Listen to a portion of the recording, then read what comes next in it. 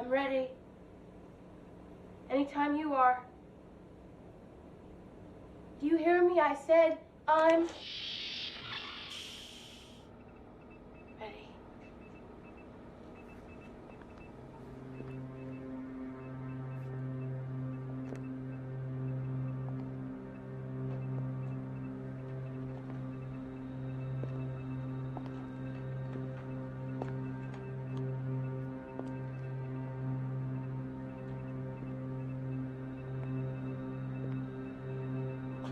So, this is it, huh?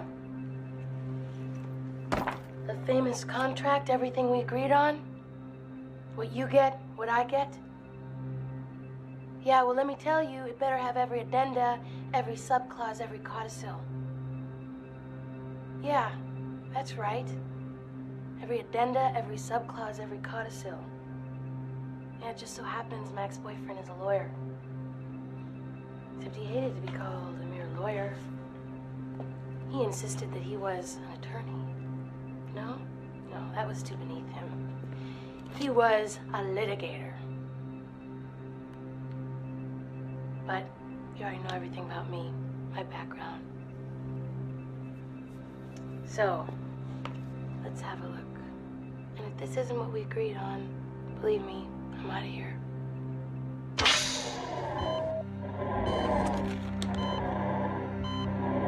Okay, it's accurate. Everything you promised. I stay here. Did you choose 9 months for some symbolic reason? Gestation, birth, rebirth, and return. I get to go home to be independent, wealthy.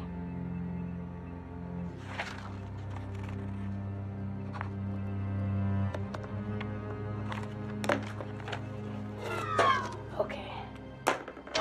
It's done. It's legal. God help me.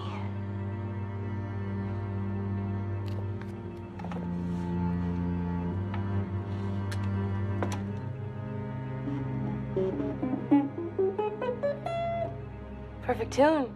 Exactly what you promised. Maybe this won't be too bad. I think I'm gonna like this. All right. So I'm in, so now what?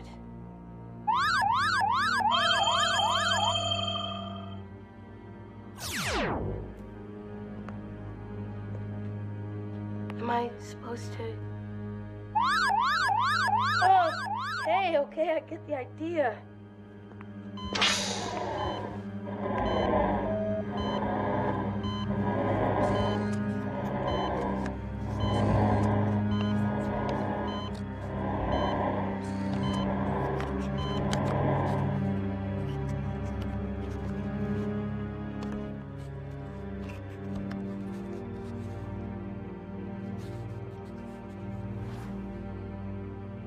So, fun and games, is that it for the next 9 months? In exchange for never having to work again, never having to depend on anyone ever again. Hey, I'm tough. How much? You have no idea. 9 months? No problem. Okay. 9 months? Sure. 9 months.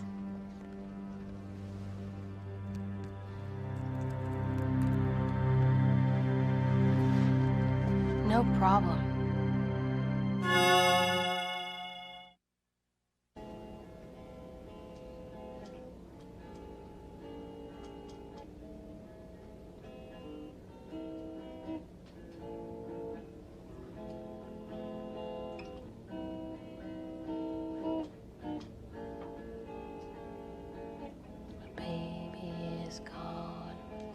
He got up and died, and now it's just me, and I got nowhere to hide.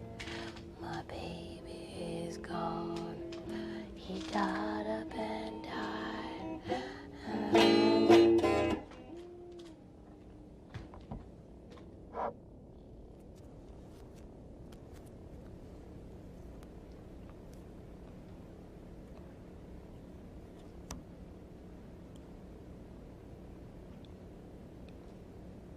I don't know if I'm supposed to say this.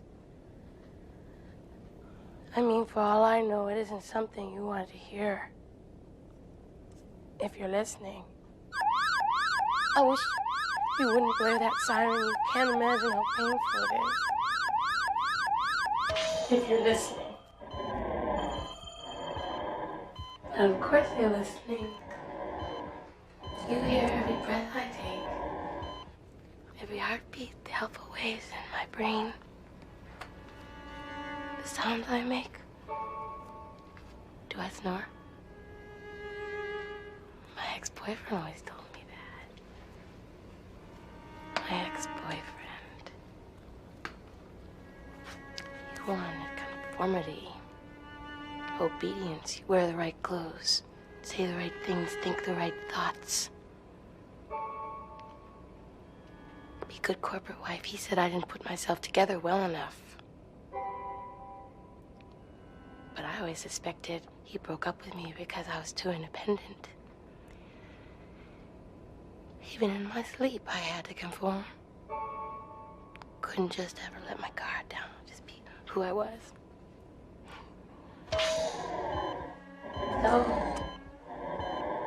tell me, do I snore?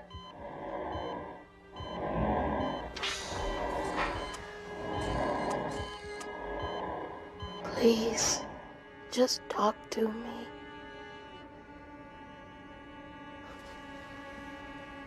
I know we agreed. What do you say? Just one word. Just hello. Just let me know you're out there. Would that ruin whatever your great experiment is? I know we agreed. No contact. No communication.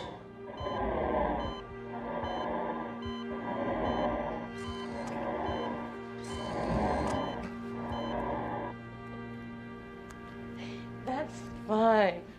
That's just fine. I don't need to talk to you. I'll just do fine by myself.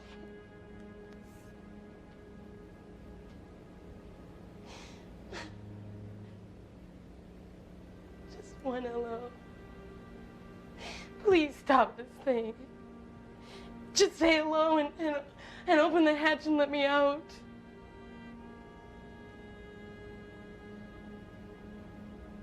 Don't make me go in there again. I know I agreed. I signed your damn contract. The money doesn't matter to me now. Keep it. Please. Just say hello and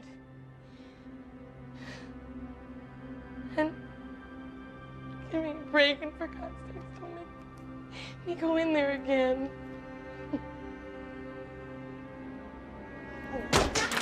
I want to go home!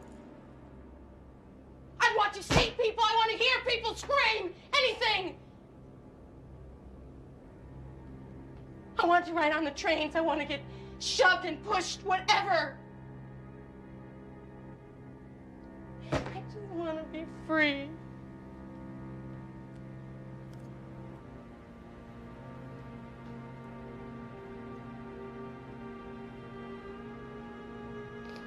I never understood what that meant before, to be free.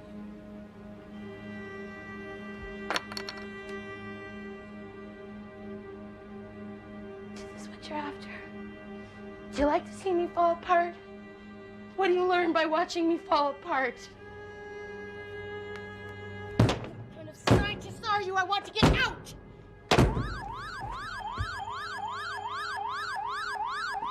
I'm sorry. Please, just stop this. I'll do it, whatever you want, whatever I promise. Just please. I'll give you my word. I'll obey the contract. Just please stop this. I'll do it! Thank you. Thank you, I will. I'll do it. Thank you. Thank you.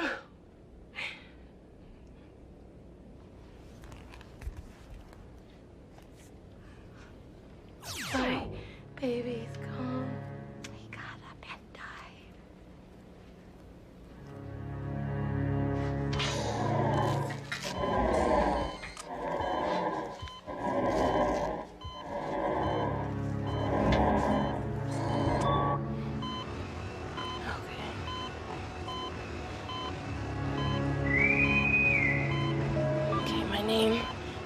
is Jamie Neal, and my name is Jamie Neal. Okay. All right. 4 rooms. This exercise area, 3 others. An entrance bay, solar power station, sleeping quarters. All linked to this unit by corridors. But I can't reach my bed. I can't get to where I eat unless I pass through there.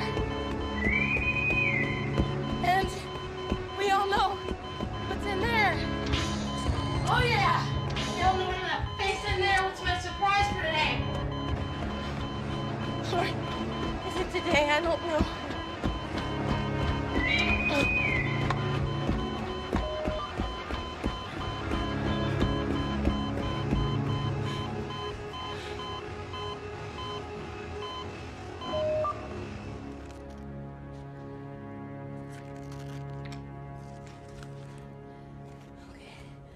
My name is Jamie Neal. I'm 23. I've been here, I think, 64 days. I think. Why didn't you at least give me any windows? Does that spoil your great experiment just because I want to see night and day? The sun sets on the other side of this wall. I never knew how much I'd miss it. After 64 days.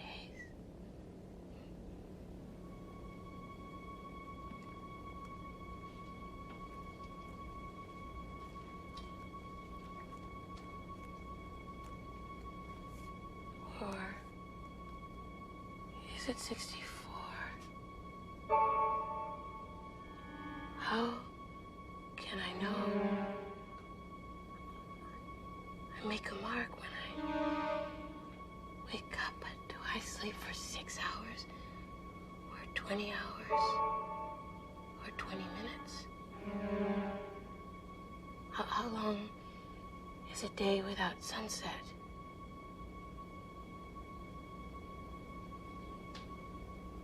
Like the sun setting over the city. The smog, the dirt in the air makes it very beautiful, you know. The colors. I remember crimson. Like some kind of flower. Bleeding heart and blossom. Or dying.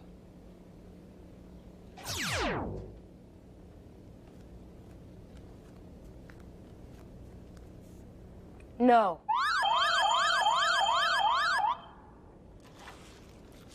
Yes. Fulfill my contract. Obey my masters. Go through my paces. What's it gonna be this time? Steam? Ice? Snakes? Electrified floor?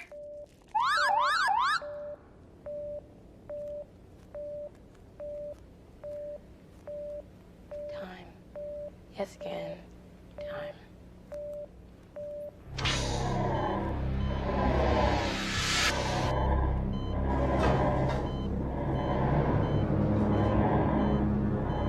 Something new? Why? Why do you keep changing it?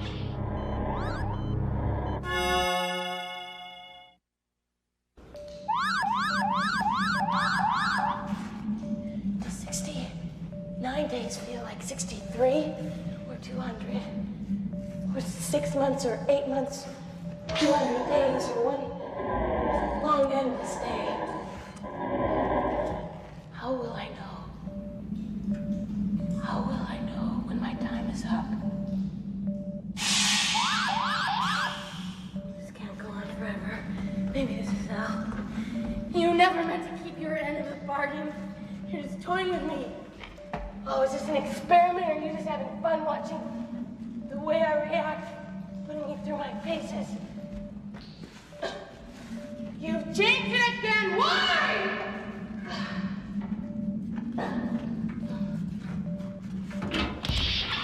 More games, you bastards. Not the same. I hear it! I hear you. My name is Jamie Neal. I am 23 years old. I live at 231 East 11th Street. Rather, 231. No, I need to rest. Oh, how long? Damn it, how long? No, I don't trust you.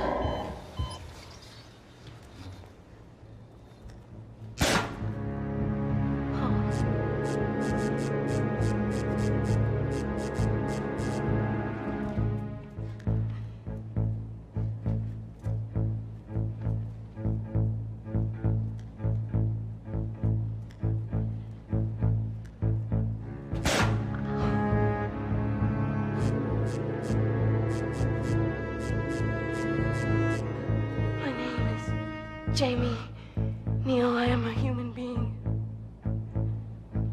And no matter how much you torture me, I will get even. I swear it, I will get even.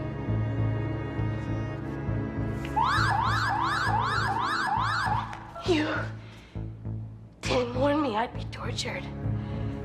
You didn't act in good faith. You broke your bargain. I'm gonna break mine.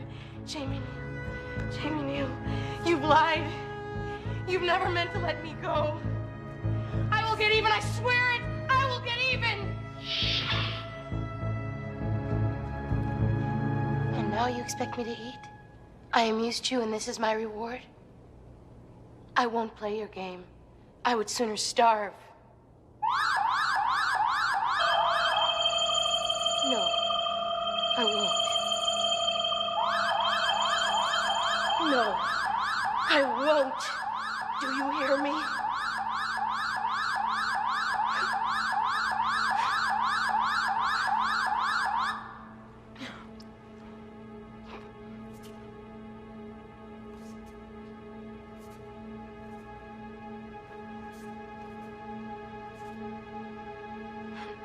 Anchovies.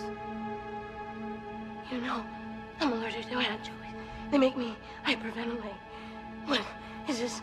Another trick, another game, and this will go on forever. I know, no more. I told you I would get even.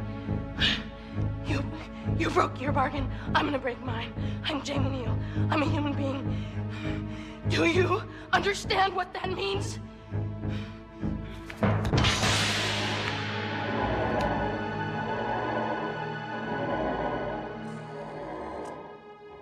How unfortunate. And today she was especially amusing. Yes, regrettable. After all this time, I don't understand their emotions, but I suspect that I'm feeling, what do they call it? Grief. Yes, an intriguing word. The subject has proven to be most bewildering. True, yet we have learned something. What? She was incapable of tolerating confinement. She fought against it. Yes, but when we scanned her mind, we learned that her species kept small rodents in similar confinement in spaces they called habitats, designed to provide a challenging and varied environment. Apparently, her kind are hypocrites. They enjoy having, but don't like. In fact, they loathe being pets.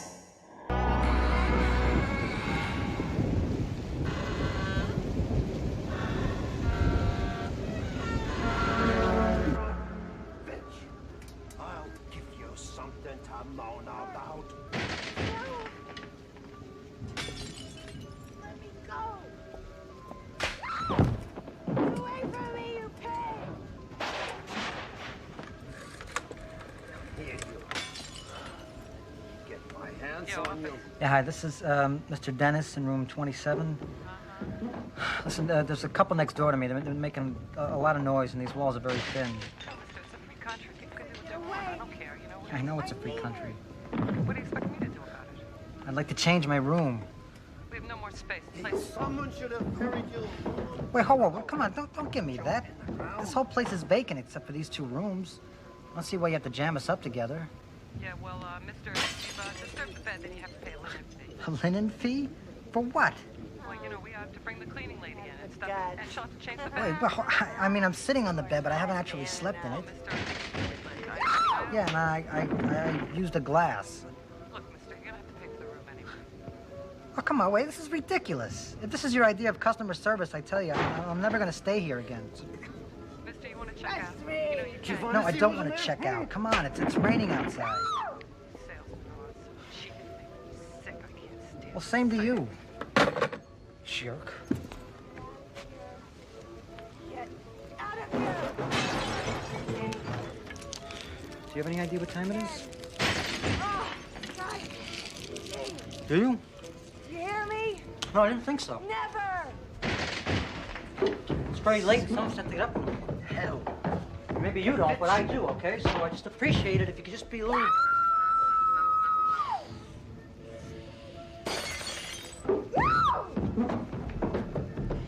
Hey, you.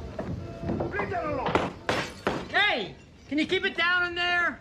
Some people are trying to sleep. Get out of here! You don't shut up, I'm gonna call the police.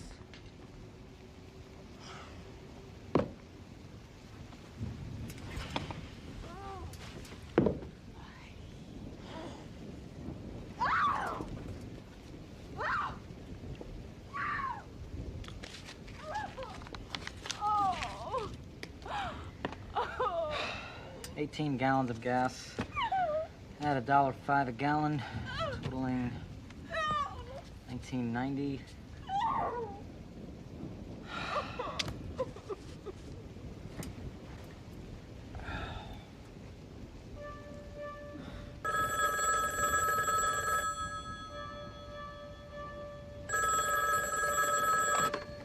Hello.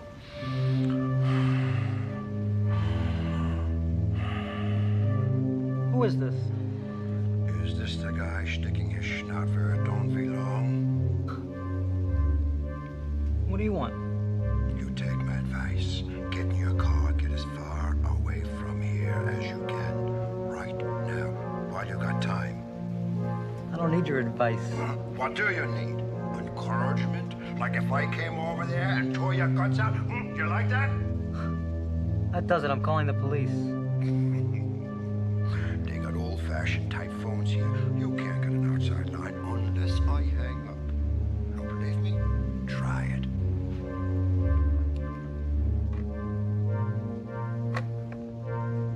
See? What I tell you.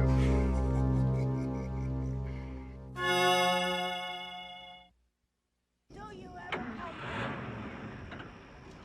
Ah! Splashed me on purpose, you swine!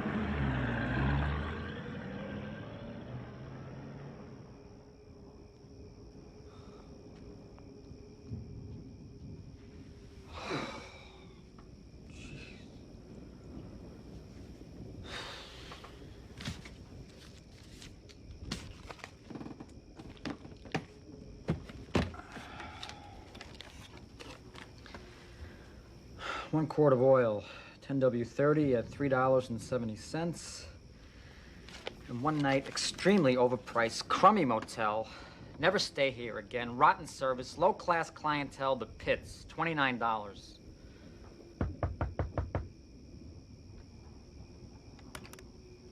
Who is it? Please, help me. I'm afraid. My husband and I just had a terrible fight. And I'm afraid he'll come back. Well, what do you want me to do? He ripped out our phone. Oh, please just let me come inside and call the police. Please, he may come back.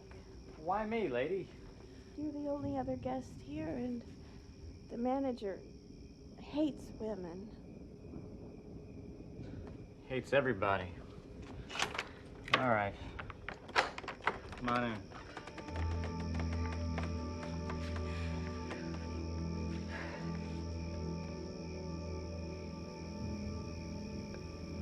Did he hurt you? No, I'm fine. I'm just cold. Oh, I'll get you a towel. You can dry off.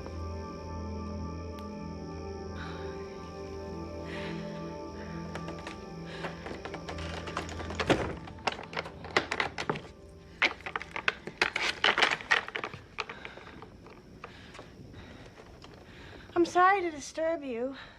I mean, with your work and all. Oh, I've got nothing till tomorrow. But you were trying to work. No, it's nothing important, really. I was just doing expenses. I'm a salesman, flatware. I'm Sue Weatherby. My husband and I have a farm over by the county line. John, Dennis. Pleased to meet you, John. Oh, this towel's kind of skimpy. You mind? Must have sounded awful to you, or carrying on like that. I try to tell him to keep quiet, but my husband is a pig. I mean, he has no manners. You married? I'm divorced. Ah. Then you know what it is to wake up one day and find your dream lover turned into a... Oh, I don't know. Into something out of a nightmare, I guess. Well, it doesn't always have to be that way. Sometimes you just drift apart.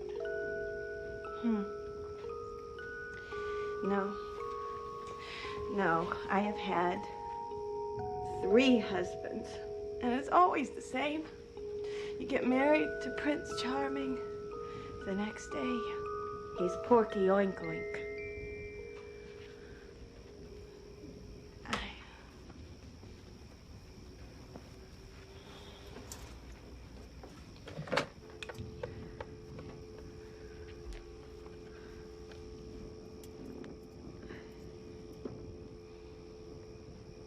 Maybe if I rest a minute before I call.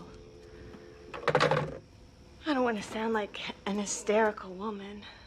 The police don't pay any mind to you if you seem upset. Oh, I know what you mean. I was gonna call the police myself before, but then I thought, what would I sound like to them? I mean, they always make you feel like you're bothering them or something, you know? Exactly. Like they got real important stuff to do. Well, you could stay as long as you like. You're a real gentleman, John. You wouldn't have anything to drink around here, would you? Actually, I do. I mean, I don't usually drink myself, but... Well, you know, I keep some around for the customers. Is, whiskey all right? Oh, whatever. I don't normally drink either, but under the circumstances, what the hell, right? I'll have some with a splash of water, no ice. I think there's some glasses in the bathroom.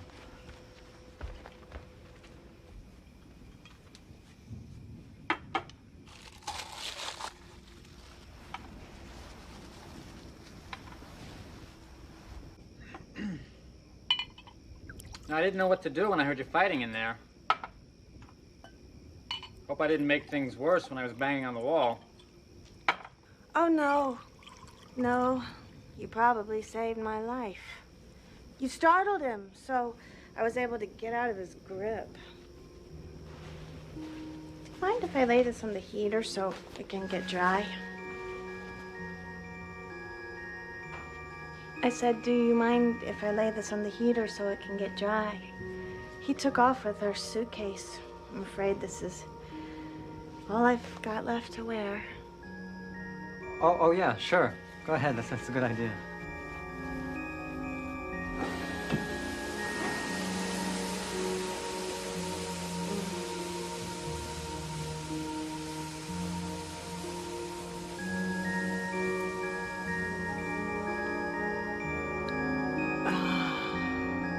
That is just what I needed.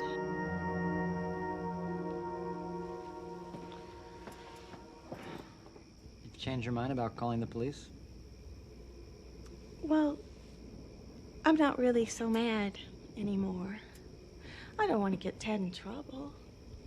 He'll probably calm down after he's had something to eat.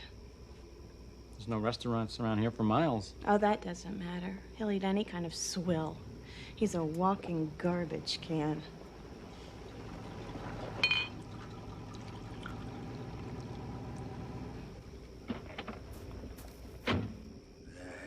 that, Fitch? That's him. I'm gonna teach you a lesson. You can't hide. I used to have some kind of power over him. I could calm him down if I talked in a certain voice. Hey, Found you. I can't protect you if you don't do what I say. I know your smell. He's gonna smell me out. Don't be silly. Shh. You're in there. With him. Go away! Shove her out the door. I said go away! Get rid of her. Chuck her out. Chuck her out! You're in danger now. I'd better go to him. Wait! I'll be good. Just don't hurt him.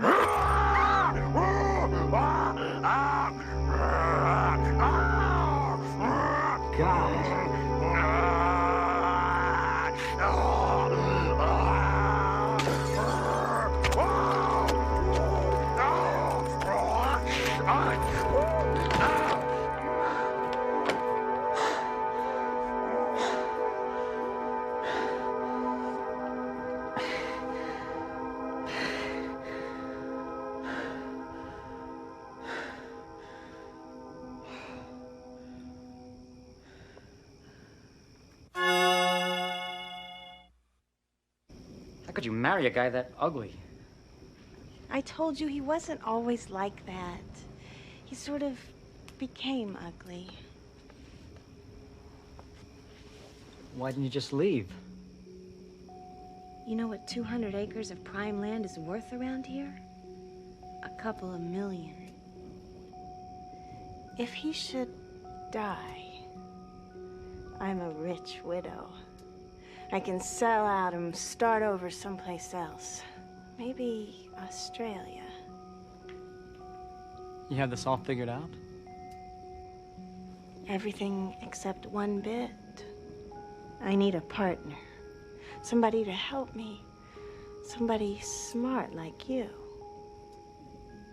Yeah, I am smart. There's probably angles to this you've never even thought of. The moment I laid eyes on you, I knew this is the answer to my prayers. My white knight, my Prince Charming. I wouldn't mind starting over with a couple of million. And you?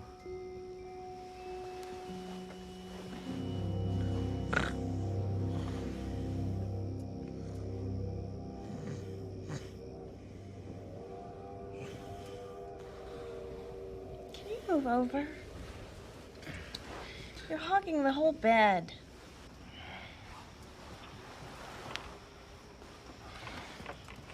Hey, are you sure he made out a will? I've seen it. I get everything. All we gotta do is make it look like an accident. Lots of things could happen on a farm. I once saw a guy who fell into a disc harrow. Sliced and diced. I like the way you think. We should also put the land in my name. After we're married. This way the buyers don't try and take advantage of a woman. Speaking of women, what about your wife? I'm divorced. Mm-hmm. Then what's this for? Well, I'm planning on being divorced. Don't hold out on me, partner. All right, I wasn't planning on it. Well, not until tonight. Then I met you, and Betty seemed like nothing. I've never met a woman like you before. Guys do find me kind of special. I've got a certain maturity and experience. We've got a lot to learn about each other. It's gonna be fun. Hey. Could you hand me my nightgown, lover?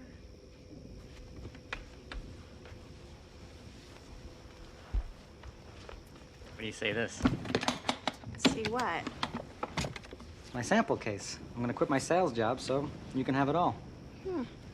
Look, you got your Queen Elizabeth II pattern here, Princess Di, and for those hearty appetites, the Fergie.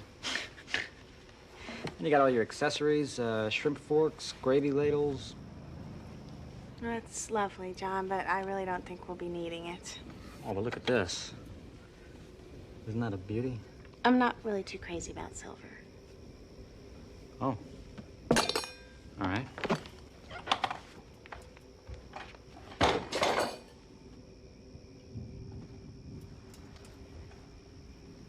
Do you still love me?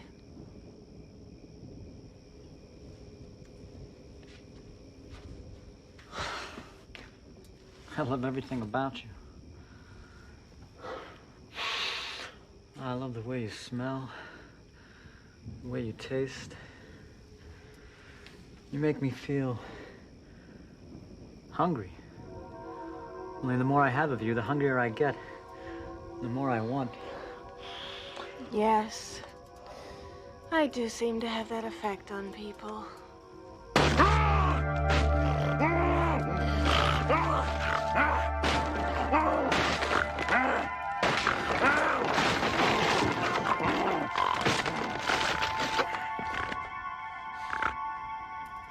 I'm gonna kill you, bitch!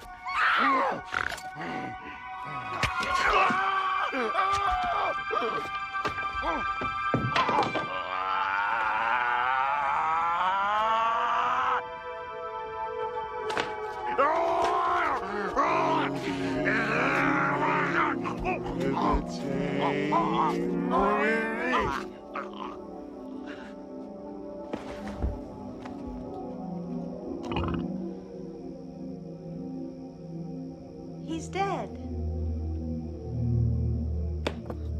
God, what have I done? It was self-defense. No jury in the world would convict you. It was murder.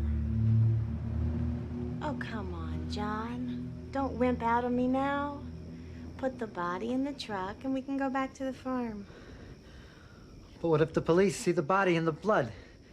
Forget the police. Look. No crime to have a dead pig in your truck. People eat them. Turn them into bacon and stuff. He wasn't calling you bitch. It was witch.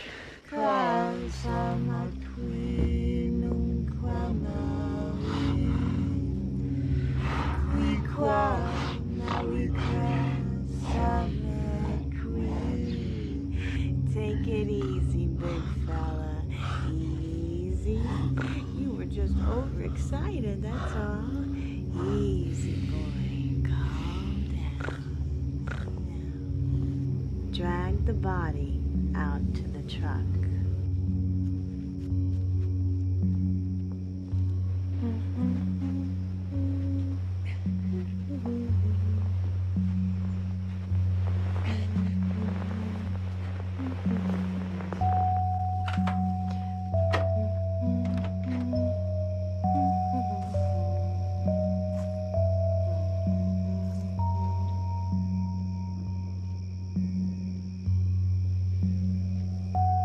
You bad boy. What have you been up to? Oh, there was this big mud puddle out there, and I got this sudden urge to splash around in it.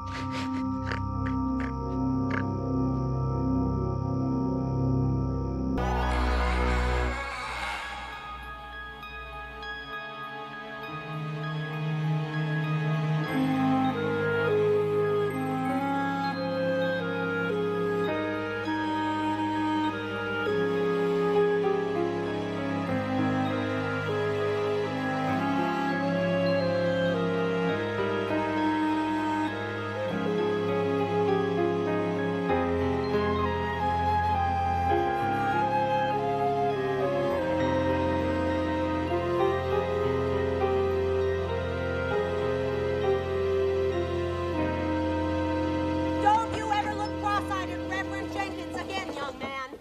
He's a fine man, and he's welcome here anytime. And don't you slam that door.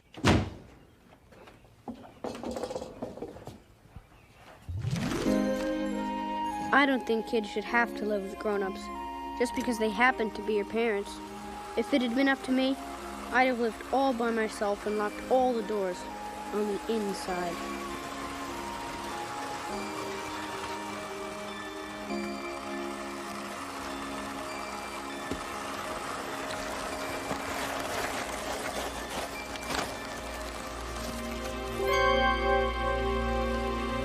Drop me in water and watch me grow.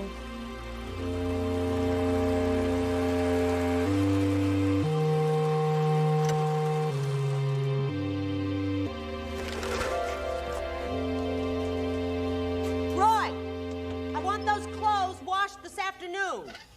Put my red blouse in with the colored clothes. Reverend likes my red blouse. I'll wear it tonight. Okay, Mom.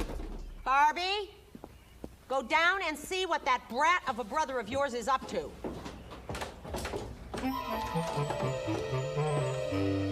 Roy, you were supposed to bring up the sun umbrella? I forgot. You are such a twit.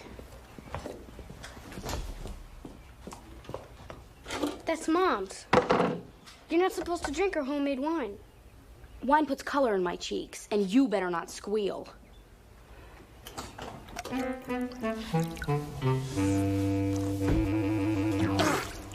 Why did she bother making this stuff? I think I could be a model, don't you? Well, do you think I could be a model or what? I guess so. Just because I got all the looks in the family, you don't have to be jealous. Roy, look at me. Don't you think I look like Sybil Shepherd? Who?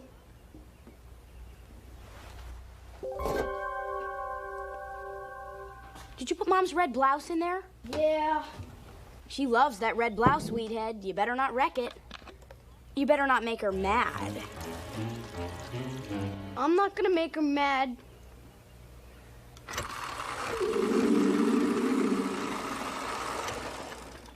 You got this bogus town and this dorky train, and you never even noticed my new sandals. What's this supposed to be? It's a stegosaurus! You are so lame. What was that? You ruined my stegosaurus!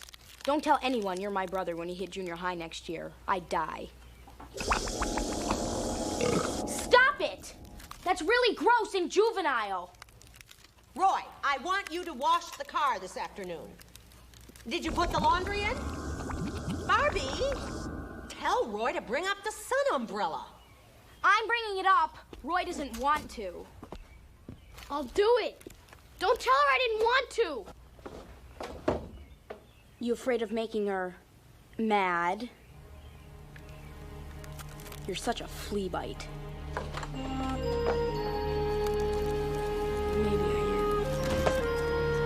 Maybe I am just a flea bite. Think she's a flea bite. Who said that? You got any more lick 'em up?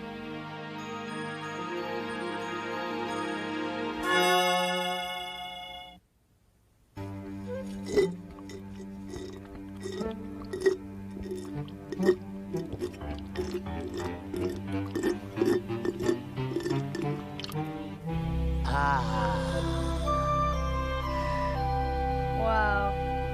This is great. Nothing like you's ever happened to me before. Wow. Yum, lick 'em up. When you drink, is that when you get bigger? Yeah, I gotta drink to the brink till I hit full size. How big is that? I don't know. Are you the regular prize in a cereal box? Or are you just a special prize? I'm a schlabber. I was dehydrated. Oh. I could lick 'em up an ocean. Are we by the ocean here? No, this is Kansas. Just my luck. I'm sorry. Not your trip up. Chance you take when you travel in cereal boxes. What you got? My train. My dad gave it to me. See, this is a town I built. There's just dinosaurs in it. No girls, no moms. I gotta lift these up myself, just until I save enough money to buy an electric switcher. I make the whistle sounds myself. All aboard! Hoop, hoop, hoop, hoop. Did you say your name was Chabber? Schlabber. See, the dinosaurs like this town all to themselves. And they talk about how good this town is without anybody else in it but them. How if anyone comes into their town, they'll eat them and mash them and gobble them up. Right now, they can go anywhere they want to, anytime, and no one tells them what to do. Who's that? It's a boy. The dinosaurs like him. What's he doing? He's waiting for his friend. Where is his friend? I haven't made him yet. He doesn't have a friend yet. Roy! Yow! I want a raspberry diet soda. And bring me a chocolate pecan ice cream sandwich with it. Is that a mother? That's my mother. You got a dad, too? He left 5 years ago. I don't know where he is. He sends me postcards, though. He sends them to my school so my mom doesn't see them. Always from a different place. Do all schlobbers live in cereal boxes? Some of us. You're not gonna leave, are you? I mean, when I get back, you'll be here, right? I was in your cereal box. I guess I'll stick around. I'll be right back.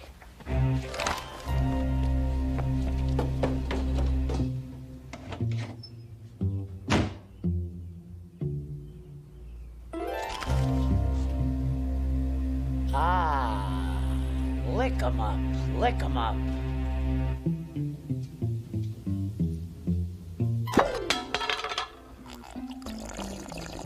Yucca-tort, blah!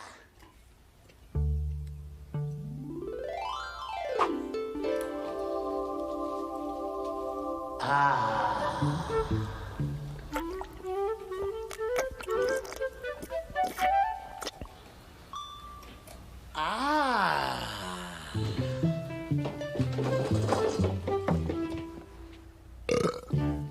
You're still here! What's this good lick 'em up? It's my mom's homemade dandelion wine.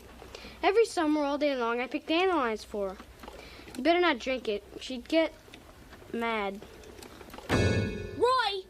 Yo! My sister, don't let her see you. Roy, Mom says to bring me a grapefruit drink and a candy bar. And a jar of pickles. And a jar of pickles. You need to learn to stand up for yourself. Oh, no. I don't do anything to make my mom mad. You don't know what she's like when she's mad. Don't go away. Dandelion wine. Ah, good. Oh,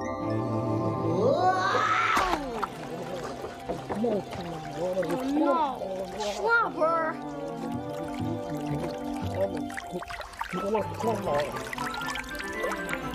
Roy, my boy, let's go outside and see the big wide world.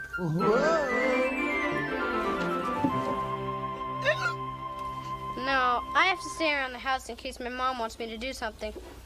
I don't even go outside to play. What's that? The washing machine. Roy! Yeah, Mom. Was that the washing machine? I'm coming down to stretch my red blouse. Put it on a hanger for me. Hey, come on, you better hide. Quick. I don't want her to see you. Whoa.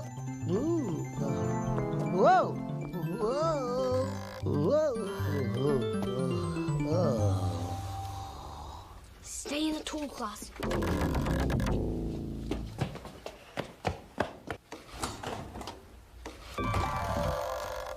Dark in there. Oh, no. Here I come. What's wrong? Hide, quick. Roy, get me another ice cream sandwich. Reverend Jenkins is coming to take Barbie and me at 6 o'clock to the charity dance. I want you to clean the bathroom with a toothbrush while we're gone. Where's my blouse? I told you to put it on a hanger. Why don't you get on your broom and fly away? What did you say? Nothing. Who does your hair? Frederick of Freight Street? Any more smart talk, young man, you'll be licking up the kitchen floor. I didn't say anything. Must be a TV on or something. Schlubber, be quiet. The TV isn't on. Don't try to waggle out of this, young man. I hope you wear a bag over your head in public. Shut up! Did you tell me to shut up? No, don't get mad, Mom. What are you holding behind your back? My blouse! Don't get mad, Mom!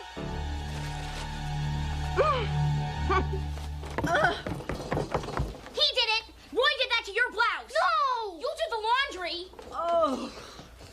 It wasn't me, Mom. Oh, you are gonna rue this day. Ah, quit picking on the kid, you old bag of wind. Shut up! Come here, young man. You insolent little bag of bones. You think you can talk to your mother like that? Well, think again. Every word that comes out of that mouth will cost you. From now on. No! That's one word. Please don't! That's 2 words. 2 stupid little lumps of foil. Let me crush one, Mom. Well.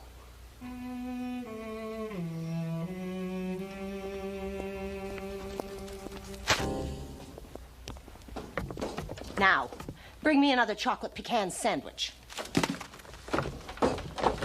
Me too.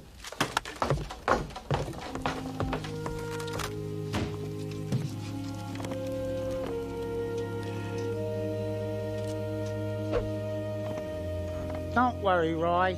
This is gonna stop.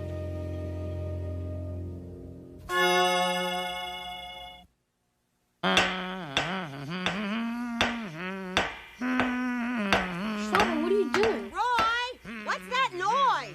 I gotta bring him ice cream sandwiches. They got legs that walk. Let them get their own. Roy! Ice cream! Now! Coming! Let them come to us. And stop that noise!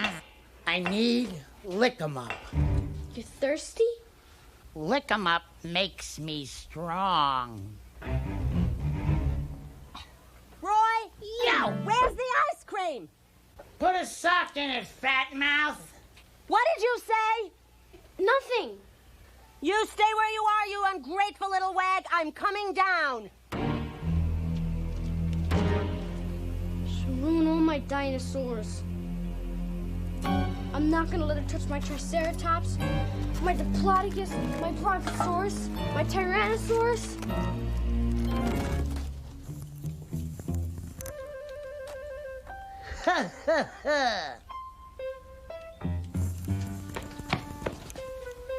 Schlubber, what are you doing? We'll get 'em tripped up and tangled up. No, you'll just make her madder. Schlubber, hide! What are you doing, Roy? Nothing. Were you planning on tripping up your mother and your sister? I bet he was. No! You're getting a little too big for your britches, young man. Just because you're too big for yours, Lord Bottom. Who said that? Roy's throwing his voice. Guess again, girlie. Ha ha! What was that? Was it a big rat?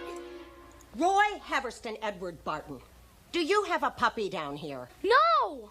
I told you, no dogs, no cats, no turtles, no gerbils. It's not a puppy. There it is. You want me to pluck out the hairs on your puppy one by one? It's not a puppy. It's my friend, Schlubber. You don't have any friends. It's a puppy.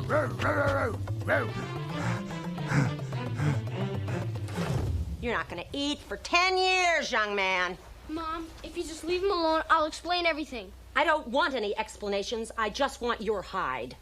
You are going to clean out the garage twice a week, wash the car every day, make my coffee, dial my telephone calls, smile at Reverend Jenkins, and hand pick up every piece of lint off the living room carpet. And this train town is going. You can't take away my train town! No more train town. You're just like your father. You think you don't have to take orders from me.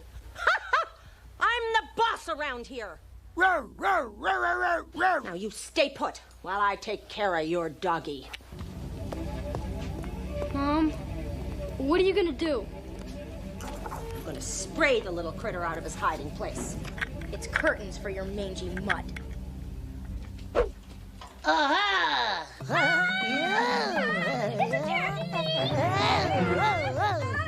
Slugger, be careful! Don't make her mad! Where'd he go? I don't know. Barbie, where'd the little critter go? I don't know. Oh, you don't know, Roy? Is that what you said? You don't know if the little four-legged troublemaker is in the tool closet? I don't think he's there. Then you won't mind if I spray some water in the tool closet to drown the nothing that's in there just to be sure. Take that, little puppy! I heard it. It's in there. Don't do that. Oh, hold still, Roy. Take that. And that.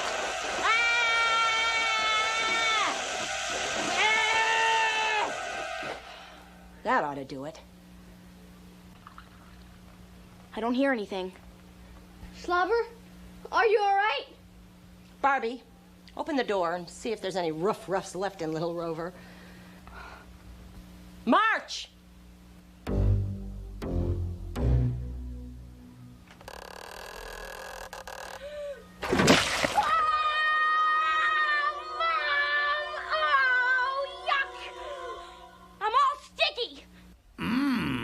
Good, lick 'em up.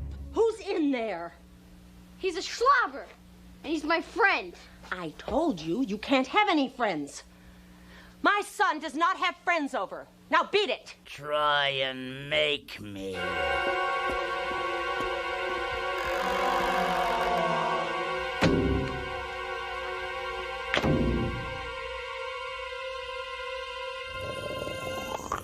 Hi.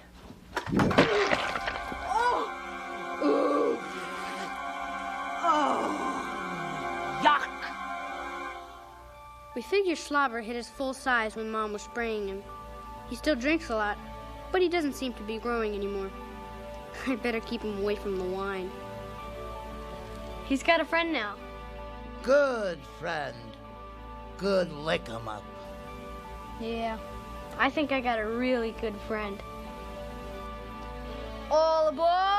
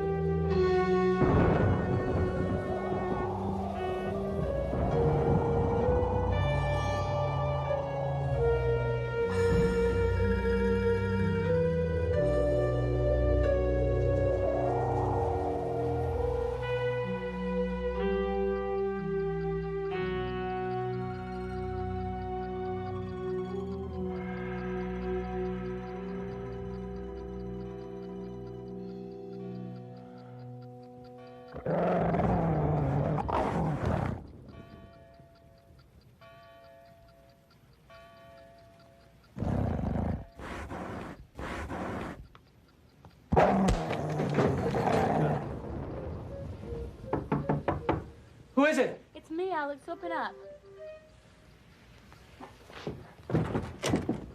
Hi. Are you all right? Look.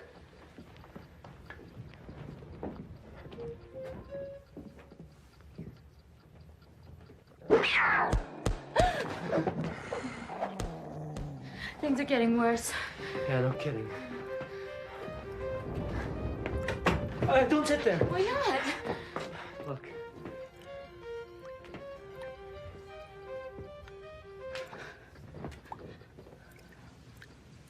How long has it been like that?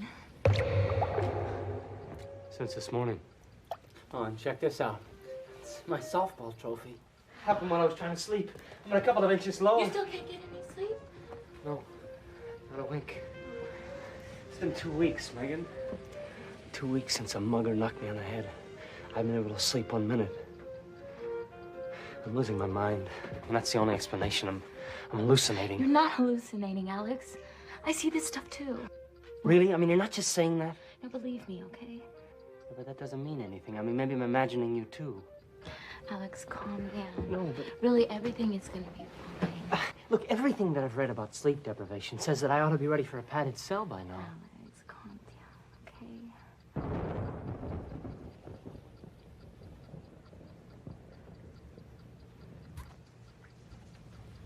Does that feel like a hallucination?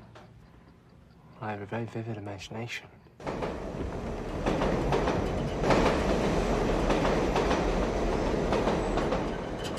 think we better get out of here. It won't do any good. It follows me wherever I go. Well, we've got to do something. I'm gonna go call Kyle Toffler. Oh, that idiot? That idiot has a master's in psychoanalysis, and he knows a lot about paraphysical phenomena. I'll be right back, okay? You try to relax.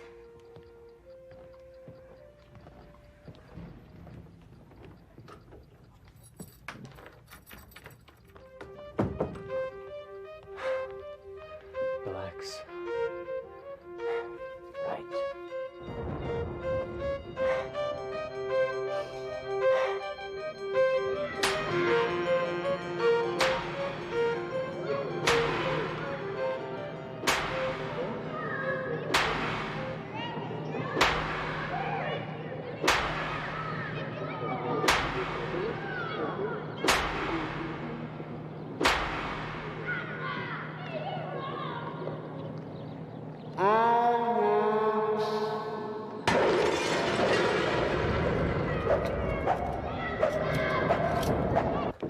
Oh, thank God you're here. Tell me you see her.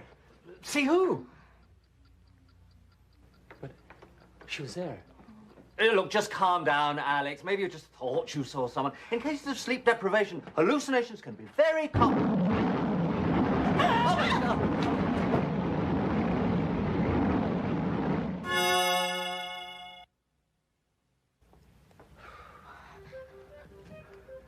Maybe you should sit down, Kyle.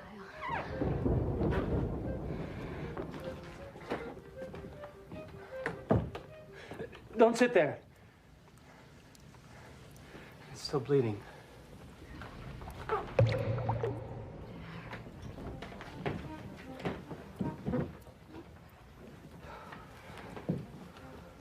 hadn't seen that with my own eyes.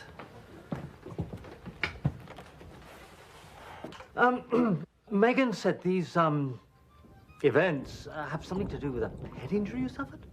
Yeah. I'm not tired, but I haven't slept in 15 days. And, these phenomena started then? I know, it started a few days later. Just little things, you know, objects appearing, disappearing, things moving around. I mean, at first I thought it was my imagination. But then I realized that other people could see it too. And then things got worse. Worse? How? What happened? I don't know. I popped the top on a soft drink, and it screamed. And then once my shoes started tap dancing without me. Tell him about the chicken. Oh, the chicken. We ordered fried chicken, and when we opened it, it was melted, like syrup. This is extraordinary. It's fascinating. What caused the head injury? I was mugged in the subway, actually.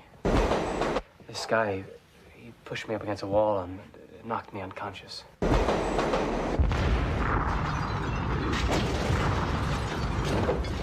Alex, watch out!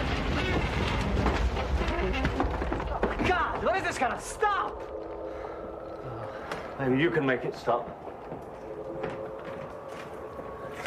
This is really one for the textbooks.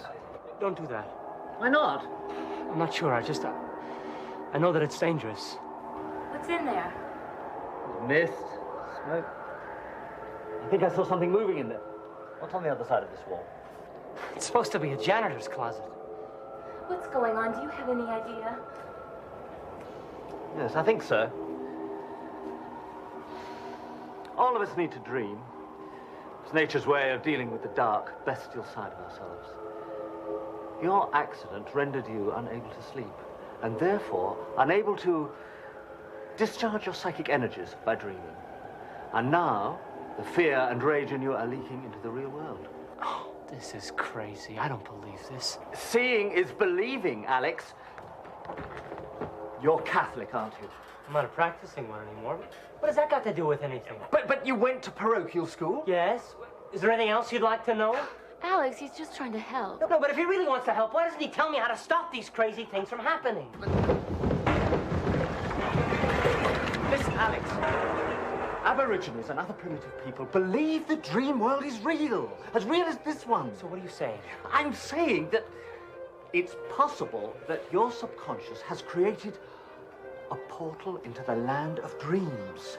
A way to physically deal with your subconscious fears and hates. But I don't hate anyone. Everyone has hidden hates and fears, Alex. You've been given a unique opportunity to deal with yours. Are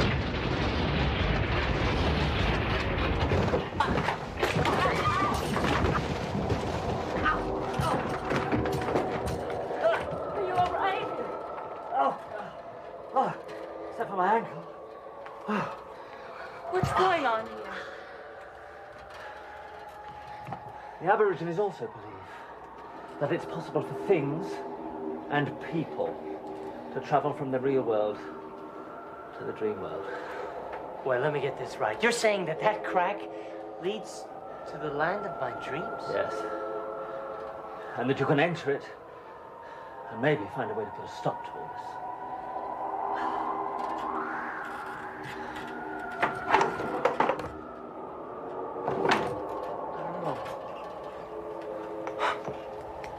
Maybe. Oh, it feels right. I don't know why or how, but it does. Well, you're not going alone. Megan, no, you can't. Yes, I can, and I am. End of discussion. One more thing. In a lot of the stories about the dream world, those who enter it often encounter a doppelganger or dream self. And I have to find this dream self. That's it, isn't it? The dream self is the one who can stop all this. It would seem so. Well, what do I do once I find it? Well, unfortunately, the legends are rather vague on that point.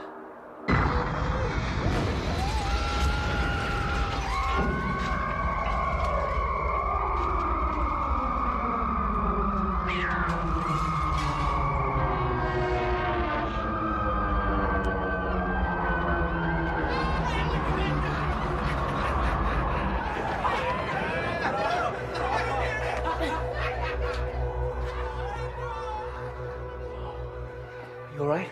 What do we do now? I was hoping you had some suggestions. Where's Kyle? I thought he fell in with us. I guess he didn't make it. Where are we? Hey, look at this. I had this when I was 3 years old. Hey, it broke. What kind of place is this? Hey, oh man, look at this. I had this when I was 5. It was a lot smaller. My brother stepped on it.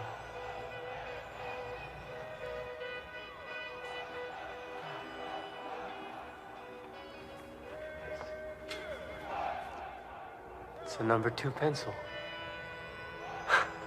I always use number 2 pencils. Hey, crayons.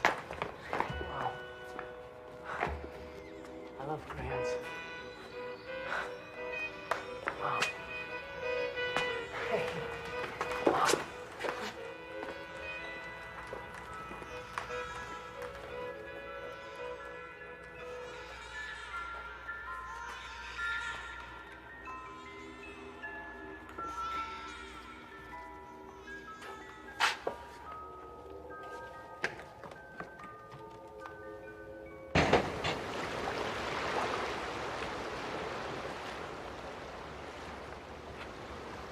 Megan?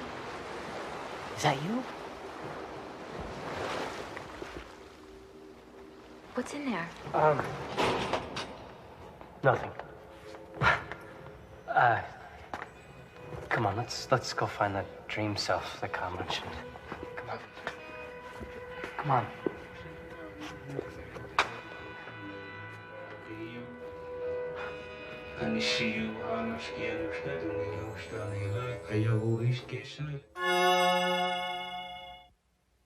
This way.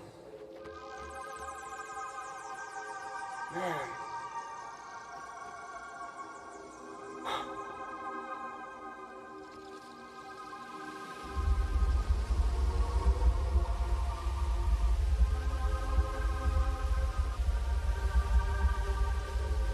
Careful.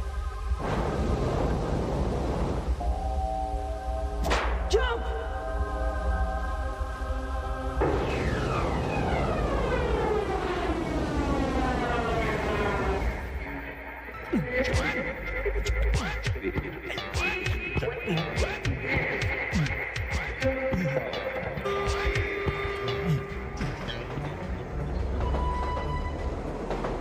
That's the guy from the subway!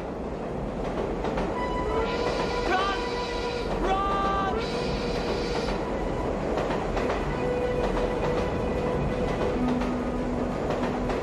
Get off the tracks! Let's get out of here! Sit down!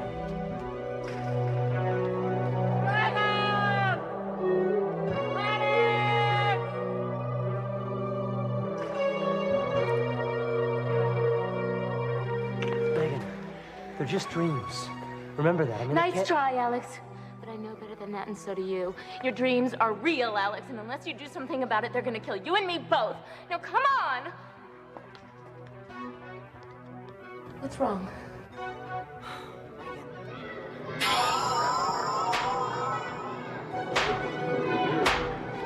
Sister! Oh my God! Oh! Stop it!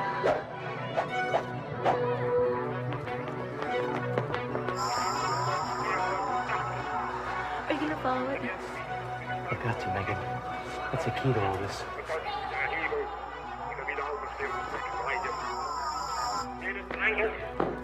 dass nun alle deutschen Stämme zusammengefasst hat.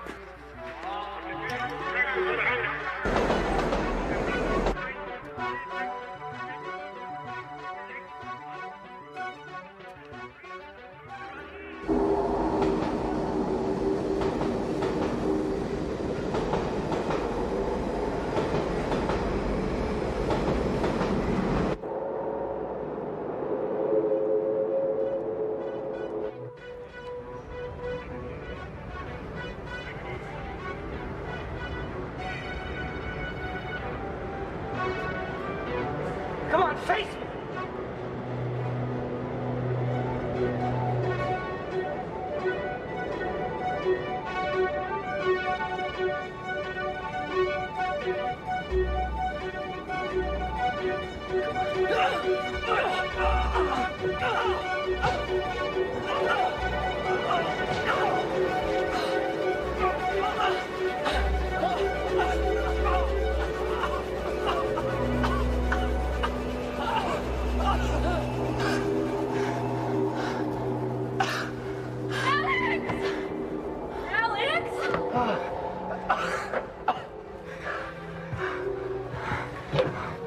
You're cold. I feel weak.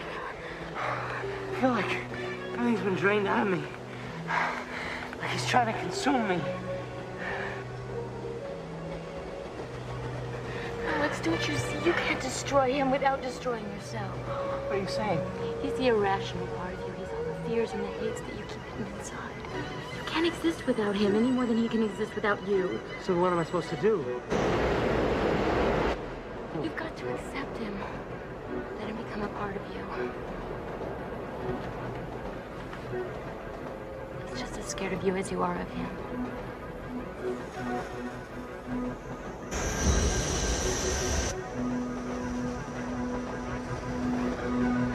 Just try.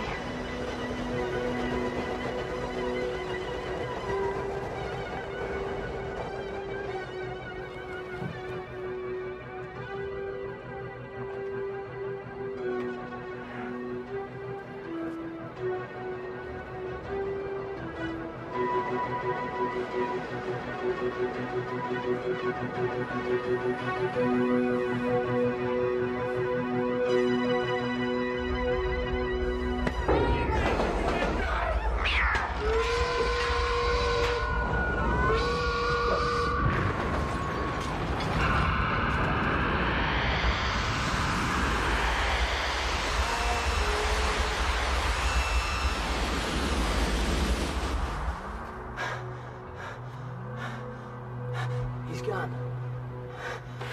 It worked. It did.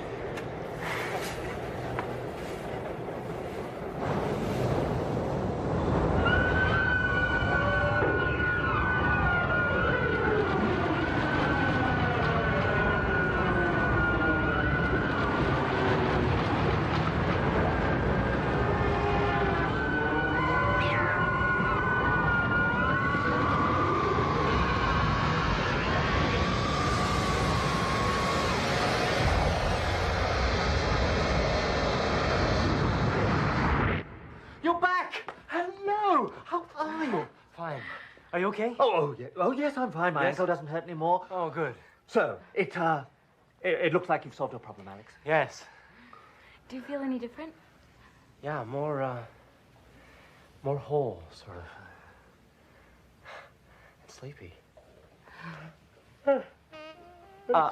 Look, before you go to sleep, would you mind, both of you, please, writing down everything you saw Tomorrow, and heard Kyle. Thank you Look, so much. please, No, really, Megan, Kyle, tomorrow. Bye.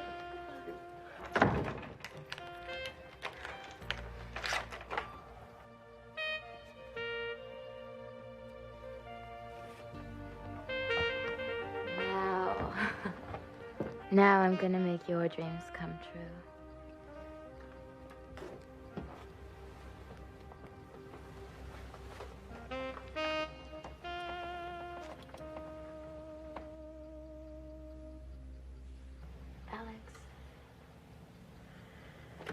Alex.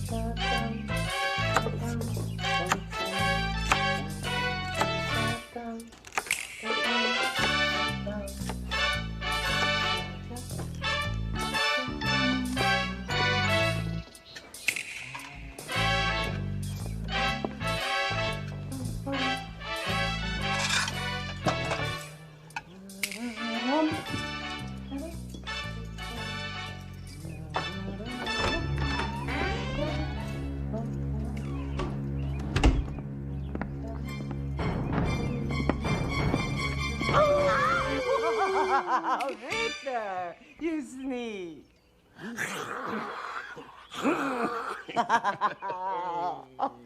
You're home early. It's not every day our daughter gets engaged. Look, Greta. Bear's blood. Half a day's pay is in that bottle, but we'll have only the best tonight, and we'll drink toast after toast to the happiness of Anya and Stanley. Stanley. That's right.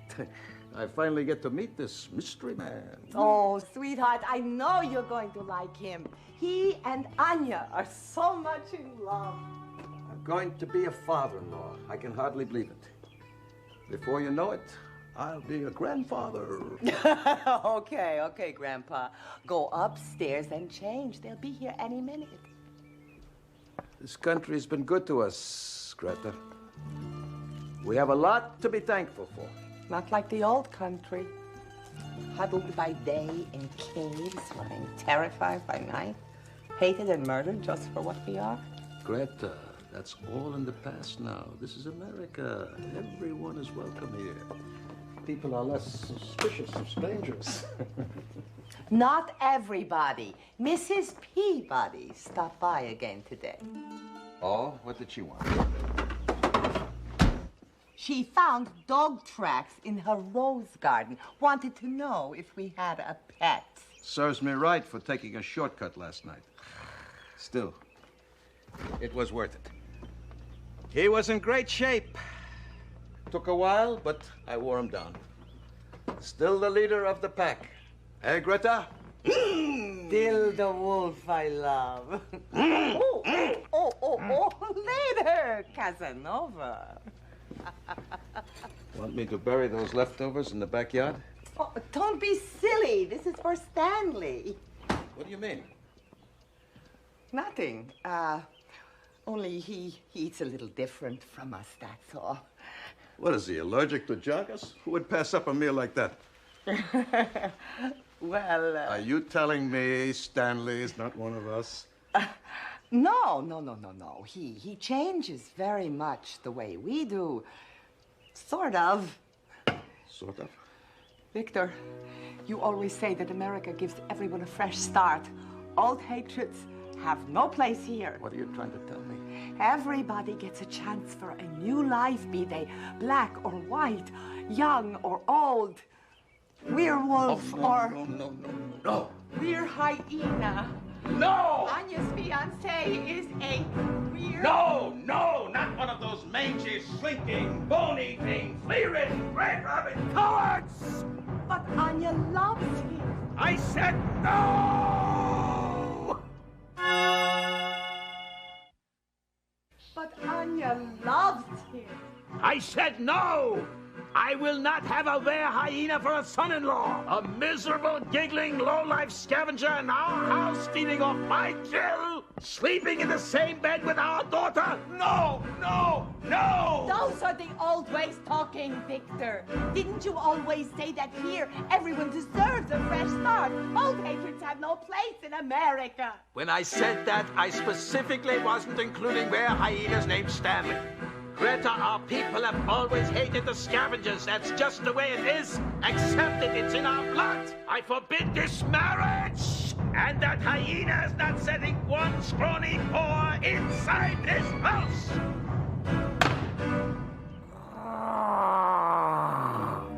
You listen to me, Victor Lupasian. Our daughter is bringing her fiancé here tonight. You will sit in your place as head of this household. You will carve the jogger and serve the wine. You will make polite conversation with your son-in-law to be. You will talk to him and be nice and make this the nicest night of your daughter's life, or you will answer to me.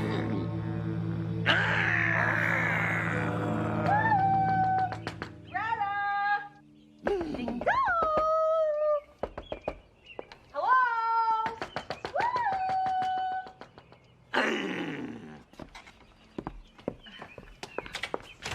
Oh, hello, Mrs. Peabody. Hello, dearie. I was just fixing dinner, and I was wondering if I could borrow a cup of cheese. Actually, this isn't a very good time. Thanks, dearie. You're such a doll.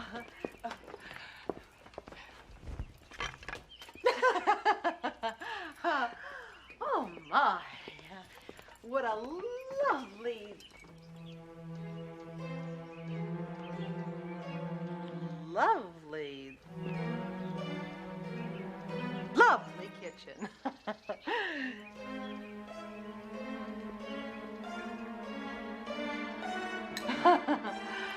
So homey. Don't worry, I'll just help myself to the cheese. No, I'll get it.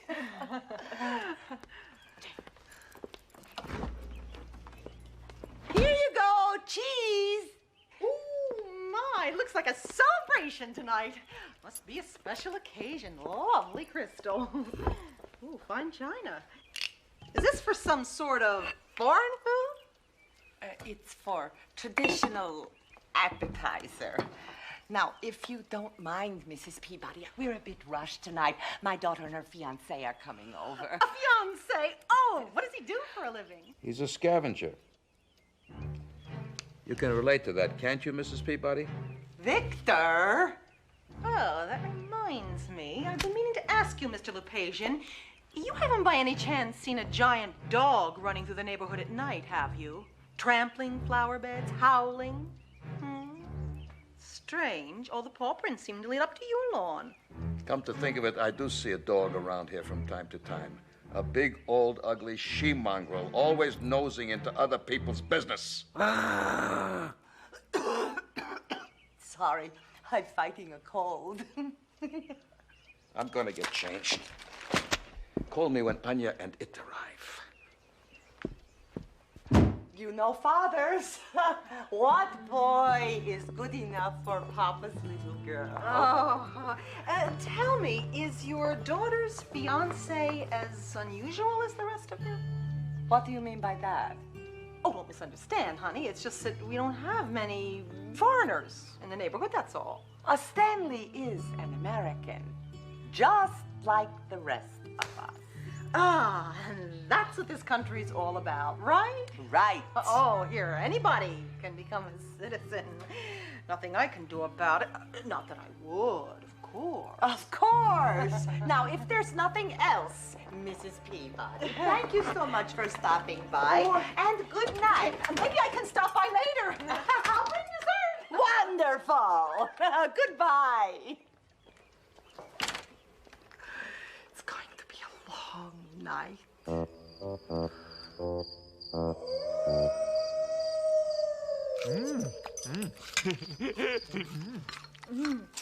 We wanted to set the date for the 17th, but the reception hall isn't available until July 1st.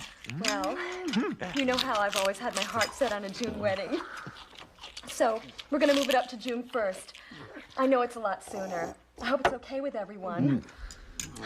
Oh, Mrs. Stanley Opal. Oh, I can hardly wait. Me neither, love cub.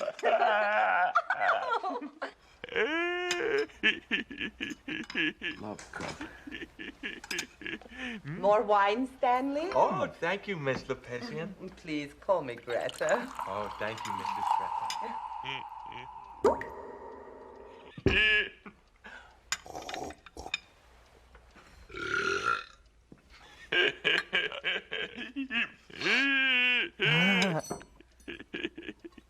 Like the wine, do you, Stanley?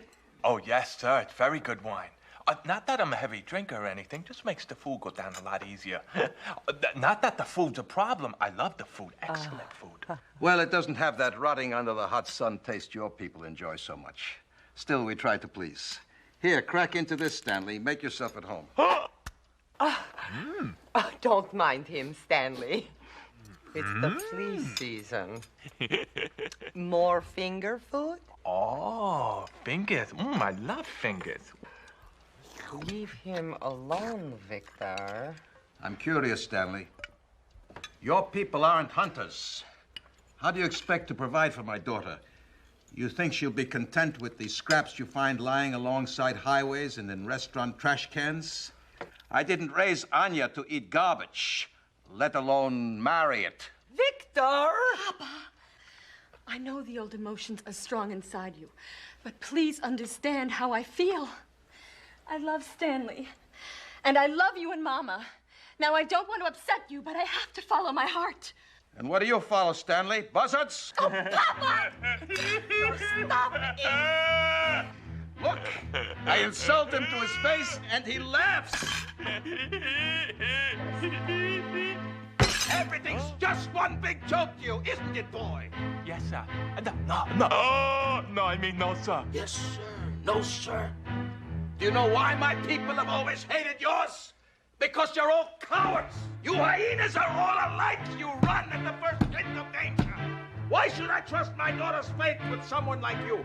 Why should I? Because I love her? Then prove it.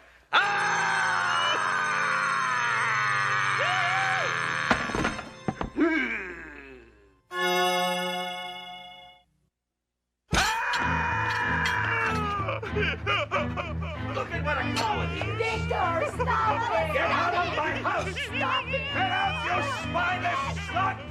Thanks for dinner, Miss Lopez. Bye, Anya. Oh, Victor, shut up. You're not impressing anybody. Mama, how could you? I was gonna bear his cubs! He was scum. Let's finish dinner. I'm starving. Are you happy now? I'm delighted.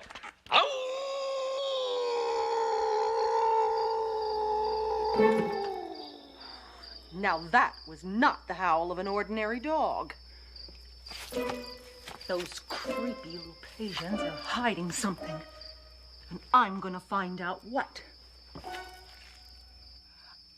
What you did to that poor boy was inexcusable. I'll never see Stanley again! Never! Anya! No great loss. You'll thank me later, I promise.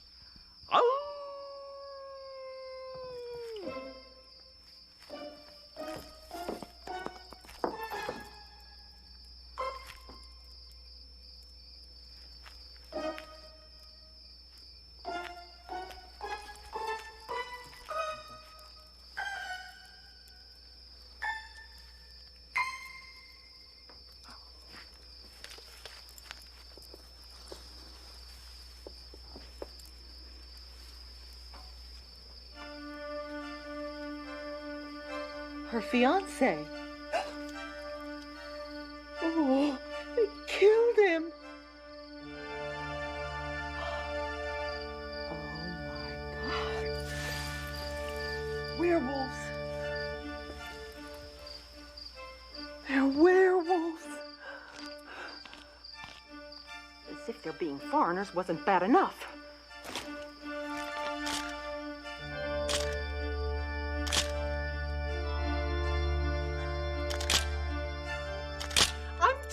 This is an emergency.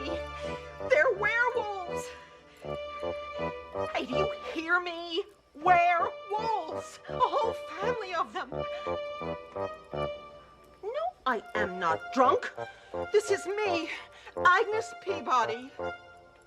Oh, right. So I was wrong about the UFOs and the Elvis sighting, but this time I have got proof. So you just send that squad car over here right now.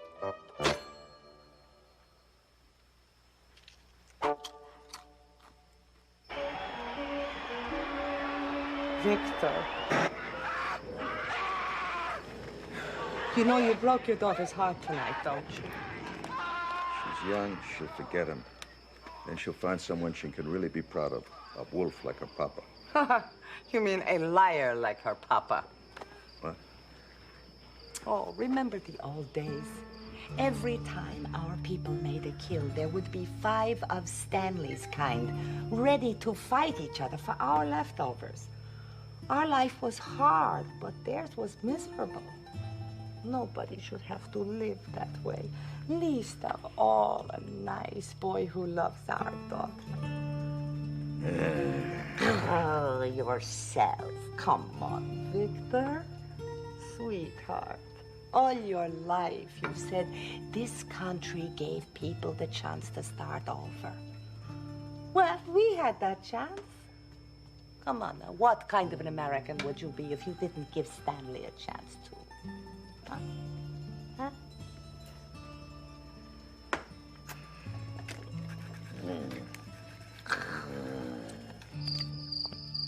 That's right, Stanley. Don't let that Mangio wolf scare you off. You're gonna go in there and tell him exactly how you feel. There's nothing to be afraid. There's no way he can keep you away from Anya. No way. That's right, Stanley. All right, Stanley, you're gonna go in and tell him exactly the way things should be. Exactly. I can't. Mr. Policeman. Boy, you sure didn't waste any time. But you better radio for backup. Those werewolves are much too dangerous for one plainclothes cop. Werewolves? Oh, jeez. All you cops think I'm some sort of kook, don't you? Well, this time, I got proof. Proof? Come on, I'll show you.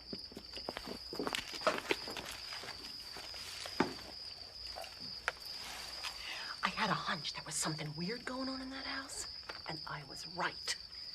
Now, go radio headquarters and have them send down a SWAT team and make sure they load up on silver bullets.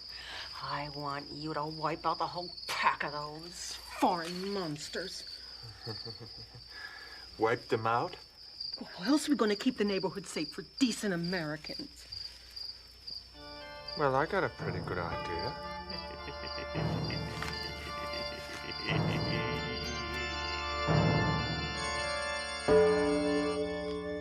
Anya, sweetheart, come, Anya.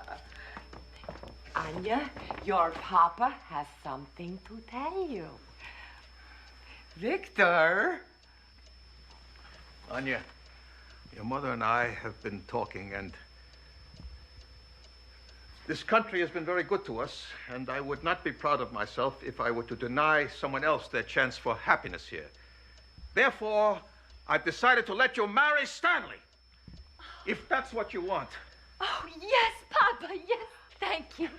Oh, that's my Victor. He's probably a very nice hyena, if you like that sort of thing. I just wish that boy had a little more backbone.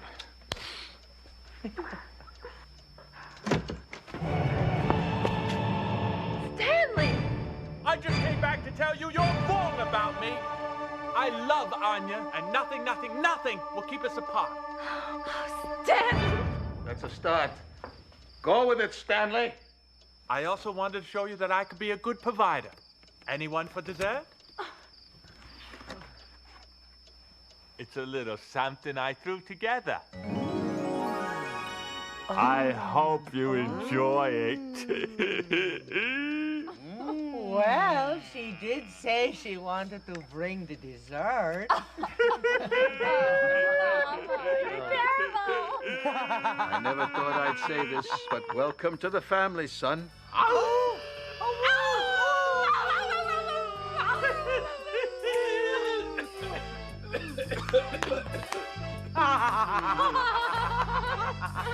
Does this mean I can call you Papa? Don't push it, Stanley.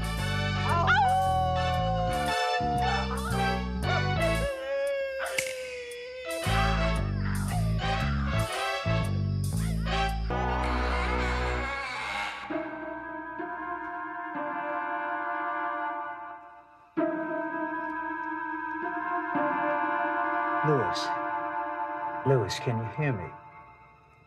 Okay, relax. Just rest. Do you know where you are?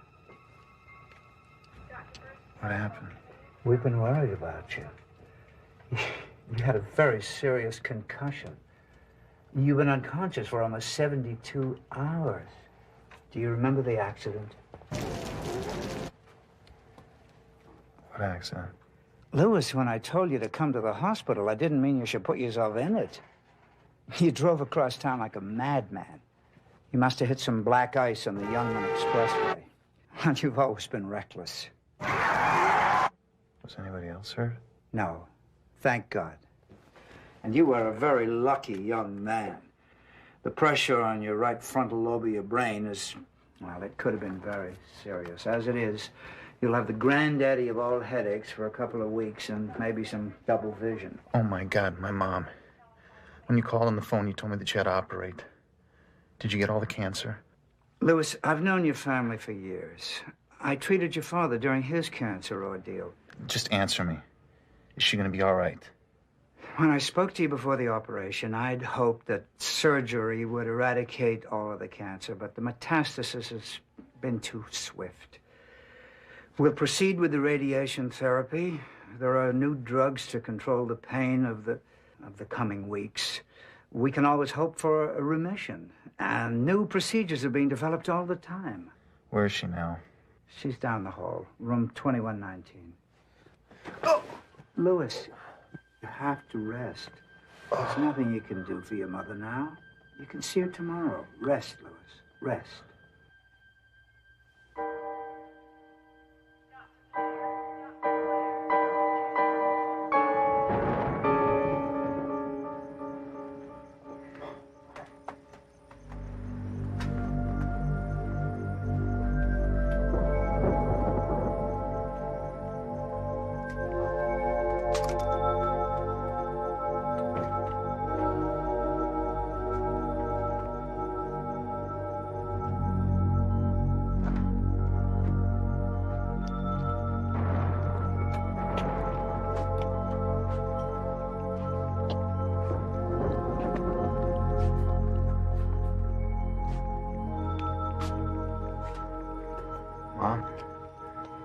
It's me.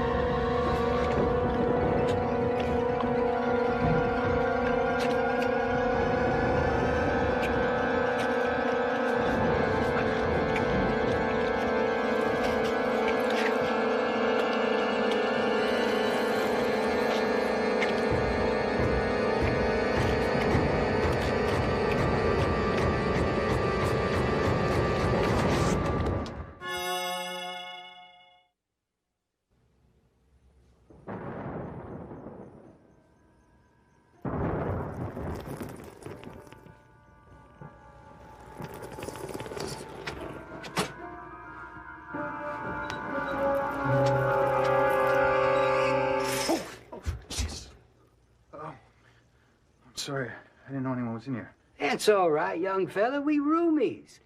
I guess I was downstairs for my radiation treatment when you woke up yesterday. Oh, man. I had the worst dream. That's what old Nurse Haversmith said when they brought you back a couple hours ago. Said you were screaming and carrying on something fierce when you got in your mommy's room. My second wife, Dolly June, was a sleepwalker. Used to have to tie her to the bed with a clothesline. What did you say about my mother's room?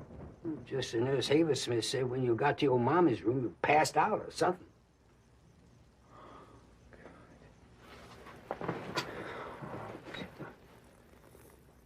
I didn't dream it. I knew I saw it. Hellfire, boy, you lucky you just got a bump on the head. What makes you a mite crazy? Most of us on this floor in for the big C. Cancer, boy, cancer. Look at me, boy.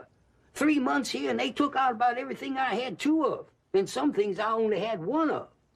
So now they just zap me with radiation, fill me up full of drugs that make me puke. So, since I can't sleep most nights anyhow, I prescribe me my own medicine. My 4th wife, Esther May, sneaks it in. Care for a little late-night pick-me-up? Oh, thanks. What was your name? Winters. Jack Winters. You call me Jack. All right, Jack. You said this was a cancer ward?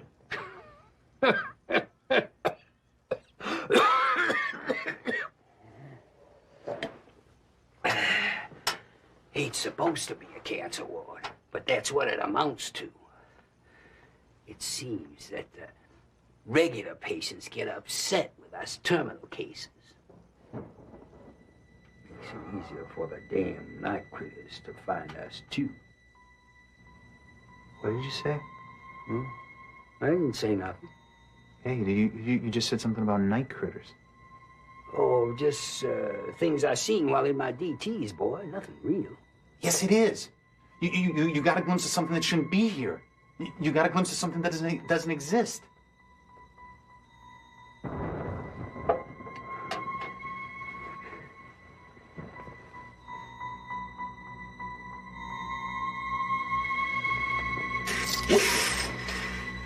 Let's just say that I did see something. Is that all right? Can we assume, for argument's sake, that I actually saw something instead of saying that I hallucinated that I saw something? All right. Let's work on that assumption. Now, look, you've described the thing to me several times, but what is it? Is it a ghost? Is it an extraterrestrial? Is it an alien MD interested in our medical facility? I don't know what it is. It's some thing that plants these slugs in people.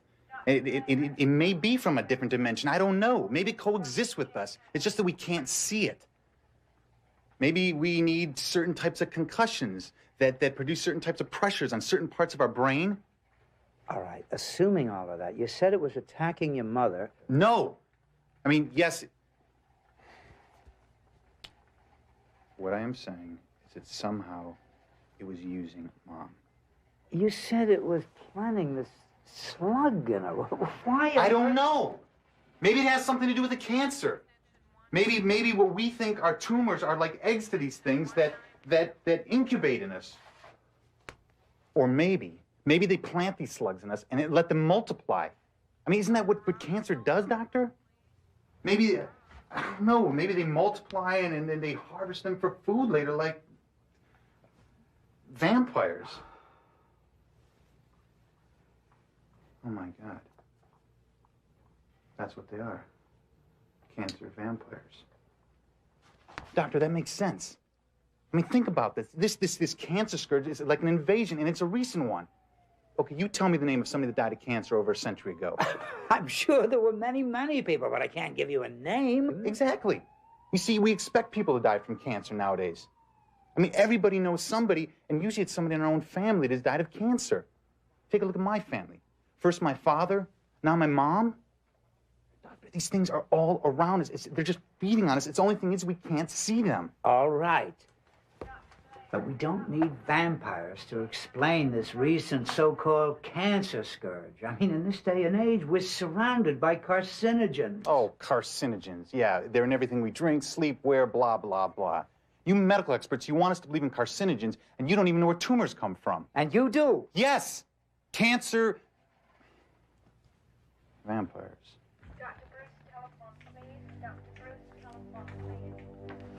All right, look. I have listened to your theory, and now I would like it if you would listen to mine. You're very concerned about your mother. You've also had a very serious subdural hematoma, which is causing low-grade hallucinations. And the form the hallucinations take is dictated by the concern you feel for your mother. Let's face it, when you were a kid and your father died of cancer, it changed you, as it would anybody. Now, I can see how you'd like a thing, a solid something, an adversary you could fight, instead of an intangible enemy like cells gone wrong. But it's an hallucination. You've got to understand that. It's a visual malfunction. And the sooner you accept it, the sooner you can give it up and start to get well, so you can help your mother get well. All right. I want you to shape up and stop this silly nonsense about cancer vampires.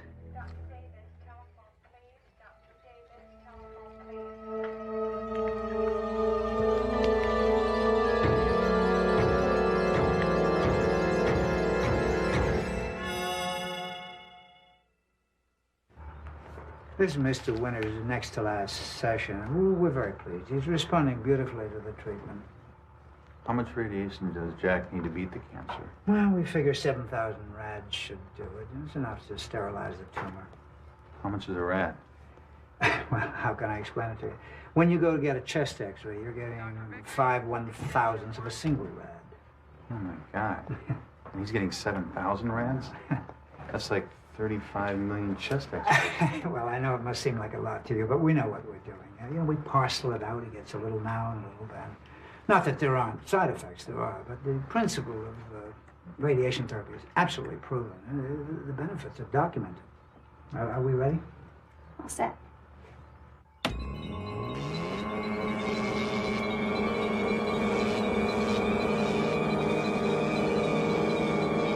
I thought you said the radiation was supposed to be invisible. It is. You're not seeing something, are you?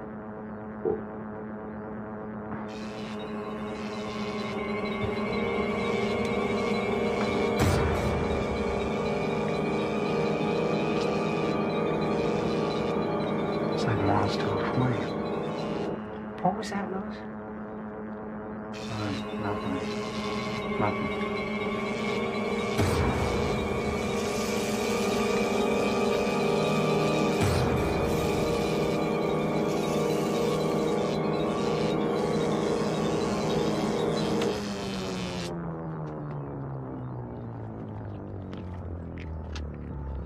Wait a second. There wasn't enough time. You didn't give enough radiation. 28.6 seconds. It's precisely enough time for this treatment. What's the source of your radiation? Radioisotopes of cobalt-60. Do you mind if I took a look at them? All right.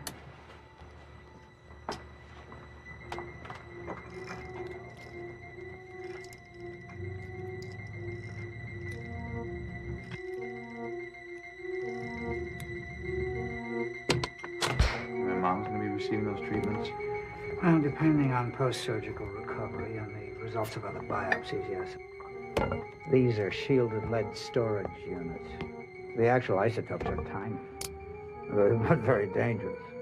One pellet could power the Cobalt-60 machine for hours. Each, unshielded, delivers thousands of rads all at one time. And how do you load the isotopes in the machine? Very carefully.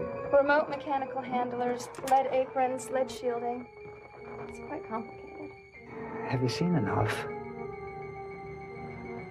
Yeah. Yeah, I've seen enough.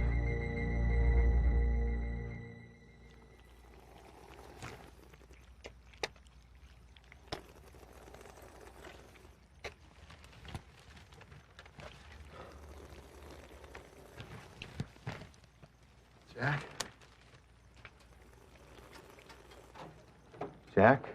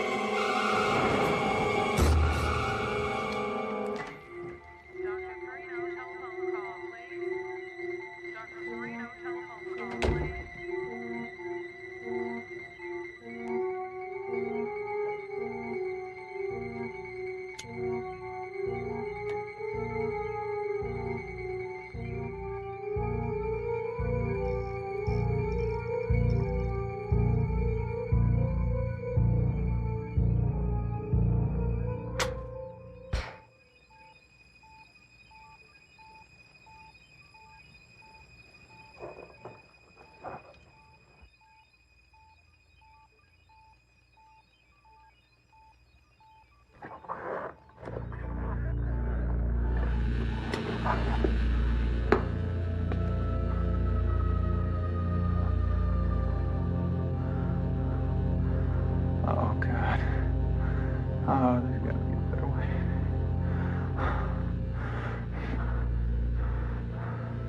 Okay.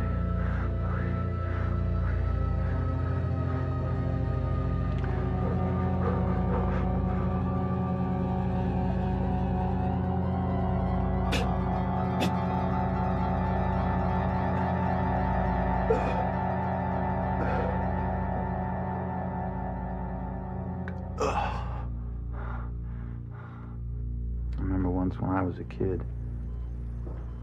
It must have been right after Dad died. I woke up on a stormy night just like tonight. You were sitting on the edge of my bed. It was like you were trying to protect me from the storm. I pretended that I was asleep. But I wanted to tell you that nobody can protect anybody. The best anyone can do is to run. Run from the people that we love the most. Run so that it didn't hurt so much when you couldn't protect them. Mom, I think I'm through running for a while. Time to see if this is gonna do any good.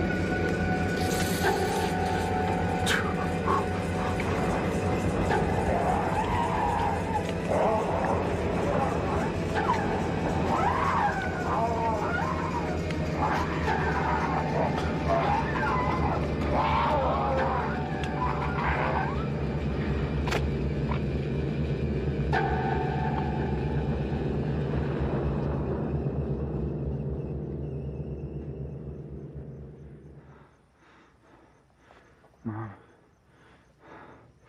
I'd like to stay.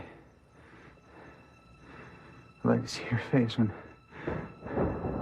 Dr. Hubbard tells you that all those tumors are gone. I really would. I don't know how much time that I have.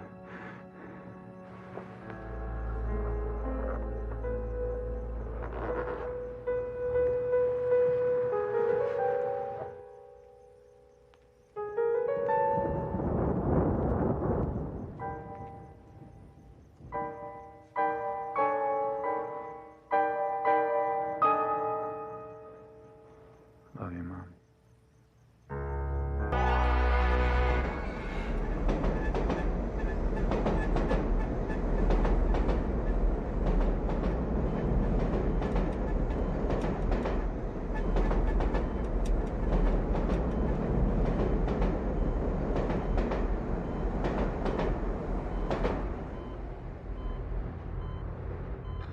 Baker to control. I'm in position. You there, Doc? I'm here, 66 Baker. I see you on the board, Jensen. Monitor still down? Yeah. Yeah, I'm holding the next train for 20 minutes. You think you can do it? Yeah, Doc. 20 minutes will be fine. I'm at the light now.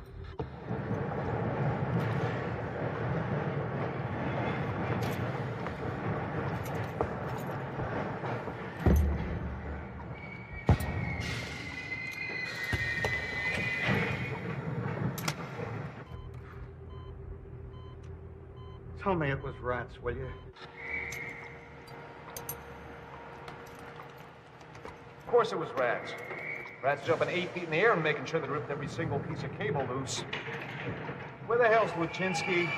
Well, he hasn't, 63 Charlie to control.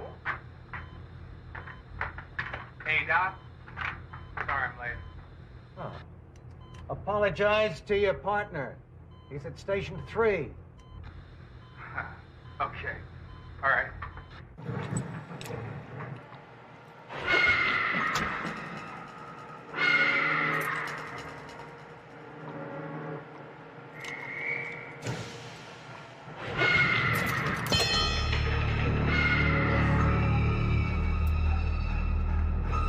Control to 66 Baker. Jensen? Yeah, I'm here. I don't know, I think I heard something. Uh-huh. Well, Luchinsky's on his way. Keep checking in, 66 Baker. Yeah. Dr. Rathmore? Yeah, Cody, what's up? I've got some questions on budget. Why? Self-explanatory. Can you make it clearer? As clear as I could make it. Control? Should we get something now? These miscellaneous charges on line 22. Yeah, you're getting there, 66 Baker. Try to focus. You get that, Doc? Yeah, I got it, Cody. It's the new coax cable. 30 years ago, state of the art. All right. So what else now? Well, we're going to have to send a cost accountant to check your books, Doc. Oh, not another cost accountant. Yes, sir. Afraid so. I got to do my song and dance. Doc, you there? Look, Cody, I got to call you back. You got it, Jensen. Luchinsky's on his way. I want the two of you to get the hell out of there now. And kick Luchinsky's ass. Hey, I heard that. Would you hurry up?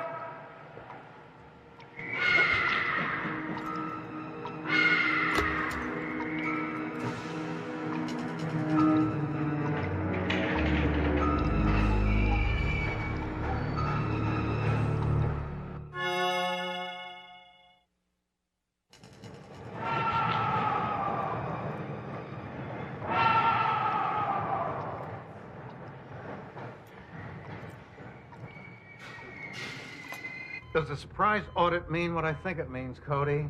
I got some guy who wants to look at my books right now. Yes, sir. We're going to have to send a cost accountant to check your books, sir. All right, thanks, Cody. Doc! Doc! It's one of... Ah! Oh, my God! Yo, Big. Better late than never.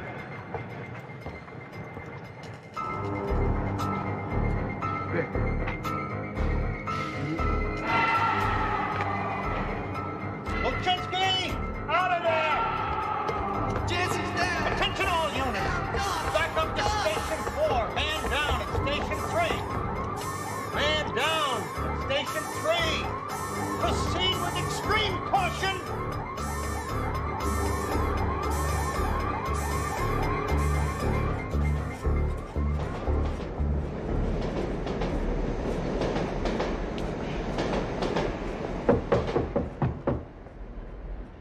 Hello? Dr. Rathmore? We have an appointment? I'm looking for a Dr. Vernon Rathmore. Come on. I'm on a schedule. Come on, Dr. Rathmore. Are you, Kritz? Yeah, Alex Kritz. Dr. Rathmore, I presume? I almost thought I was in the wrong... Are lights a part of your request for an emergency budget increase? The lights work fine. I have a few questions. Well, I'll do my best to answer.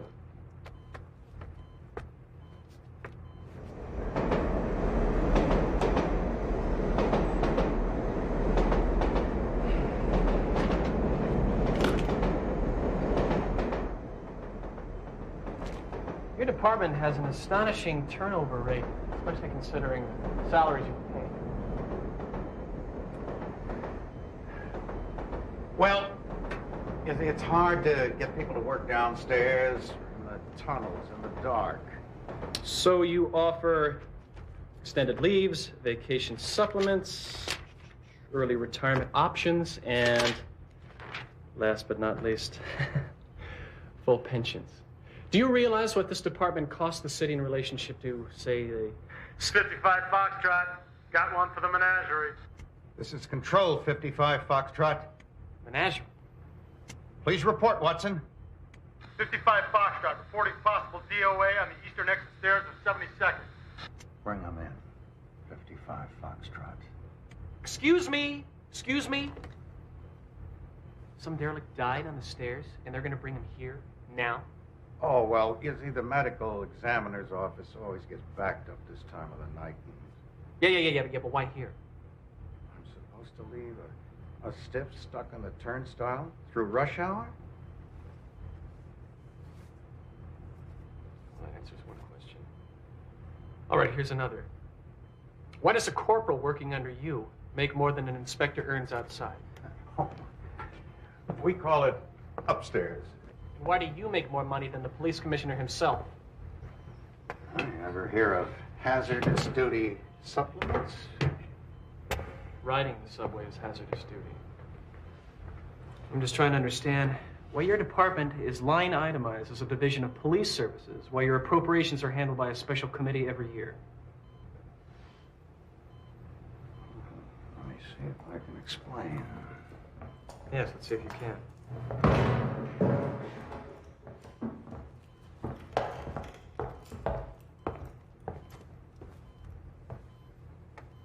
The city morgue has its own funding, Rathmore.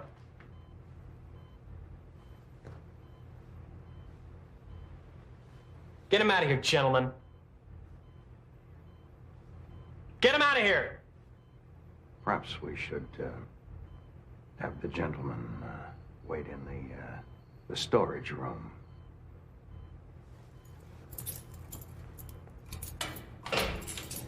I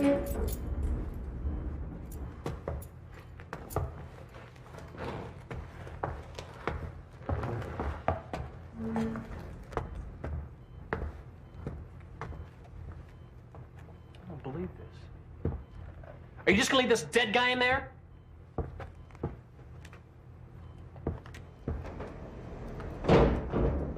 Watson, Mr. Kritz and I are in conference.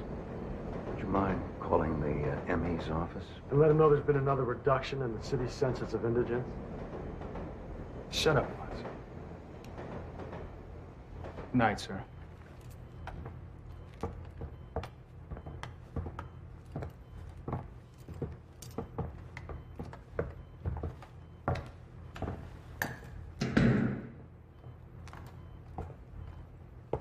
Pretty impressive firepower your men are carrying. You anticipating any terrorist attacks? Oh, that's just surplus.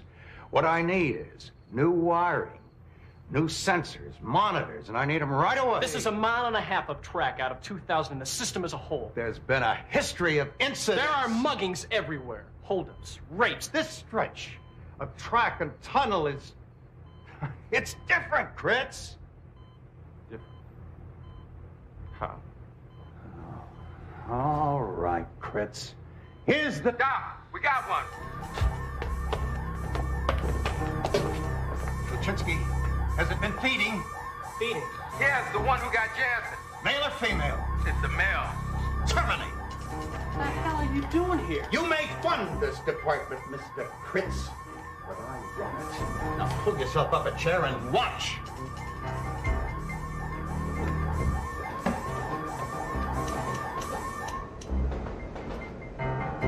See that?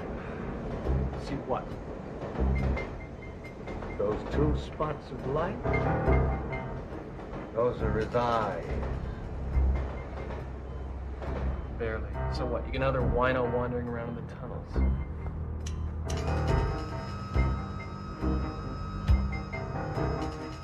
What is that? Is that an old woman?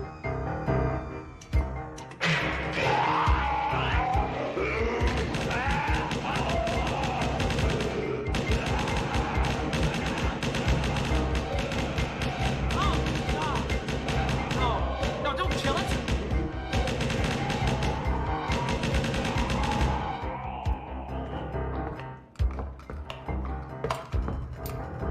Rothmore, are you crazy? What is that thing?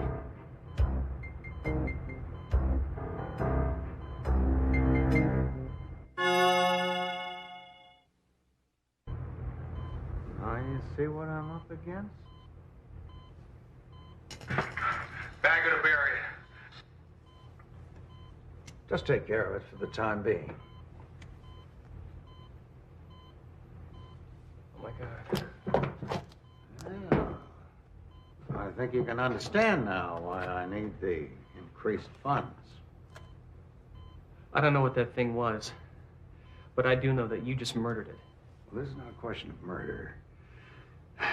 You have to understand that it is absolutely imperative that we control this population. Oh, I absolutely understand that you're requesting money for genocide. I'm a vaccine, they're a virus. Now, is it genocide to want to control the viruses that cause polio and bubonic plague? What was that derelict in the... What the hell did you call it? Menagerie? Was he a virus too? That homeless man died of natural causes. What you saw die on the subway... No, what I saw gunned down in the tunnel just now. Yes. Was a giant, carrion-feeding, subterranean mole-like mammal with simian cranial development and brain waves suggesting only a slightly subhuman degree of intelligence. And that was my report when they brought me the first specimen 28 years ago this month. Why didn't you put that in your grant proposal? Why did they bring you the first specimen anyway? You know what job I had before I took this one? You work for the Museum of Natural History? I was the director of the Department of Simian and Primate Research. I'm suitably impressed. Cut to the chase. Yes. Well, there's a race of creatures living in the subway tunnel. Yeah, and I suppose they feed off these huge, giant alligators that live in the sewer. No, actually, they feed off human flesh. Ever been to the zoo?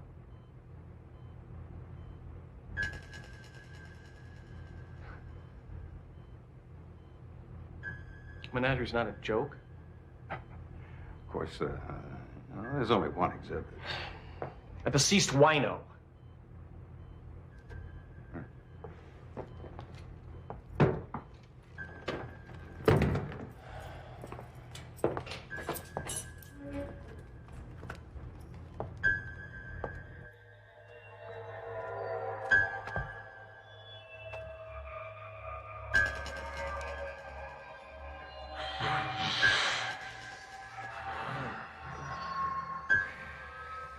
You're feeding. Still think we're committing genocide?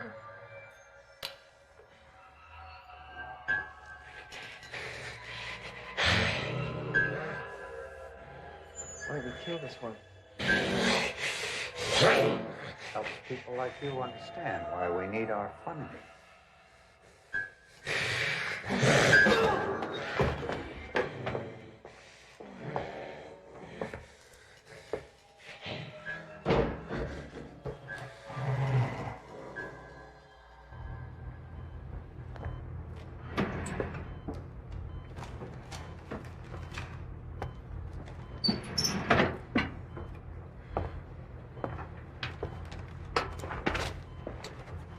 Where do these things come from?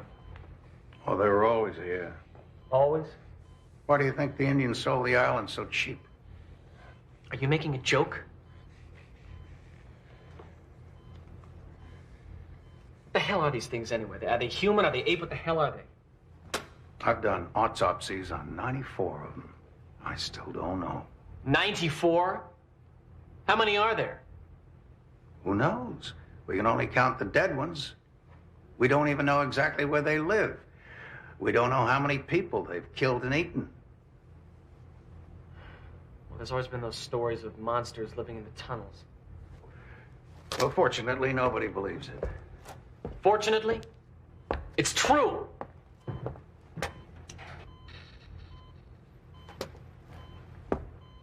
If we release this information, print some photographs, show a few tapes on the 11 o'clock news, how many people do you think would be riding the subway tomorrow? What would surface traffic be like in this city? That's why I'm here. And that's why I keep asking for money, Mr. Kritz. Because I and my men, we keep this enemy population in control. How can you say you keep it under control? What if one of these things got loose? Bright lights burn them. Literally. I mean, the skin starts to smoke. They'd never survive upstairs. Unless they went out at night. And they eat human flesh. Well, my autopsies indicate that rats and dogs and cats are also a staple of their diet. Unfortunately, they don't seem to like pigeons. It's too bad. So instead, they'll feed on housewives and stockbrokers and little children on their way to school. No, I won't. Not if you approve funds for a little upgrading. Dr. Rathmore, you've done a fine job. But now I think it's time that we should turn this over to... Turn things over? To whom, I'd like to know. The EPA, the National Guard, Greenpeace, I don't know. Wait a minute. The only things you and I were talking about was my budget. This is not a matter of budget. We've got a ticking bomb underneath this city, and we've got one man down here who's not even trying to defuse it. Dr. Rathmore, I think you've been downstairs just a little bit too long. Why do you say that? Because these creatures, these monsters are dangerous, and you're keeping one alive. This isn't a menagerie. It's a petting zoo. Yeah, but I can't kill her. She's pregnant. Oh, great. Now you're breeding the things.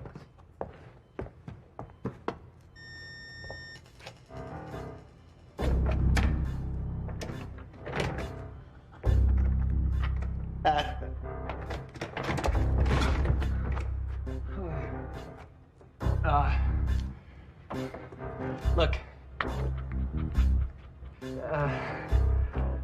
There's no need to worry about my recommendations, okay? You'll get everything that you asked for. I always do. But I can't let you leave. This is my work down here and nobody else's. I promise I won't tell anybody.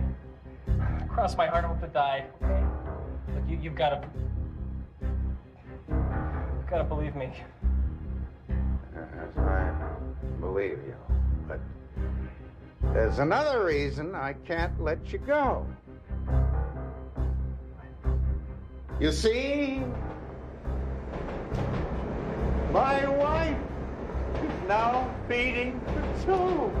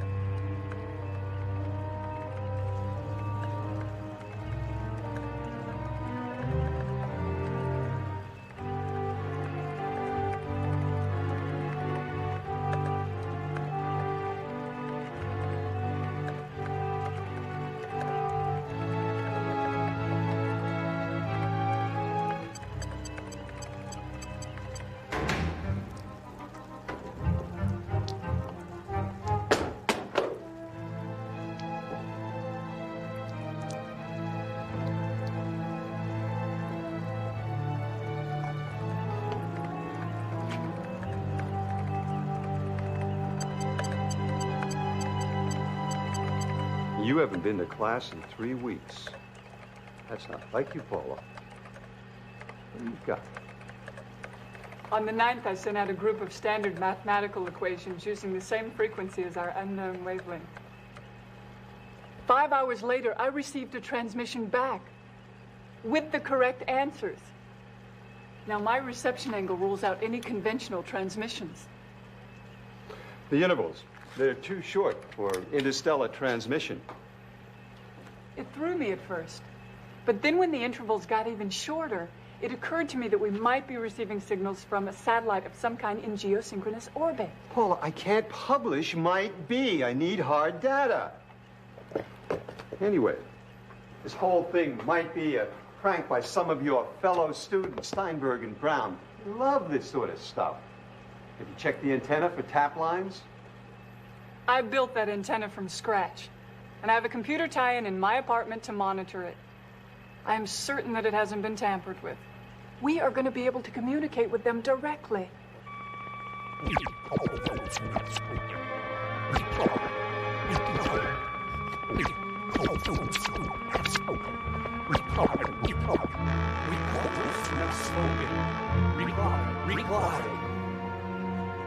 This is Dr. Thomas Becker.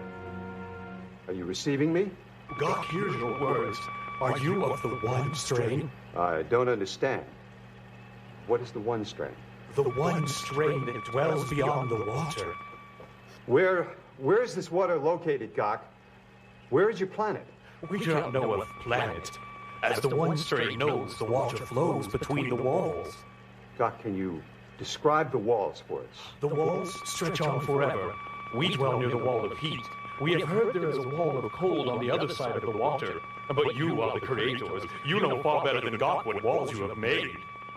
All right, you guys. Now, you really had me going. I don't know how you did it, but it was first rate. It was brilliant. God does not understand. What are you doing? I'm looking for the tap lines that Steinberg and Brown hit. Gok, can you describe the walls for me? I'll never hear the end of this in the faculty lounge. Oh, do not shake the water, Dr. Thomas Becker. Do not destroy us. The cooling tank. The metal on this side next to the pump. It's warm. This side is cold. The walls.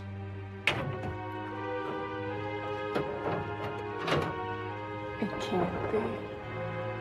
That's why Gok doesn't know about the planets. This is his universe. They're microscopic. They're microscopic intelligent life.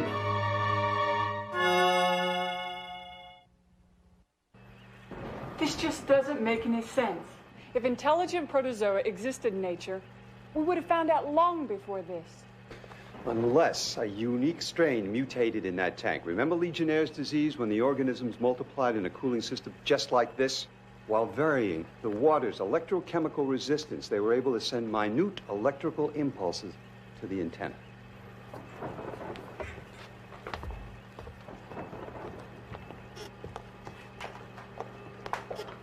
Gok, listen to me carefully.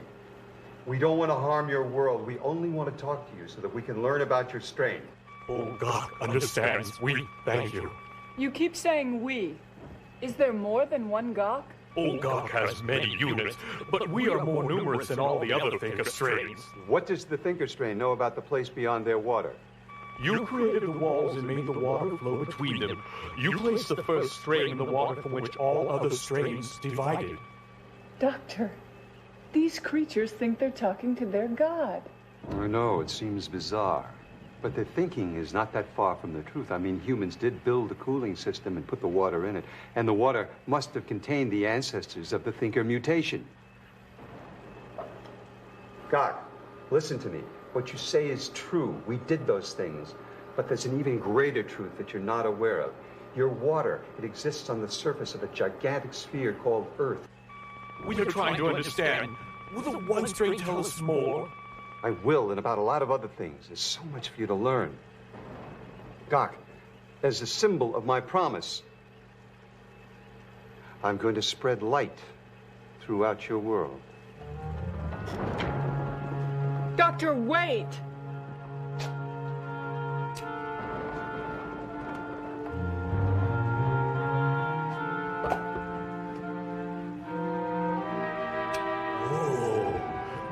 Never seen this light before, Dr. Thomas Becker. All the strains are swimming toward the light of the one strain. Paula, run to the biology lab and get a quart of sugar solution.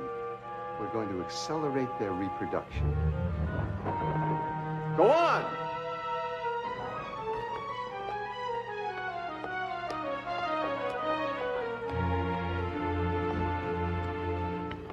Gok, let's begin your instruction. We'll start with the Earth's geography. 1/3 of the Earth's surface is covered by dry land. That's the part where my strain lives. The other 2/3 are covered by vast oceans of water. These oceans are the same as Gok's water? Similar. The water in the ocean contains salt. And all living things, no matter where they are, first started in the ocean. And we that live on the dry land contain a solution inside our bodies that's similar to the salt water found in the ocean. Gok wishes to understand salt. Ah, you want to know the molecular structure to sodium chloride? All right, I'll send it to you.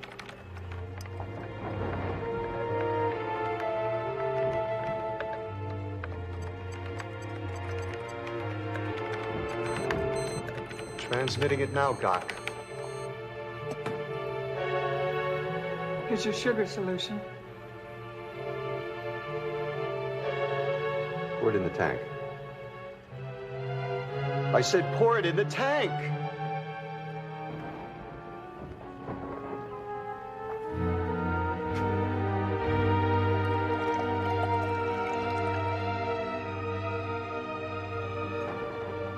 Gok, we have just sent your world a rich new food, and your strains will thrive like never before. Gok is ignorant of the huge Earth sphere beyond our walls.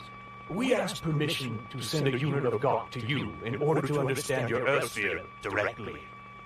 How do you propose to do that? We have spent many cycles thinking on the metal things they do. Our thinkers cannot make these metal things themselves, but Gok can speak plans for a metal thing, one which would enlarge a Gok unit several times. We can't do that. It's out of the question. Gok, send us the plans to this metal thing. We'll build it. You're the expert on machines, Paula. I'm sure you can handle this. Dr. Becker, you can't be serious. Do you have any idea how dangerous this could be?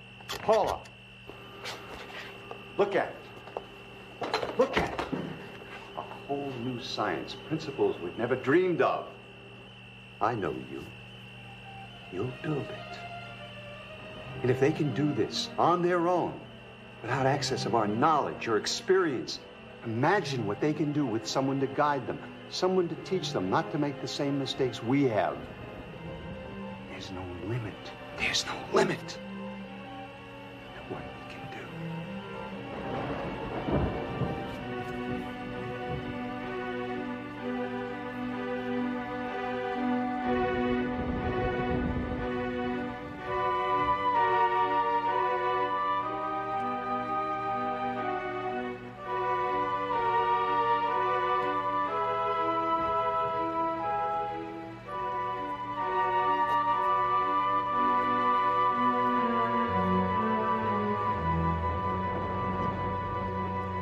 can't see an amoeba clinging to the tip of the enlarger rod. By varying the electrical resistance in these strips, Gok's emissary will be able to communicate directly through the translator to us and to the other Gok strains in the tank. Now, I've given him a slightly different voice just to avoid confusion. Prepare yourself, Gok.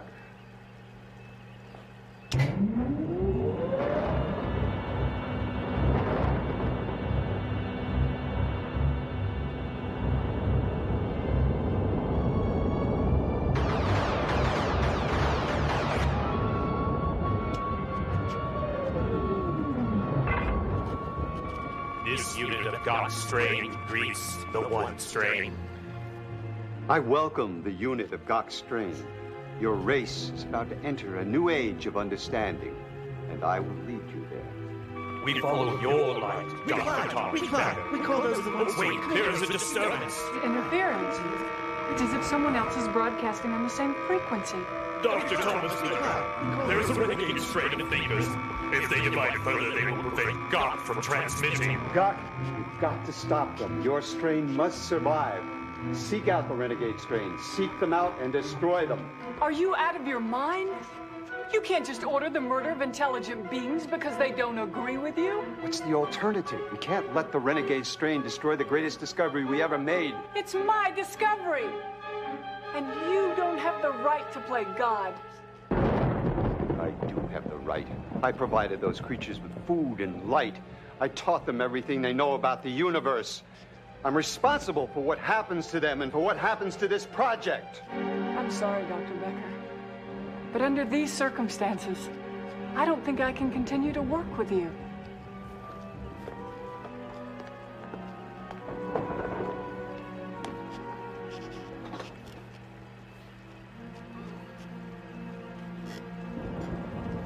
We are here to serve you, Dr. Thomas Becker.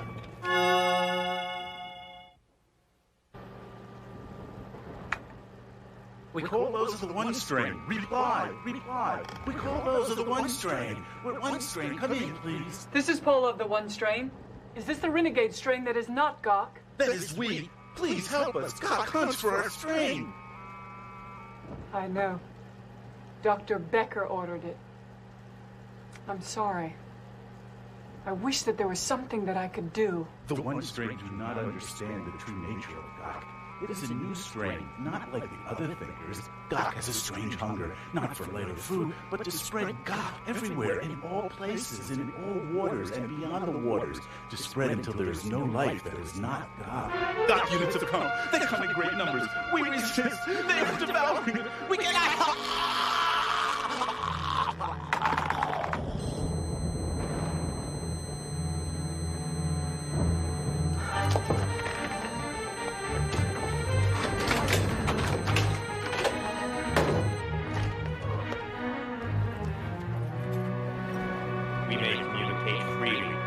Becker strain has left the place of work for an interval of feeding. Speak on the adaptability of your body form. My thicker membrane has so far resisted the stresses of this environment. Respiration and locomotion are acceptable. This strain of Gok can colonize this place. Activate the thing of merit. More units will come for further air testing.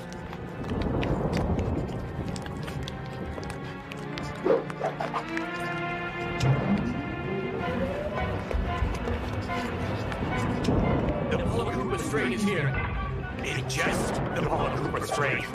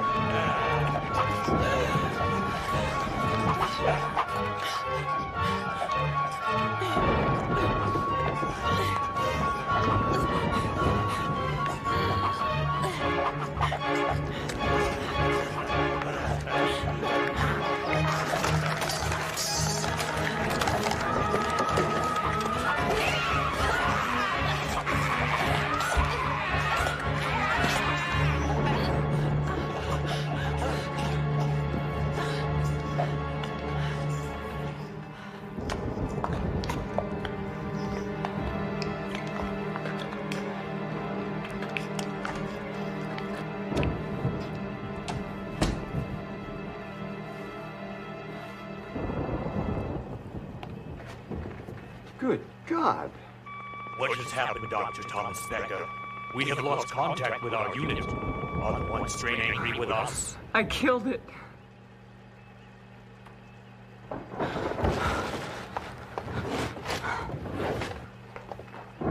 You killed it? It attacked me when I went to turn off the machine. Gok lied. It lied. What are you doing with that disinfectant, Paula? I'm gonna kill Gok. I'm gonna kill all of it. Why do you seek to kill us, Dr. Thomas Becker? Nobody's gonna kill you, Gok.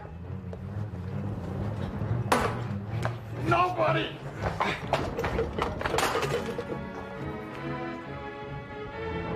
I'm sorry, Paula. I'm afraid there's only room for one God.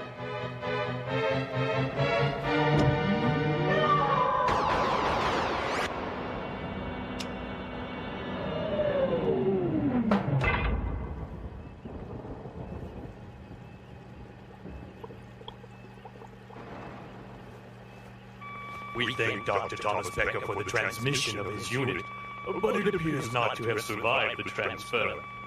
Can Dr. Thomas Becker tell us of our unit? I'm afraid it didn't survive either. Its outer membrane was punctured. It died. We feared that even with mutations, our strain could not last long in your world. It appears that we must remain in water. Then the experiment is over. But Gok has thought of another plan for being close with the Becker strain from within. We have made a new mutation, one that can survive in salt water. If Dr. Thomas Becker were to place the strain inside his blood fluid, we could dwell within, defend against those that invade, defend against those that mutate within. In this way, the Becker strain could be preserved for all time. Eternal life. No sickness, no pain, no creeping senility. Gather up some of your strain at the tip of the enlarger rod. We swim gladly with a one strain.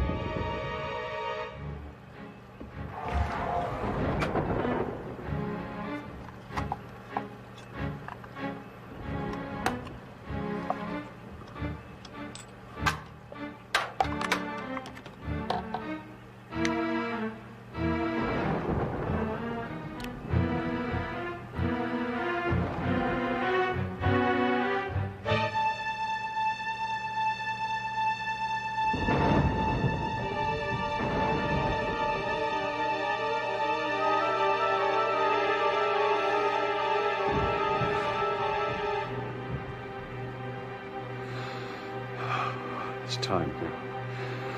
There's lots of time now.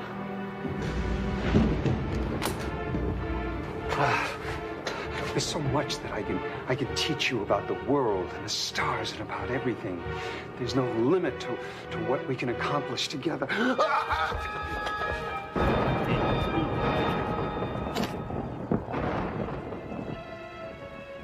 The second plan appears to have been successful. We are in control of the Becker unit's body.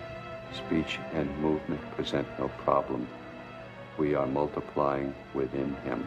You will take the Becker unit out unto the Earth sphere. You will place his blood fluid into the great waters of which he spoke. You will use the needles that inject to place our strain within the blood fluid of other humans. God will multiply. God will subdue the Earth sphere.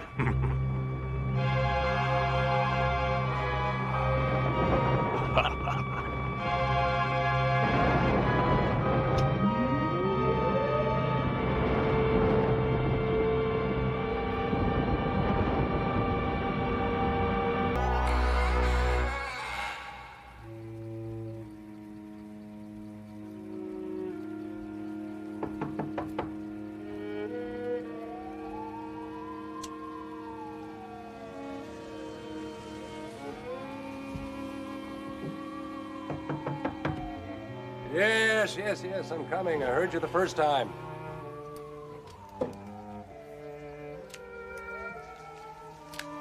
Who's there? Oliver Ferguson. Oliver.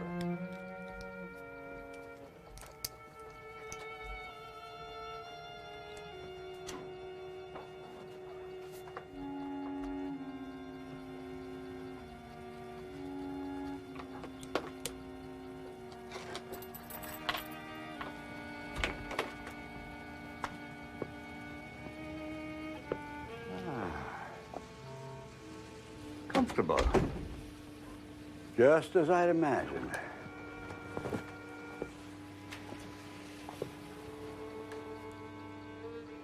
Except for this sort of thing, of course. You recruit a man, and he works under you for 24 years, and you think you know him, but there are always surprises. Of course, in our line of work, that's what makes it interesting, wouldn't you say? Yes, I say it constantly. For example, my bursting in on you at this ungodly hour. Well, I'm sure you have an excellent reason. Would you care to tell me what it is?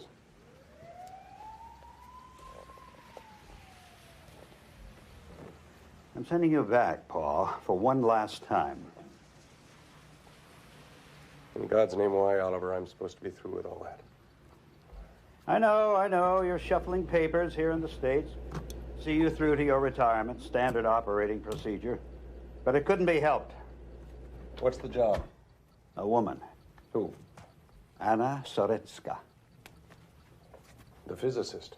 The dissidents. Very beautiful woman, I understand.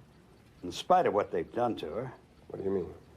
Several years of rehabilitation in one of their mental hospitals. And now? She managed to escape somehow. But she's out of the frying pan. She's not yet out of the kitchen. She's smack in the middle of your old territory. I'm not up to it, Oliver. I'm not. Believe me, I know how you feel. No one wants to be the final casualty just as peace is declared, or to get into trouble on the verge of retirement. Is that so unreasonable? It's a routine run, Paul. 2 days, a week at the most, you'll have her safely on our side. A routine run. Piece of cake. And why did you come at 3 in the morning to tell me? Because this assignment is unpleasant for me. It was keeping me up, and I decided to get it over with. Why me if it's a piece of cake? Because it mustn't crumble. She's more important to us than she was to them. We can't afford any screw-ups.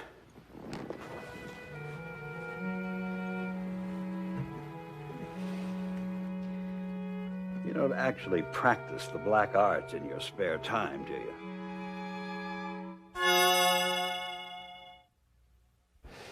You don't actually practice the black arts in your spare time, do you? No. It's just a hobby.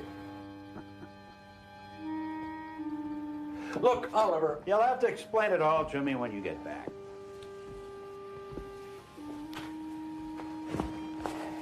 Amazing what people do. Absolutely amazing.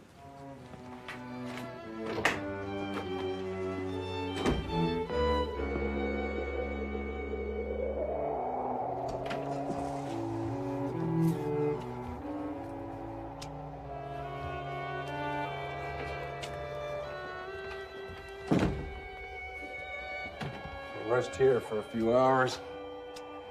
Sleep if you can, because at midnight we'll leave for the border. As you wish. There's no heat. This apartment's never had any heat. It's okay. I didn't ask for any. You know, it's funny, but I thought I'd seen this place for the last time. I'm sorry. Not your fault. It's my own personal corner of hell.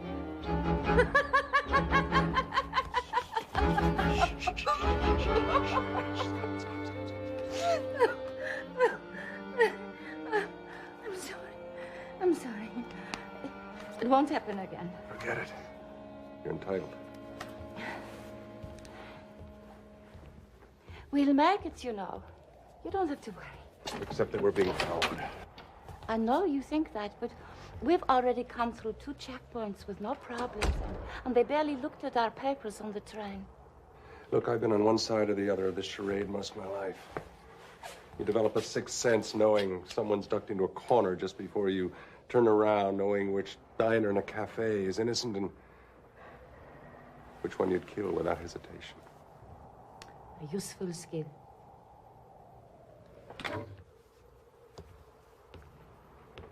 Who is it? It's not the local boys because they're more heavy-handed. What about the KGB? What are they waiting for? We'll make it, I tell you. Look, if you don't mind, I'd really rather you stop repeating that. I'm sorry. It's okay. No, it's not okay. I imagine you've had to force yourself to believe that many times in the last few years. That everything would be okay. On the contrary, I prayed that they would kill me. You seem stronger than that. Everyone is strong up to a point. Pain, starvation, cold, isolation, it's all endurable up to a point. But what finally destroys the soul is time. It wears you down until one day you hear someone screaming and you idly ask yourself, who might that be? And of course it's you. It's over now. Is it?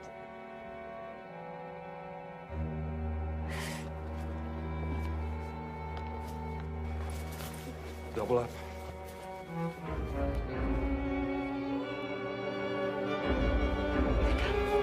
It's all right, Anna. Nobody's out. No! They promised me time and they lied to me! Everything's gonna be okay. You were right. We're gonna make it.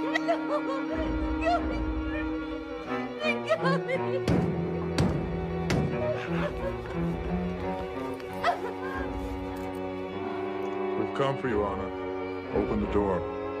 No!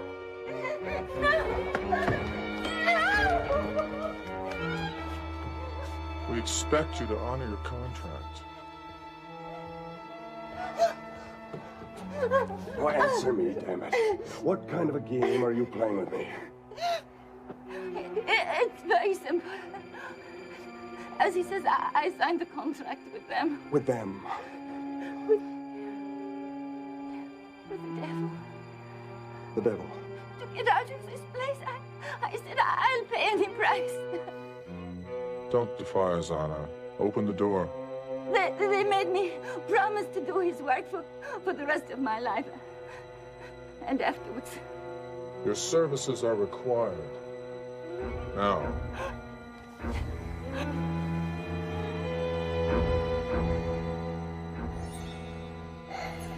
Don't be difficult, Anna. Our master acted promptly on your behalf. We expect similar courtesy in return. I was too cowardly to kill myself, and they wouldn't allow me to die. Always bringing me back from the brink, from the release that I prayed for. And that's the worst torture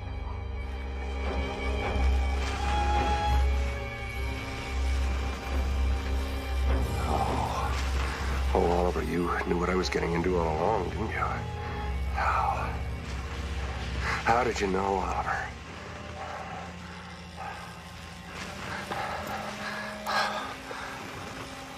I didn't believe it until now. Let's hope there's something to it, but... Silver. Silver, I need something silver, Anna. Coin, jewelry, anything. Help me, Anna, help me. Yes, perfect.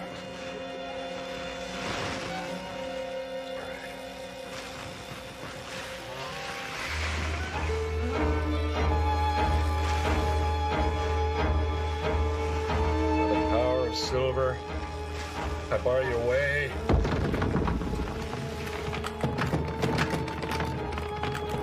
By the power of the sign of God, I bar you away. You think you've won? We'll be back with our master's key.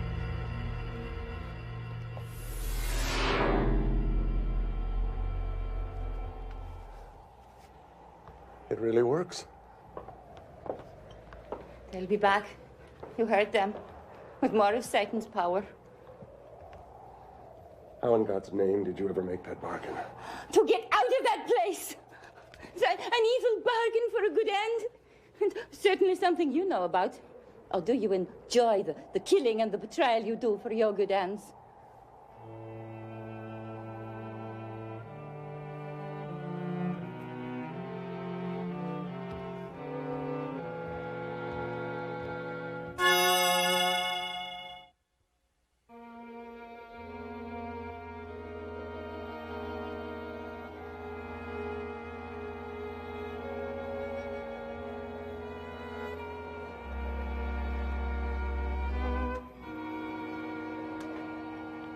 my blood and the spell of Thoth, I banish all demons.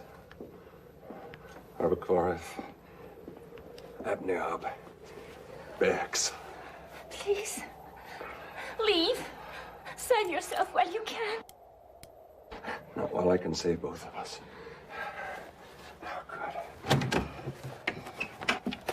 Oh, good. It's cedar.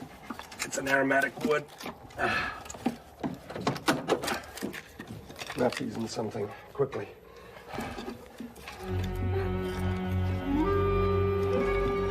They're back! They're back! They're coming for me and you cannot stop them. Anna, no. It's no use. Anna. It's no use. Leave while you still can. I won't leave you with them. But I have no choice. Look at me, Anna. I'm dead inside. I'm worn down from years of playing games of identity and loyalty, and all of a sudden I feel something. All of a sudden, I'm alive again because I know what side I'm on. It's too late. No, it's not.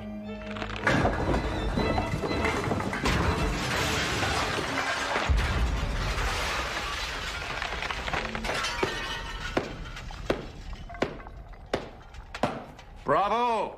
First-rate performance. But this contract renders all that null and void. No appeal, she's ours. Re ipsa loquitur. The thing speaks for itself. Oh, but she's not yours. Well, we couldn't have come in if she wasn't ours to take. But you're not going to take her. Our master has that privilege.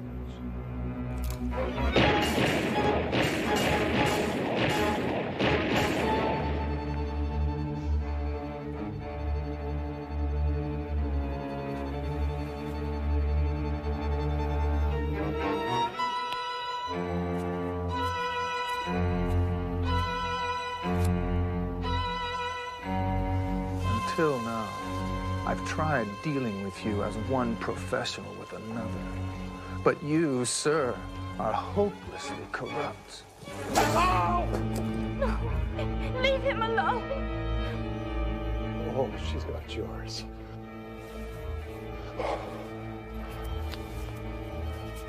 I'll get the ends. Demon, get the ends. Your goodness is overwhelming. Come! Wait.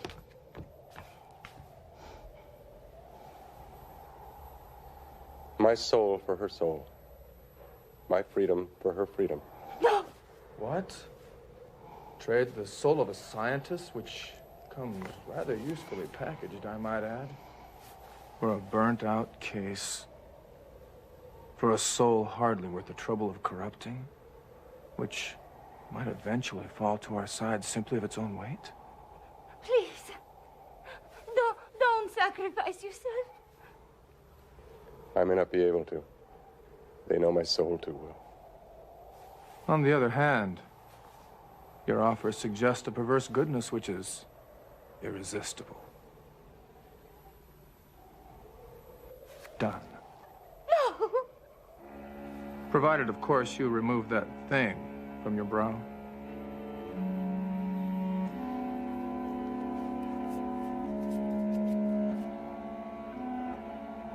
What do I sign?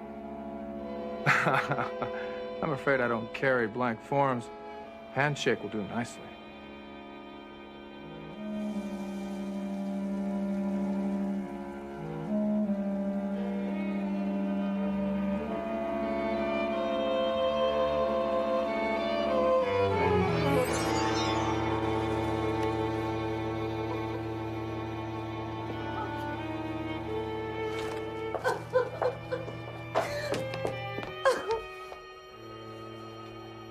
And as for our previous arrangements,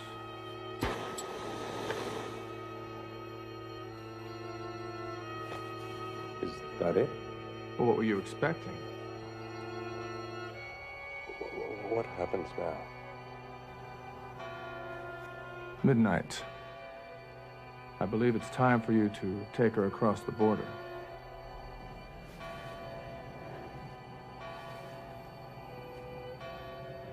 He's right, Anna. We really must be going or we'll miss our chance. Come on.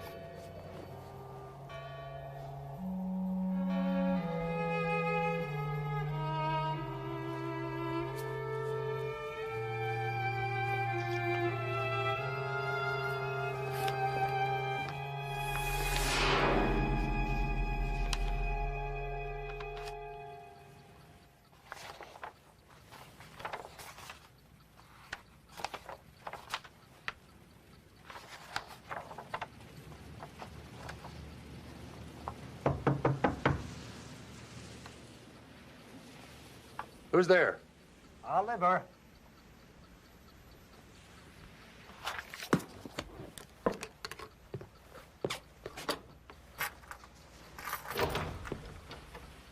Well, it seems I'm here again now that I know the way.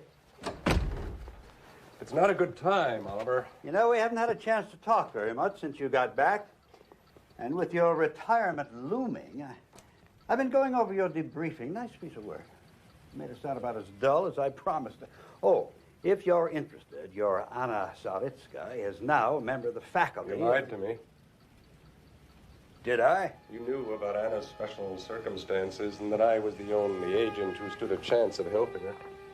And all that bull about, well, you think you know someone and...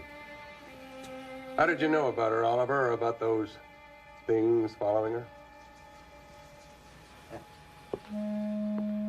Well, it is our business, after all.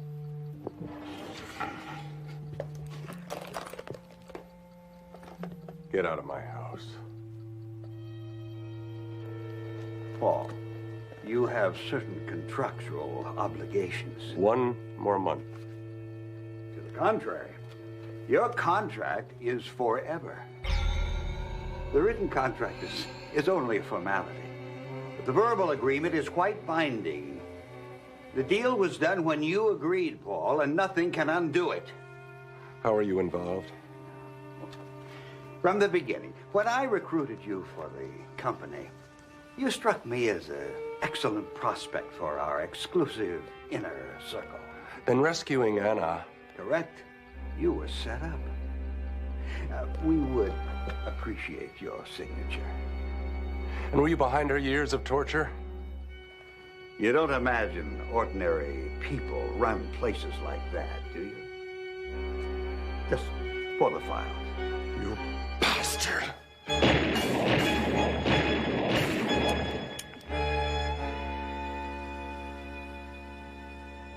No? Well, like I say, it's only a formality.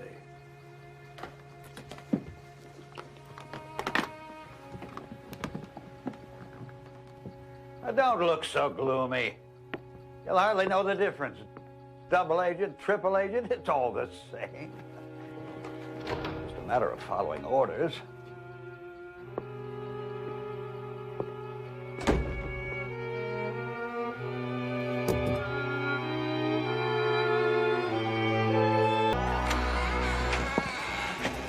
Cut. Oh, great.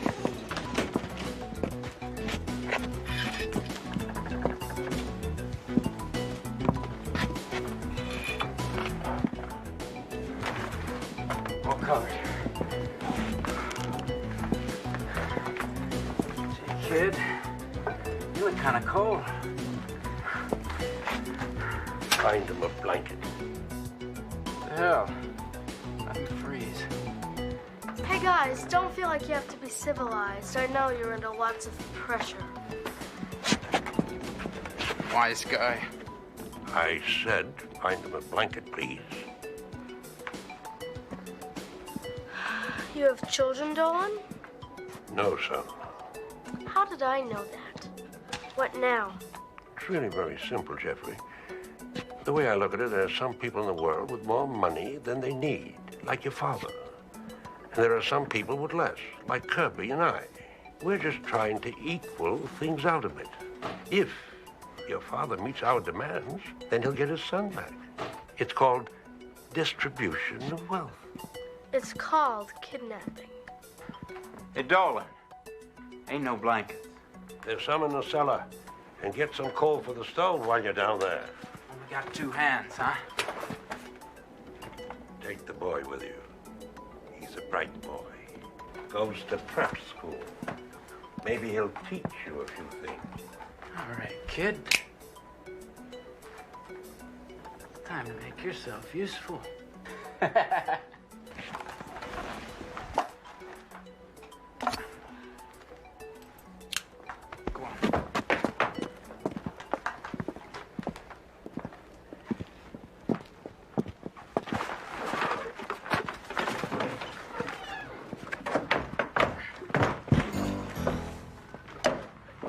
What'd I tell you, kid, huh? Come on. Can't afford to lose yet. Woo! Place is really funky, huh? Have to chew out the butler. Hey. See that? Huh? Fill up that thing. Come on! Blankets.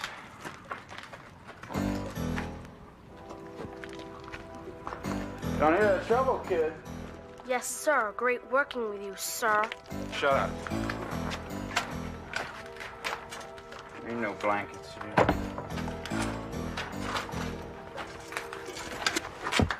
Blankets.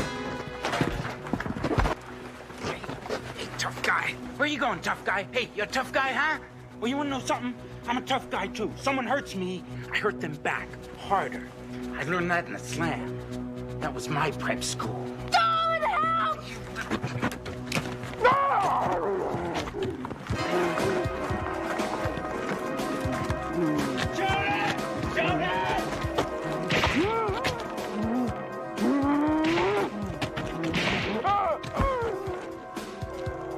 What the hell is it?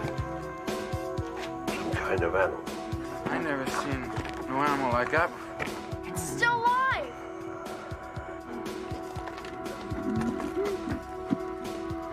You thought you were tough.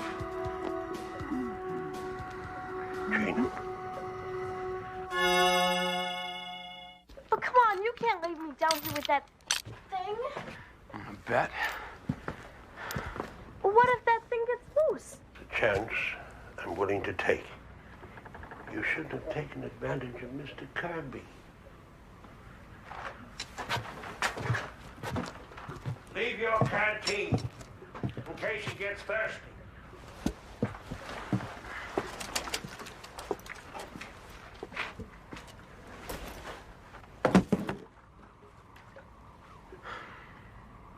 Tough luck, Jeffrey. But look, hey, I won't try anything. Please, just...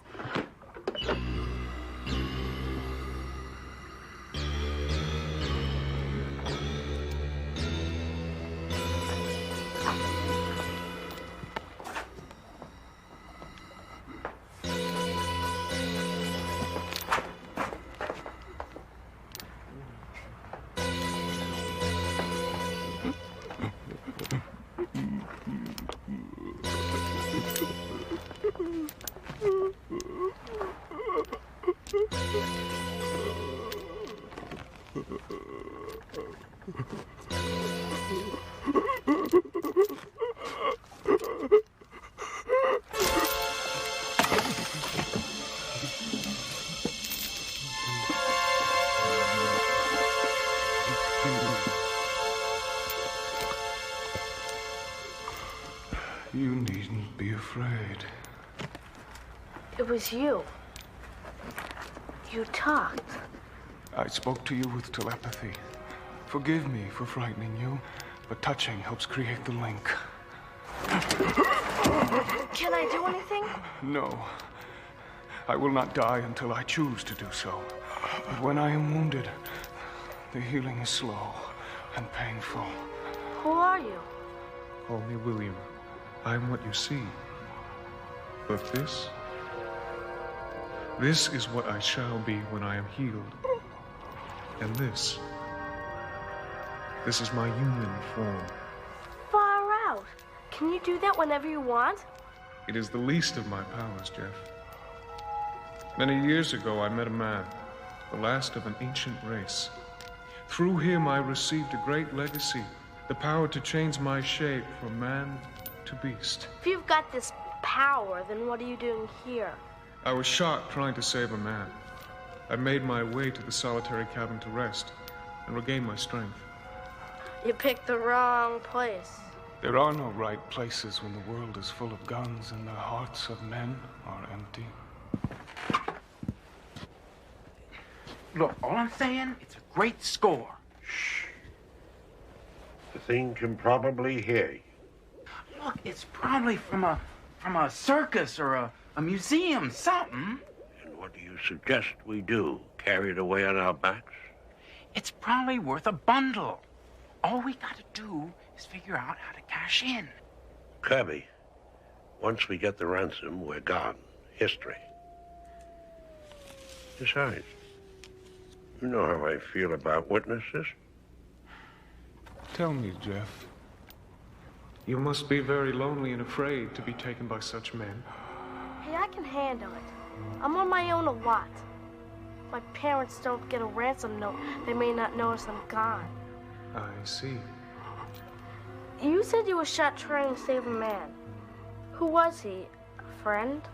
I hardly knew him, but I believe he was a good man. You see, with my power comes a duty, a solemn obligation to care for humankind, preserving the good, destroying the evil. And what do you get for the hassle? I mean... Jeff, when I was given the power, I knew my life would be hard. But each of us must decide his path. Some give to the world, others only take from it. This is K6071M calling McGregor Enterprises. Over. Hello. Hello, this is Harris. Over. Has your employer followed my instructions precisely? Yes. Mr. McGregor has his company plane fueled and on the runway. It'll take off as soon as the money arrives. But let me speak to the boy. Kirby, get it. Remember, no sequential serial numbers on the bills. And no secret markings. We can check for markings. I know. You told me all that before. Now I what's wrong? expected no reward.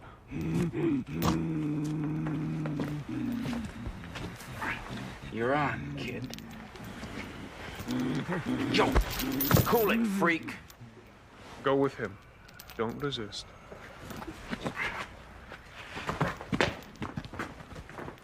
Go on, Jeff. Talk to Mr. Harris. Hi, Harris. Jeff, are you all right? I'm okay, I guess. When the old farmhouse... Sorry, bad connection. You'll be hearing from us again before morning.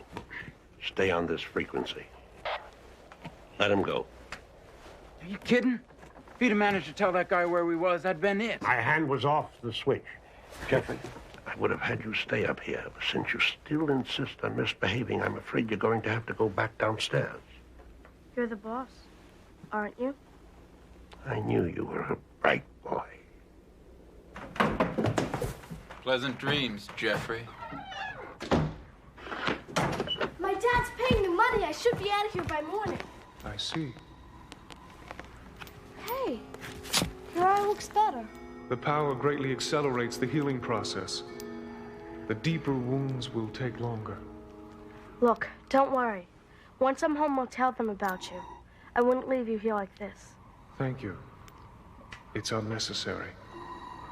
William, how did you get the power? Why did the old man choose you? I often wonder. He never told me. That was some 200 years ago. 200 years. Strange. It doesn't seem so long.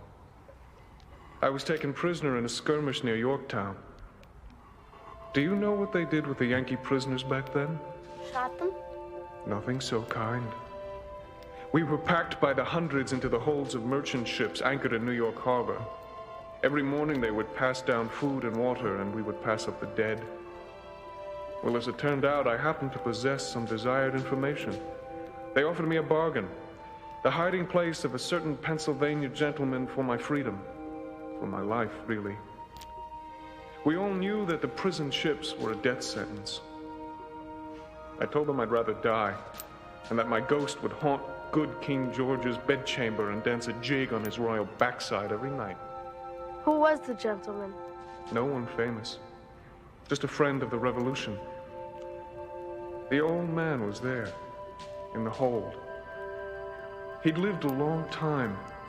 The power was the only thing keeping him alive. Yet he gave it to me. I suppose he thought I was worthy. Hello. The money's here. $1 million in small bills, like you said. Over. Good. You will instruct the pilot to drop the package by parachute at these coordinates. 0044 south by 9608 west. When do we get the boy? When we have the money in our safe, I'll radio his location to you. Tell Mr. McGregor that it was a pleasure doing business with him. That's it. They're gonna do it.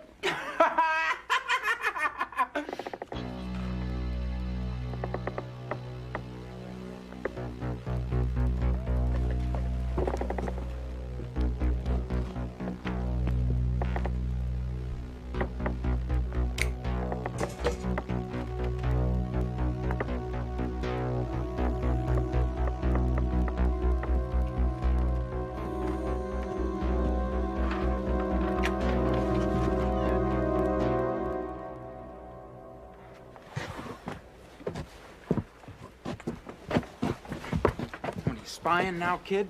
Huh? Let me go! Let him go, Cubby.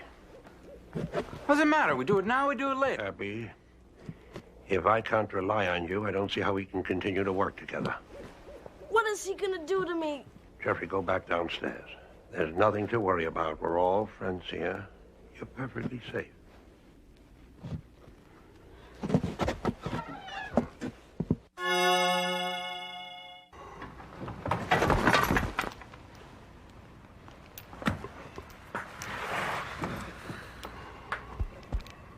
William, can you use your powers to find out what they're planning to do?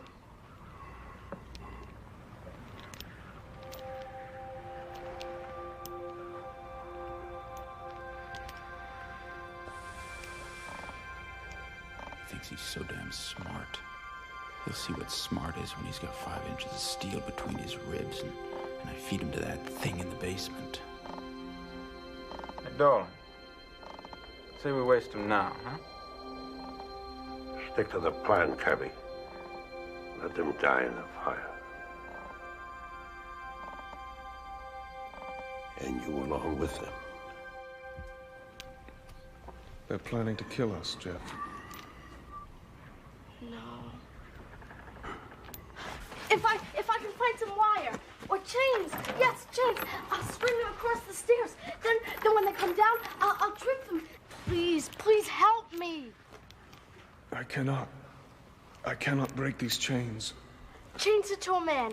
Then you could wiggle out and turn back. Jeff, I have a dozen bullets in me. If I were to change to a man, those wounds would be fatal. Then what good are you? You talk about giving and taking and being worthy and all that, but when I need you, you can't do anything. You're supposed to be some kind of hero.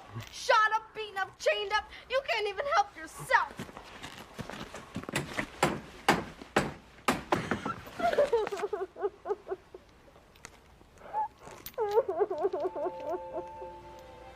Why should it be me? I never hurt anybody. It's not fair. It never is. I'm sorry, William. I'm sorry. I'm just so scared. Going to die. William, do you believe in life after death? Yes.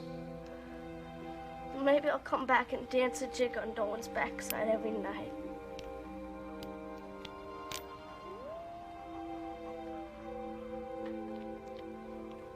Jeff, there may yet be a way for you to save your life.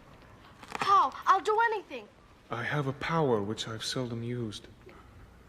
I can transfer your mind into the body of another boy.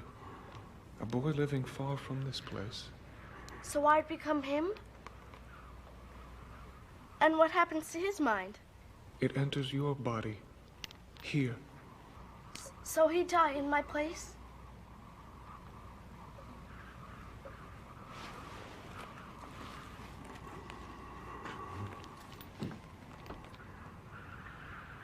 do that? How can I?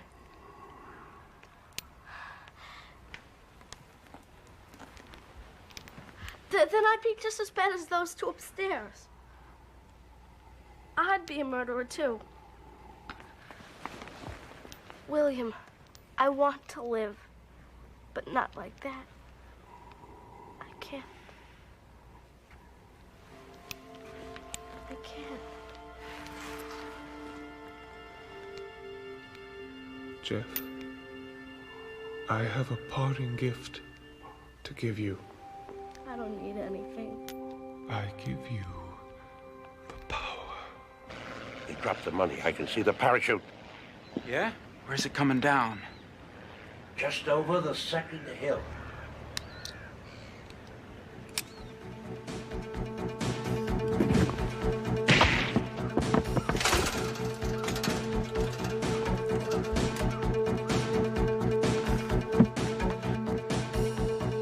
I told you, Kirby. No witness.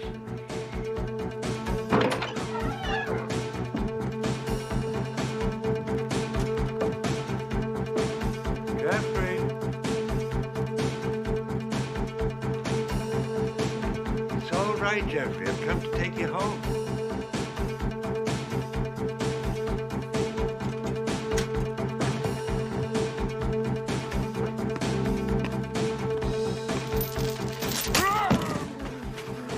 Please don't kill me. I'll never hurt you again, I promise. Jeff!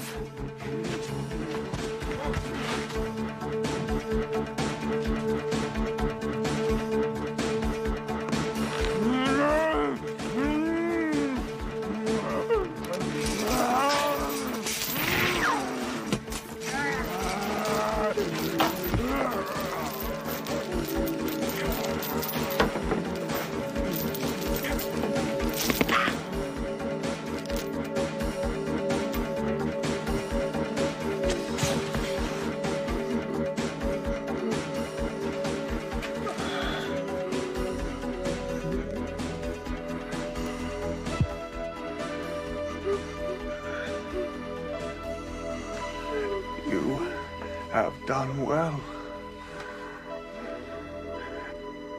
There was no other boy.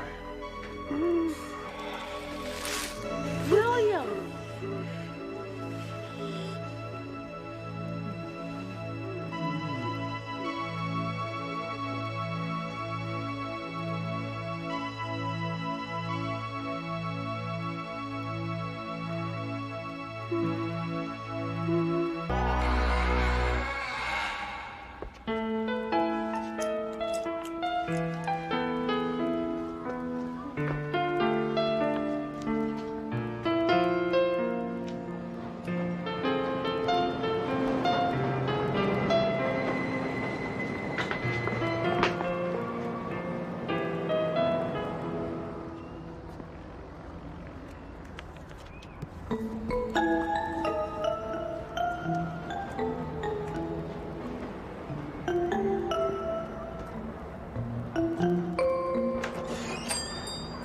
Still open? Of course. Come on. I didn't see any lights on, so. Oh, I'm sorry. That's just wishful thinking. I guess I hate it when the days get shorter, and I think that if I don't turn the lights, that they'll. Oh, here, let me.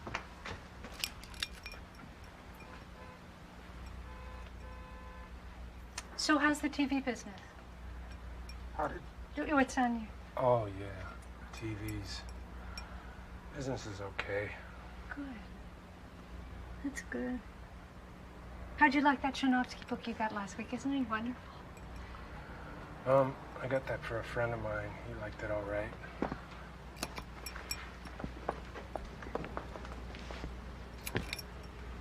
Aren't his philosophical arguments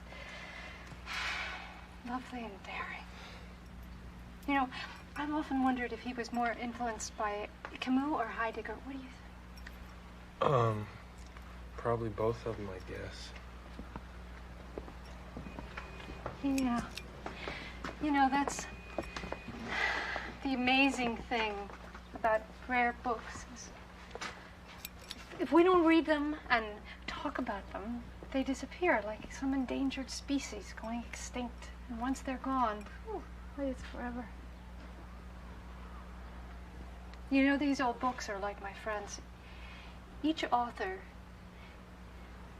mutely waiting for a chance to be heard and hoping that he won't die of neglect and loneliness.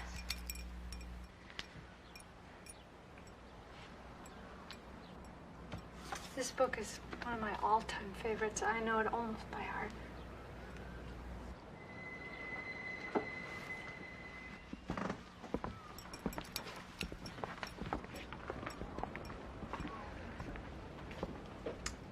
You know, I don't sell to just anybody. I'm very particular. But there's something about you.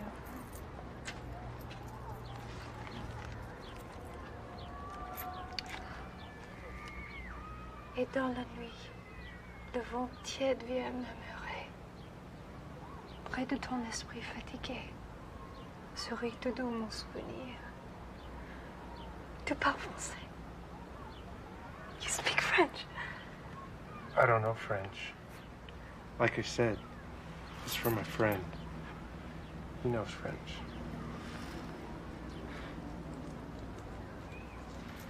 I'm kind of late.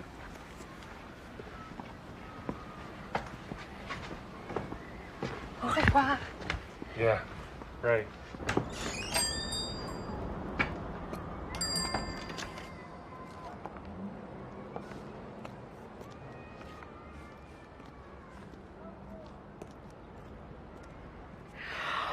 Books are my friends. You recited French poetry.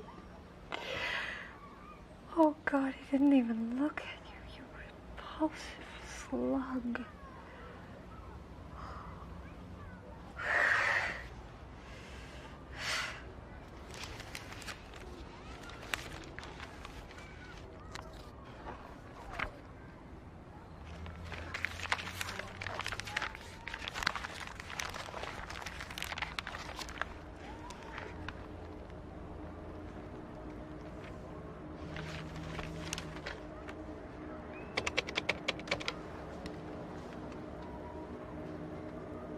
Oh, I'm sorry. I didn't. I got your number in a physical culture 1921. October 15th, 1990.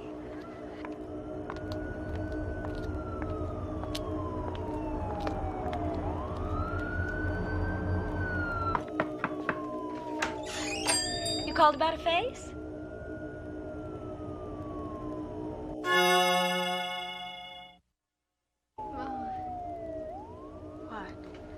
Is my lipstick smeared? Oh!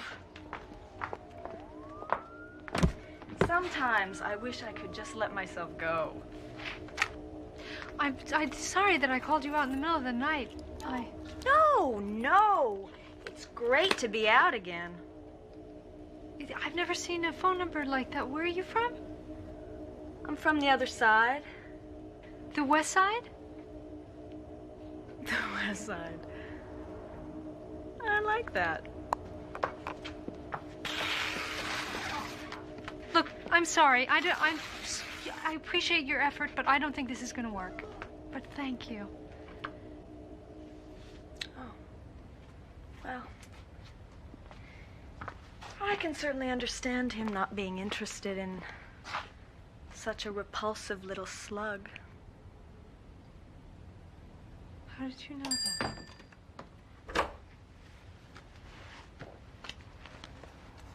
What is that? Not everyone can wear the mask. I need to check your face.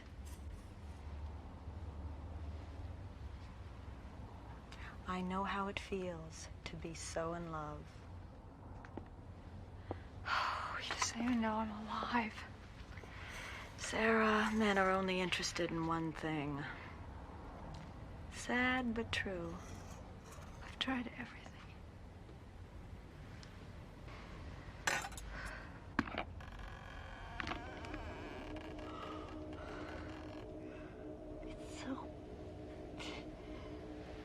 it on.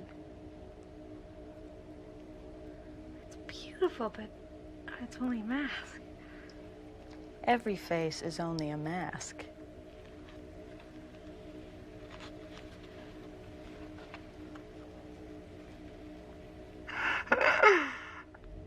It fits perfectly.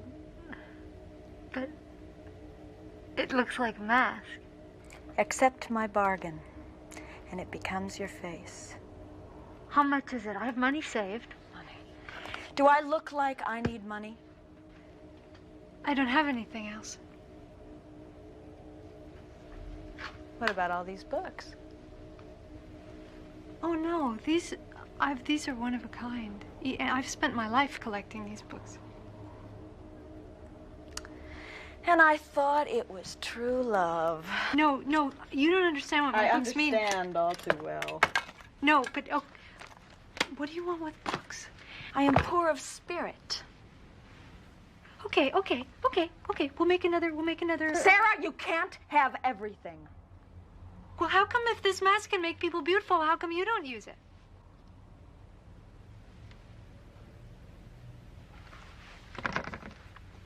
That wasn't very nice, Sarah. I'm sorry. I had my chance with this mask once.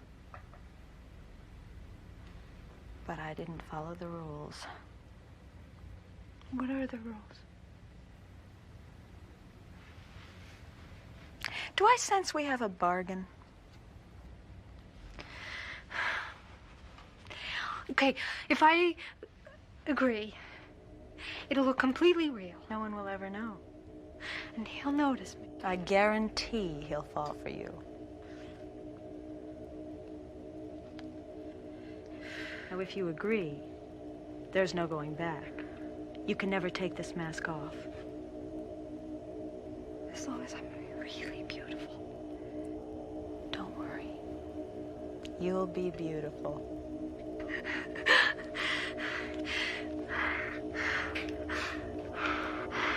Yeah, I can feel it in my face. Oh, you didn't tell me about the pain. Beauty has its price, Sarah.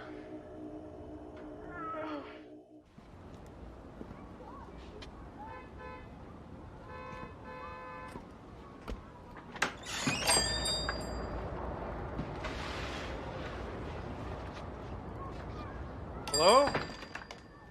I'm back here. Hi, I just came by to... If you want the old owner, she's gone. Gone? What about the bookshop? She sold out, moved away. I did... Oh. Why, were you a friend of hers? No. No, not really. Did you want a book? No, I'm not much of a reader. Ah. Well, I've got to get back. Can I help you with that? Oh, thank you. Yes. Anywhere fun.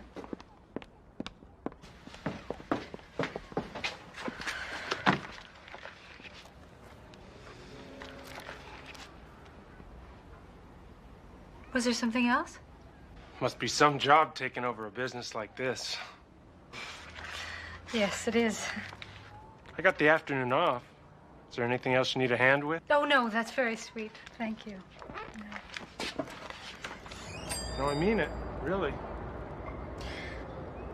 Actually, there is one thing. I need help changing. Sure thing, Mandy. Ah, great. It's funny. The sign looks just like a TV. Yeah, I'm opening a video store. Geez, what a coincidence. What? I repair TVs. Oh. You know, TVs, videos.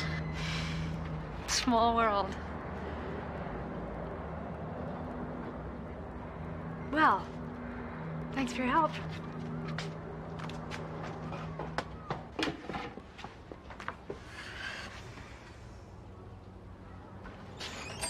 Listen, I know you're busy, but what do you say we go get a drink to celebrate your new business? Oh, I don't know. For luck. I'll get my bag.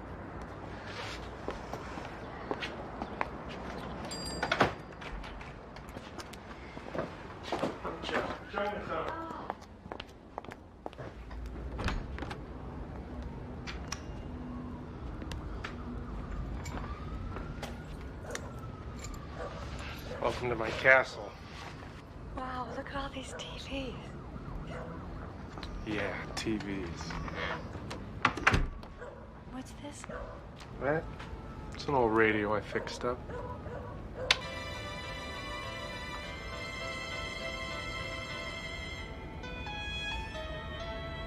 Oh, no. I'm not much of a dancer. Bet you say that to all the guys. No, there are none. So you're gonna sweep me off my feet?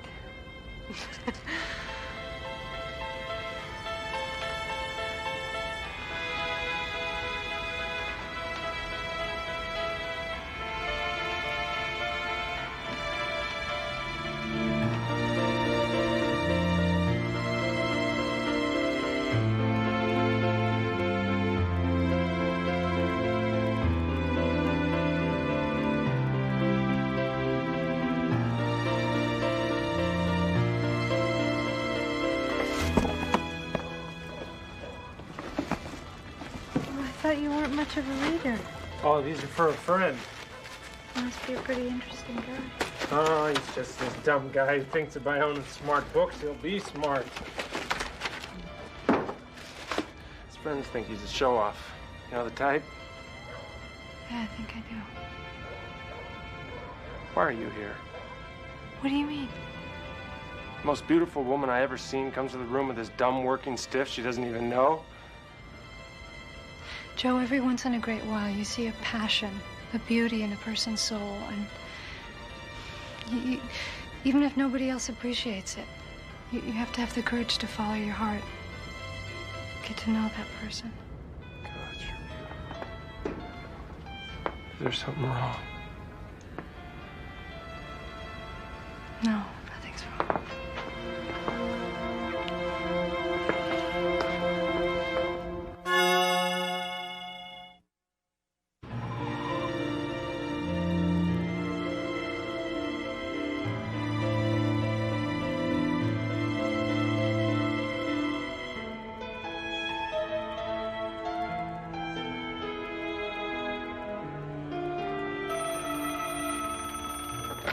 Hello? Hello?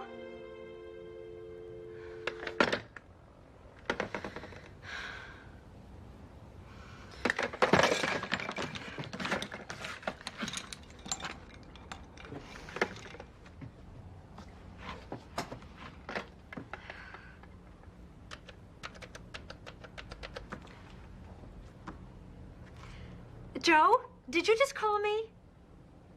Mandy. You know, the phone rang, and nobody was there when I came, and I thought that. I'd really like to see you. Okay.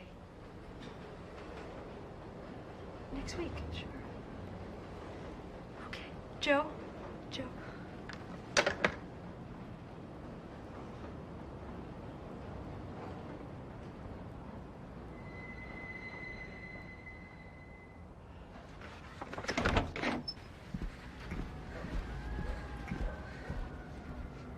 The other night was really special for me. I thought it was for you, too. It's complicated. I mean, everything with you happened so fast. What did I do? Did I say something? I didn't perform well? In a funny way, it was something you said. What did I say? That night, you talked about the courage to follow your heart. So it's bad? I have a confession to make, Mandy. You know that friend I talked about? The one with the books. Yeah. That guy. Well, it's me. Joe. I'm sorry I didn't tell you then. That's why you didn't call me? Joe, books are my whole life. Books? You took a great bookstore and turned it into a video shop. No, I did that for you. For me? Joe, I'm in love with you. Don't say that, Mandy. No, I have something to tell you. I have something to tell you. This is not the real me. I'm not Mandy. I'm Sarah! Oh, I didn't realize you had company. Oh my God, it's you. Joe, what's she talking about? Don't act so innocent. Mandy, that's enough. How could you be so stupid? Sarah and I. I've asked Sarah to marry me. Marry you? You can't marry her. You're in love with me. What's going on, Joe? Joe, no, see, she sold me this face. And she stole my face. And I'm the person from the bookstore. Remember? I sold you those books. Okay, I'll prove it. The poem. Remember that poem I told you? Recite the poem, Sarah. Let's hear that poem. Maybe we should call somebody. No, you're not calling anybody.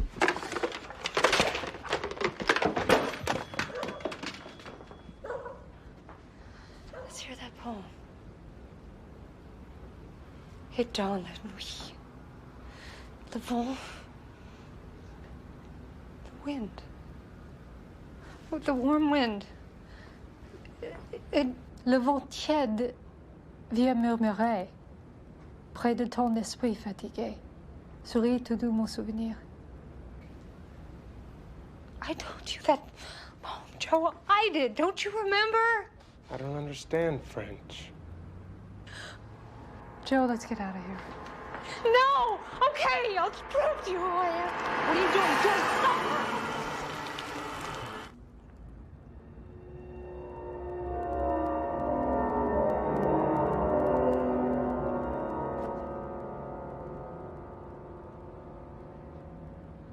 Joe, go get help.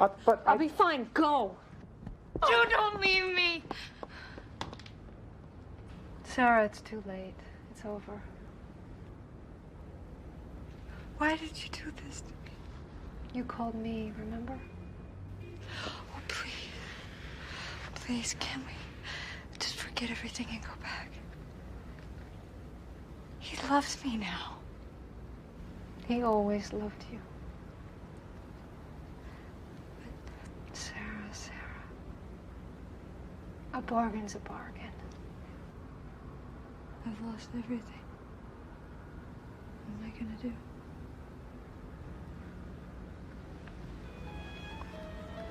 Sell the mask. Look where it got me.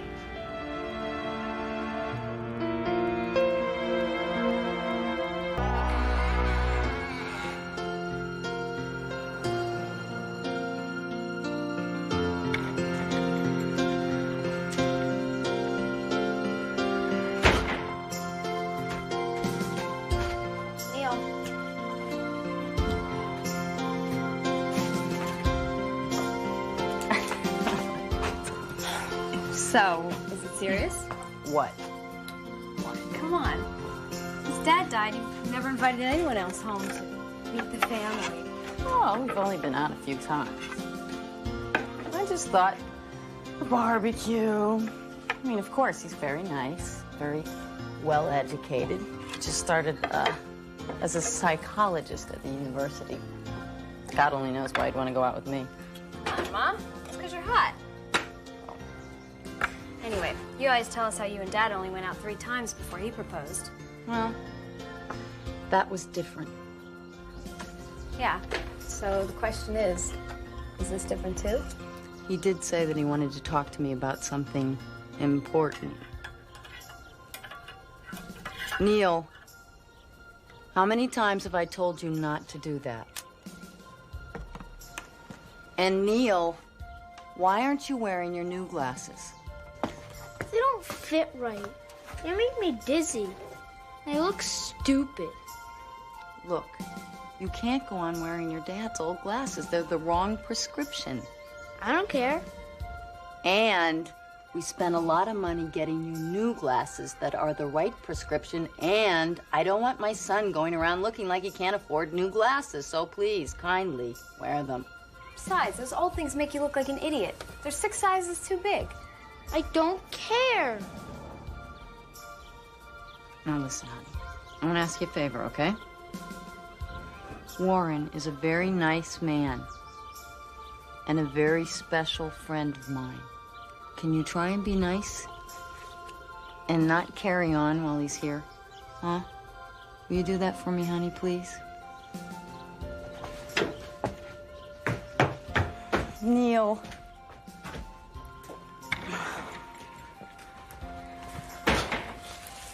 He doesn't understand. Maybe I should ask Warren to talk to him. Neil doesn't need a shrink. No, I just mean somebody to talk to. I'm worried about him. He doesn't have any friends. He just hangs around the house all day. I just wish he was a little more normal. Well, he's normal as anybody. He will be once he gets over Dad. It's been a year and a half. Angie? Hi. I rang out front, but nobody answered. Well, we were all back here.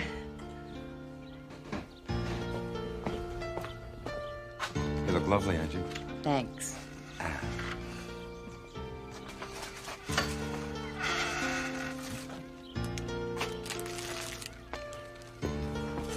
You must be Terry.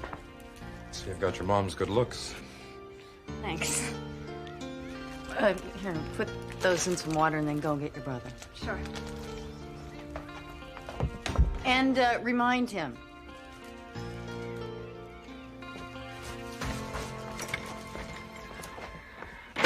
Every time Mom tries to go out on a date, you spoil it. You know, she's entitled to have some fun, too. He has fun with us. God, are you ignorant? You know what your problem is? You don't think about anybody except yourself. Since his father died, he's been a little shy around strangers. It's not surprising. After all he's been through, he just needs a little time. I'm sure it isn't easy for you either.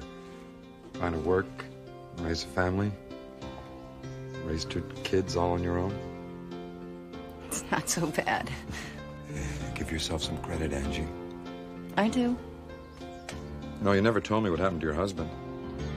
Oh? He was killed on the job. He was a policeman.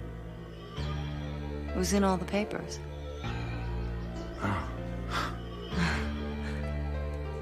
I wonder where Neil and Terry are. Okay, Neil, fine. If that's the way you're gonna be, then it's better that you just stay right here. Because the last thing Mom needs today is having you mess up the barbecue with another one of your stupid scenes. You can just stay up here and rot. Neil, Terry. We're in Neil's room. For Ma, please. All right. Kids. Someone wants to say hello to you, honey.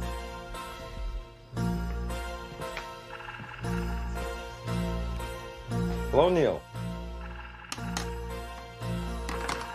I've heard a lot about you. Hello, Neil.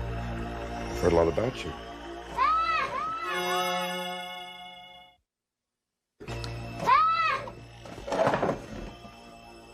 Neil, what is wrong with you?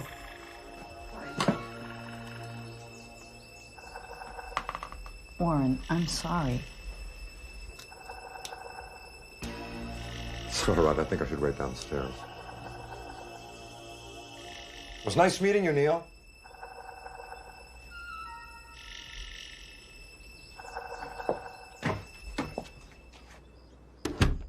Mom, please. Neil, for God's sake. It's the glasses. I cannot believe you. Mom, there's something wrong with him. I mean, really wrong. He's not human. Oh, you are? Terry, shush. Don't you see? He wants to sneak in, pretending to be human, and take Dad's place. Wow, just like Invasion of the Body Snatchers. Please, Mom, just look at him through the glasses. You'll see. Neil, listen to me. I am in charge of this family, and I'm going downstairs with Warren. You can join us if you want to. If you want to stay up here, that's your decision.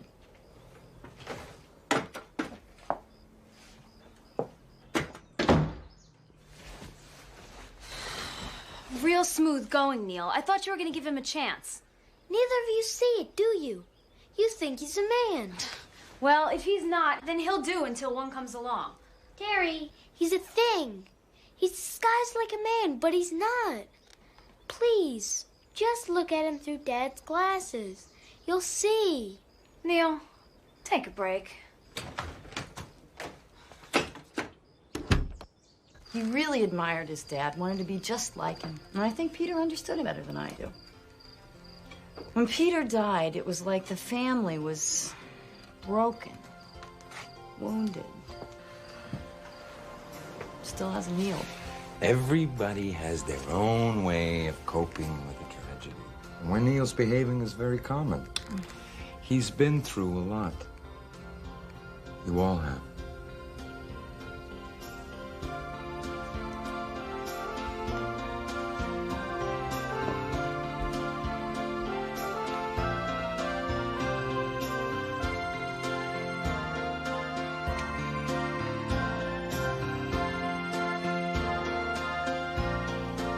You should be careful. The kids. I'm a very careful fellow. Hey, Mom, do you want the macaroni salad? Sure.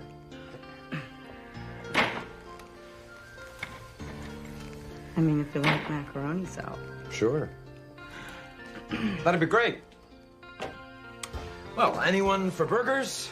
Sure. I don't get to do this often enough. I miss it. Well, being part of a family. I think family is the most important thing. Gives you something to come home to. Something to be a part of. I miss having a man around the house. I know Neil misses having a man to talk to. Well, he certainly doesn't want to talk to me. Maybe you could... What's that? Neil. Mom! What is it, Neil? Mom, I feel really sick.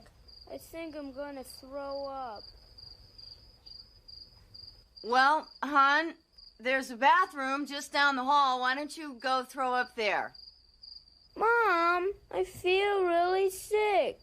Maybe I should go to the hospital. Mom, want me to go pound on him? No. Mom! I'll go talk to him. Warren, you don't have to do that. It'll be all right. Don't let your burger get cold.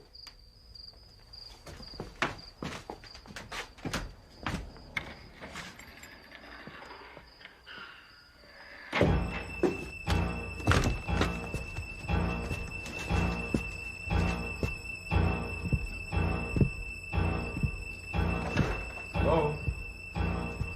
Neil? I thought maybe you weren't feeling well because you were hungry. So I brought you some dinner.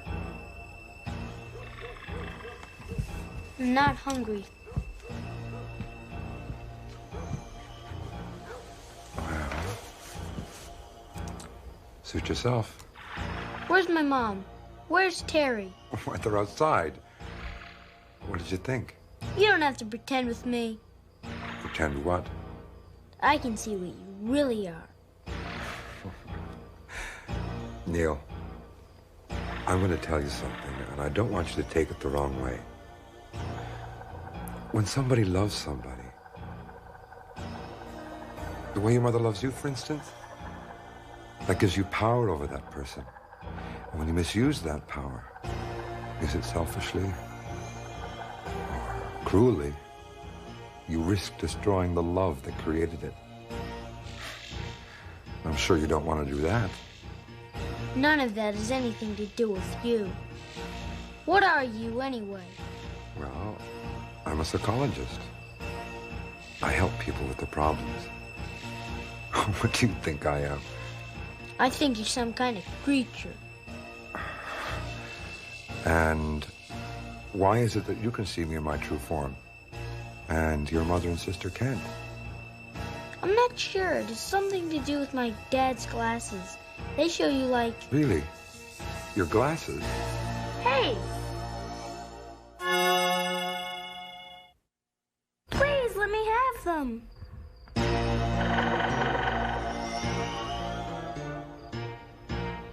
Very interesting. Sure don't make them like this anymore. Glass is fascinating stuff, you know?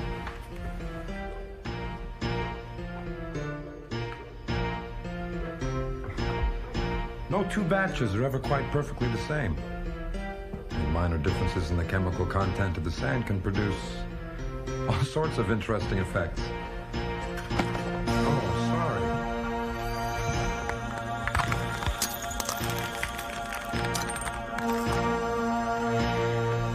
Oh, my goodness. This is terrible. They're my dad's.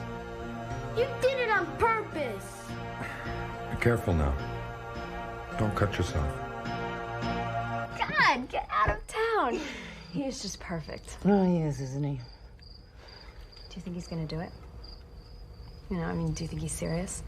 Like it was with Dad? Oh, God, I don't know. It sure feels right, I can tell you that.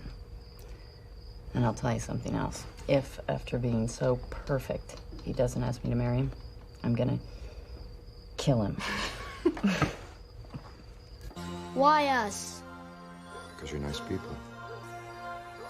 Neil, a family is the most precious thing in the world. All the more precious for being so transitory. What do you mean, transitory? You mean you're not gonna stay? I wish it were that simple. They never last. My dear families. A year, a few years, and they're gone. Used up.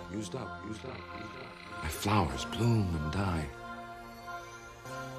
And I go on. It's tragic, really.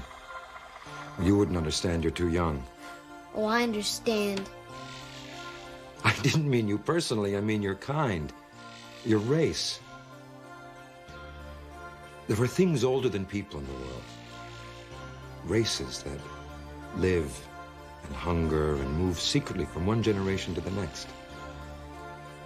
Now, our kind needs your kind. Your life force. I'll stop you. I don't think so. It'd be better for all of us if you forgot about this. Better for you, better for the family. You should come on down. We'll have a really good time. You can stay up here if you'd like, but if you do, you're only punishing yourself. I hope I'm not sounding like too much of an idiot.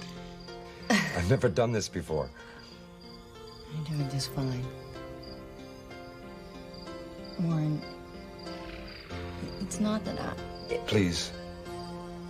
I understand. It's not just you and me in the equation. It's a whole family to think about. Don't answer now. Just consider it.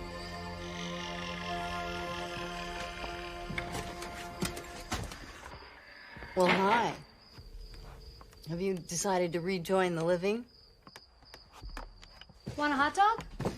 Mom, listen to me. It's not about anything you think. It's not about Dad or my missing him or anything. Neil.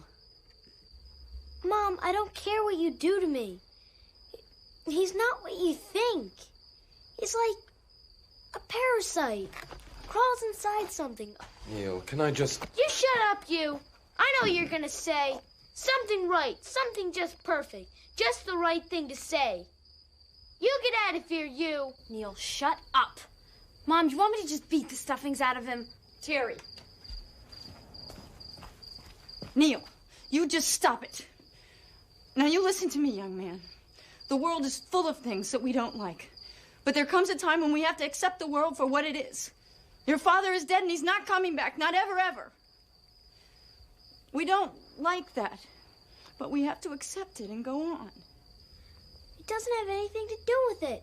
It's him. It. Neil, pay attention to me. Warren has asked me to marry him. All right. Mom. Listen to me. We care for each other a great deal. And this family needs a husband and a father. We're going to get married. And you may hate it. And you may scream and cry and be bad, but in the end, you're going to have to accept it. I know you think you've won. that you're gonna use us up like you've done to the other families. But I won't let you. I won't let you stay. I won't let you take over our family. I'll kill you first. That is the last word. Now you shut your mouth and you get up to your room now. Now, wait. Mom, I love you.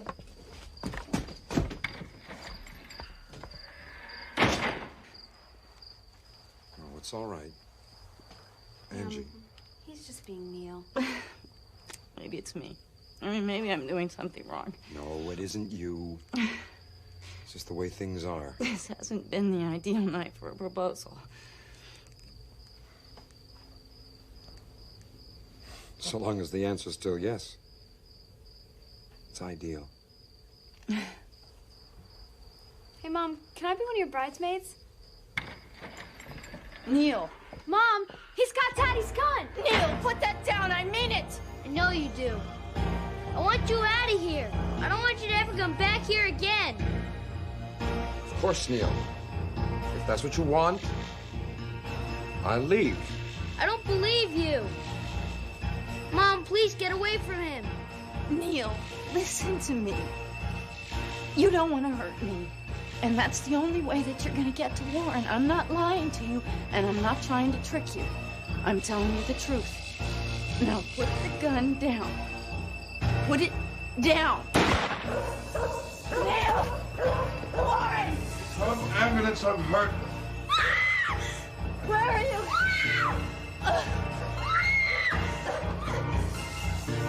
Don't worry, I'll be fine.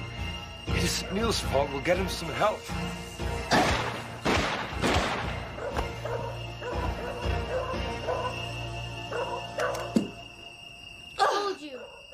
Told you he didn't belong.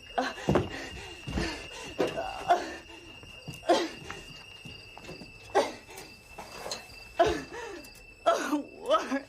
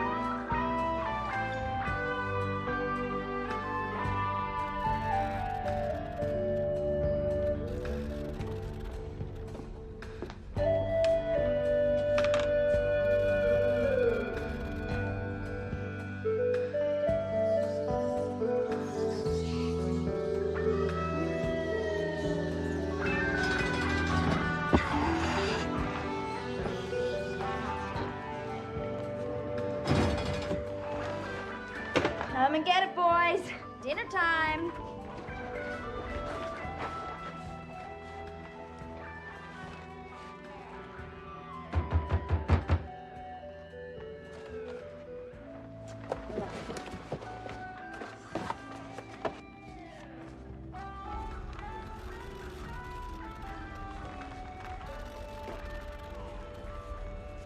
Gina, any remains so far? Nope, nothing up above. Checking down below.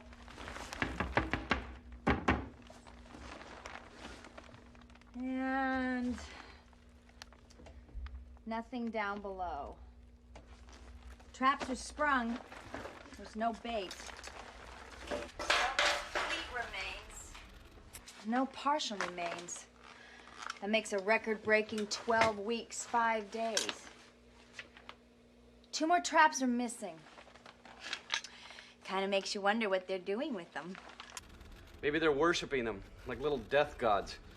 Or trying to figure out how they work.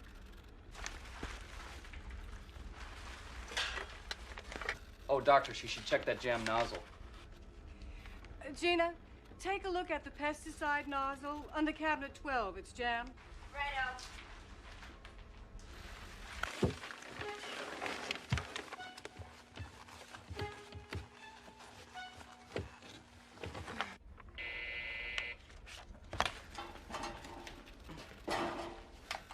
Dr. Porter's lab.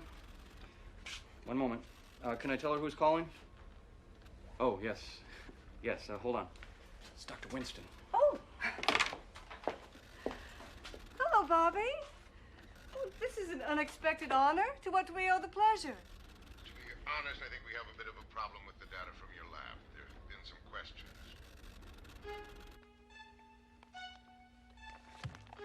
Dr. Porter? Hold on a sec, Bobby. What is it, Gina? I just disconnected the nozzle on the pesticide sprayer.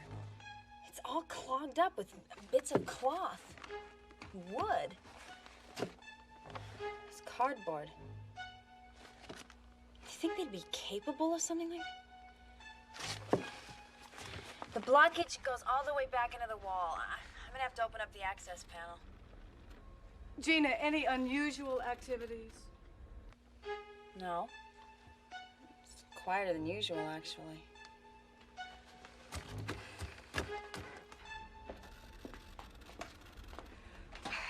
Sorry, Bobby. Technical difficulties. Why the sudden panic about my results? I've been left pretty much to myself down here for a good many years, and, well, I don't think that I have harmed the institution's reputation, have I? Are you going to be free tomorrow morning? Why, come down anytime, Bobby. You know I have no secrets here.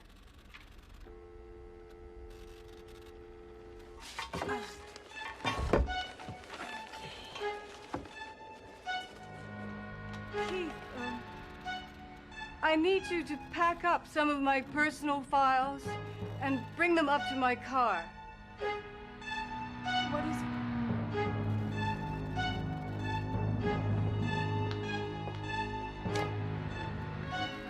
Gina, never mind the valve. Get out of there.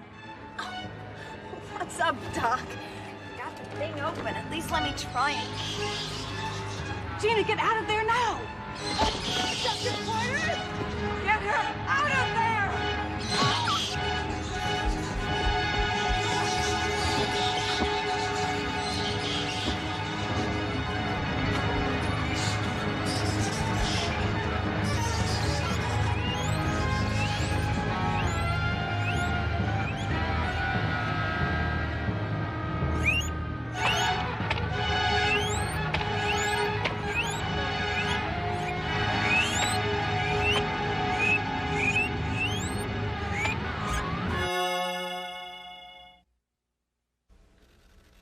The wooden shafts are carved, shaped. You can see the marks of the rat's teeth on it. And the glass, it's shaped, the edge chipped away to produce an object of a certain size and shape.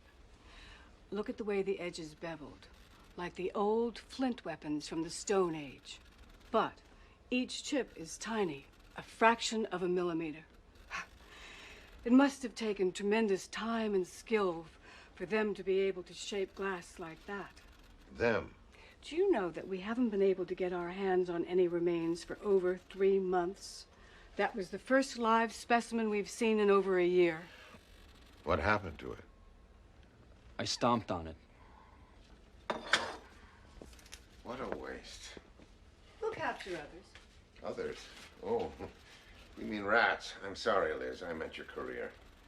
12 years of conducting pesticide tests that could have been done by a couple of grad students. What a waste. You're sure about that, are you? When the head of primate research at a major facility quits for the rat room, that's what I call a wasted career. And what was it for? Reasons of conscience? That's what people believed at the time. Oh, wonderful. You've gotten by for 12 years on the strength of your reputation. We can't afford that kind of sentiment anymore. Liz, wake up. I'm here to fire you. Oh, what wonderful symmetry. 15 years ago, I hire you as my assistant, and today you're the big boss who fires me. Oh, it must give you a great feeling of accomplishment. You've got a hell of a lot of nerve. I have fought to protect you a half a dozen times. And what's the result? A dead lab assistant. Frankly, I don't see what's so amusing.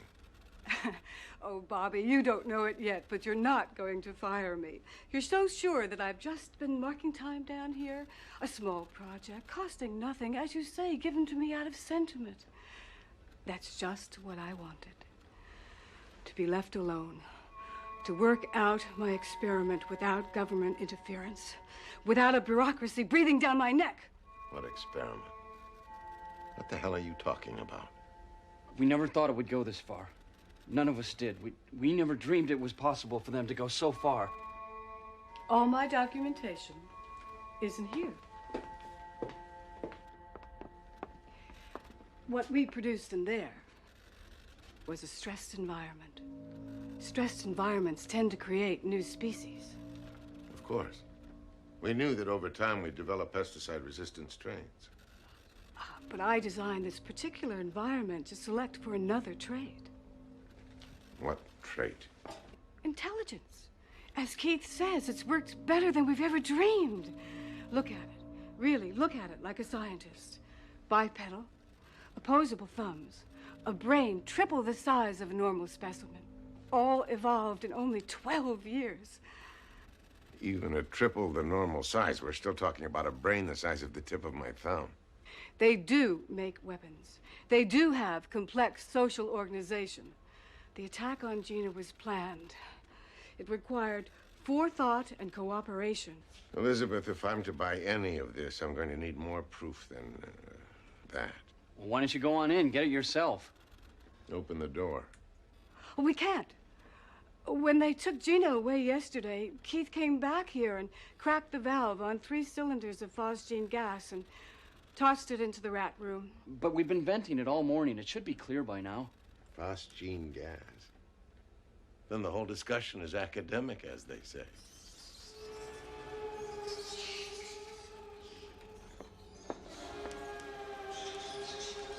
Listen to that. How did they survive the gas? They would have had to have airtight compartments. That is an unwarranted conclusion.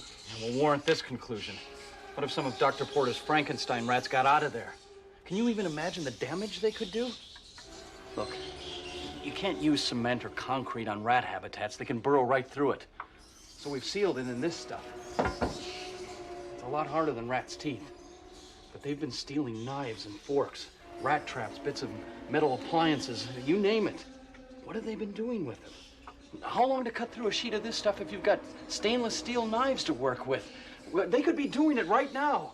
If they're intelligent, they can be taught. Violence and aggression is all they know. We should flood the room with gasoline and burn them out. Elizabeth, this is fantasy. Oh, don't tell me they got to the power. This is ridiculous. A fuse blows and the rats have taken over.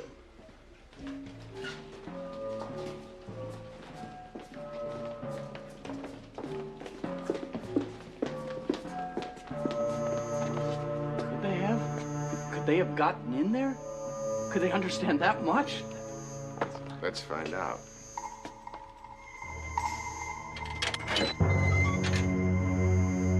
Something shorted out these main cables.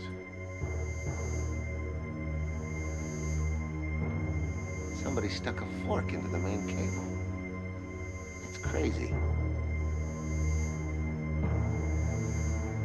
What the hell? There's a rat hole behind one of them.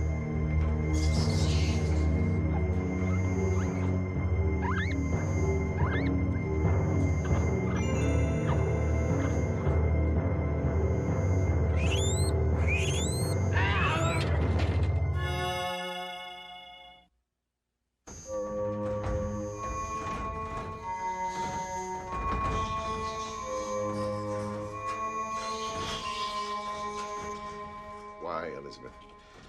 Why the experiment? How else can we learn about the evolution of intelligence? I needed an omnivorous mammal with social structure, grasping hands, and a short lifespan. Rats were perfect. Especially because the stressed environment was likely to kill 95% of every generation. I needed to find an animal that I could kill in large numbers without arousing suspicion. What the hell kind of building is this that needs electric power to open the door? They're designed to lock automatically if the power fails. It's a security feature. Don't worry, someone should spot the power failure eventually. Well, that's comforting. Will that be before or after the emergency lights fail? Can we get this thing open? Well, we can disable the code key, then just open it by hand. But it's a dead end.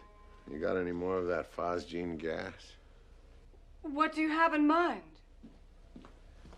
How many places could the rats be hiding in there that they could barricade against poison gas?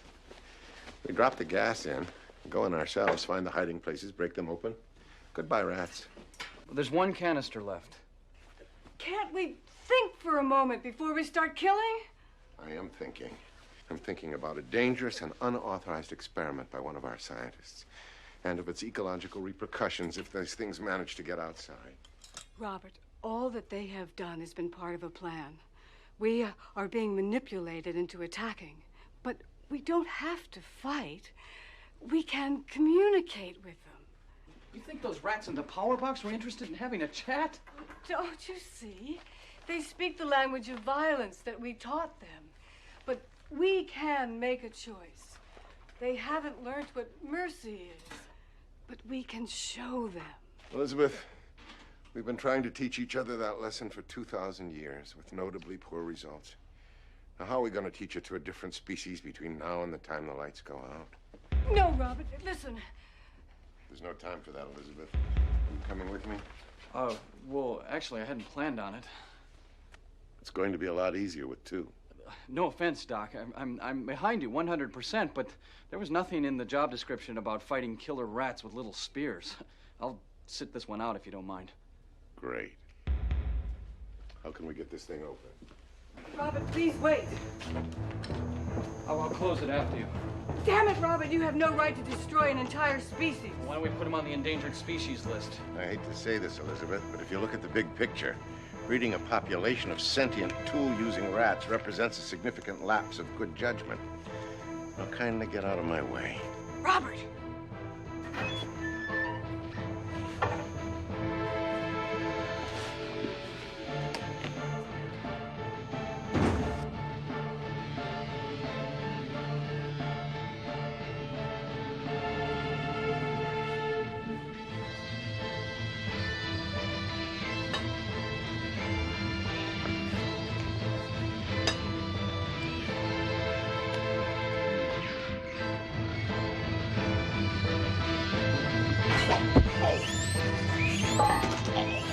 Get me the other suit.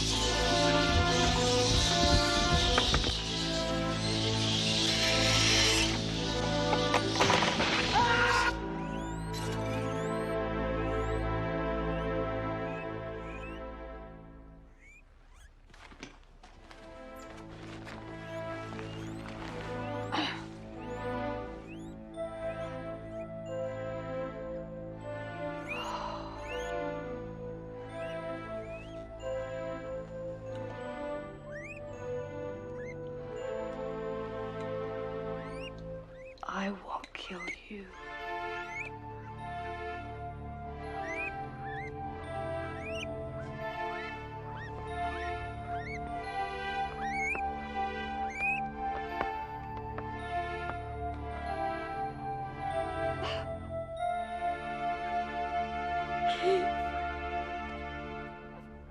Oh.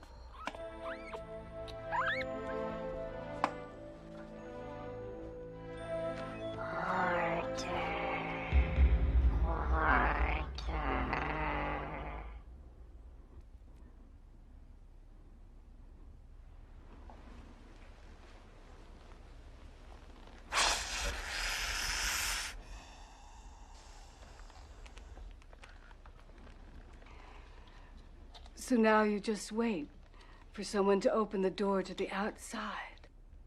It's a good plan. We taught you well. But look, I can kill too. I can turn this valve faster than you can kill me.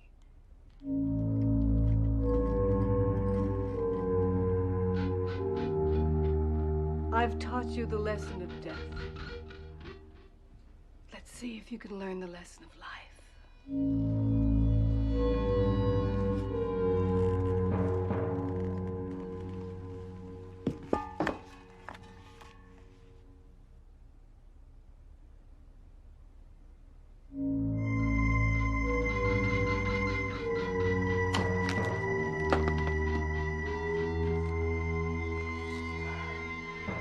You have suffered in darkness for 12 years.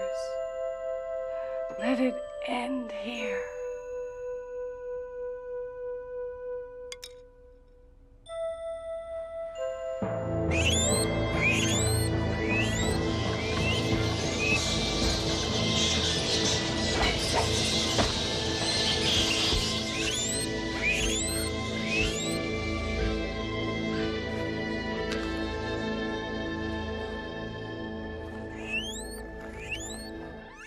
How human you are.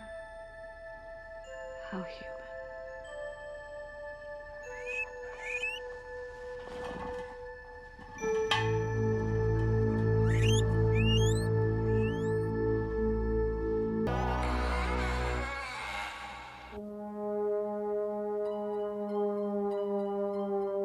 She's so caring, so wonderful. Yes? And that's why I hate her. Well, I don't want to pick a side, but isn't that more your problem than hers? No! Oh, nobody understands. You cannot imagine what it's like. She cooks, she cleans, she controls. I feel like I'm losing my mind. Everything's closing in on me. Well, there is such a thing as divorce. Ha!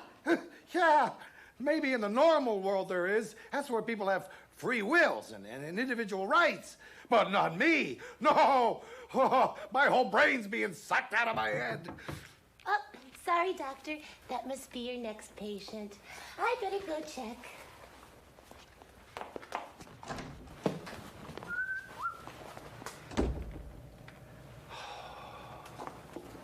What are you smiling at? Debbie! Debbie! Debbie, I'm not feeling very well. I'm gonna go home early. Doctor, it's 10 in the morning. You can stick it out. Oh, yeah. Well, Debbie, you always know what to do, don't you? You're so strong, so confident. And your hair smells like fresh, wild berries. Doctor! I said you have an appointment? A new patient, Murray Van Pelt. Oh, doctor, I'm sorry. I showed up a couple of minutes early. Hey, if you want, I'll leave. I'll come back next month. Just get in here.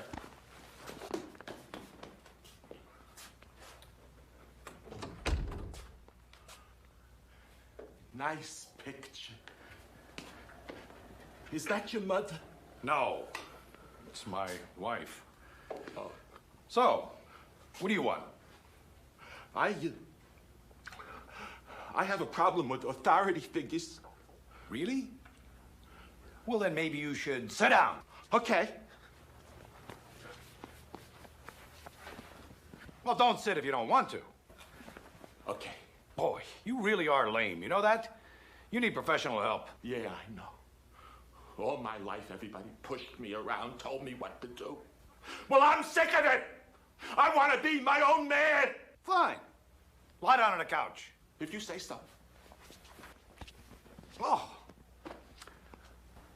Murray, don't you get tired of being so obedient?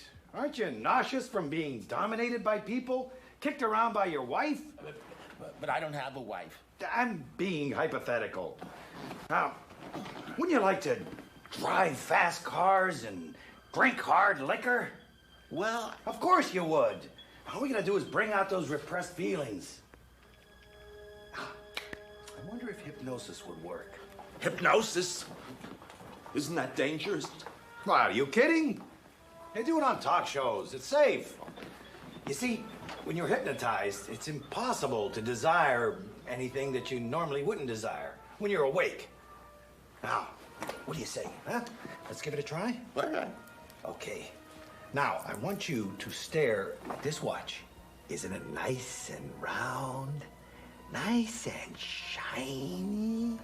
And it tells time, too? Actually, it doesn't. No, it's broken. I just use it to hypnotize people with. Look, concentrate. Now, I'm gonna count backwards from 12. 12. 11. I'm getting tired. Maybe I better go home and take a nap. Shut up. 10.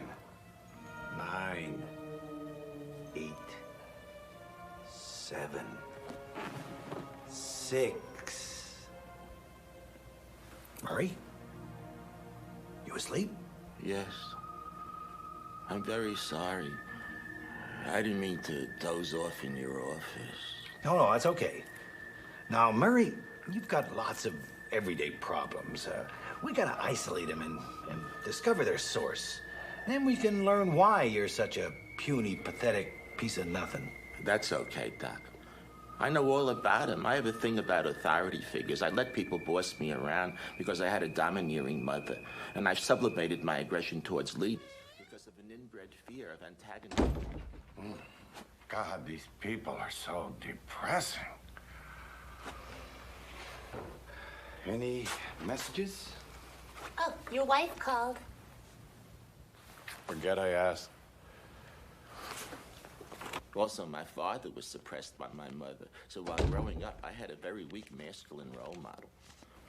Well, actually, I suppose I identified with my imaginary friends because they were all I had since I had a bad childhood and we moved a lot.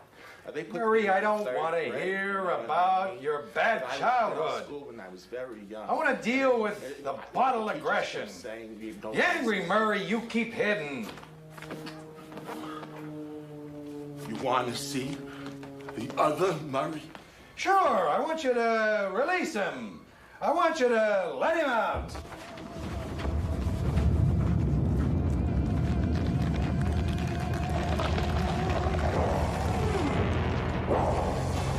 Never mind. Put him back. Put him back. Murray, snap out of your trance. 3, 2, 1, now. Gee, Doc, I thought you said you were going to hypnotize me.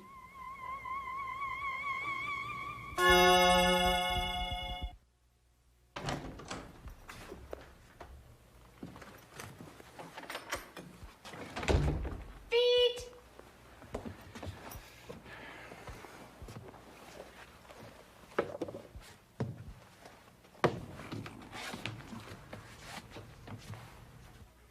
Honey, you won't believe what happened today. It was the most incredible. So, how's my baby? Well, fine. I was in my office and... Oh, my baby's chilly. Is it nippy outside? No! Luann, you won't believe what happened. I was in my office and this man, my patient, turned into an 8-foot ape. Sherwin, I bet you could use a hot-cooked meal. I don't know, maybe you had to be there, but 1 second there was this nervous little man with a classic electric complex. The next second he was mutating. How nice. Now slide over your plate. I want to give you more farfel. Is that all we're having? Of course. You know farfel is a complete high-protein fiber. Yeah, I know. But 23 nights in a row? Don't you ever miss the feeling of sinking your teeth into a big, juicy steak? Oh, come on, Sherwin. Fatty solids, calories. I mean, what does our yoga teacher say? Your yoga teacher. Jean Daru says, clean body inside, clean body outside. My goodness, I'm only doing it for you. I don't know how you'd survive without me.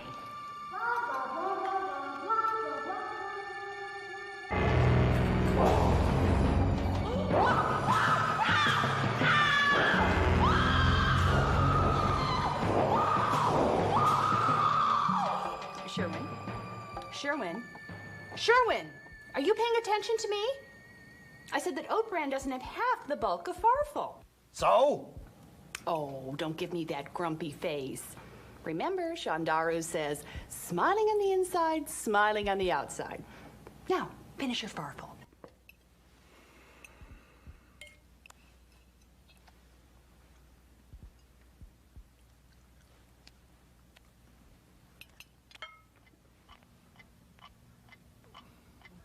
Murray. Hello? Yeah, Murray, Dr. Chester here. Yeah, sorry to call you so late, but I've been reviewing your case, and you're really sick. I want you to forget about going to work tomorrow and come in and see me.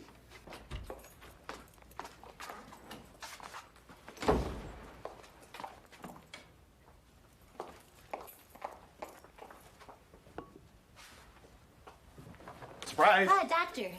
Hello, Debbie. Doctor, where'd this flower come from? Oh, Sherwin. Sherwin, call me Sherwin. Oh, flowers smell nice, but Paris smells nicer. Doctor, Sherwin, is something wrong? Did something happen between you and your wife? No, she's still around. Thanks for squeezing me in, Doc. I knew I was sick. Boy, you said it. You got here just in the nick of time. Come on, Murray, let's go. Come on. Move it, move it. Hey, oh, Miss Waters, I don't want to be disturbed. We're going to be in session.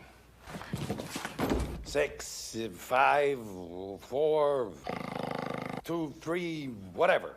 You're hypnotized. Now, Mary, today we're concerned about your anger. Huh? Your repressed hatred of the world and all it's done to you. Let's see it.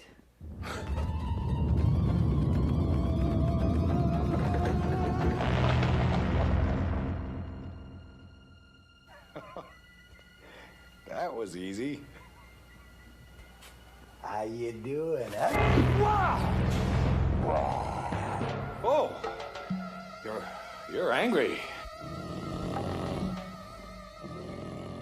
Why? I'm angry at everything.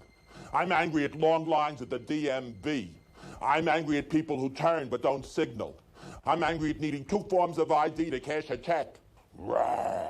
Everyone thinks they can push me around because I'm a little guy with glasses. Well, I don't want to take it anymore. Yeah, and I know just a person you can take it out on. Sounds good. All right. Now, tonight, you're going to come over to my place for dinner.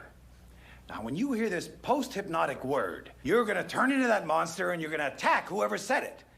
And then you're going to grab that controlling, manipulative, overbearing loudmouth, and then you're going to take him to a distant place and do whatever you desire. Yeah, and the word is... What's that crap that Luann makes me eat every night? The word is Farfel.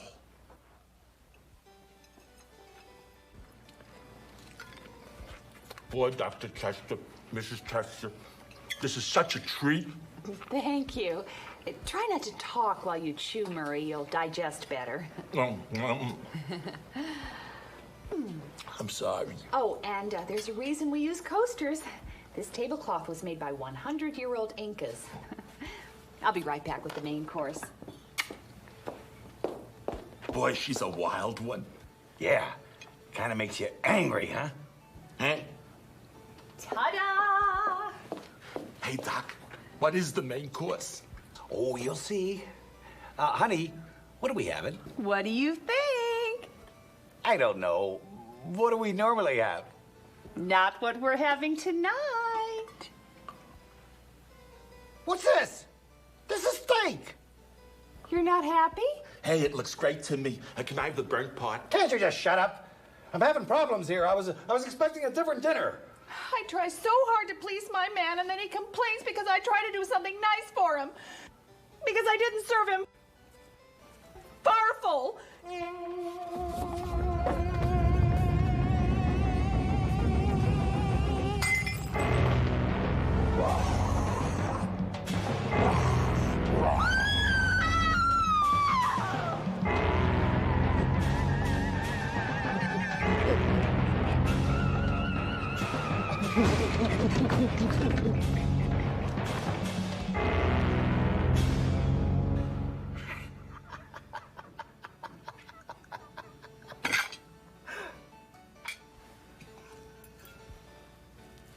No point in letting good food go to waste.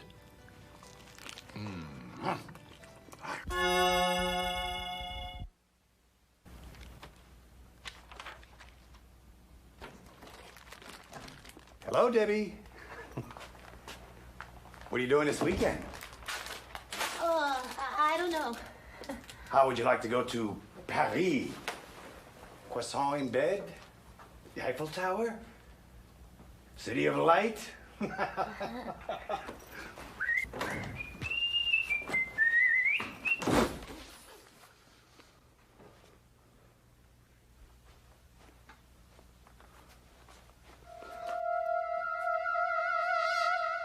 Oh, no, no. I said drag her far away.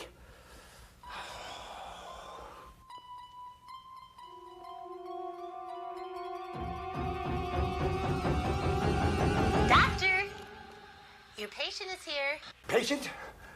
What patient? Murray.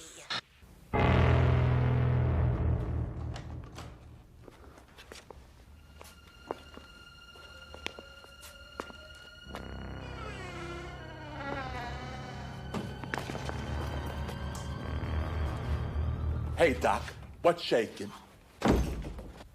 Murray. Hey, I gotta thank you again for last night. That was a lovely dinner. Whoa, what happened to your office? Murray, what are you doing here? Well, Doc, I'll tell you. It's about last night. My memory's gone funny. It's fine until that radicchio salad we had. But then after that, nothing. Really? Yeah. And the funny part is that ever since then, I've been having these strange flashes, weird visions of violence. Well, that's good. See, that's a good sign. What's happening is you've got your subconscious all the time with its desires. Your unconscious desires are, well, you're thinking about them so much that they're finally pushing themselves right into your consciousness. Yeah? Yeah. I had a quick flash of becoming a ferocious beast. Well, your id. It's the id. The id, man. It's id city. It's your id manifesting itself as carnal desires. I also had a quick flash of attacking and killing your wife. Well, my wife. See, my wife is your mother. That's a good sign. That means that you're growing. You're now able to symbolically confront your mother and vanquish her. Just vanquish. Take.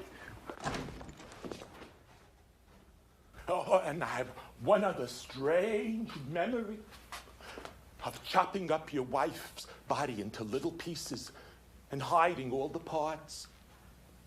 What do you think of that? What do I think? I think I told you to kill her and take her far away. Oh, try not to look so disappointed, Sherwee. Voices? I'm hearing voices? Luann! Luann, honey! Luann, I only wanted you dead because you were driving me crazy! Sherwin, I'm hurt. If I hadn't heard it myself, I never would have believed it. You're alive! What kind of patient are you? Why did you obey my command? But I did obey it. I did to her whatever I wanted. Unfortunately, she wanted it too. What? Oh, there's my scarf. I knew I'd left it here. Oh, Sherwin, I'm sorry if we got carried away and made a mess of your office. But I finally found a man who appreciates me. Old Murray here might look like a puny little guy, but when he gets riled up, he is a beast. Yeah, thanks, Doc. I think I've overcome my fear of aggression. But I wanted you to kill her. But, Doc, I didn't want to, so why would I? I told you I'm tired of people pushing me around and giving me orders. That's why I came to you in the first place. And that's why you've never been a very good psychiatrist, Sherwin. You don't listen to your patients. You don't hear their secret desires. Okay. Well, I got my own action. You... Action. I got action, all right. I got all kinds of action. Debbie and me, we're going to Paris. And see, we got airline tickets and everything. Doctor, what are you talking about? I mean, it's okay to kid around in the office, but I've got my own boyfriend. I'm not going anywhere with you. See? Yeah. Well, fine. Who cares? You take the things and get the hell out of here. Really? What an unexpected gift. Shut up. Just consider it a reward for getting cured. Now get out. Get out of here. Out. Out. All right, then. Goodbye. Who's gonna miss you? Just get out. Oh, Murray! I hope you choke on all her farfel!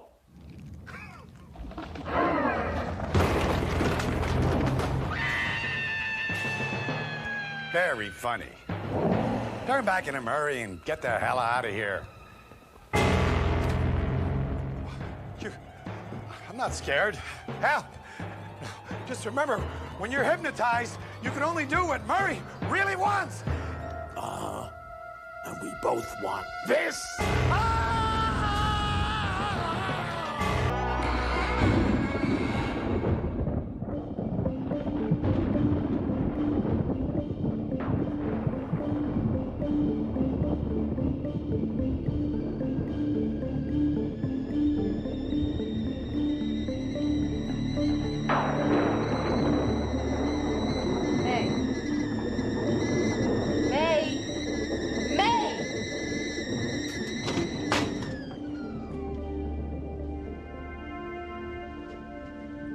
Long way to walk in the rain. My car got stuck. You shouldn't have come. I was worried. Well, you should have called first. I tried. The phone's disconnected. It is?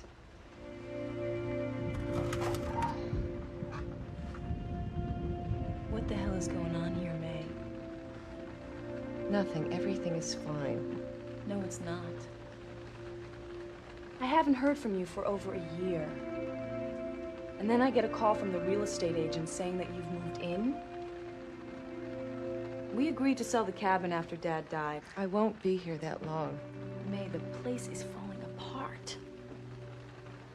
I mean, how can you live here, alone, and in your condition? My condition? What are you, 7, 8 months? May, how come you didn't tell me? I'm your sister. There's nothing to be ashamed about.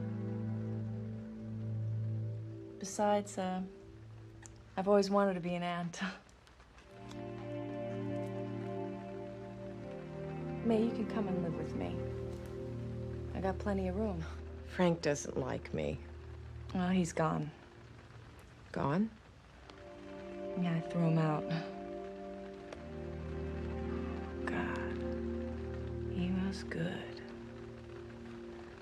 But he was good to everybody.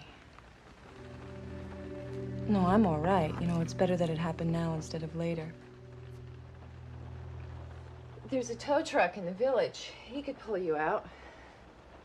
You really don't want me here, do you, May? I just think you'd be safer.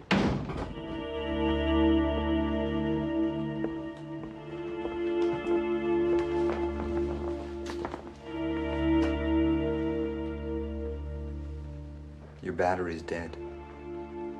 What? You took so long. I'm sorry. But I got all your favorites. I was afraid something had happened to you. What would I do? Aren't you going to introduce me? I'm Peter. I'm Ellen. Her sister. So you are. I've been feeling some pain. Can we go up now? Maybe we should take you to a doctor.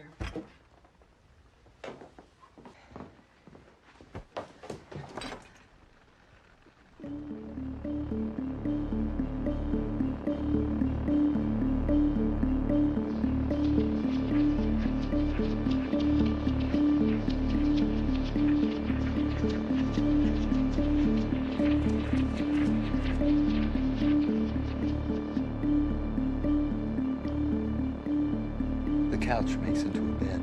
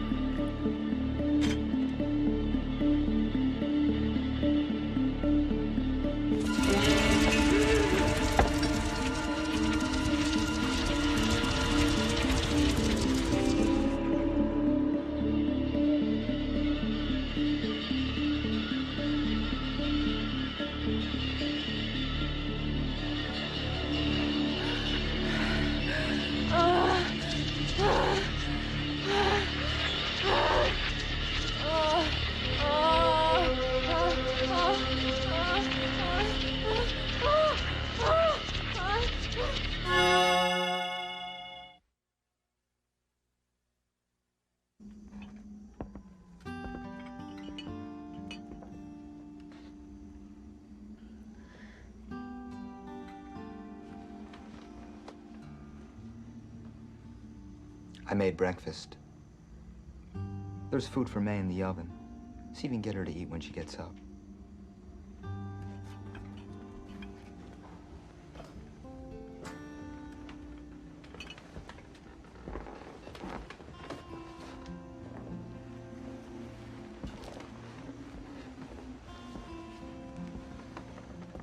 You got some money on you?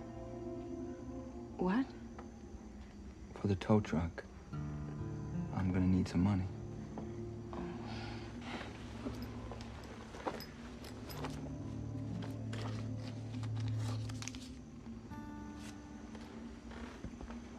I washed your clothes. They were kind of muddy. They're hanging in the kitchen, almost dry.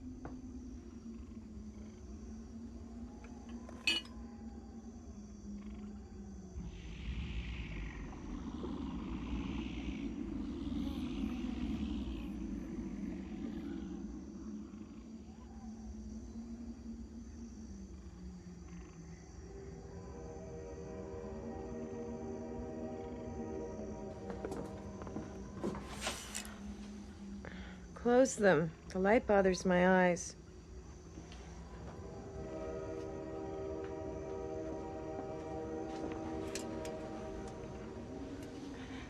Peter made breakfast. I've never gone with a guy who made breakfast for me. What's he do? What? For a living? He takes care of me. Where'd you meet him? He was here. Living in the house? Yes. Oh, for God's sake, May. This is really unbelievable. I mean, how could you... Stay away from him. What? Just stay away. Give me a break. I know every time I had something, you had to have it too. I did not. The green sweater, the red saddle shoes, the star sapphire ring Guy Bolton gave me in the 8th grade. Don't worry about it. He's not my type.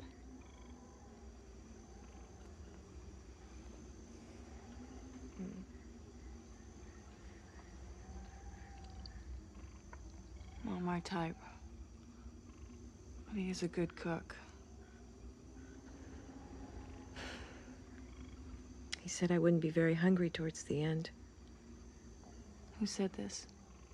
Your doctor? Peter. When was the last time you saw a doctor, May? Have you had any real prenatal care? You know how important that is. He takes care of me. He's gonna help me when the time comes. No way.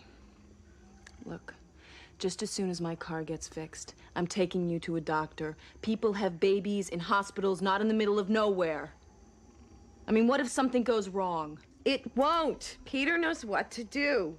You can't take that chance, May. You don't know. It's my life. It's my life, not yours. Peter is the first good thing that ever happened to me. I never felt so loved in my life. Never from my mother, never from my father, and never from you.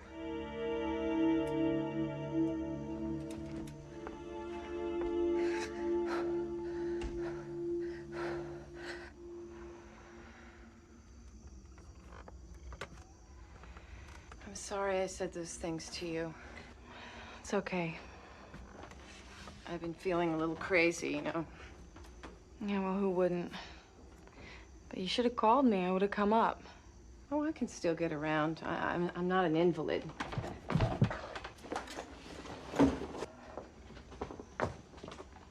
Okay, I'm a little tired.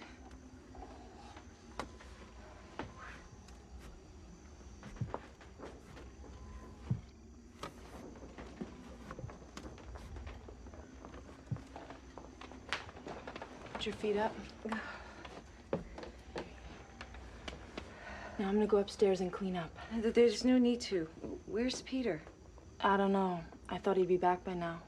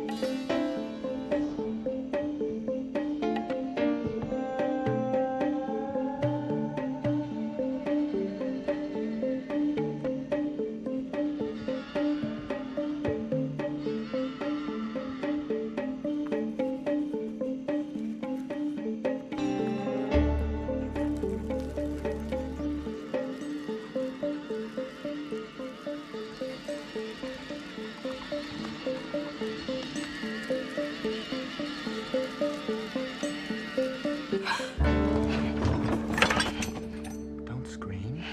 You'll wake her up.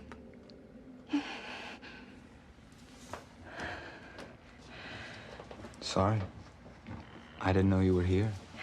I was cleaning up. Oh, I didn't hurt you, did I? No. What about my car? They'll get to it.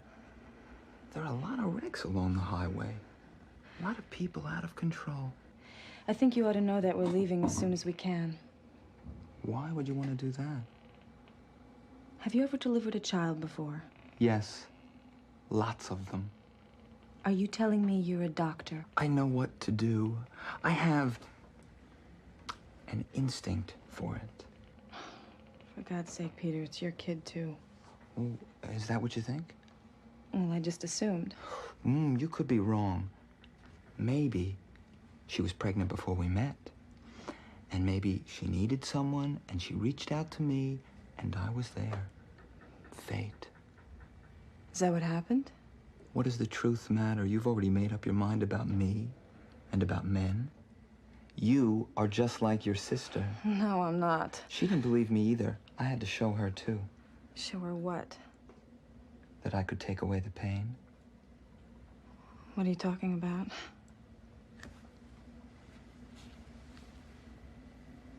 Would you like me to show you? My sister, she might hear us. Don't make a lot of noise. Show me.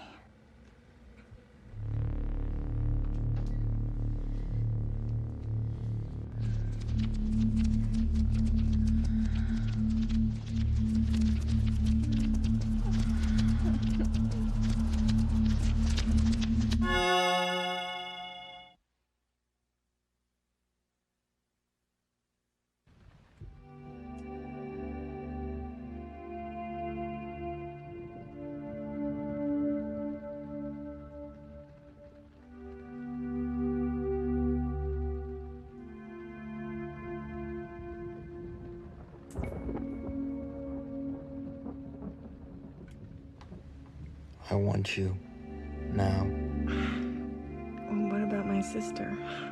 She's not as good as you. You're much better.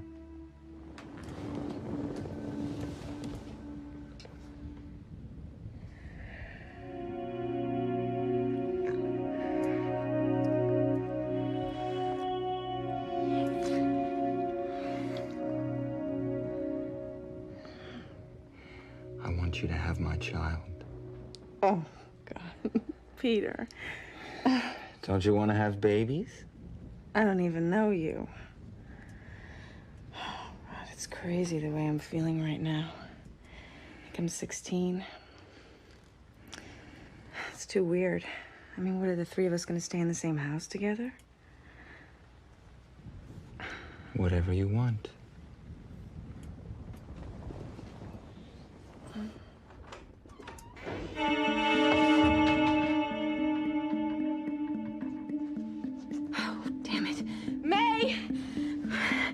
It's all your fault. Get off!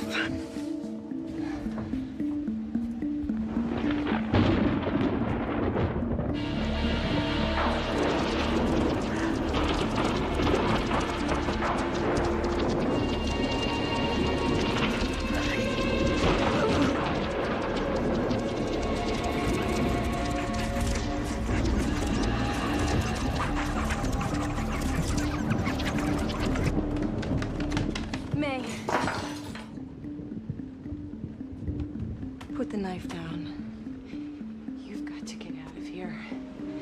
What are you doing, May? You get out of here now while you still can. Go. No, I won't leave you.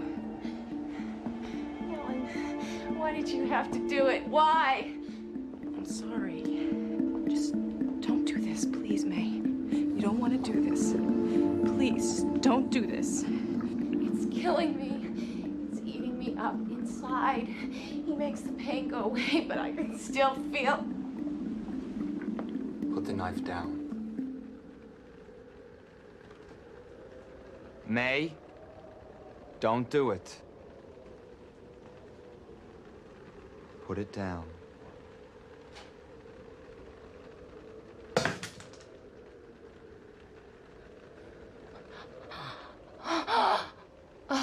It's coming. You're gonna be all right. Go, please, go. Go! No, I won't. You're gonna be okay. No, she will die. Don't say that. She will die. It's part of the process. It will be a good, useful death. Lots of hungry little mouths to feed in this big old house. Please, get some help.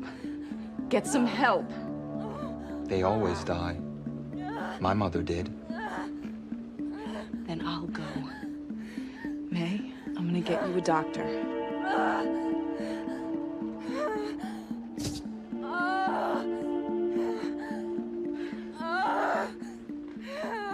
Your sister was a fighter, too. I like that in a woman.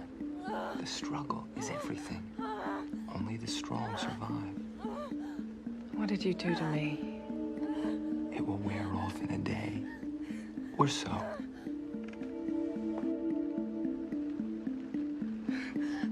Don't leave me. Don't leave me. Please don't leave me, Peter. I'm here, darling. I need you to push. Can you do that? Push.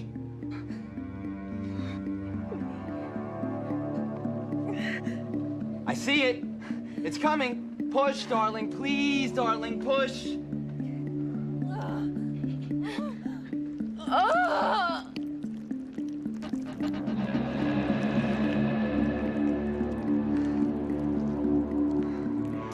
It's beautiful.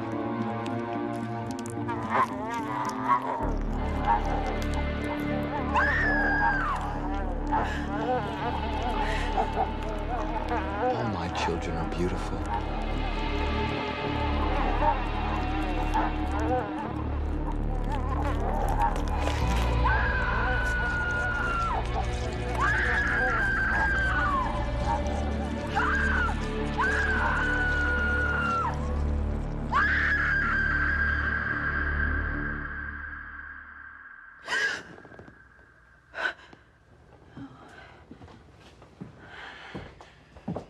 Peter? What is it, my darling? You won't leave me, will you? No, my dear. I won't.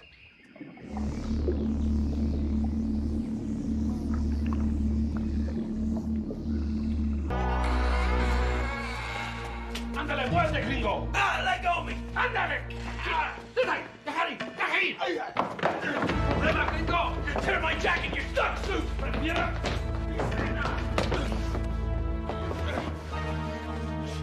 Not my boots! Scum! I got protection. They're gonna find you guys out of the dump next week with big holes where your faces used to be. Get it.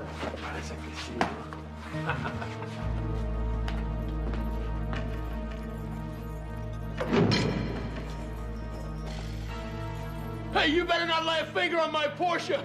That car has very delicate gears.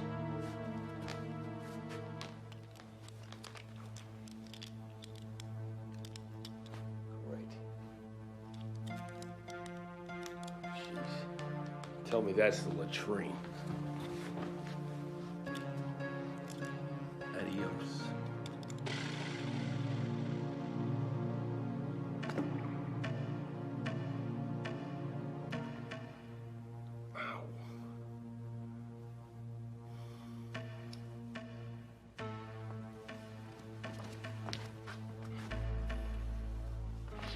Ow! Ow! Let me go, you're hurting me. Ladrón. I'm not a thief. I didn't see you there, okay? Jeez. Broken my wrist. If anything happens to me, the American embassies can be all over this place, kicking butt and taking names. Mi hombre importante. Comprehende? Only way to see mountains. What do you know? Somebody in Enchiladaville speaks English. I'm sorry. I wasn't gonna steal your mirror. I just wanted to see what they did to my face. You think I could borrow it for a minute? Thanks, man. You're okay.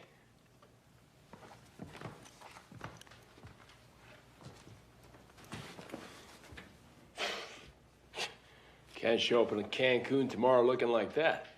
You must be a very bad man. Innocent tourist, minding my own business. You must be a very bad man. Keep saying that for? They put you in a bad cell. It's the same as yours? That cell only for drug dealer, killer, comunista, Man who do the bad thing to children. They put him in that cell. And they take 1, maybe 2 nights, and he's gone. Nobody see him again. How come you're in the bad cell? Next to bad cell. This is good cell. Nothing bad have happened to me. I'm in this cell now for very long time. How long? Very long. So what did you do? El Jefe, what you call a strong man, wanted my land, my father's land, and his father's, back to before Cortez, before Aztecs. But I would not give up the land. I wrote to government. El Jefe, angry, he took my land and put me here. Why didn't he set himself some trouble and just shoot you? He's afraid because I'm not the familias viejas, or the old families before Cortez. I guess it's some kind of honor to meet somebody from the old families. Most people do not think this. Buenas, viejo. Suawa. Muchas gracias. Tengo sed. Hey, what about me? You don't need water. You'll go soon. Hey, Bean Breath, get back here and bring me some water. Estas botas me aprietan demasiado. No tengo ganas de andar. What? He said his new shoes too tight. He no like to walk so much. Ha, ha, ha.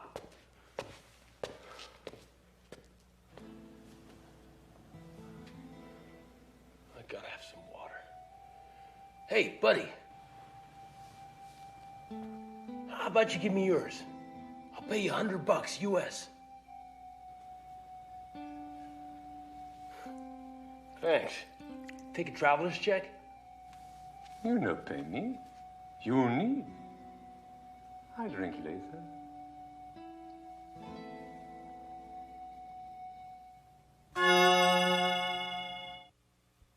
Ixta papakatapetu, ixta la ha.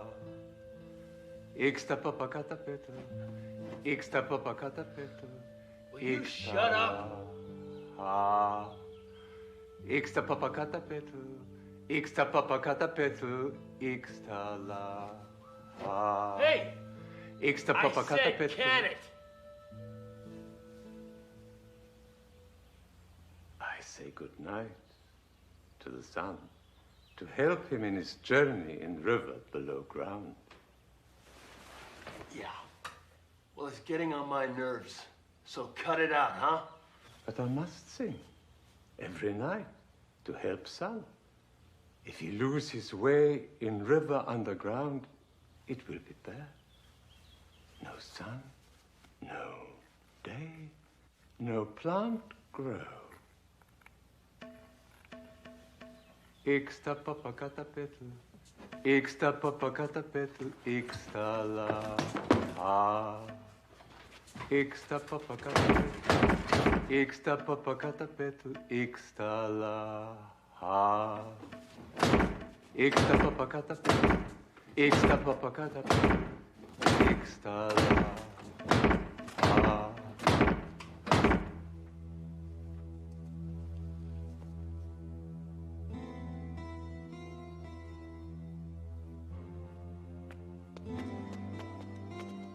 Hey, gringo. Good lawyer. Timothy Danforth? God bless America. You from the embassy? Well, not exactly. The liaison officer put me in touch with your father's lawyer in Los Angeles. Frankly, the embassy likes to keep its distance from this sort of thing. But don't worry, Timothy. I've handled dozens of these little inter-American mix-ups before. You'll be out of here in no time. Get a little pick-me-up? What do you mean, no time? Aren't you taking me out right now? If it were that easy, there'd be one less case of high blood pressure in this world. Well, for starters, we got to locate a judge. Then we got to persuade him that you deserve bail. Now, you just put your John Hancock on my standard little fees and services agreement. Bail? It was an accident. Accident? Oh, what do you mean about the little boy? I didn't see him. I swear I didn't. Listen, I'm driving along. I hear this little thud. The next thing I know, there's like 10 million of these taco heads running around screaming. How fast were you going? In a car like mine, you're safer if you go a little faster. Then you got the speed and the power to take evasive action. Oh, yeah. Well, they're not bringing charges about the little boy. Apparently, the authorities are more concerned with the cop you decked. You ruined his dental work. Dude had a real attitude problem. You'd think it was his kid or something. What are they gonna do to me? Oh, you got nothing to worry about. You got plenty of clout. Your dad must be a very important man. Not terribly. He only owns the largest savings and loan in California. Voted Mr. SNL 3 years straight. I see. Look, it won't be in writing, but I think I can get a promise from the Minister of Justice for a full pardon from El Jefe himself next week after the elections. So you just signed it. Next week? You get me out of this cell right now! These things take time, Timothy. Of course, if you want a second opinion. How long does it take to starve? I'll bring some food and some bottled water the next time I come. Carcelero, por favor. Wait. Maybe you can talk to somebody. Get me a better cell. I'll mention it to El Jefe. Don't go. Stick around. Talk to me. I'd love to stay and talk to you, Timothy, but I want to get out of this town before... Before what? Will you look at the time? Before what? You talk. Right, tell my dad not to pay you. Before dark. Oh, look, it's nothing. It's a lot of superstitious mumbo-jumbo about demons of the old religion. But there have been some real disappearances. Even the death squads stay out of this town after the sun goes down. People disappear at night? Yeah, but you got nothing to worry about. You're in a nice, safe cell.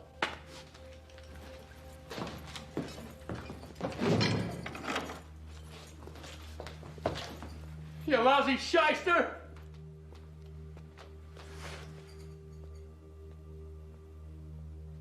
What are you looking at? Nothing. Nothing.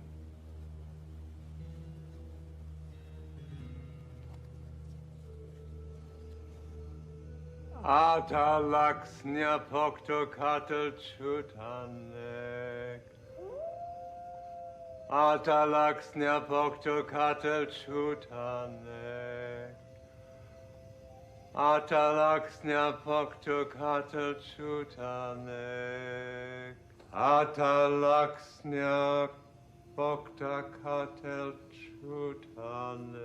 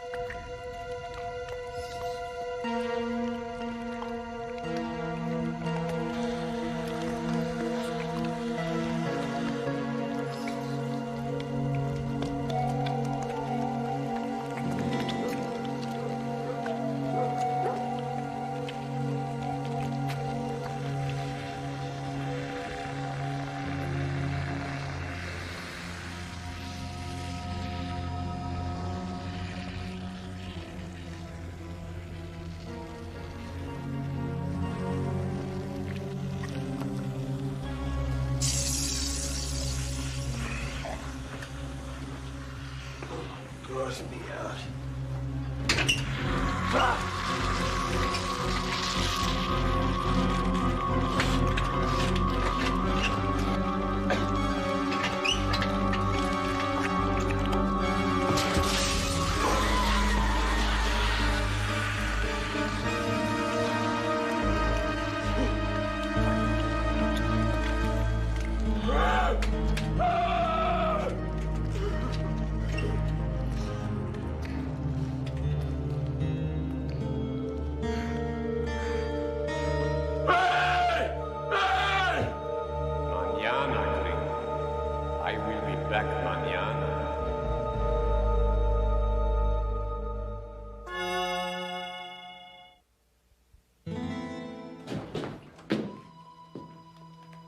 está el viejo?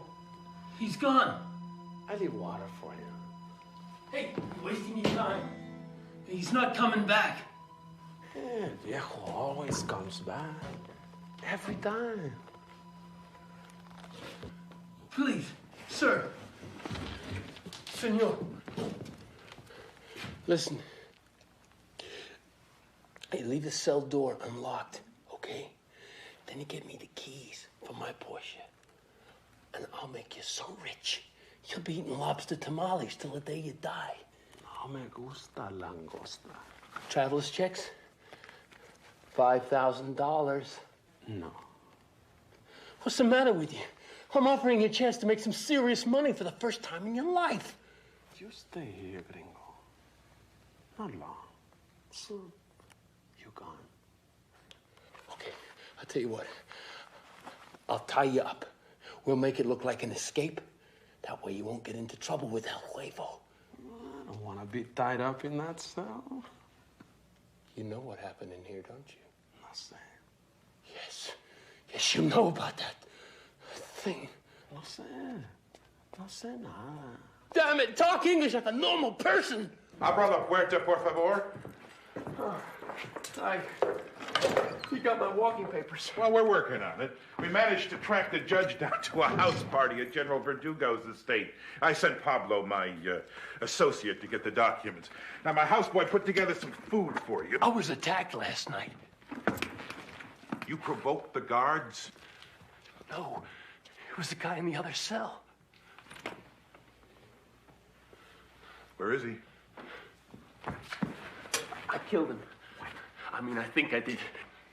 With this. You be careful. I woke up, and his hand was eating my arm. So I stuck it with the mirror. It turned into like this. Now, wait a minute. Let me get this straight. You were asleep, and you thought... It wasn't a dream. You ever see anything like that? I'm a lawyer, not a dermatologist. And as a lawyer, I'd like to know exactly how you managed to smuggle mind-altering drugs into this jail. Drugs? It was real, man. Look at those clothes over there. Let's get back to drugs. The police see you found a bundle of 20s in a false gas tank in your Porsche. Now, exactly what were you doing with all that cash in San Gordo? Told you, I was on vacation. From what? I'm vice president of a savings and loan bank. And did the bank finance this little vacation? None of your business. Well, we won't get too far if we don't level with our attorney now, will we? I was supposed to invest it if I saw a good real estate deal or something. Or a good supply of a certain local agricultural product. Shut up, Shyster. Get me out of this cell or your butt is alfalfa. Hola! Carcelero! The picture's coming in real clear, Timbo. You came down here to close a deal. You got high, you drove too fast, and a little kid died. I'll get you out. But I don't think I feel like helping you get your drug money back if there's any left. That money's gonna melt away like ice cream in the sun. In a town like this, they don't get many shots at $10,000. 10? I had 150 grand in that bag. Oh, Mr. SNL, eh? Well, assuming I meet the judge's price, I'm willing to bet my Aunt Martha's gallstones he sets bail at the local equivalent of 10,000 US and a rather dusty Porsche. Stand up real slow. What the? Now give me the keys to your car.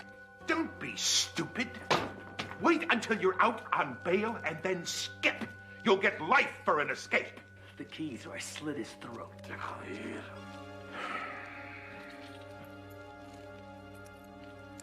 Go ahead. See how far you get. Ow, my arm!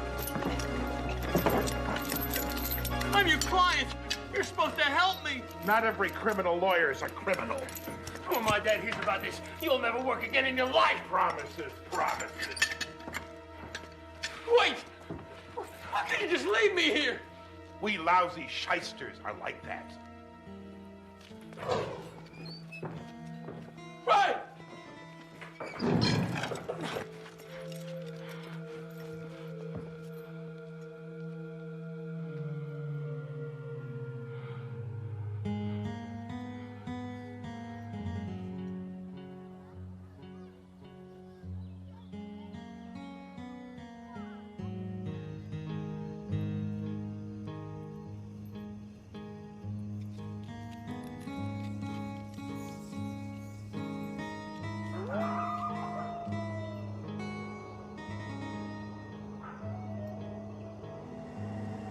Mañana is here, gringo.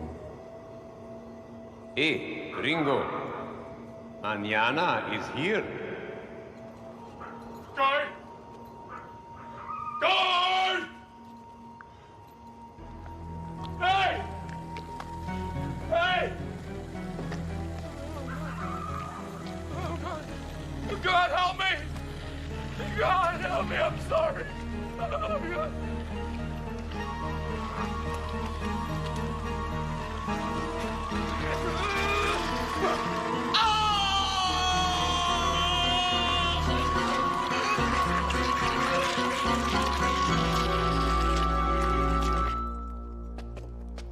Good morning, Timothy. I must be better at this than I thought. I got your bail and you can head for the border in your very own Porsche. Well, come on, boy, rise and shine before the judge sobers up and... You all right? Buenos dias, gringo.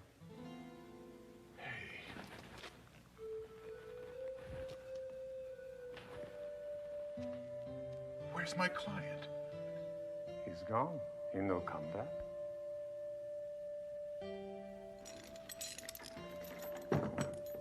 Carcelero, tango said. I drink now. Si, viejo.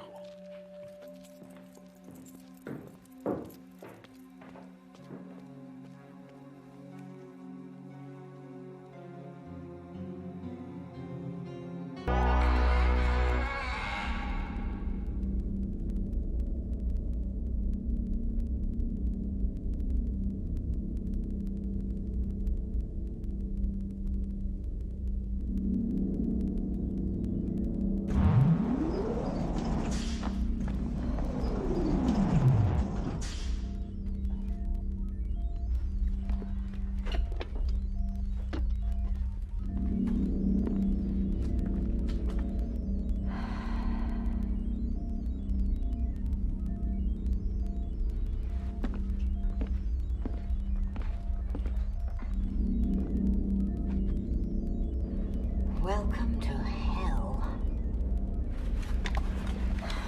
Raymond to ST3. I'm in. Roger that. Rendezvous in 3 hours at 0700. It'll be enough time. This is standard evaluation procedure. I shall be done in plenty of time to make our rendezvous. No, I don't see him. Damn it.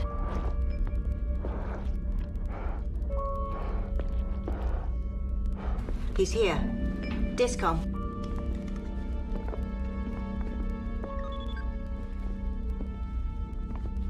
Sebastian? My name is Carol Raymond, Sebastian. I'm an outpost inspector, and I'm here to evaluate this operation and your part in it. You have fallen far behind in your shipments. We must talk. I have nothing to say to you. I'm sorry to hear that. I had hoped you would be more cooperative. This will go much easier and much more quickly if you just answer my questions. You wouldn't be interested in the answers I have. Why don't you let me be the judge of that? You are my judge, are you not? I don't consider myself the judge of anyone. I'm a gatherer of facts, a fair witness. What I learn here about this outpost and your performance determine what I recommend to the company. So you see, it's best if you work with me. I see. The currents of industry must not be interrupted. Very well. What do you want to know? First, why are the projected ore shipment quotas not being met? There have been complications. Sebastian, I assume you want to live. At least you wanted to badly enough to volunteer to be bioengineered for this assignment when you learned you had a terminal disease. Now, if I don't get some answers, I'm going to have to assume that this station isn't salvageable. And that means that you are out of a job. Sebastian, let me remind you. You signed a contract with Hephaestus Mining Corporation. You have no rights as a citizen. Whoever you were before your metamorphosis ceased to have any legal significance when you were brainwiped. Hephaestus owns you, right down to your patented designer DNA. And just like the rest of the equipment here, if you're not cost-effective, you will be scrapped. Is that what you want? It seems, Miss Raymond, that what I want is of little consequence. Things are the way they are. We are both part of a system. Sebastian, this would be much easier if I could see you and the rest of the outpost. Will you please turn on a light in there? Very well.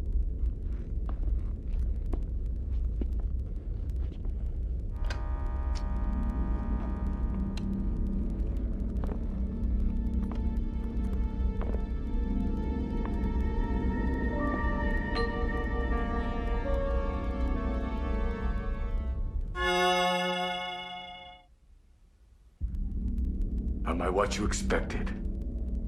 I didn't know what to expect. They didn't give me much background information on this case. All they told me was your name. The name I was given when I was reborn. Yes. All right.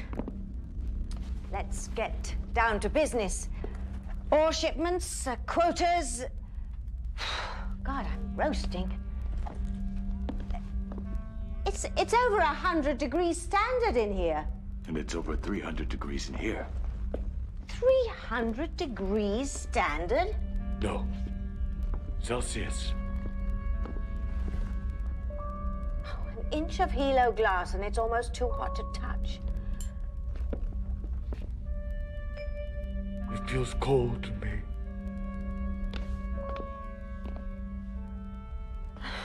The cyber tech certainly earned their pay with you. All right. Talk to me.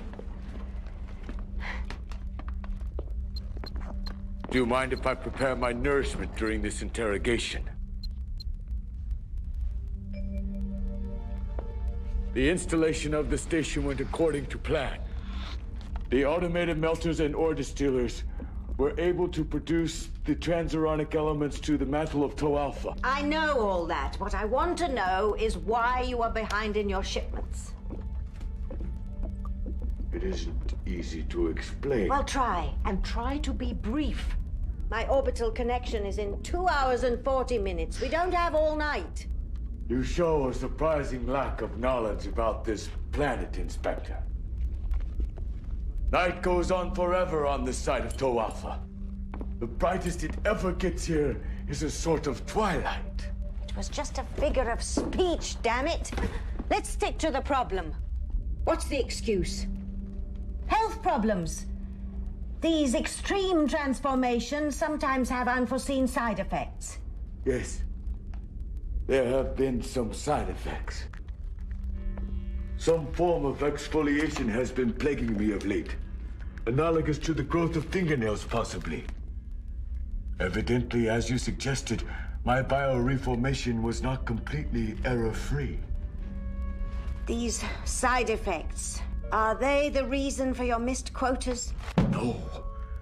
The quotas have not been met because I have been busy with other research.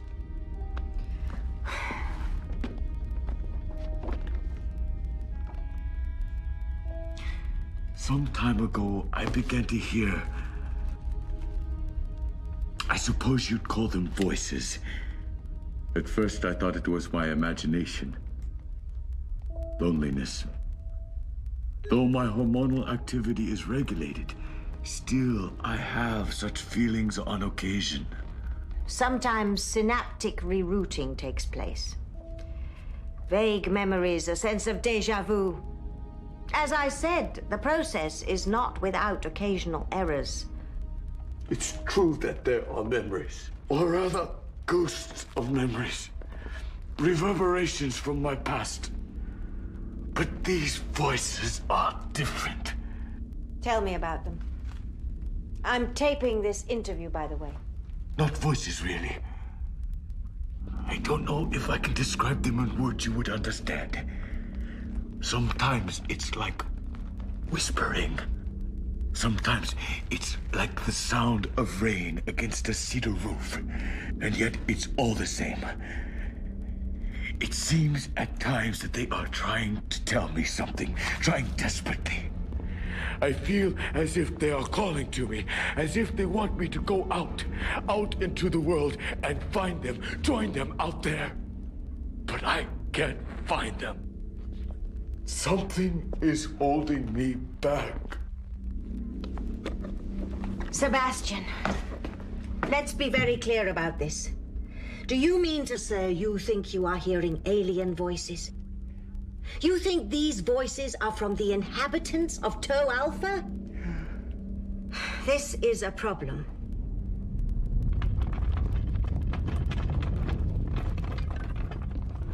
What was that? A tremor.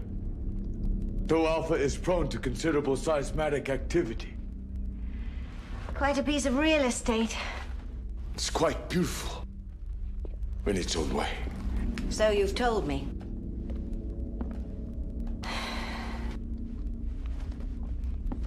Do these voices tell you not to operate the mining equipment? They tell me nothing. At least nothing that I can understand.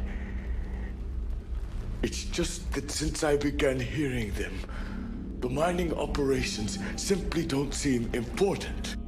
Is it important to you whether you live or die? Does it make any difference to you at all? Does it make any difference to you? No.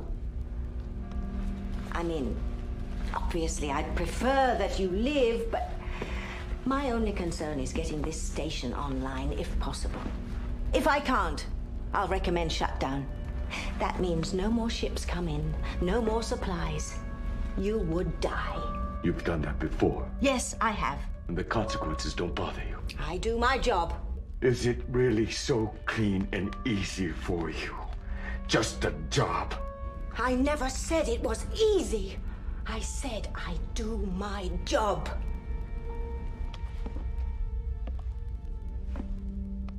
Listen. I was investigating the progress on a terraforming job in the Mayhaw system out on the rim when I heard that my husband had neogenic carcinoma. That's a fatal sort of... I know. He was just a parsec away. I could have gotten to him before he died, but it would have meant abandoning the job. I didn't abandon the job. I never saw my husband again. Do you think he forgave you? There was nothing to forgive. Andros would have understood.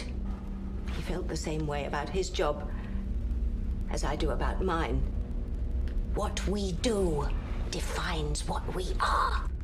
In my case, the opposite is true.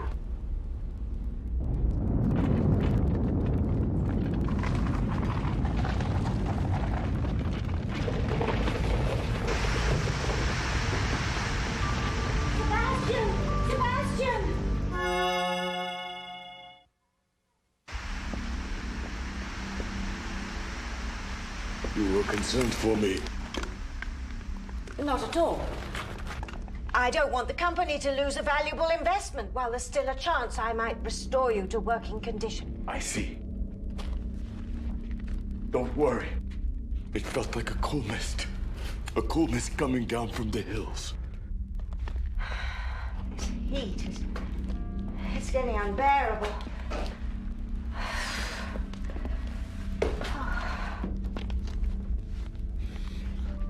What is that around your neck? Oh, it's nothing. It's not important.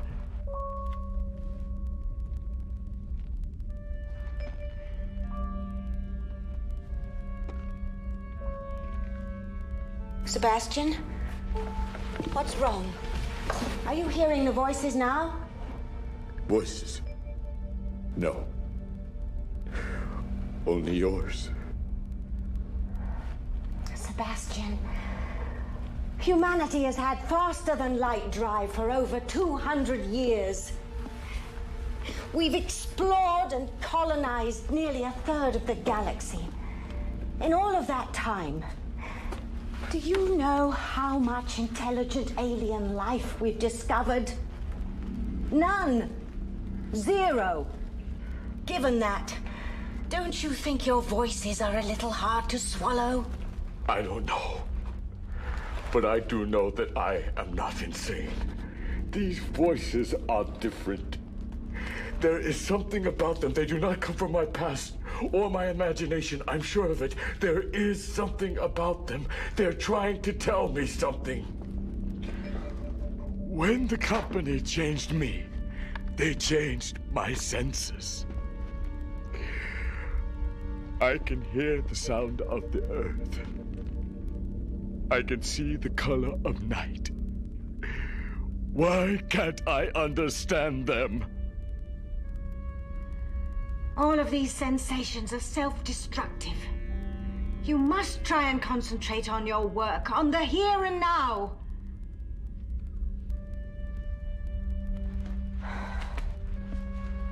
Is this the newest ore vein? No. I'm not sure what it is. Some kind of crystalline formation. I believe somehow that it is connected with the voices. Sebastian, I want you to listen to me very carefully. These voices you claim to hear are a fantasy. Something out of your own mind. They don't exist. Inspector, hasn't there ever been anything you wanted so badly that you were willing to believe in it no matter what the odds were against it? Only myself. A fascist is very good at making people over. There is so little left of me that is human. But even less of you, I think.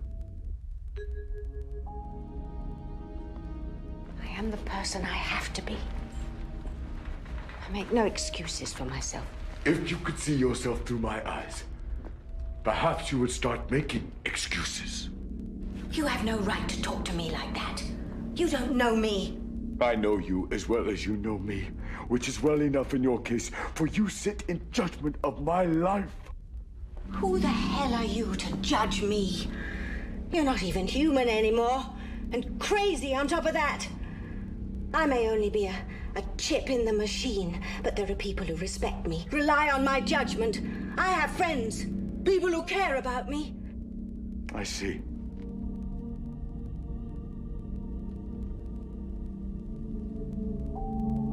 Friends. Yes. Friends, that's it. And they're calling me now. What are you trying to say? What is it? Yes, of course. I don't hear anything. I understand them at last. Now I know what they are saying.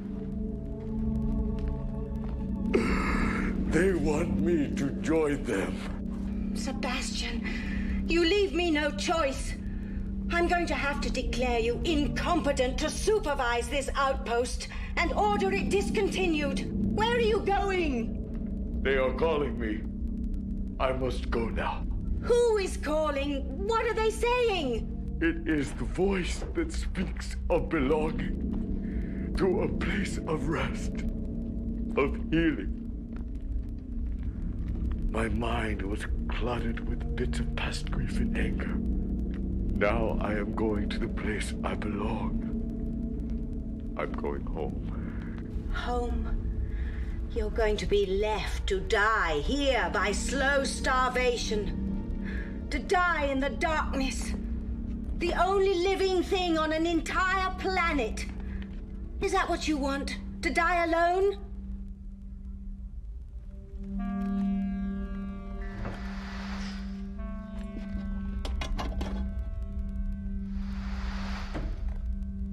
Of the two of us, who is more alone? You can't do this! You signed a contract! We own you, damn it! We gave you your life! You gave me ears with which to hear. For that, I thank you. Sebastian!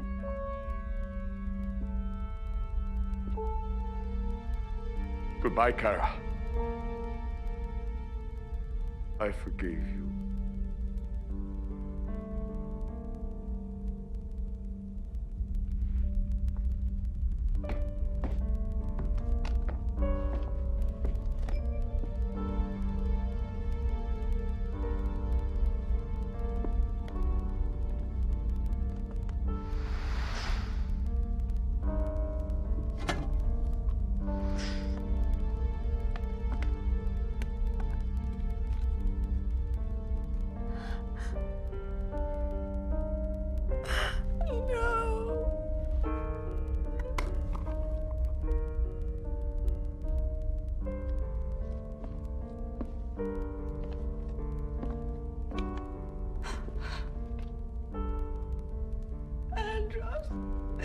They told me you died. Don't leave me. Don't go.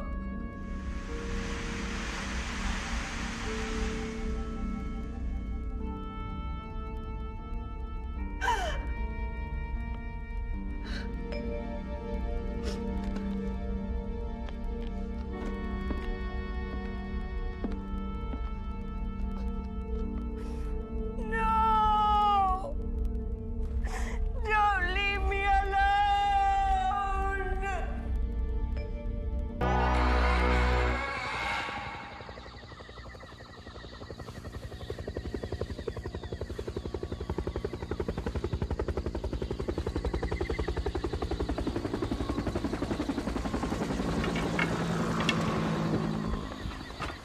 Hey down there, Charlie.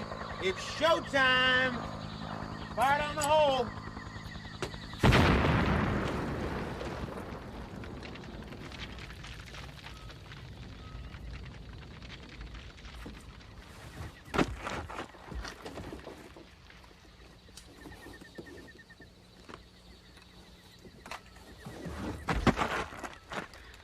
Man, it stinks down here. You never get used to it. I don't know, man. I kind of dig this smell myself. Yeah, Kenner, but you're crazy. You like these tunnels too damn much. Any guy who volunteers for a second tour in Nam has got to be crazy. All right, Lieutenant, which way? The earth is packed harder in this direction. Hey, look, Sarge. Here's the thing. 2 weeks and I am out of this cruddy country and back in the Bronx. So let's not go looking for no trouble with Charlie. You know, no commendations or nothing. Let's just in and out, okay? Just in and out. Oh, you short-timers are all the same, man. Nervous. Look at yourself, Taurus. You're nervous. Don't you worry about a thing, man. Old Sarge gonna take good care of you. Let's do it, boys. Sarge will take good care of you. Well, I ain't gonna get lost my last time in this hellhole neither.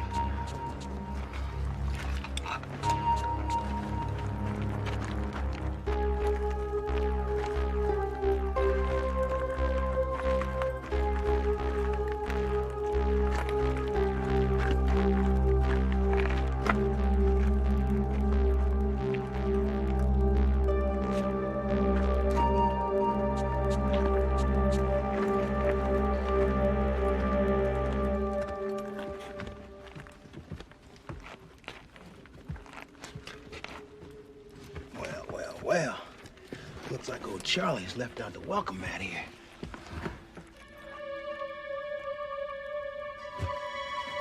Hey, what the hell are you doing? We could just climb over it. We might not see it on the way back. You're right about that, man. We could be moving fast on our way out of here. Besides, I've done so many of these things I can do in my sleep. Usually. Easy.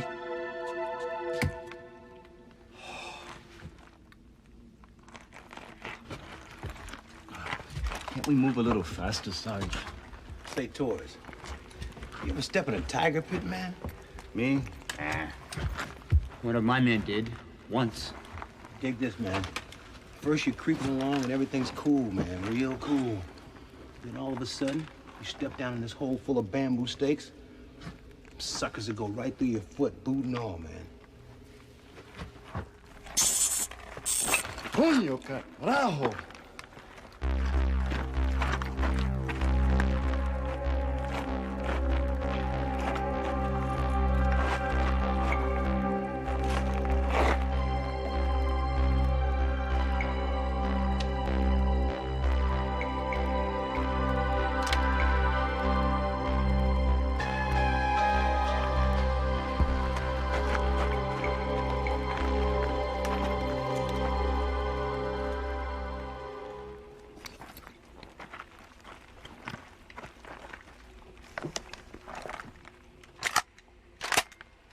good stuff?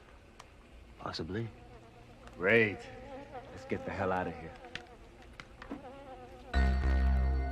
No dead. No wounded. Yeah, that is kind of weird, isn't it? What's so weird, man? Charlie moved out before we came. Leaving ammunition? Maps? Food? Medicine? Would you?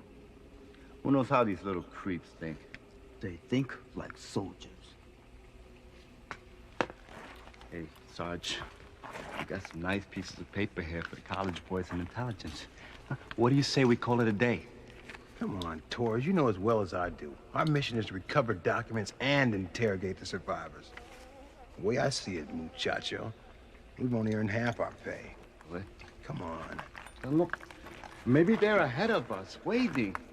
Maybe that's why they didn't take anything, because we've been set up. You know better than that. We'd have never made it this far if they wanted to stop us.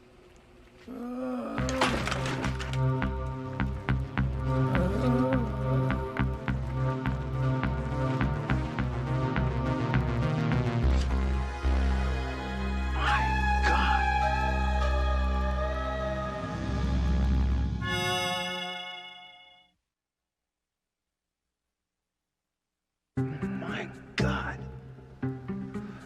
I'll finish him. No.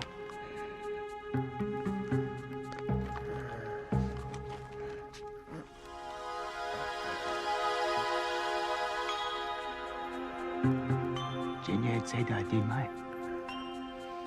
Chân nọ ba hết. Chân đó gỡ hỏng. Bác sáu chân nọ ba hết. Ý nói ý. Có quỷ sáu trong đất. Khóc thinh. Tôi trả. Tôi thỏa đường nơi hàng cắn lại.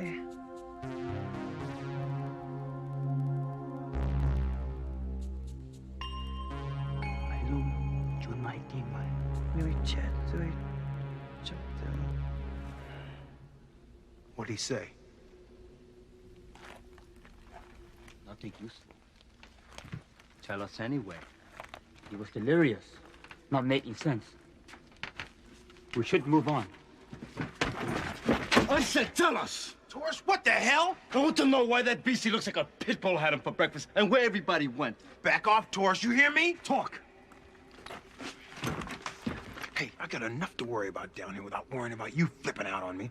If you can't hack it, man, just get the hell out.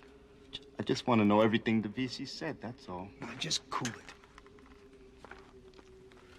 He told me that they dug their tunnels too deep, disturbing something evil in the earth, which destroyed them. Evil? The hell that's supposed to mean? The dead came out of the walls. The what? The Viet Cong buried their dead in the walls of these tunnels. Too dangerous to carry them to the surface. Often they had to be buried quickly. These are close quarters. So we're crawling through a cemetery? The dead are all around us. The corpses of our enemies. Well, you expect me to believe some crap about being killed by dead people? You may choose to believe him or not. That is what he told me. So what else he tell you? He said that when they tried to escape, the tunnels would not let them. The hell's that supposed to mean? I do not know. You're lying. I saw your face. What he said meant something. Only that when he spoke of evil coming up out of the ground, it seemed for a moment that the earth might be avenging all the blood spilled on it. Vietnamese, French, American blood.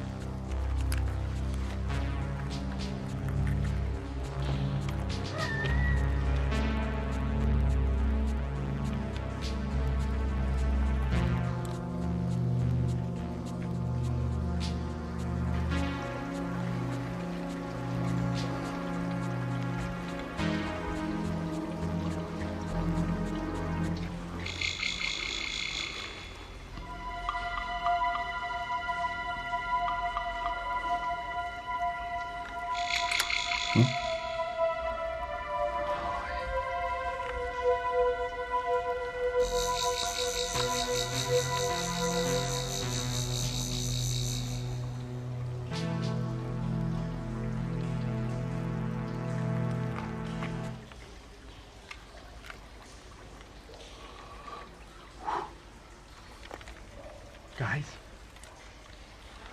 Sarge? Lieutenant?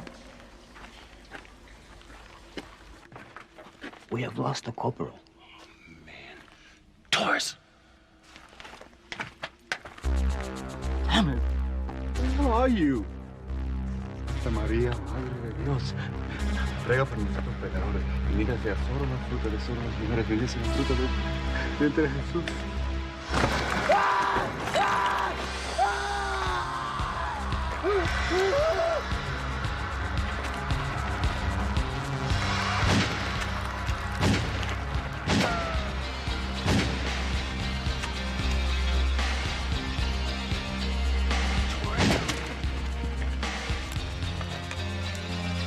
Taurus! Henry, you okay, man? I think so. Hold your fire, okay? Okay.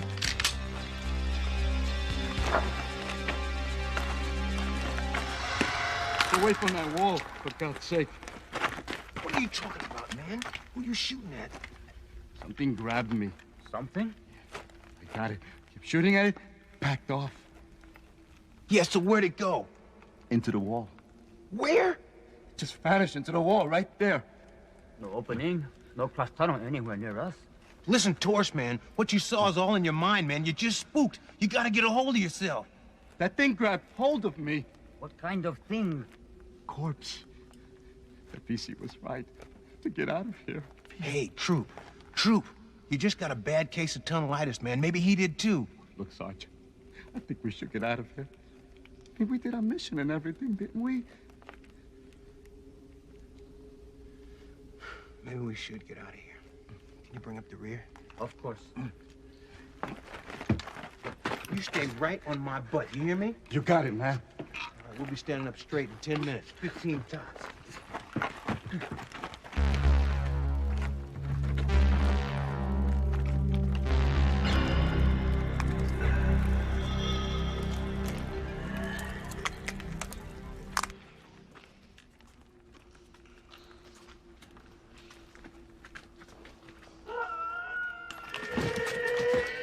There it is again, following us.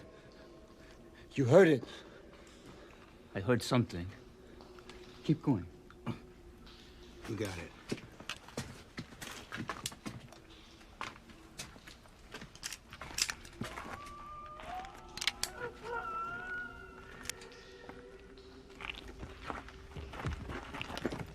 Here's another one of your markers, homeboy.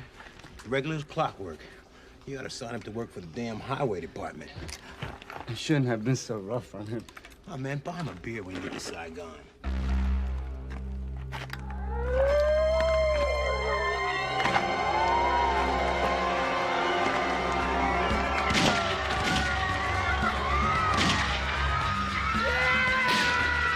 got him! No, you can't help him! Forrest, what the hell are you doing?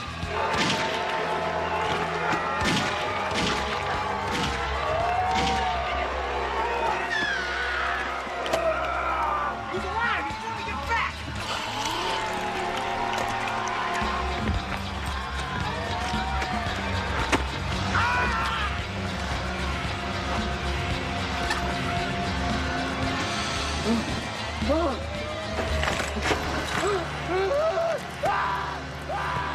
Forrest, use your knife! Use your damn knife!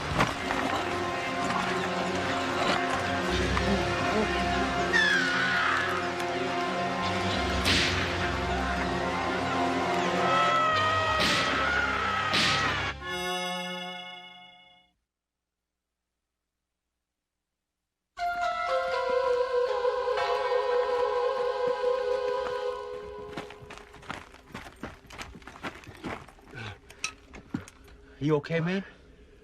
We can't stop. Hey, catch your breath. I haven't seen any in a while.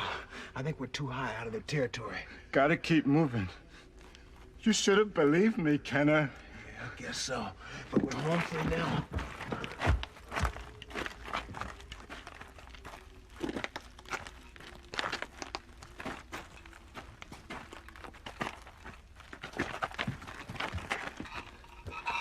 What the hell? What? This shell. What about it? I don't remember making a turn like this coming in. Hey, man, we made a lot of turns. But I don't remember this one, do you? Look, if you put the marker up here, it's got to be the way, right? That's what blazing a damn trail's all about. Yeah, but suppose someone... There is no someone, man, except for the corpses. And they're not this close to the surface. But the VC said that the tunnels wouldn't let them escape. It's a lot of crap, man. That's what he said, Kenner. I don't give a damn what he said. If you're smart enough to put these markers out, then you better be smart enough to follow them, because that's sure as hell what I'm gonna do.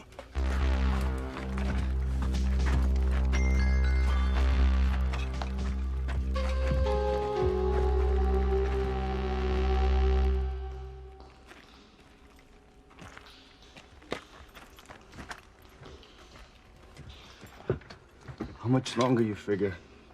I don't know, man. I haven't seen any of my shells for a while now. Same thing I was thinking. Maybe we already went past the entrance. We would have seen it, the daylight. No, it's dark by now. I know one thing, though. Sure it's taking a lot longer getting out of here than it did getting in. Seem that way to you? Can't tell anymore. Let's try another way, man. I am to be home by chow time.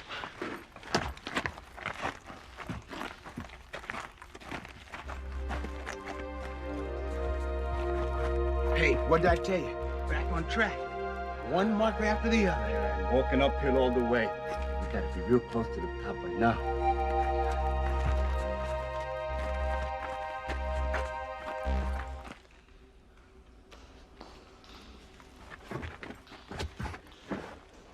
We're never getting out.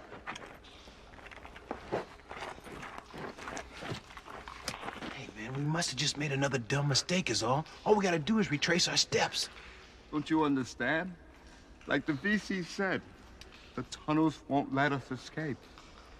Keep us going around and around. Then they'll come for us.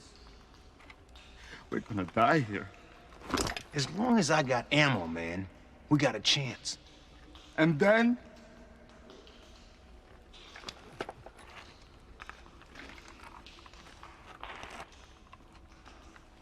Hey, we can't be more than a few feet down. Plus, we've been climbing all this time. We can dig our way out. Come on, Torres. Ay, Dios mío. No me deja morir aquí en este roto. Come on, Torres. Never should have come in these damn holes. We don't belong here. Just like the DC said. We stirred up people, and now it's making us pay. I need your help. Nothing's gonna do any good. We're finished. All right, the hell with you.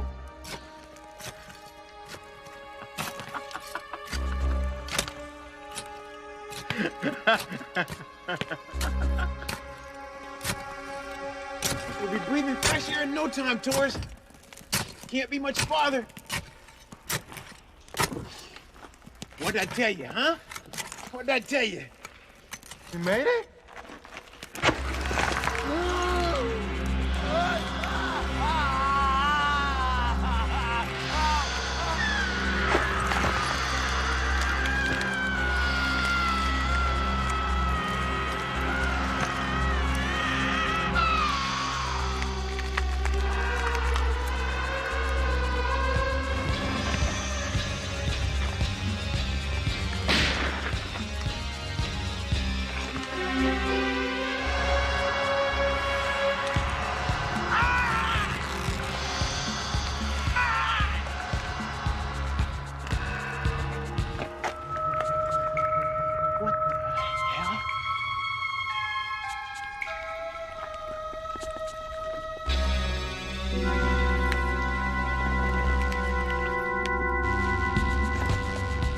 No way, baby.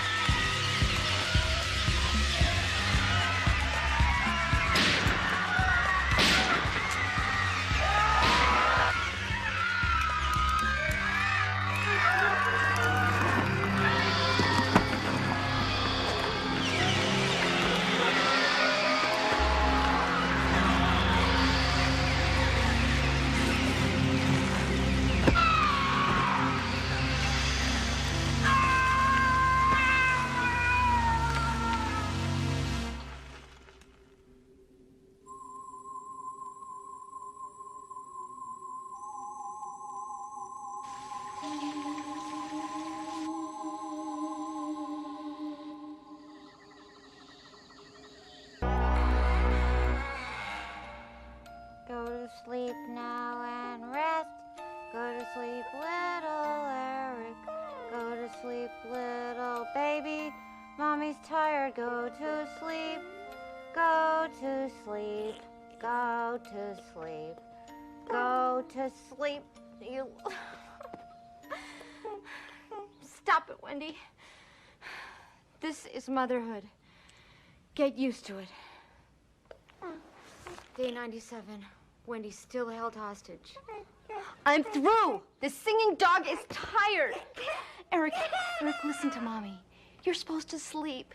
You're supposed to spend 2/3 of my life asleep. It says so right here. Remember, honey, we read this together last night, just after the national anthem came on. This isn't fair, Eric. This isn't what I expected. If you're a microwave, I could take you back. No, honey, it's okay. Just close your eyes and think happy thoughts like sunshine and blue skies, little birdies singing, adoption. Why not? If we do it now, we'll both forget about it and we can block it out like it never happened. Honey, it's just an option. Come on, Eric, happy thoughts like sleep. Sleep is so good. Come on, honey, do like Mommy. Just close your eyes. It's so easy to go to sleep.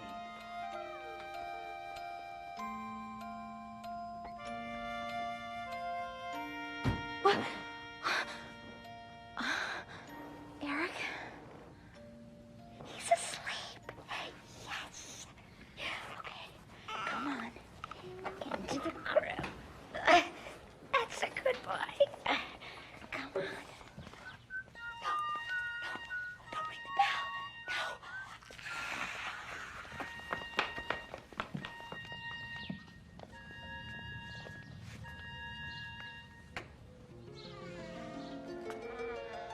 Mrs. Prozac. Teddy. Oh, right here on the table is just fine. Are you all right, Mrs. P? Your door was open. I didn't get to it yet. You know, you ought to be careful. That crazy psycho struck again. Did you hear about that? Good, good. It's so late. Anyway, you got 8 pounds of ground chuck, you got 12 pounds of pork chops, and you got 3 dozen hot dogs. Woo! You guys must really like to barbecue. Well, you know, meat is an important food group. Right, right. You are what you eat. Here. Thank you, Mrs. P. See you soon. Bye.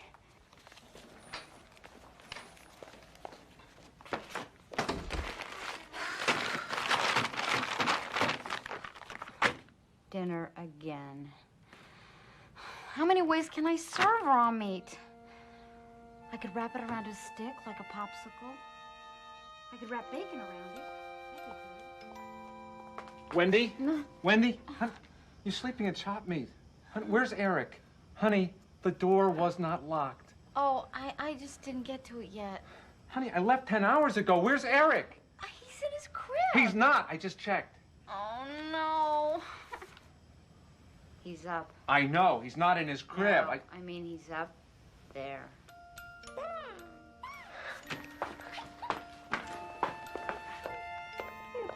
Whoa! Look at that crib! Would you look at what he did to my grandma's swan painting? Get him down. Hello, baby. Dada brought a surprise for you. Yes, he did. Yes, he did. Come to Papa. That's a good baby. Yeah. Come on. That's a good baby. Eric, check this out.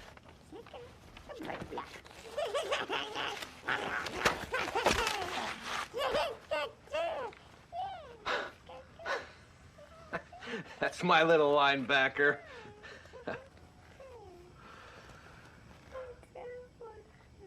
It's okay, baby. Daddy loves you. Mommy loves you too. She's just a little tired. You nap now.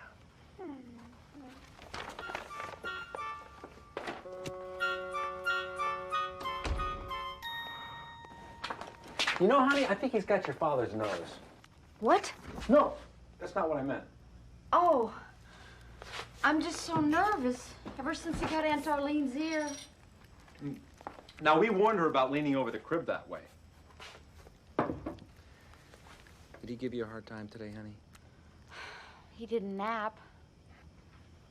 You know, I've been thinking. Maybe Eric would sleep better if you know, you held him more. You could put him in one of those baby slings, you know? I was reading about bonding, and, You left that in the crib.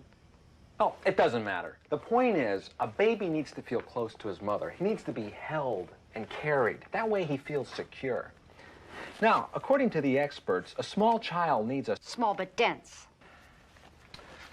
Honey, I know he can be an armful sometimes. Louis, I'm just no good at this. Maybe I'm not cut out to be a mother. No, you're great. I mean, honey, look what you're making for him. That is beautiful. Hey, we could add some raw egg around the side, make like a little I'm mold just for him. doing it because I feel guilty. He makes me crazy, Louis. He doesn't sleep and he gets into things and he's always fussing and I never know what he wants and I'm just so tired. Honey, it's just all so new. It'll get easier once he starts to talk. You'll see. You gotta see him sleeping. He looks so sweet. Come on, take a look.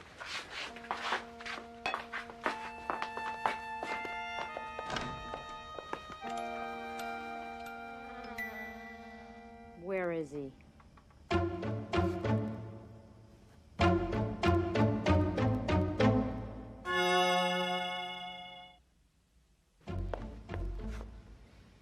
What if he got out of the house? What if someone sees him? So what? The neighbors will see him, our child, and they'll panic. And after they panic, they'll organize. The PTA will burn a cross on our lawn. And then one night, they'll come for us, wearing lederhosen and those little hats with feathers in them, carrying torches and chanting in German.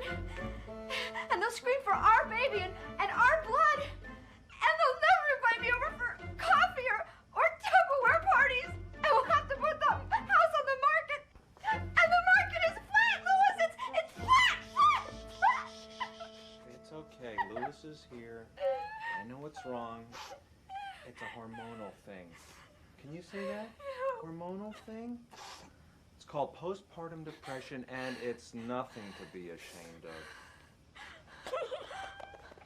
Come on.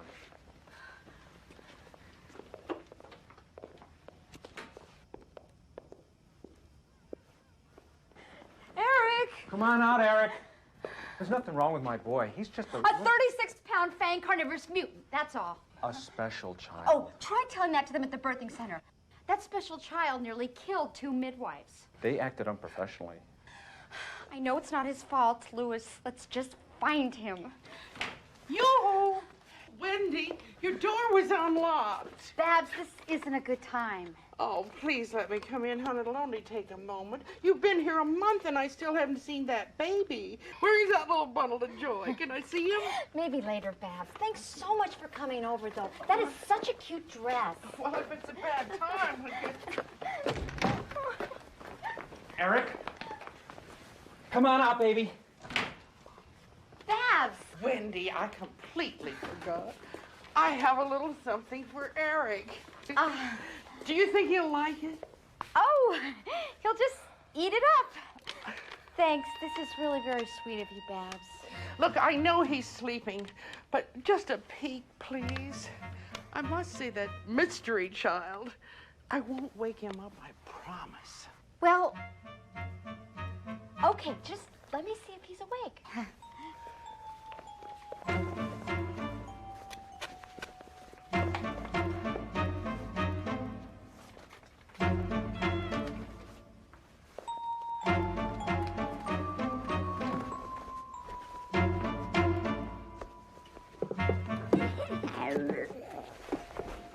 Excuse me? No, excuse me.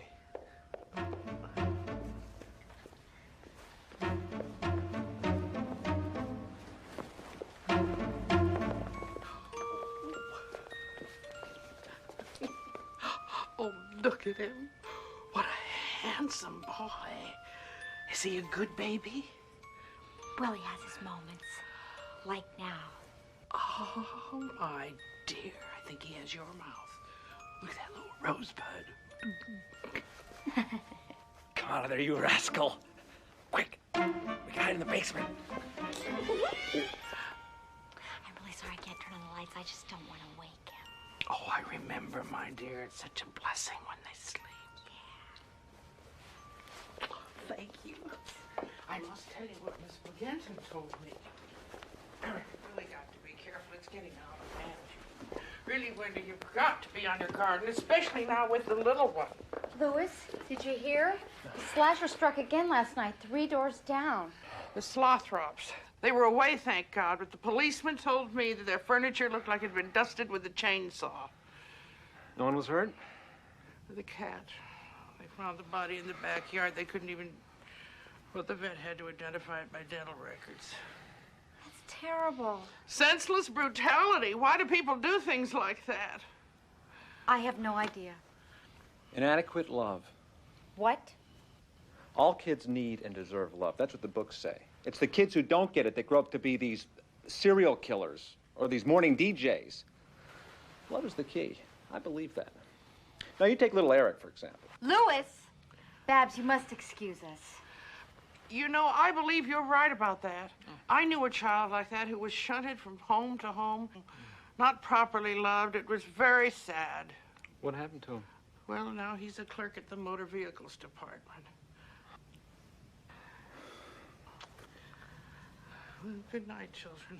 Babs, why don't I walk you home? Oh, thank you, Louis. Be careful. I'll look outside. I'll look in the laundry room. Nothing. He's not in the house. I'm reporting him missing. No, wait, honey. What if it's Eric? What? The psycho. Honey, today wasn't the first time I left him alone. I just get so tired, and you know how he likes to chew. Wendy, what do you expect? He's teething. It's a phase. He's always teething. He's 3 months old and he's got 37 teeth. He was born with teeth. Richard III was born with teeth, and he was a king of England. And a play by Shakespeare. Richard III was a hunchbacked, homicidal maniac king. What if Eric is the one? No, that's crazy. Eric is just a big, overactive kid. That's all. He never hurts anything. Not intentionally. Wendy, he's just a baby. So where is he? Oh, honey. What's this? Is this a fur hat? Hats don't have tails. It's an ugly fur hat. With feet. And a dog collar. Louis, this is Mrs. Merkin's Scotty dog.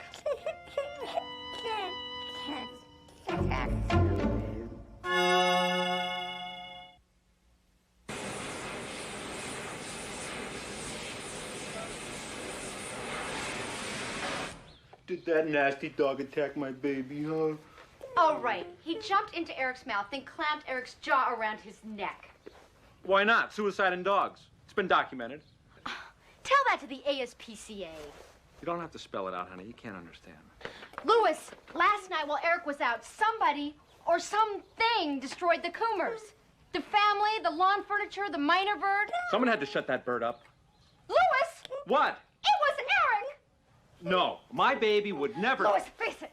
Last night while Babs and I were in here cooing over a leaky Lisa doll, Eric was out shredding the Coomers. Then he picked up Mrs. Merkin's dog, ripped off its head, and dragged it home.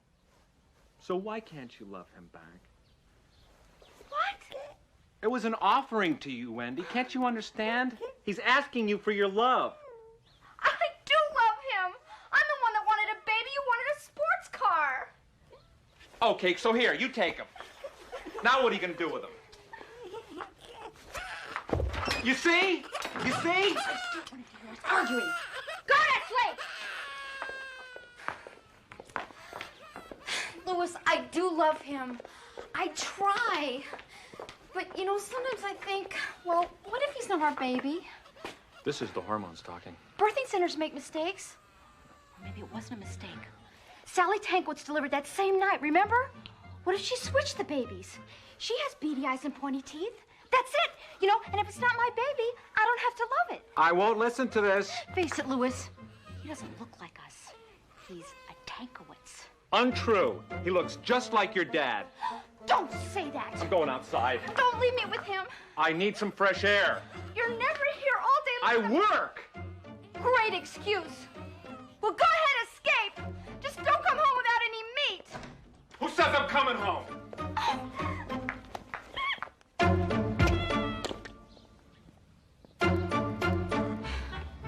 like to eat, don't you? I'll feed you, Eric. You don't have to go marauding through the neighborhood.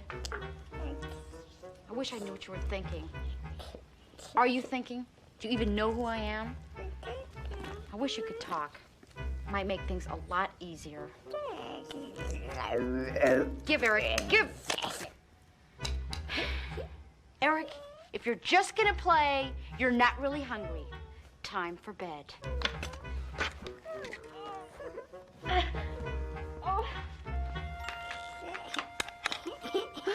Eric, don't cry. I fed you, I washed you, I changed you. I'm sorry, I just can't do anymore. Go to sleep.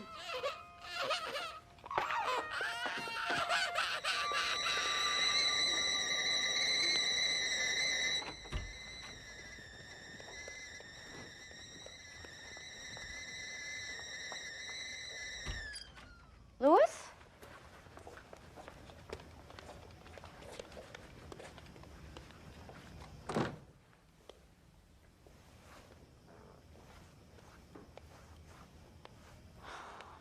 Eric. Hi, Mrs. Prozac. You left your door open again. Teddy, what are you doing here? I saw your husband leaving early. Do you have any pets? I like pets. I don't know what you're talking about. I'm here to work, Mrs. Prozac. I'm the guy, Mrs. P. It's me. The Coomers, the Slothrops. I'm the one.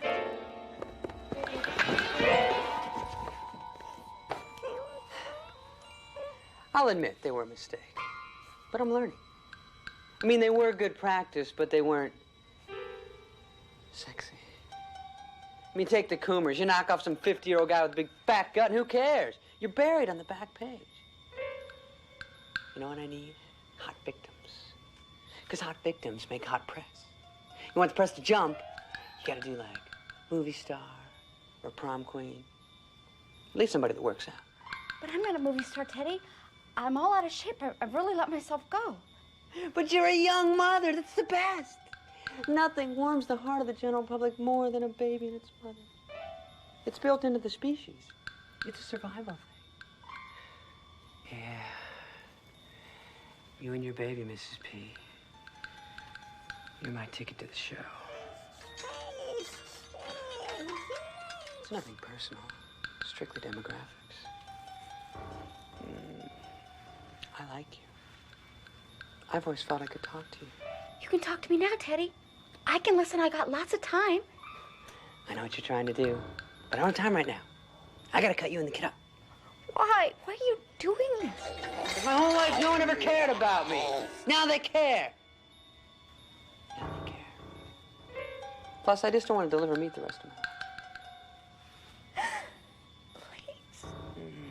Don't worry, Mrs. P. I'll do it good. This is a major statement for me. My manifesto. Oh, what do you think of this name? The Silver Slicer. What is that? A kitchen gadget? No! No, it's me, my name, my tag, my M.O. Who else is here? Nobody.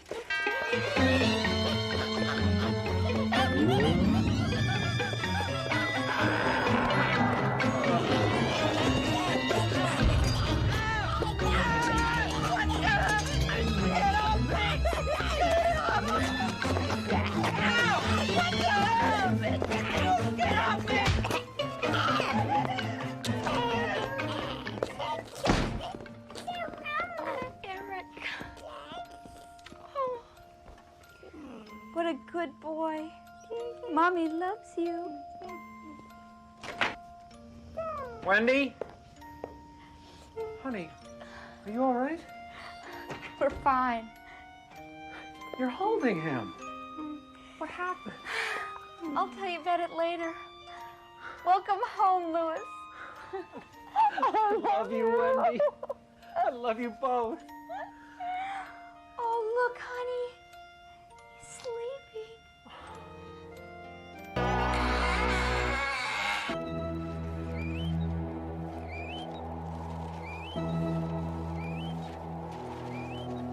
It's blood swirling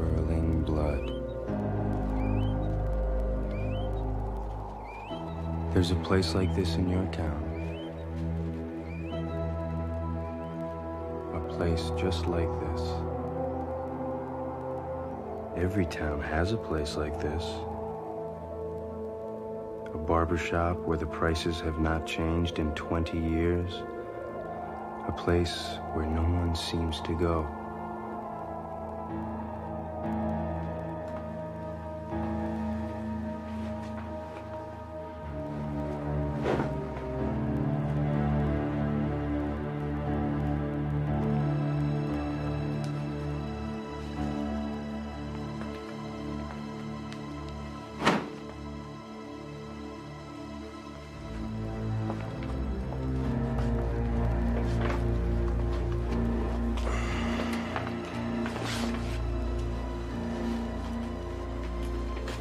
Just the usual, please.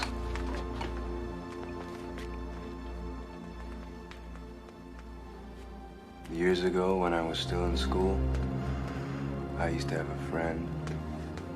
His name was Kevin, and he used to think that barbers were vampires. He used to think that this shop was owned by vampires, and he almost convinced me.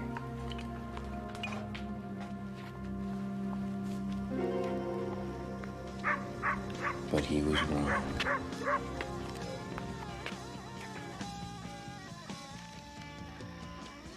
I'm telling you, man, they're vampires. They are freaking vampires. Who? Who? Who?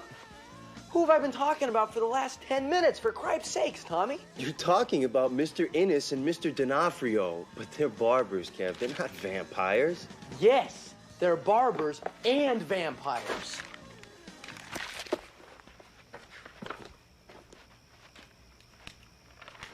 What have you been doing? Following them? Jeez, you got notes in here on when they get to their shop, when they go home, who goes in for a haircut.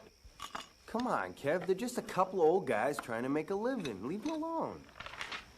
Almost nobody goes in there. And the people who do aren't going in for haircuts. So the people who go to this barbershop and pay the barbers money to cut their hair aren't going in for haircuts? There. What do you think of that, huh? I think your mom is gonna kill you. My mom? She hasn't been in here since I was 6. This is blood, Tom. Blood dripping and spilling. It's been the sign of the barbers for almost 600 years. And you know why? Because it used to be their guild sign. And back in the Middle Ages, everyone belonged to a guild, kind of like the union your father belongs to now. Yeah, but why blood? And why does that make them vampires? I've been watching them for weeks, man. There is something really weird going on there. I have seen other old guys go in there to get a haircut, and they come out with their hair the same. Okay, I'll bite. Pardon the expression. If they don't go in for a haircut, then what do they do? I'm not sure. I think it's some kind of trade. They go in carrying these big bottles of something, but they come out with these little bottles filled with red fluid, blood. There's just one problem with that, Kev. What? Vampires are supposed to steal blood, not trade it. Okay.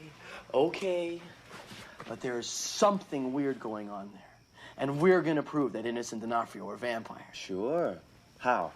It's after 11. According to my notebook, they're both home in bed by now. I thought vampires slept in the daytime. Whatever. The important thing is, the barbershop's empty now. And that's where we'll find our proof.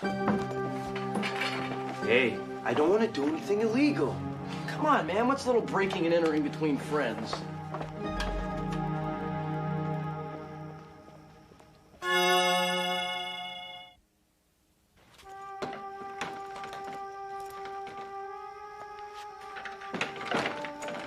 Damn.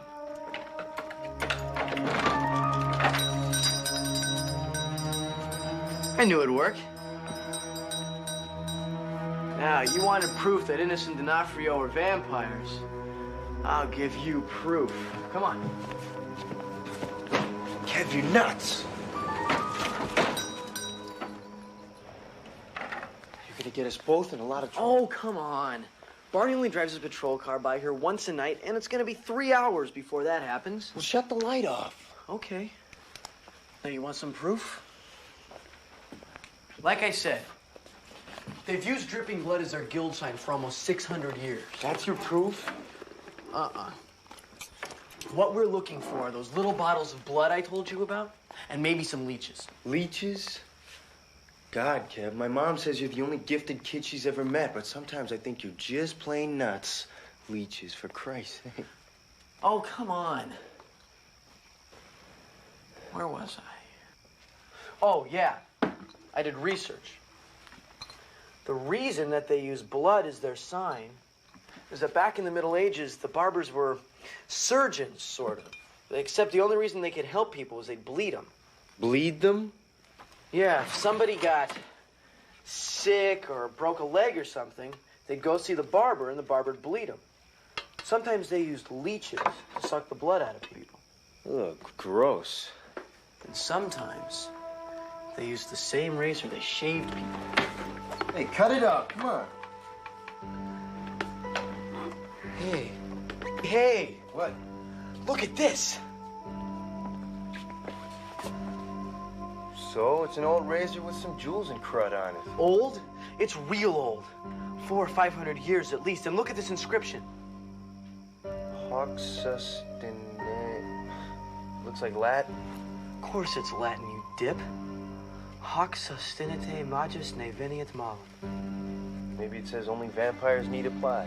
No, it says endure this evil lest a greater come upon you. Well, that's weird, but it doesn't sound like a vampire's motto. A school teacher's maybe, but not a vampire. Endure this evil lest a greater come upon you. So what does all this crapola have to do with vampires? Think about it, Tom. When did the vampires first start to disappear? Disappear? Well, what do you think, they were real? They first started to disappear about 500 years ago, just around the time the Barbers Guild was starting to get powerful. I read a lot about vampires, Tom, a lot. And most of the serious stuff agrees that the vampire legends were starting to fade around the late 16th century. Now, people still believed in them and everything. They were just less afraid of them. The number of sightings and executions dropped off. It was like they'd gone underground or something. Or maybe people were just getting smarter, you know, less superstitious. No, think! Maybe the vampires were being wiped out. People knew about them and how to fight them. Oh, like a stake through the heart? Among other things. The vampires need to hide. Make people think they're gone and still get the blood they need. If you're a vampire, where do you go? Transylvania? No! You join the Barbers Guild. Oh. Think about it. Instead of sneaking into people's houses at night, they invite you in. They don't even struggle with you when you put a blade to their vein or put a leech on them. No, they pay you instead. No wonder the Barbers are the only guild that hasn't changed their sign in 600 years. They're vampires, Tommy. All of them? I don't think so. I think it's just a few places in small towns like this. Places without many customers. Places that don't change their prices in years. I mean, if these prices are so good, why doesn't everyone get their hair cut here? They give lousy haircuts. Of course they do. Because they don't want customers. They want victims. They want blood. There's just a slight problem with that, Kev. What? I hate to break it to you and mess up your neat theories and all, but there hasn't exactly been a scourge of missing people or dead bodies around town. In fact, I can't think of anyone who's ended up dead under mysterious circumstances in the past year or two except old man Peterson. And that wasn't too mysterious. His wife got fed up with his snoring and shot him 5 times. I'm working on this.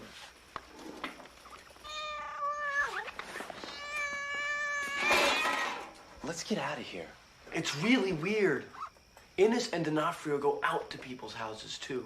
And not just any people. Mr. Mears' place out on Grandview Drive, Mrs. Everett's mansion, the old Plankman estate. So? What's so mysterious about that?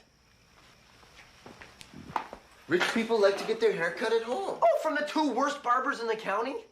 You said they were cheap. Maybe that's how rich people stay rich. Get serious. Anyway, that's not the best part. When they go out to people's houses, it's just like when people come here. The bottles, I mean.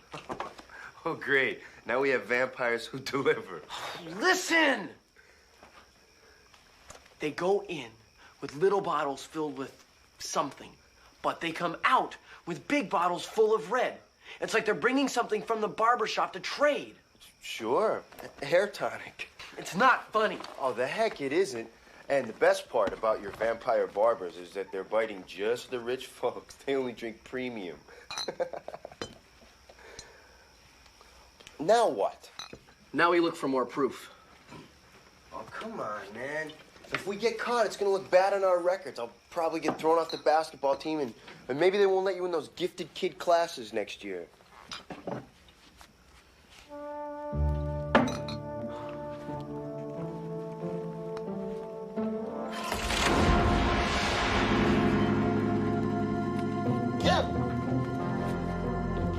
Get this off of me.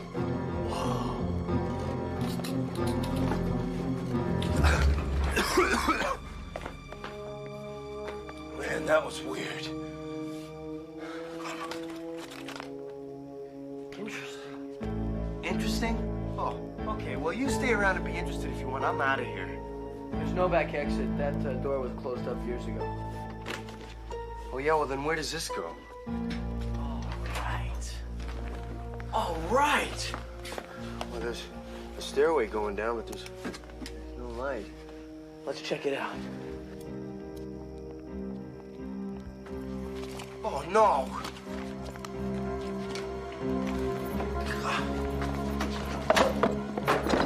Hurry up, Kev.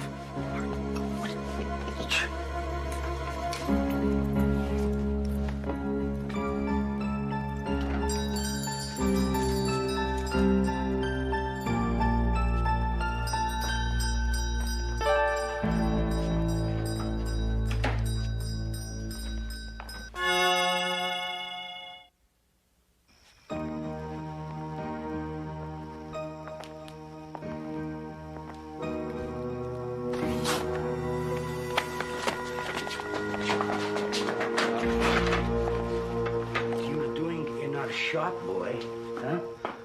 Answer, Mr. D'Onofrio boy. What are you doing breaking into our shop at night? Relax, okay? Relax. I'm just on a scavenger hunt. I'm pledging the fraternity, and I needed a pair of barber's shears. I was gonna bring them back, honest. Tell the truth, boy.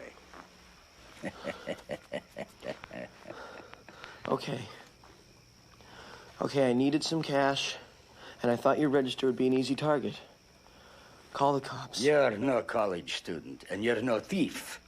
You're that damn kid who lives in the apartment building across the street. With that old woman who's drunk all the time, huh? What do you want here? Mr. Innes? Mr. D'Onofrio? I came to prove you're vampires.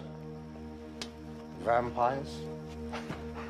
You mean like what we see on those Dracula movies on The Late Show?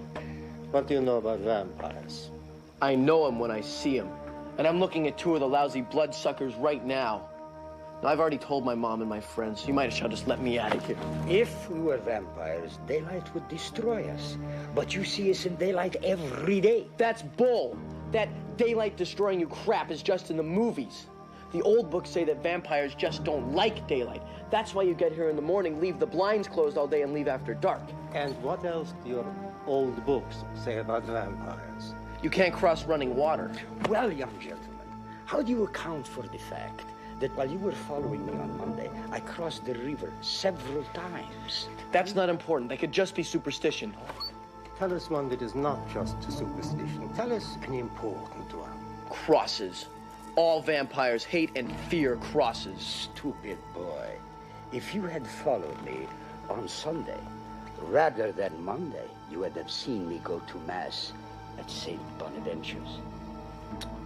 As my father did, and his father before him. You forgot the most important thing about vampires. Natives. Aren't vampires supposed to hate mirrors, boy? They don't throw reflectors, isn't that right? That's just in the movies. They don't like him because they throw their real reflection. Well, here you see my real reflection, and Mr. D'Onofrio's. Do we look like the Nosferatu to you, the undead? No. I'm sorry, I was wrong. Mr. Innes. Mr. D'Onofrio.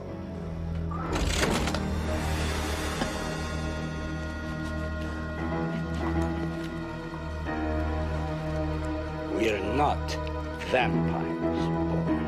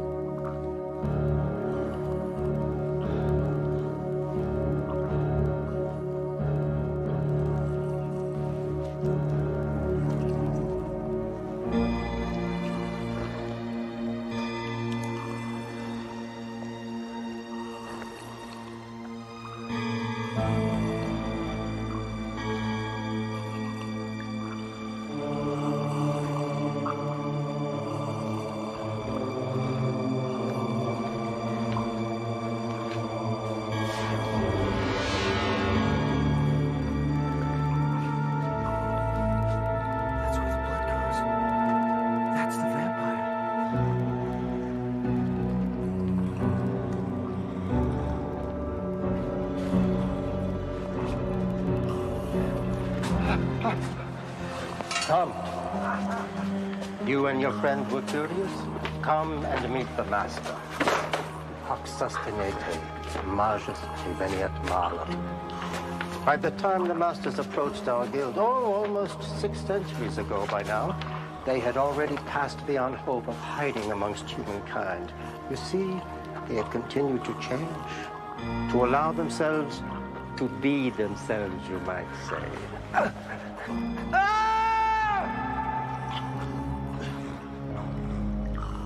Don't worry about bleeding to death, boy. After 14 generations, I am expert at this.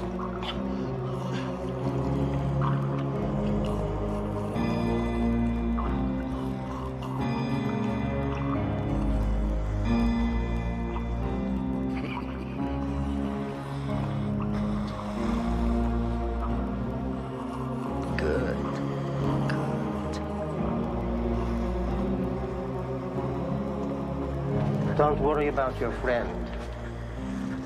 He will recover.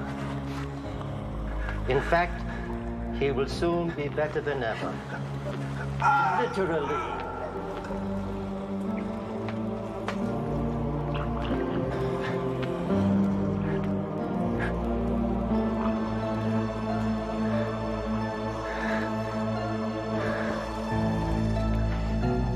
You see, the masters gave us an order we could not refuse.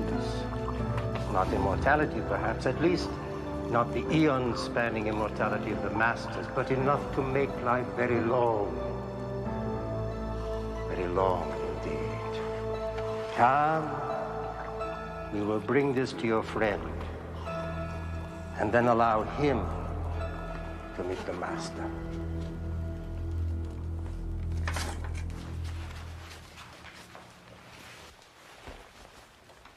Excellent, as always.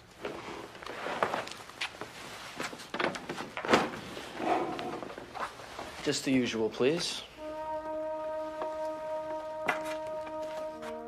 The deal was simple. Blood for blood. Large bottles of human blood to sustain the life of the master. And his blood in small bottles to prolong the lives of the chosen. Blood spiraling around and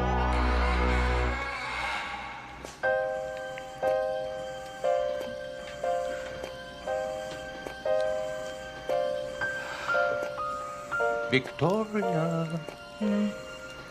Have I ever told you how beautiful you are when you operate? Don't distract me, darling. I'm in cerebellum. This is it. Total microchip replacement of the cerebral function. Edward, you are a genius. Not everyone would agree. Don't forget, the New England Journal of Medicine called me mad. No, darling. The phrase they used was morally bankrupt. No one could impugn your mental abilities. Ready to close.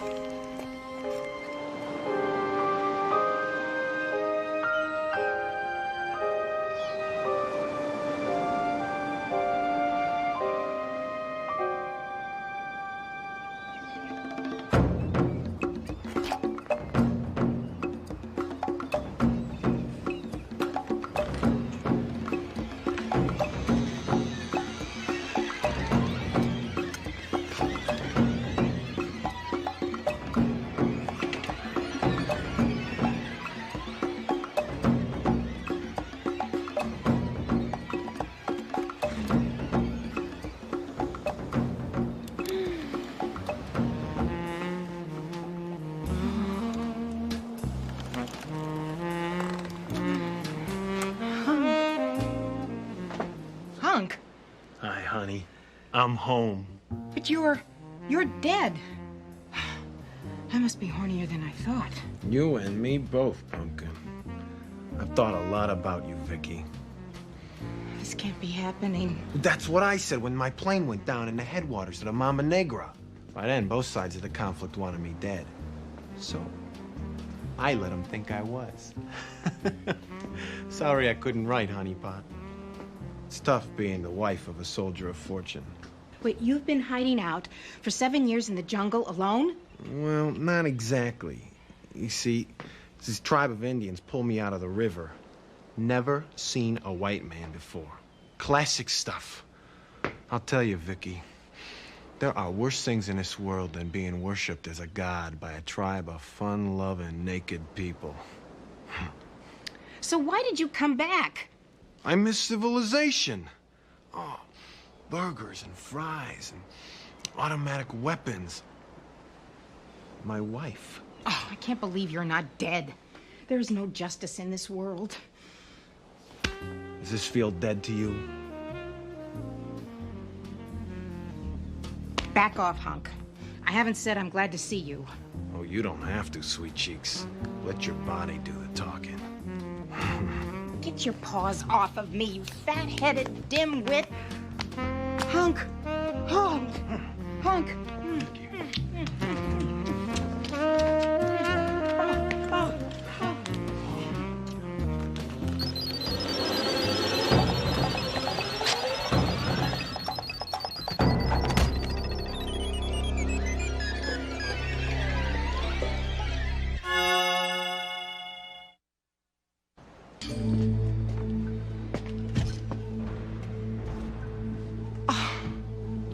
What the hell is this? This thing's got no head. Wait, did I do that? No, I did. And it's a parrot, for your information. You'd think a man who lived 7 years in the jungle would know a parrot when he sees one. Well, in a jungle, they come with heads. Too bad you don't. You panicked, Hunk. An unattractive emotion panic. Good morning, darling. Perhaps you'll introduce me to your beachcombing friend? Edward, this is Billy, Uncle. I should have known. Hunk. Eddie. Hey, Eddie, check out the bird. He's got no head. Very perceptive. In fact, Hunk, that was my bird. That's 5 years of my life skewered on your pocket knife. No joke. Well, I guess a guy like you has got nothing better to do than chop the heads off of little birds.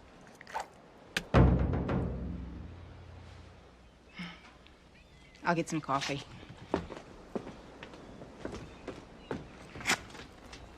So tell me, Hump, to what do we owe the dubious pleasure of your return from the dead? Huh? What do you want? Oh, Vicky. I want her back. Oh, I see. Hunk, I'm aware that you hold some, or rather I should say held some animal attraction for Victoria. But I think you find that she and I have a relationship that... Whoa, whoa, whoa. Relationship? Eddie. When you live in a jungle, you learn a thing or two about what really counts. You see, a thing ain't worth squat unless you can jump on it, eat it, or pick your teeth with it. There are no relationships in the jungle. Only hunger. This isn't the jungle. Don't kid yourself, Ed. Here we are. Great.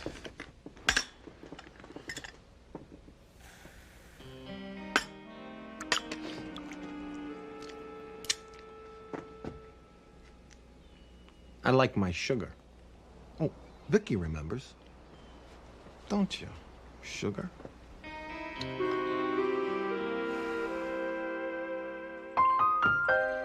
But I don't want to see him.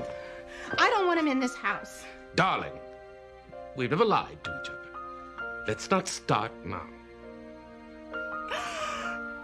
I don't know what to think. What Hunk and I had was very intense, very physical. I loathe him, but my body has a mind of its own. He's in my system like a drug. We might as well face it. You're addicted. Oh, Edward, I'm so sorry. What am I going to do? Let me handle this.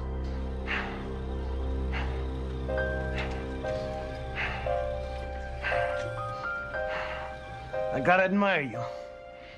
I don't know how you do it, Eddie. Going on day after day, stuck in that chair, all weak and shaky. Well, at least I have Victoria to take care of me. Afraid not.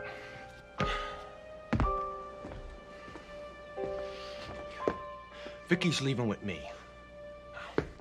I saw it in her eyes this morning. No. Oh, look, Eddie, you're a nice guy. But let's face it, you're a crip. Oh, sure, you can ask her to stay. And maybe she will, out of loyalty or pity. But is that what you really want? Watching her year after year shriveling up inside like an old banana leaf? Oh, no, I won't let you do it to her. I love Vicky, and Vicky loves me. I'll fight you for her if I have to. Oh! Hunk. How can I fight you? You have everything to offer her. I have nothing. Perhaps the best I can do is make it easy for her. I've often thought of ending it all.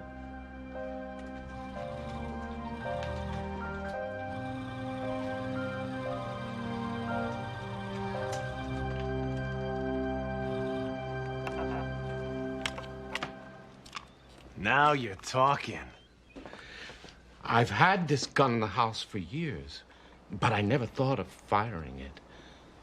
I believe the ammo, as you'd call it, is in the top of the hall closet.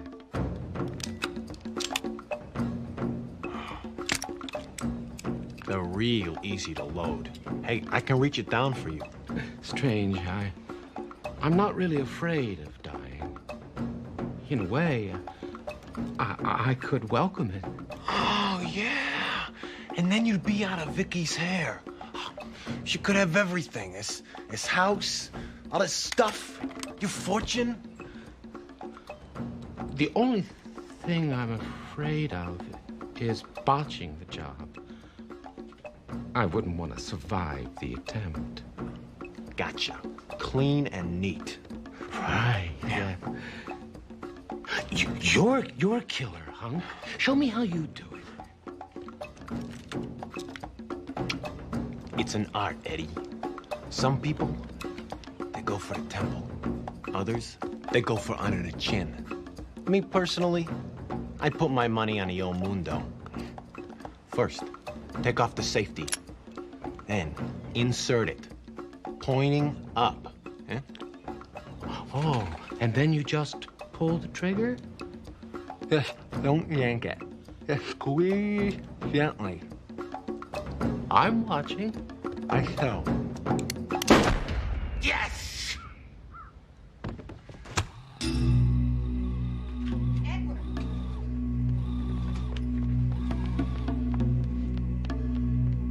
Edward? Oh, Edward, darling. I heard a shot. I thought, are you all right? Perfectly. But poor Hunk, though. Oh, my God. I tried to stop him. But why? He was so despondent. No, I mean, why did you try to stop him? This really is for the best, don't you think? Victoria, you never cease to amaze me. But what will we do with him? Well... Hurry, darling. This heat is doing Hunk no good. All secure.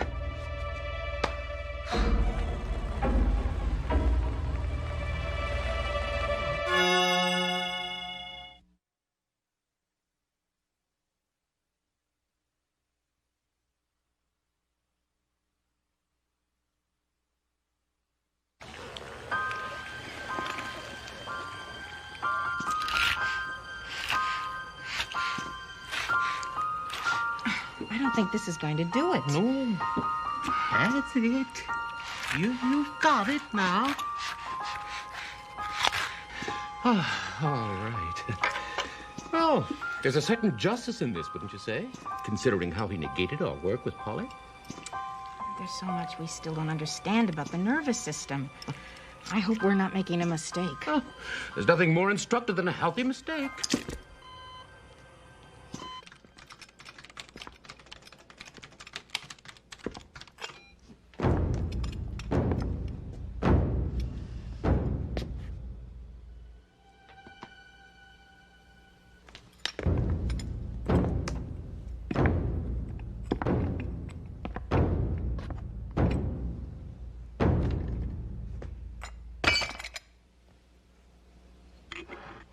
You don't realize how much goes into a simple act like pouring.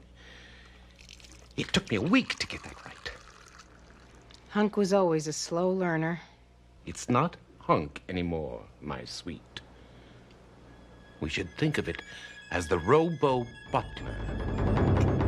Yes. It will be my legs, my hands. I hope he'll be a more reliable butler than he was a husband.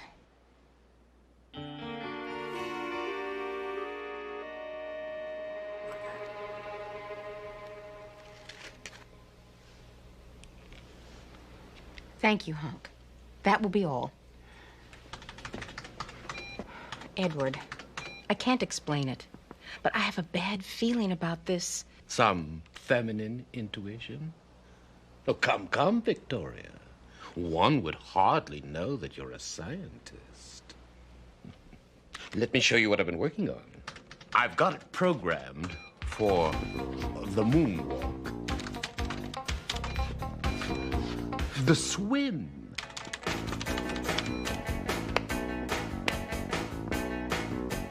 And the waltz. I know how much you love to dance, my darling. It would give me great pleasure to waltz with you by proxy, as it were.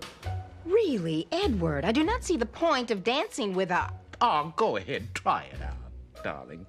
Please. All right.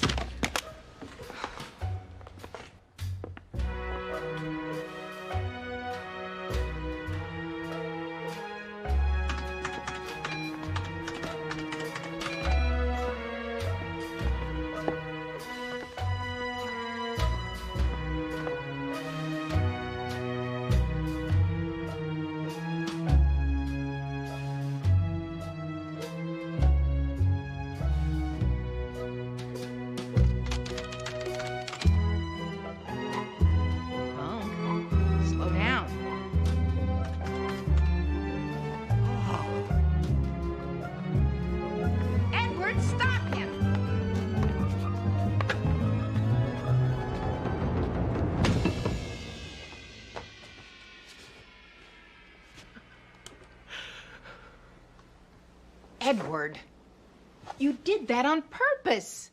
Nonsense. Why would I? Because you're jealous. Perhaps you're the one who's jealous. Jealous of my new toy. Well, there's no need, you know. As soon as I eliminate the bugs in its program, you can play with it too. Frankly, Edward, it's the bugs in your program that worry me.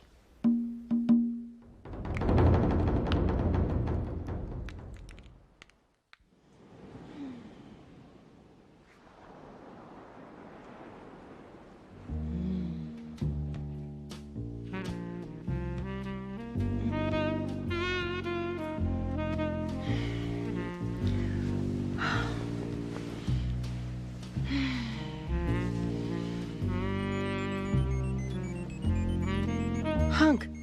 What? Edward? Are you? Oh, Hunk. Oh, Edward. Thank you. Thank you. Oh. Oh. Hunk. Hunk. Hunk!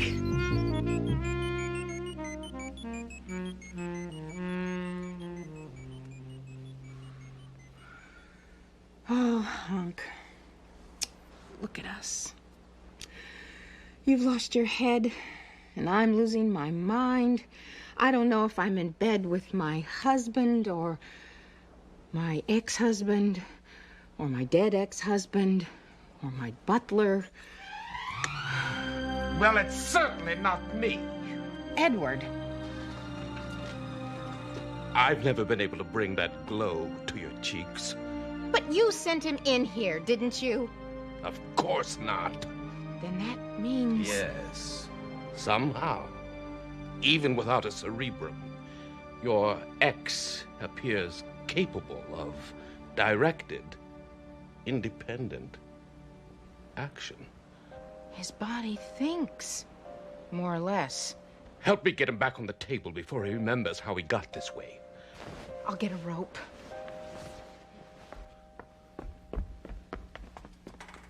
You're finished, Hunk. This time, you're dead meat. Oh! Oh! Oh!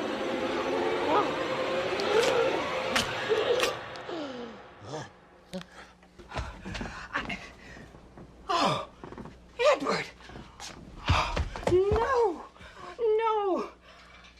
Oh.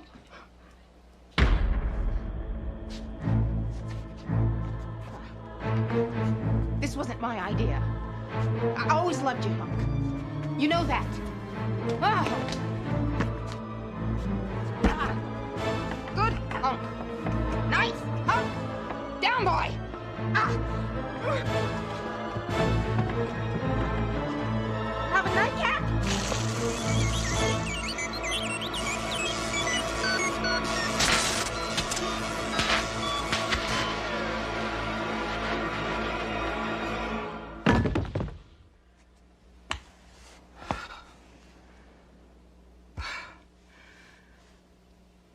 You guys.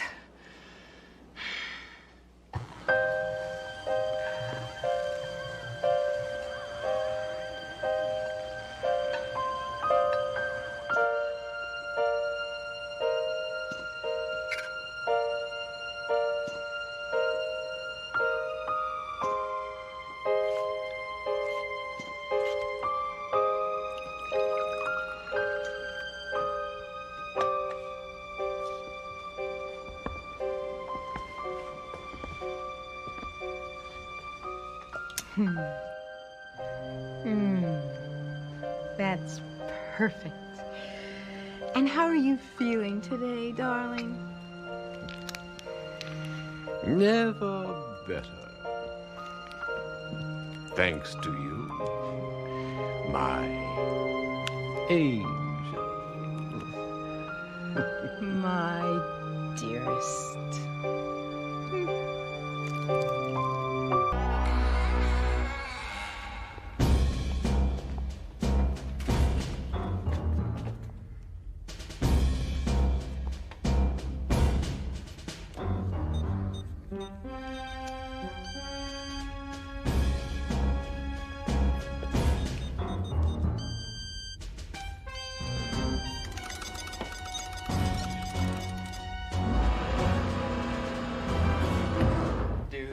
I'm saying is, if you haven't tried it, don't knock it. It's the great American sport. What about sharks? No problem. Sharks don't surf.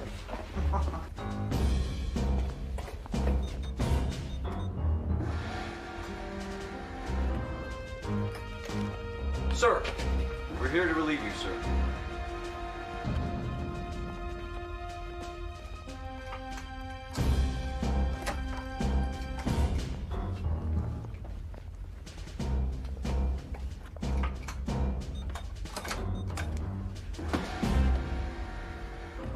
Hey, Conley. I hope you're still not mad about that rubber cockroach I put in your bunk.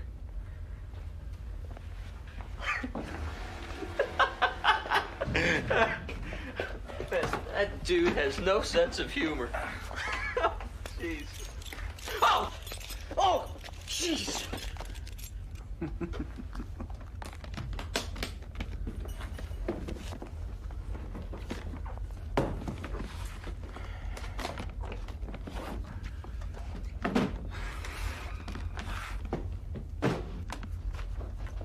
Power, main line. Check. Auxiliaries? Check. Check. Silo radiation? All silos at nominal levels. And by the way, next shift, Conley is dead. Dead. You guys. Okay, all clear, all green. You're on your own until the next systems check. I have a date with a crossword puzzle. In 35 hours, I'll be on a beach. Baking in the hot sun. Tan beach nymphs smearing my body with coconut oil. Beach nymphs, huh? Waiting for the ultimate wave. Hey, Tyler, what's an 11-letter word for tenacity? Beach nymphs. No, that's 2 words. I'm afraid you have a... Code Zulu, Barn 3-9. Stand by for Headmaster class message.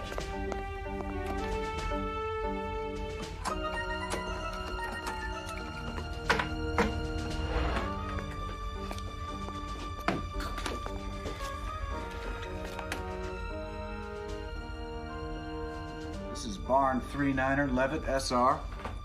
We are awaiting your message. Check as follows. Whiskey, Foxtrot, Alpha, Tango, Authority, November. I have a check. Check? Jeez. Fasten your harness, Tyler. What? Oh. Enter your targets. Entering targets. God, Levitt, what the hell happened? All safeties off. Yep. Safeties. I mean, why would they do it? Confirm all systems green. And open silo doors. Wait a minute.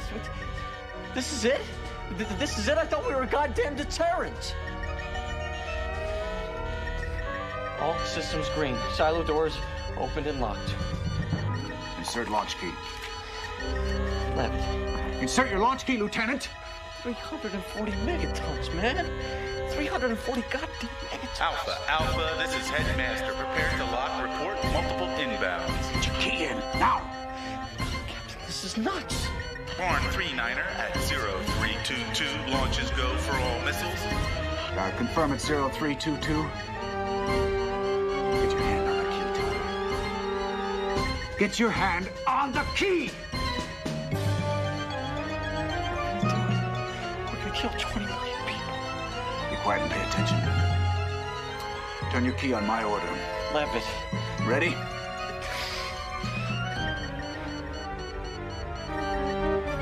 Turn it.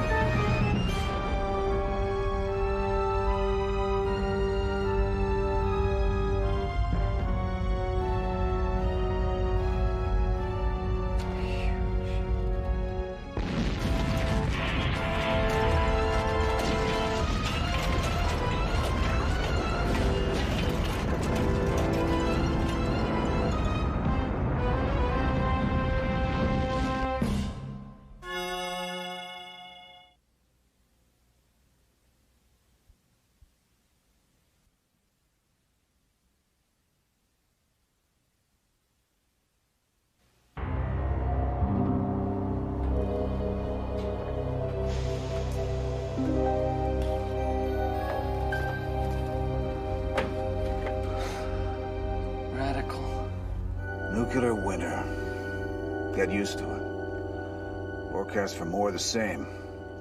You know, I thought I saw something moving out there before. Maybe just something blowing in the wind. Radiation out there is hot enough to kill anything. Even the cockroaches aren't coming back from this one. It can't be like this everywhere. Levitt, what the hell happened? I mean, what maniac thought he could win a nuclear war? War in the Middle East, maybe? Terrorists, maybe. Maybe just a screw-up. We'll never know. One thing for sure, though. Nobody won this war. Well, we made it. I mean, there must be others. Tyler, take a good look out there. What do you think? Hello? Hello? Can anybody hear me? Hello? Hello? Hello? Hello, anybody? Can you hear me? Hello? We read you. This is Barn 39. Please identify yourself. Oh my God, Captain, I got someone. Hello, this is Barn 36, Lieutenant Maury Knox. My captain is here with me, Andrew Garza. Who are you? How many others made it? When is help coming? No, I was gonna ask you the same thing. I'm Lieutenant Tyler. Captain Levitt and I have made it, but we haven't heard from anybody else. I mean, you're the first. We were hoping you knew something. Captain Garza here, you haven't heard from anyone else? Private stations, the Civil Defense Network? Sorry, sir, no. Nothing. Any signs of survivors, Tyler? Maybe a rescue party? This is Captain Levitt. Captain, we haven't seen anything. Very well. We are awaiting instructions from Edwards Air Force Base.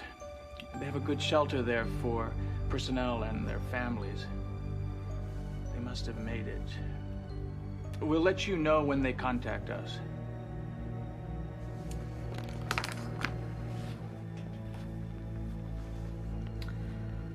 I wouldn't count on any help from Edwards. I'm afraid the captain isn't adjusting well. His wife and kids were at Edwards. So what's your status, Tyler? Well, we have a bit of blast damage. We could clean it up a little, and you could swing by for drinks later. Sounds great, Lieutenant. What can I bring? Edwards was a primary target area. It probably got at least 3 warheads. The chances of a rescue party... I hear you, Captain. I could read a radiation counter too, you know. No survivors, enough radiation to kill a man in a few minutes? Well, listen to this.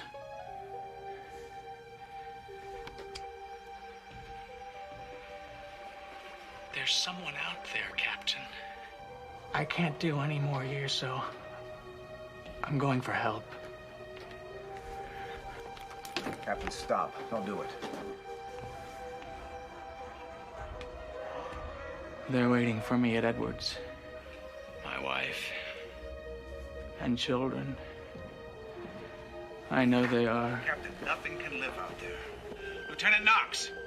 Lieutenant Knox! What? Lieutenant Knox, come in. Lieutenant Knox! Captain Garza's going outside. You have to stop him. Lieutenant Knox!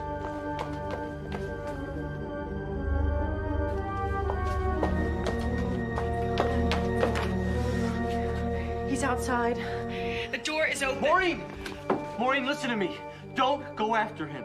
Use the remote to close the door. He might try to come back. I can try calling him on the external speaker. Lieutenant, close the door. He's already contaminated. He can't come back in. Lieutenant, that is an order. Yes, sir.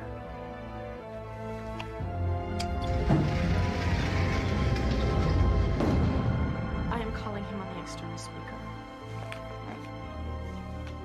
Captain Garza? Captain Garza, can you hear me? This is Lieutenant Knox.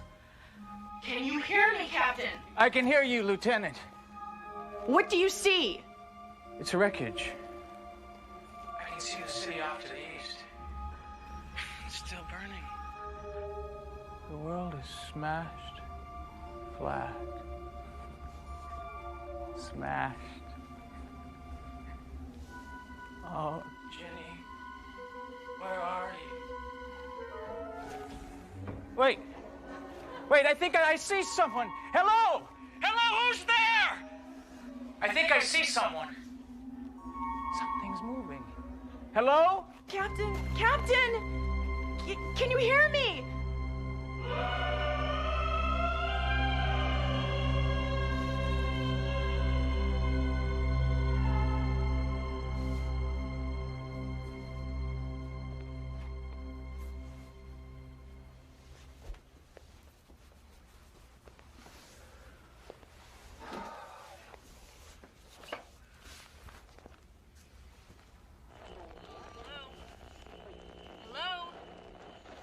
Hello, Barn 39, hello. Hello, Barn 39, hello. Maureen, are you all right? Yes. What happened? I don't know. When I got to the window, he was gone. Something took him away. Are you there? Tyler? Yeah, I'm here. I'm not going anywhere. Do you know? What's that? Something's outside. I'm going to take a look. No! Maureen, stay away from the door. Lieutenant Knox, stay where you are.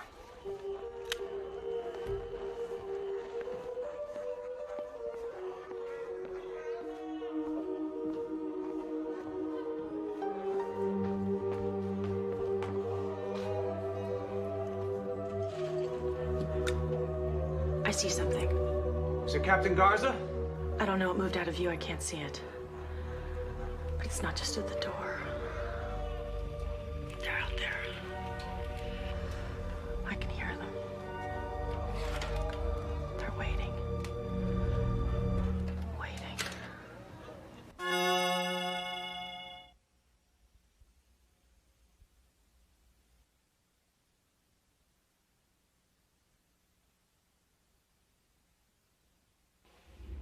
I could be back in an hour. It would only take me an hour to get... You'll be dead in 6 minutes. Levitt, she needs our help. Man, I'd only be risking my own life. You go out that door and you stay out. Period. Barn 39? Barn 39, can you hear Maureen? me? Are you okay? I have to be quiet. I can still hear them. And they can hear me. What do you hear? I don't know, but I can glimpse something moving in the dark. Maureen, what can I do? Talk to me, Eric, so I don't have to listen to them. Tell me about yourself. Oh, okay, sure. I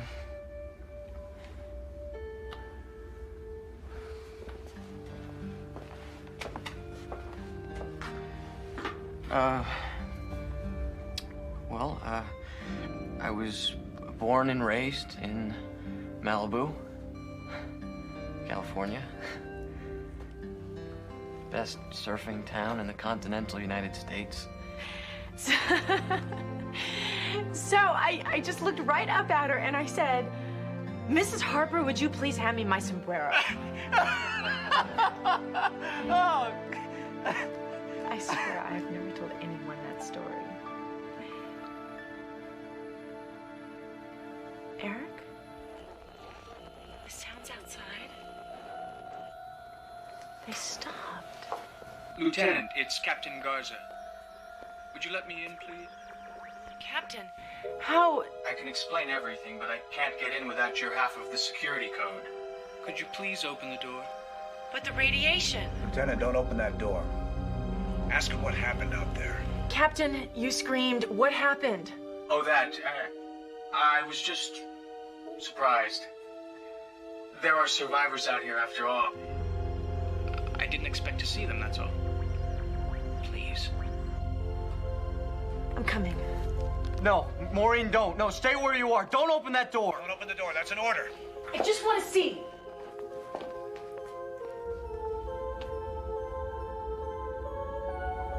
Captain Garza, I've been hearing sounds. People banging on the door and on the walls. Well, there's been a lot of confusion out here. But we've got things back under control. Maureen, please. We have injured out here. Please. Maureen, don't do it. Don't open the door. He's lying. He was screaming.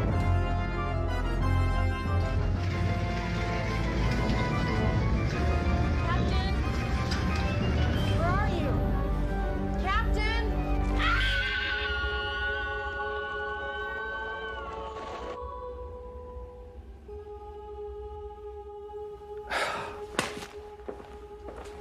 What's an 11-letter word for tenacity? You haven't spoken a word to me since yesterday. I miss the abuse. Eric! Eric, it's me, Maureen. You look just the way I pictured you. I need your help, guys. Can I come in for a minute? Eric, let me in. There's over 300 rats out there. You should be dead. Our counters read high, too. Must be a glitch. There are lots of survivors. I mean, look, here I am. And seeing is believing, isn't it, Eric? There's something wrong. This doesn't make any sense, and you know it. She seems all right to me.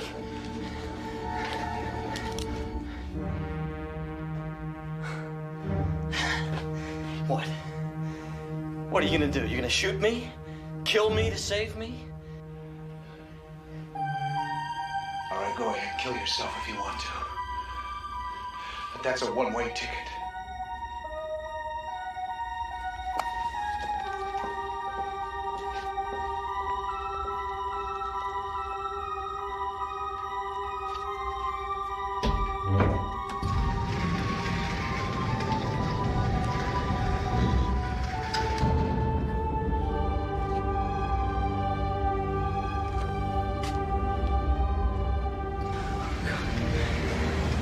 Maureen? God, it's so cold out here. How did you survive? It's simple. I didn't.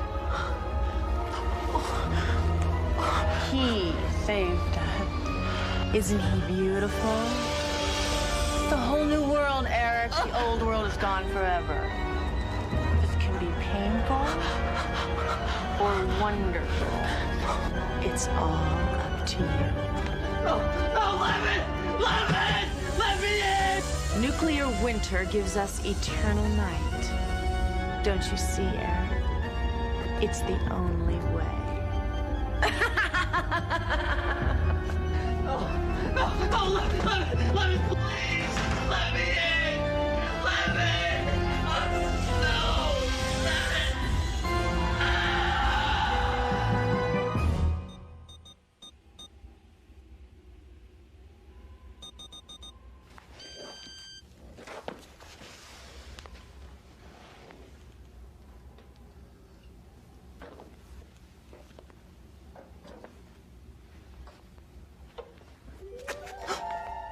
Great, Captain. You're here. Would you mind opening the door? What a pain. Oh! Hey! I have the answer. The 11-letter word for tenacity? The word is persistence.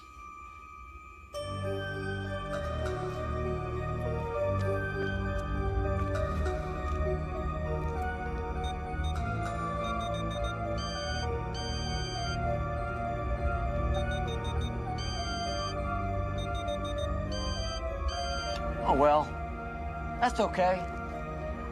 We have all the time in the world.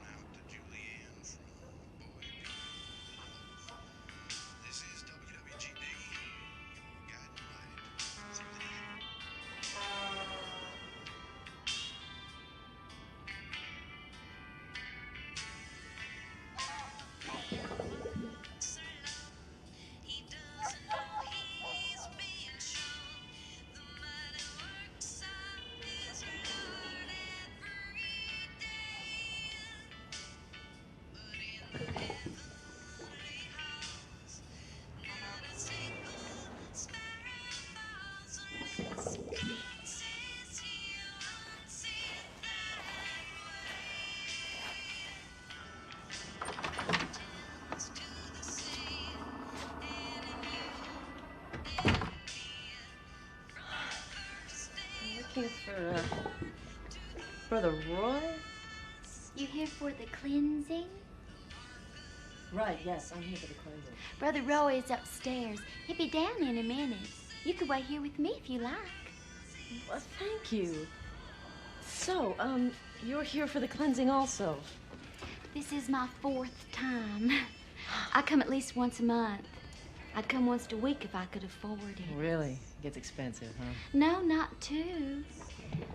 See, I mess up now and then, and I start to feeling real bad about it, and it builds up in me. That's when I come here. Brother Roy makes me feel pure and clean again. Purity and cleanliness for a price, huh? Well, sort of, but it's worth every penny. Yeah, I'm sure it is. And just how much does one of these things cost? Hey, Helen! Brother Roy! Oh, you got you a new follower. Well, so I see. Welcome, sister. My name is Brother Roy. Laura Daniel. Nice suit, brother. Where's the rest of the band? Huh? Oh, thank you. I got it at a sale. You here to be cleansed? Actually, I don't feel too dirty today. I thought maybe I'd just get a blow dry. Blow dry. You're pulling my pole. Oh, no, I would never do that. Actually, though, if I'm going to be taken to the cleaners, I thought I'd like to get a look at the spin cycle once, see how it works. Oh. Well, I don't know, Helen. I don't mind, brother. You know, some needs to witness. That's true. Yeah, see, I've only been here a few months. You see, ever since Father Terrell died, he's the one that took me in and showed me the way. Helen don't mind, I don't mind. You're very kind. I only charge $7 to witness. It's a real bargain. $7. What if I want to go all the way? Well, that depends on you. You see, it's kind of like dirty laundry. The bigger the load you gotta wash, the more it costs. See, I got me a meter up there just beat all. Measures the amount of sin taken in. So you charge by the pound? She's funny. No, it's more like by the gallon. By the gallon? Yeah, it works like this. You see, there are three levels on the scale. The more sins you got, the higher the level. So you ain't been too bad. Stay within the first level. Cost you no more than $20. Now, what if I've been really, really bad? Well, if price goes up by degree, doubles at each level. You get into the higher range, it can cost you $100. That ain't bad considering a lifetime of sin. And for those in financial need, I got me a special economy rate. I guess you can afford to be generous. If I was doing any better, I couldn't stand it, and the law wouldn't allow it. Come on.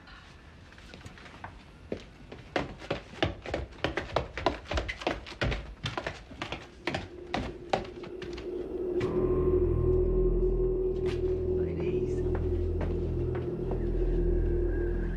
It's cold in here. You gotta keep it that way. The extracting of sin is hard work. By the sweat of your brow, by the sweat of your brow. Anyways, been doing it since before we were born, and God willing, it'll be that way after we're gone. I can hardly wait.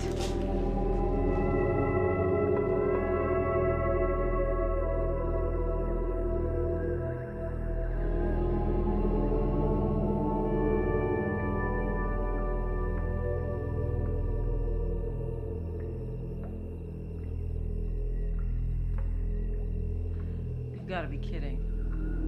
I thought you were washing souls, not sheets. The sin extractor absorbs sin and evil like a sponge, sopping up water, but it's got to keep on getting rid of it. That gets a little messy.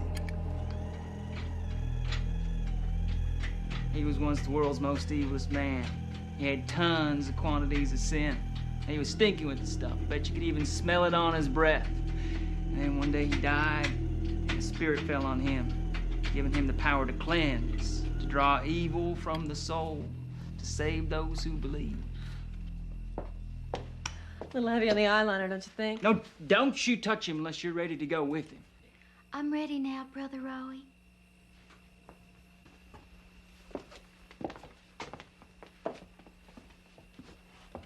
Sometimes that old boy gets wilder than 36 dogs. I don't want you to stand too close. I ain't wolfing you. I'm serious as death.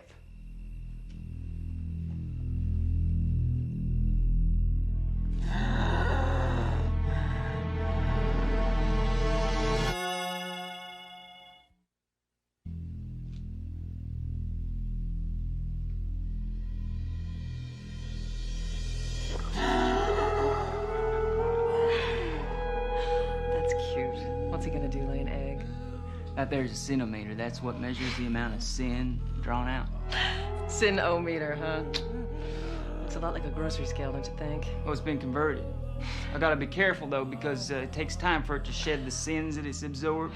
If that needle were to register over the top, hell, we'd be blowed out the tub.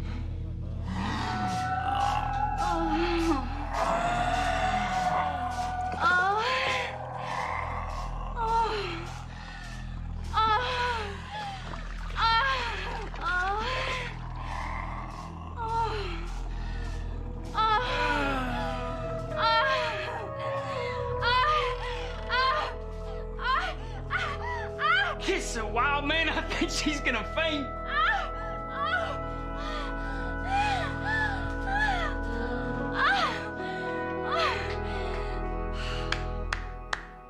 Break out the Oscars. That was quite a performance. I'd say the old boy is something of a ladies' man. Something else, isn't it? I know you'd be impressed. That's not what I meant. Oh, you saw, didn't you? As for you, I don't know if you're a great actress or a great fool. But you don't believe? But you saw. Look, lady, I didn't just fall off the turnip wagon. I knew this was a joke before I came. Now that I've verified it, I'm going to expose it in the paper, show everybody what kind of game this is. You're a reporter? Bingo, boy wonder. Hey, am I going to be in the newspaper? Hey, you sure are.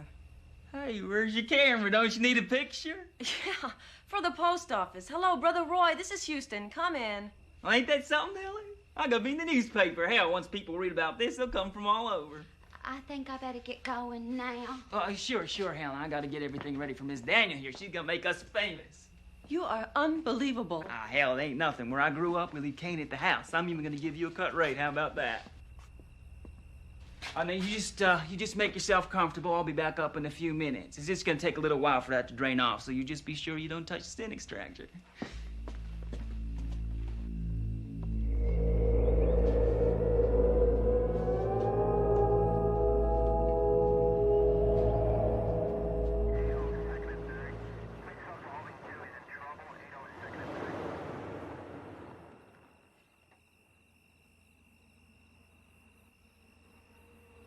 I'm sorry, Helen. I'm not going to make it to bingo this week. Welcome, brother. Didn't mean to startle you. I'll be with you in a second. I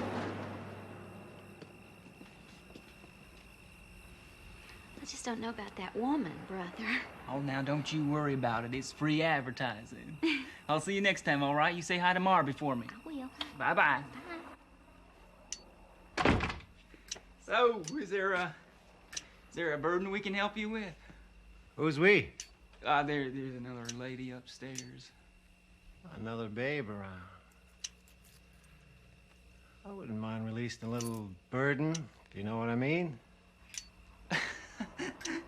I think maybe you lost your way, brother. I lost my way a long time ago, Sonny. I ain't found it to be no problem. Well, maybe it's just been so long that you forgot. I'm here to help if I can. You're gonna help me. How you... Who's that? Oh, it's just that reporter lady. Reporter? All right. Wake up, lover boy. Game's over.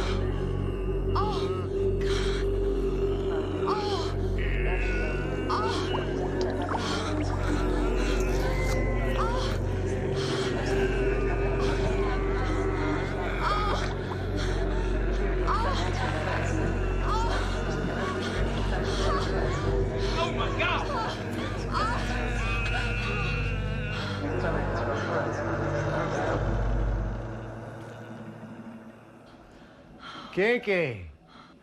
What is it, some kind of sex machine? No, it's a sin extractor. Oh, sin extractor. What kind of sin? Well, all kinds of sin. Don't make no difference what kind you got. Oh, you take your pick. I got them all. No, thanks. I've had my share. That is the weirdest looking blow-up doll I have ever seen. What's it do? It draws the sin out of you. Do I look stupid to you, boy? No, you asked me, and I told you. Bull. If you had a brain, you'd be playing with it. Don't try to make a fool of me, boy.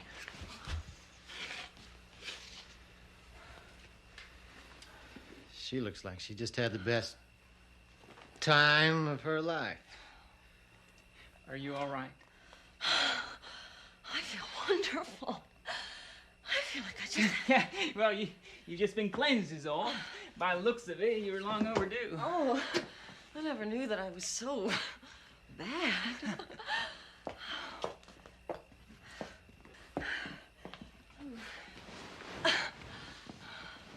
Who are you? Name's Larch. Larch. You look familiar to me. Do I know you? Maybe. I know lots of people. Maybe you should get to know me better. You wouldn't be needing a machine. A machine? He thinks the sin extractor is the machine. Oh. If you'd asked me that 30 minutes ago, I would have said the same thing. But now, I'm free. Free from what? Free from, I don't know, sin, evil. Nobody's free from that. I do know you. Larch Lazar. He killed those people. He's wanted for murder.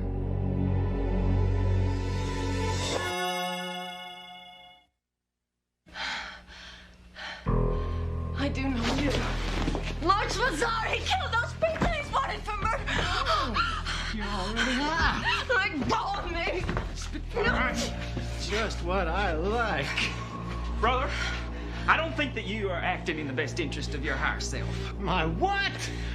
You better keep out of this. Or we'll be like a child. Nobody goes anywhere until I say so. Get it? You are playing with your heartbeat, mister. What'd you say? I said, don't force me to do violence. That's what I thought you said. Look, let us help you. I'm a journalist. I could write a story about you, show the world your good side. Oh, I'll bet you would. Did it ever occur to you that maybe I don't have no good side? No! You leave her alone! Sonny, you're dumber than you look, and you're just about to make me lose my temper. She's just been purified. Can't you have some respect? Purified? Oh, yeah, the sexy washing machine. This thing doesn't look like it could purify anything. What'd it do for you, honey? It can purify anything or anyone. It's true! You know you both are missing a few dots off your dice. It can remove a lifetime of sin. It was once the world's most evilest man, but now it has the power to cleanse. You two are nuts. Evilest man, my butt. Look, I didn't believe it either. I came here to expose it as a scam, but it's no scam.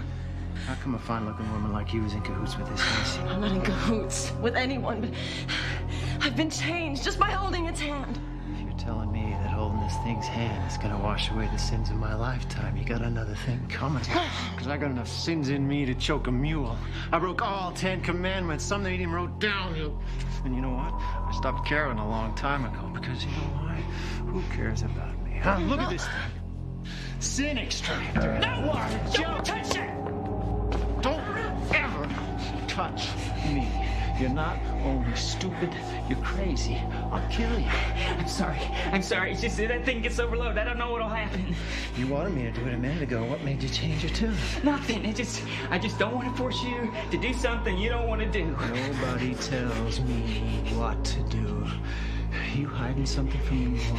No, sir, nothing. Then what are you running around there for?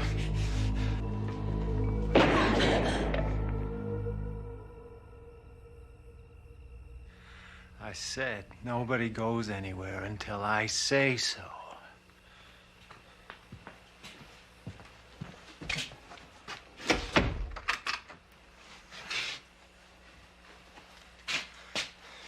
Get over there, you stupid cow.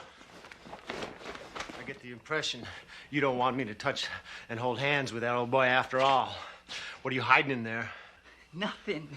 I don't know if it can take all the sin you say you got. Yeah. Will you stop with that crap already? It's true. I thought you said it could hold the sins of a lifetime. Wait, it ain't draining as well as it used to. I mean, it's pretty full already. I don't know what would happen if... If it OD'd on sin, huh? That's a good one. Guess there ain't but one way to find out now, is there? Let me give you a hand there, boy!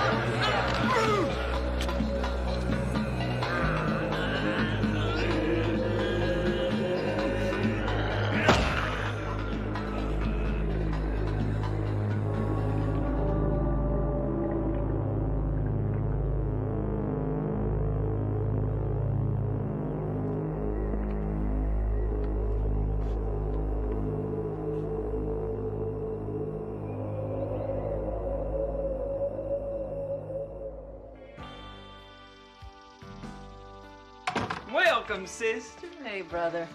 Sorry to keep you waiting. I was just writing out your check. Payment for 3 months in advance. Shoo! Kiss a wild man. Many blessings to you, sister. And to you, too. That's a nice suit. Thank you. How's the new meter working? Oh, it's fine. Best one I ever had. Very accurate. Hopefully I won't cause it too much stress. You just about ready, sister? I'm ready.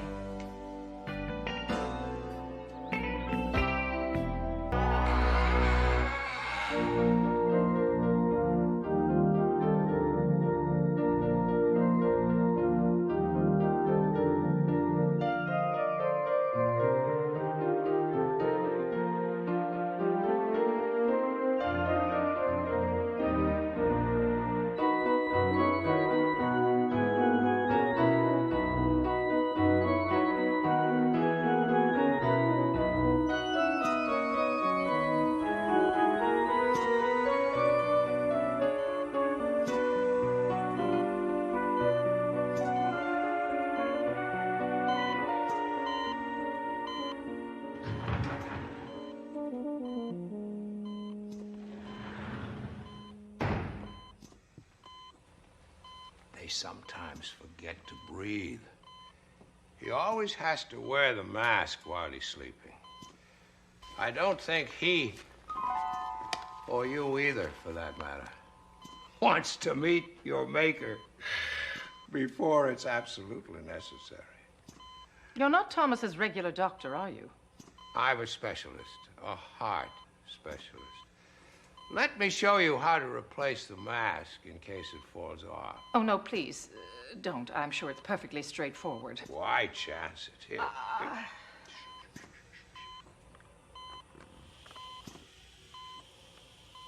Oh, God. Now, up, Daisy. Voila. Isn't there anything you can do for him? Depends. Some diseases grow from inside where ordinary medicines don't reach. Then there's no hope. I wouldn't be here if I thought that. But the patient has to want to get better.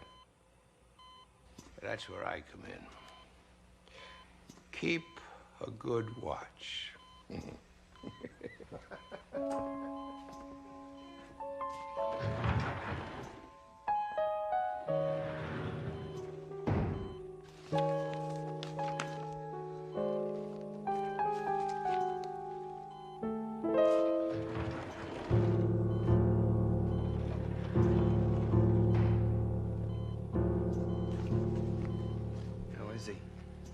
Fading fast. Has he asked for me? He still hasn't signed these papers for the Morrissey shelter deal yet. We've only got till midnight, and I just know that Adler and Hartwell are dying to get their hands on this thing. Good. That's not fair. You know how your uncle and I feel about this. We have a moral obligation to go through with this deal. Moral obligation? A moral obligation to tear down a homeless shelter so you can build a high-rise? You're talking about putting people on the street at Christmas. Nobody gets a free ride, David. You may as well know, Jessica, I'm going to ask Uncle Thomas to put a rider to the deed, stipulating that the building remain a shelter for the homeless in perpetuity. Now, you listen to me, young man. Let's get a couple of facts straight. When your uncle dies, I'll be his heir. I'll be president of the company that employs you. I'll be the owner of the building where you currently, and I emphasize the word currently, live with your charming wife, Carmen. It's Sonia. Her name will be Hasta la Wenga if you mess up this deal. My uncle is dying. I will not let this heartless act be his last one on Earth, just to satisfy your greed. Get out of here. I mean, get out of my house right now. This is not your house. This is my uncle's home, and he's not dead yet. What do we do? The mask. Help me! The mask! Help me!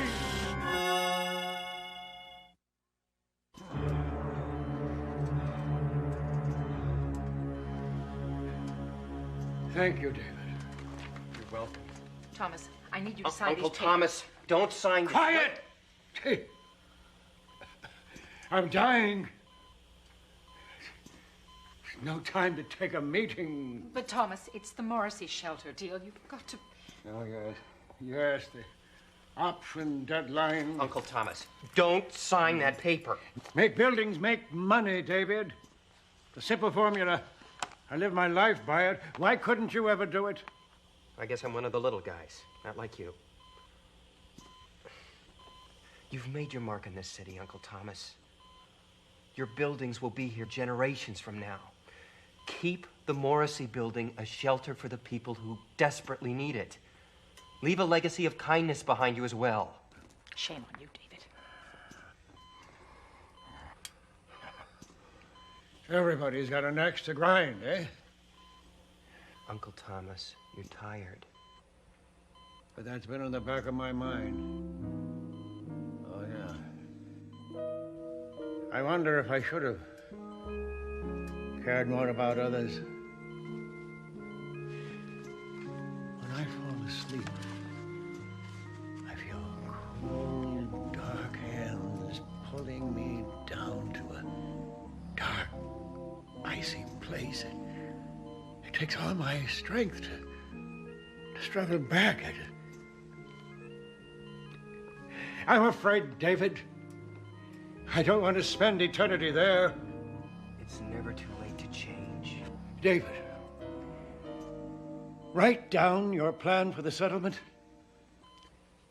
and give me something to sign. Right away, Uncle Thomas. We'll make it permanent.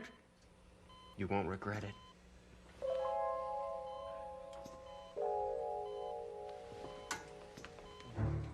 Jess, call Holbrook and get him down here now.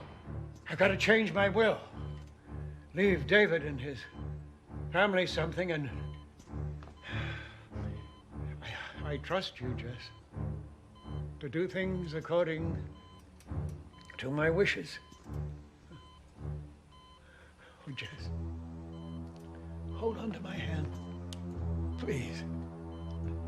Don't let me slip away.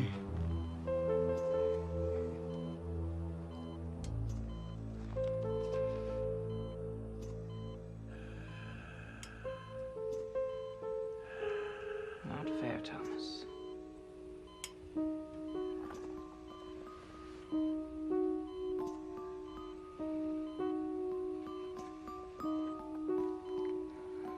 Not fair at all.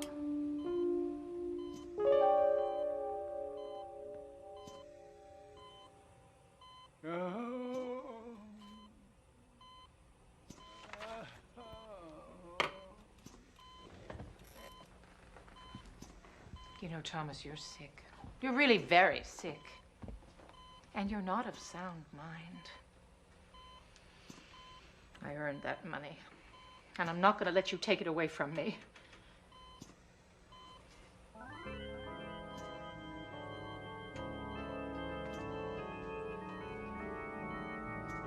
no, Thomas.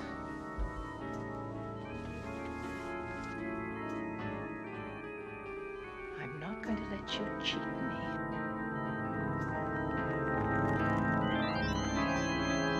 Greed, lust, now murder. Working our way through the 7 deadlies. No, this isn't what it looks like. Listen, couldn't you and I work out some sort of agreement? Wrong currency, Jessica. Oh. Well, what else can I offer you? What I need from you is reformation. I beg your pardon.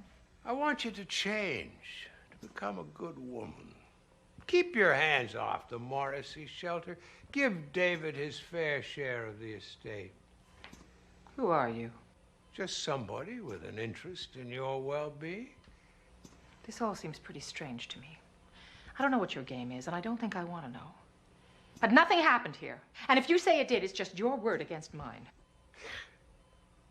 Did you ever think, did the thought ever cross your mind that there might be a spiritual world deeply offended by your crass pursuit of material gain? No. Change your ways, Jessica, or you'll be visited by spirits so awful, they'll terrify you into changing. Oh, I get it. Charles Dickens in A Christmas Carol, is that it? I wouldn't joke about it. Just choose mortal. Mortal? I'm getting out of here. Oh, so you defy them? Defy who? The spirits. Oh, the spirits. Oh, right. Come on, spirits. Come and get me. Do your worst. Trust me, Jessica. They will.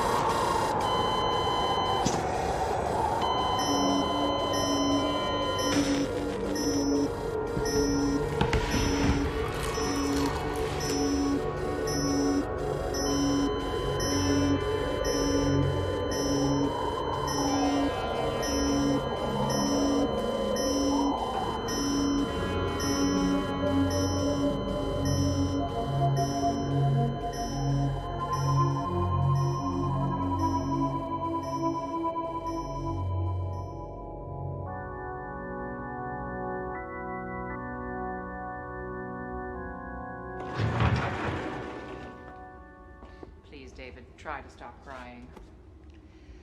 I thought he looked wonderful. At least he's at peace now. Oh, by the way, David, I wanted you to look at the contractor's plans for the Morrissey. Now. Jessica, we just buried him. It's Christmas Eve. I know, but deadlines are deadlines. even at times like these. Thank you, David. I look forward to your comments later.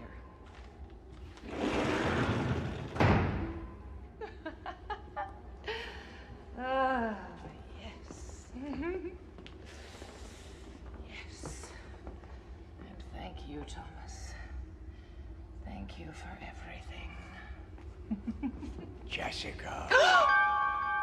Jessica.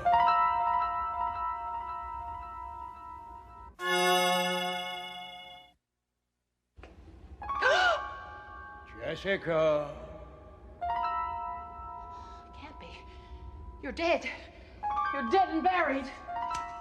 God, I'm a nervous wreck. Going crazy. I don't want to go crazy. I just got all this money. I want to enjoy it. I need a drink.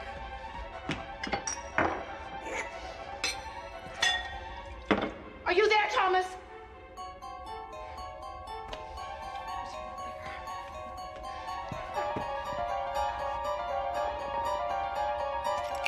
Is anybody there? Jessica. Thomas? Thomas!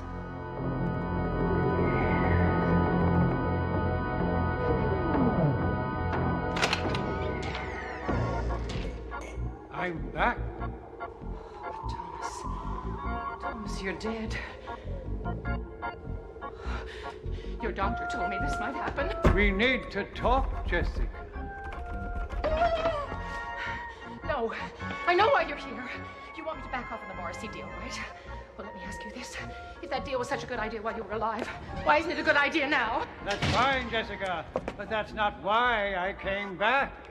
You stay away from me. Don't you touch me. You never used to send me away. You never used to be dead. I know why you're angry with me.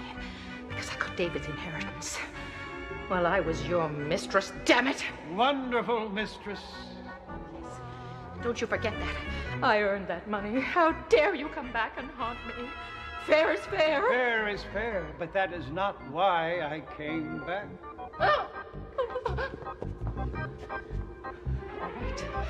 All right. Was it the weekend I spent in Bermuda with Senator O'Brien?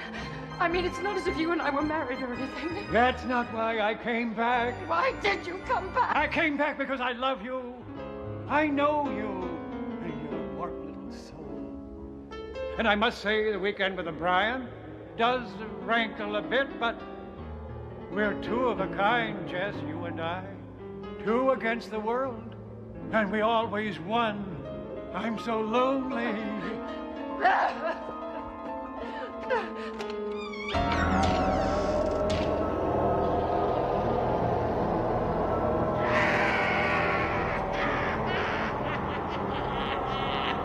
That's all the company I've got. I need my Jess. My love.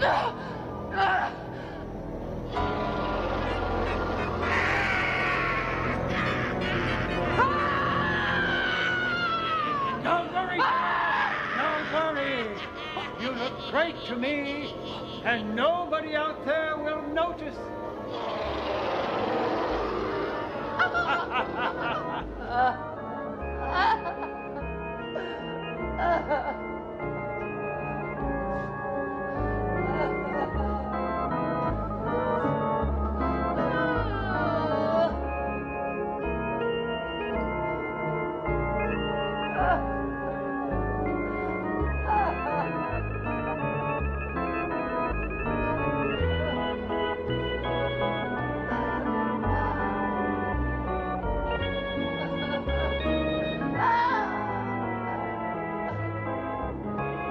Get away from me! Come now.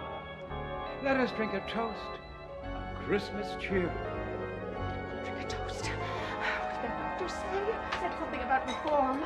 Reform, or you will be visited by spirits who will terrify you into reformation. Who will. That's the future. That's the future. There's still time.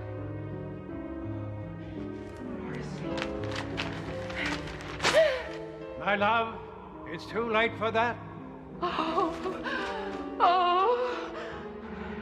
It's not. I'm gonna call Dieter. Dieter. Hello, Dieter. Get back! Not you, Dieter. Not you. Now listen. Listen to me. I want you to open a new account in the name of David Beckman and then transfer 60. No, wait. Transfer 70% of my shares in Beckman Development into that new account. Yes, I know what I'm doing. Please, just do it. Please. Yes. Thank you. Oh my God, it worked. I've changed. I'm myself. I promise I'll always be a good person from now on. I've changed. I've changed. It worked. I've changed. David? Are you all right?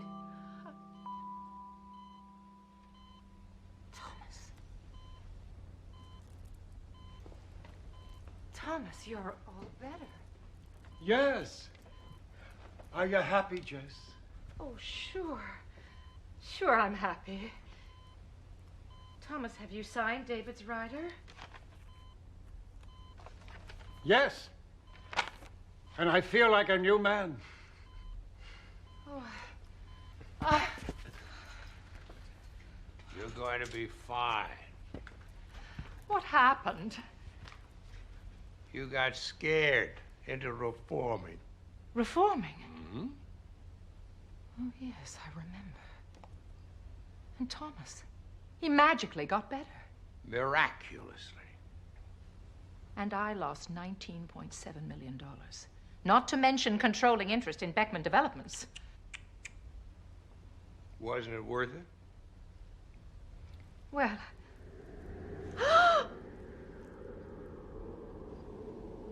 Your choice.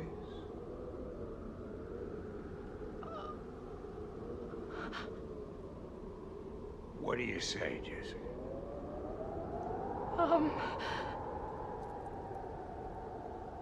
Merry Christmas. Try never to forget.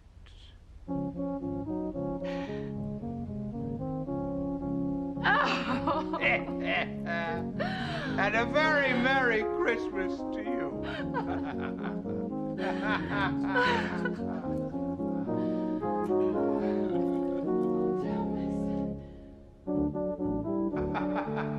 I want you to change, to become a good woman.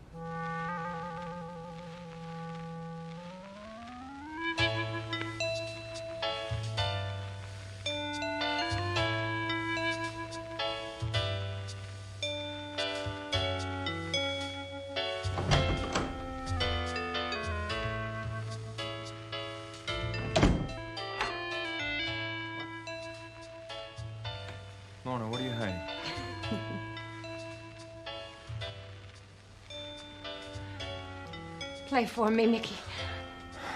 What are you talking? Play for me, Mickey. Mickey? You haven't called me that.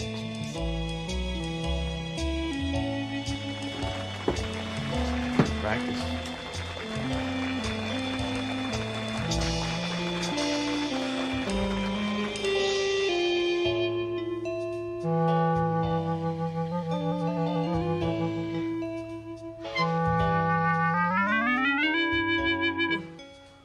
What is it? Put this away. Talk to me. Turn off that record!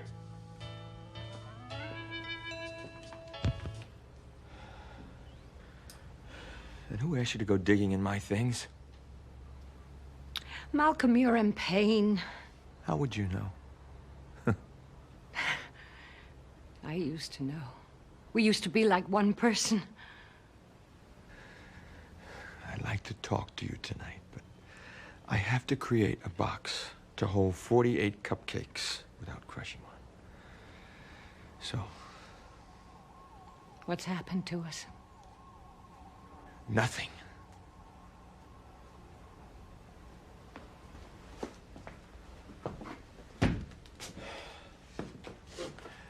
You look tired. Why don't you go to bed and I'll be in later.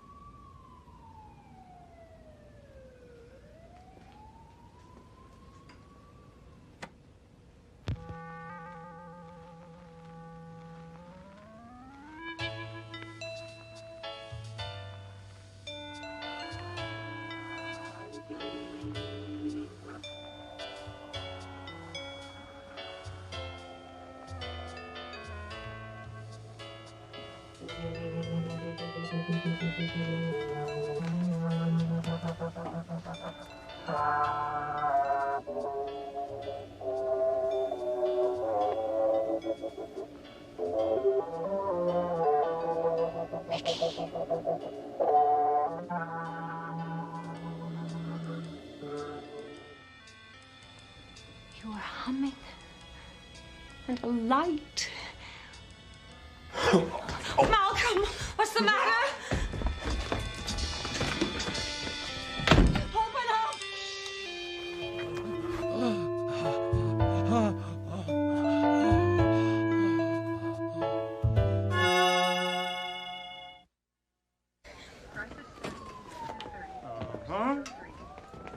Yes. Fine. Wonderful. Are you sure? Your insurance is all paid up and a fine carrier at that. Insurance? You wouldn't believe the types that try to get in here. Oh, not that I'm suggesting. So how are we feeling, Mr. Flick? Malcolm, tell him. My wife's an alarmist. Oh, isn't that just the way they are? All right, now, let's have a look. Now, any pain here? No. That's not where it is. That is right there. Oh! Oh! Oh, any other symptoms besides the stomach cramps? Malcolm, tell him. Lorna. Doctor, there's a light. Lorna, I told you! Mrs. Fleck, just give me a few minutes with your husband, huh? Malcolm, doctor, ask him about the light. Oh, yes, I certainly will. I apologize for her. May I ask you a serious question? Yes, what? Have you thought about your future with her? I really don't. Now, a group of us are putting together a retirement village. Malls, golf courses, the whole kit and caboodle.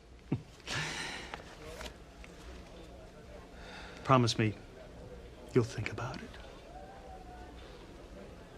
I will. Good. Good. Now, moving right along. Hey, what? Have you any idea what's inside of you? What is that? It's a cyst. Like a tumor? No.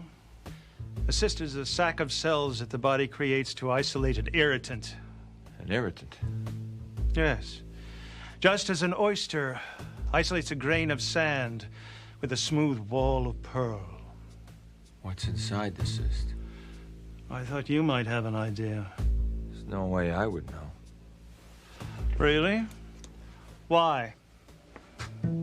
Because it's completely dark inside of me. There's no light.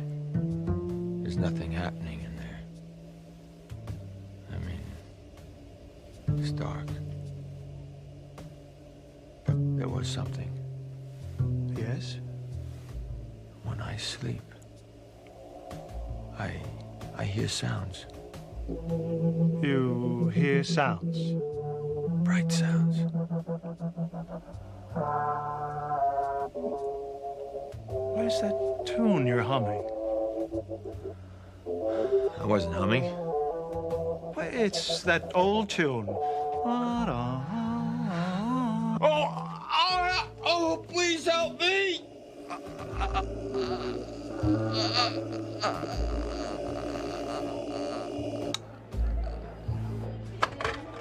Prepare the surgical team. What's going on? We'll need emergency surgery. Surgery? What did you find? I'll need your permission. What are you taking out of him? What are you taking out of him?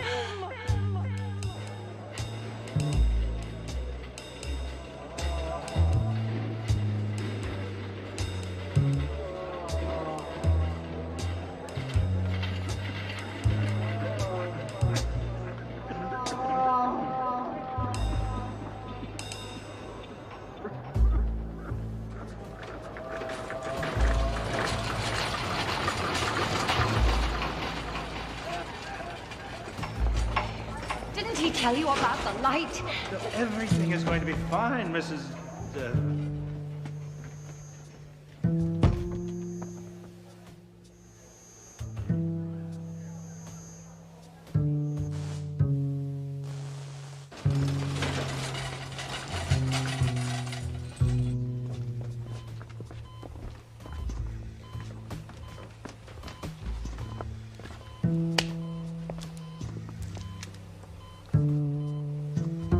Increasing the concentration to 900 ppm. Checking your retinal reflex. He's under.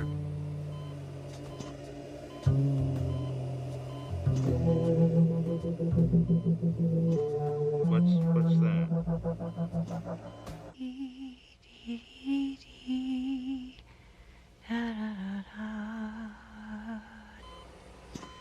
It's that old tune. I know the tune, but where is it coming from? I thought he was under. He is. He has to be. We can't stop now. Let's get in and out. What's that?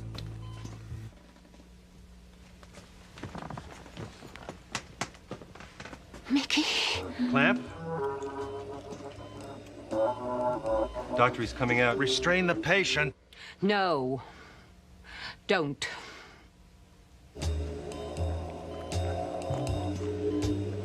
No. I'm isolating the mass. He's losing pressure. I believe that's all of it. Let's close.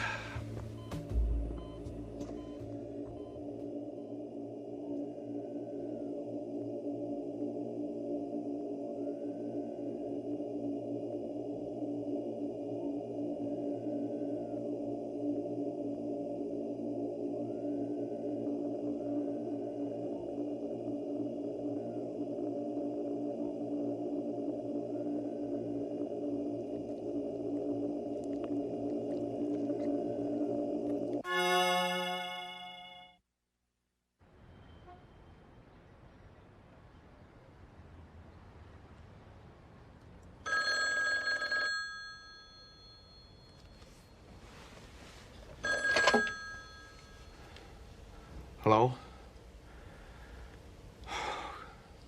Good evening, sir. Yes.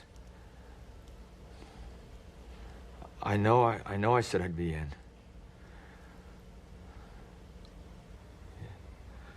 Well, I know the cupcake account is pivotal, sir, yes.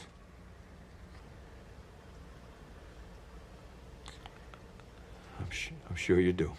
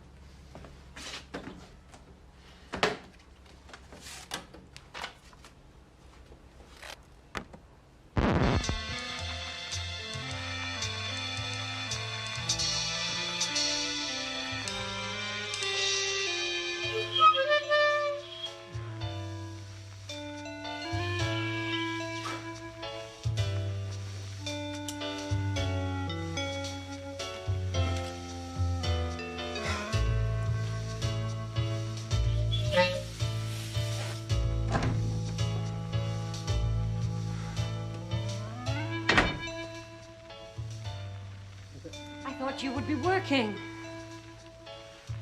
They gave me the day off. Great. Let's go out to dinner. I can't go outside. Everything's out there. What do you mean? I don't mean anything.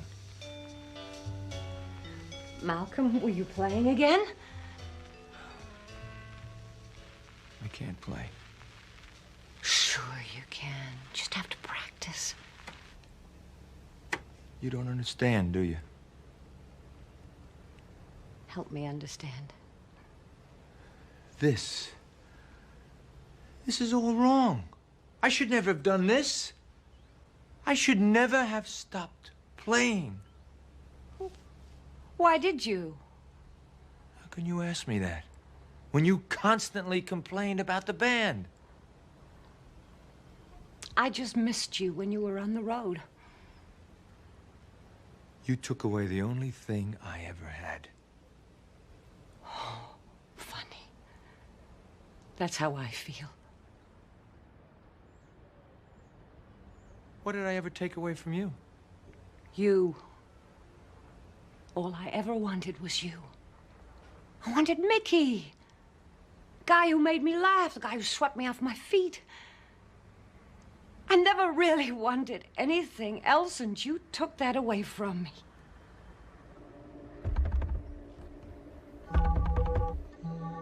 What? Who is it? Lorna, don't go in there. Who is it? Nobody.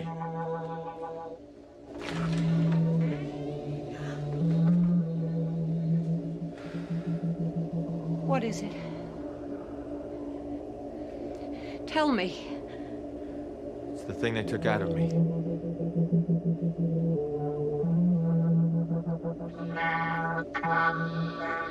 It's talking to you. No, it's not.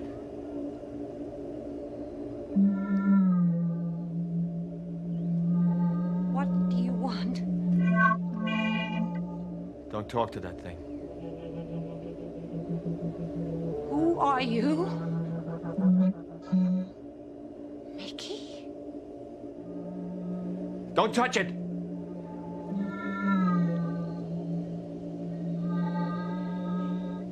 It is you.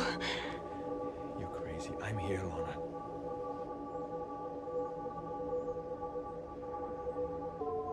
What happened to you, Mickey?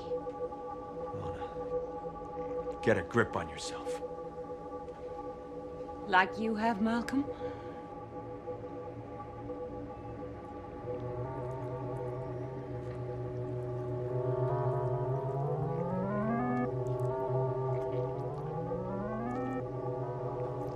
Get back.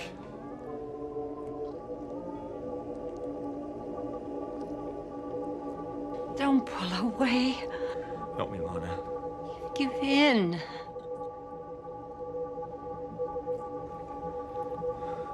You can do it.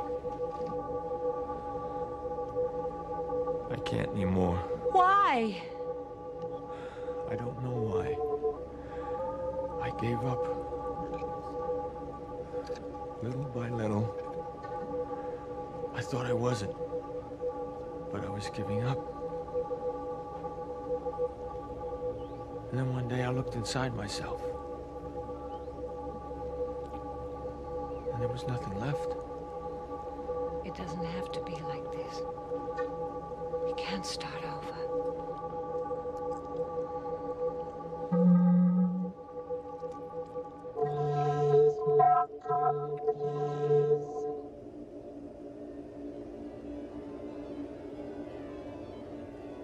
Goodbye.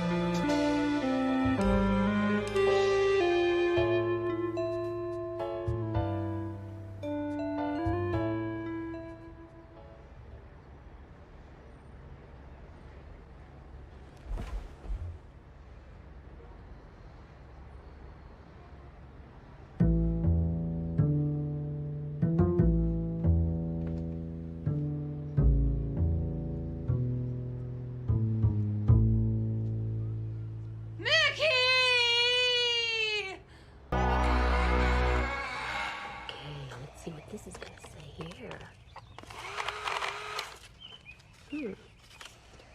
Let's see. Whose toes are those on my hand? Whose little toes are those on my hand?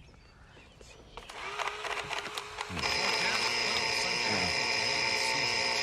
We should reach our normal high of about 82 degrees. Oh, God. I know. I amaze even me. Increasing cloudiness tomorrow. Day one. You sure you can handle it? What? Oh, the house. Well, gee, I don't know, Brad. I mean, I have been managing my own business for 5 years, but, housework? Phew. That's like rocket science. Beware the superwoman syndrome. Why? Say hi to the D train for me. Oh, and the teeming, sweaty messes. Har, har.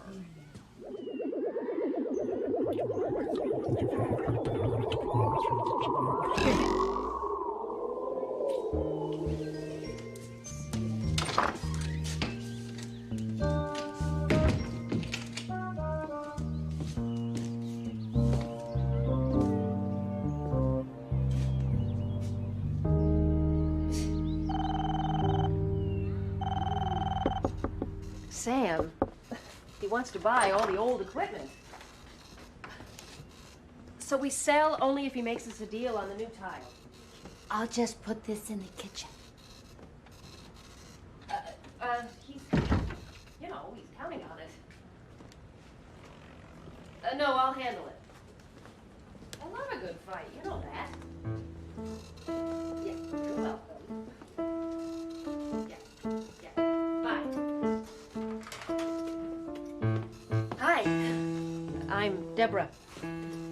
You must be, Laura D'Angelo, 3D. Can I lend a helping hand to the new mom? Oh, that's very nice. Actually, we're doing well. Except I've got a lot of work to catch up on. Holy cow. Took me all morning. It has to rise 3 times. Well, thanks. I'll make some coffee. Instant, all right? There's a coffee maker around here somewhere, but I'll never find it. Domesticity is not my strong suit. You'll pick it up. I doubt it. Always hated it. See what I mean? You have to wash them before you put them in. That'll be the day. See, I'm a contractor, Laura. I just brought the business home to be with Sarah. Also to get the tax breaks. You'd be surprised what you can write off.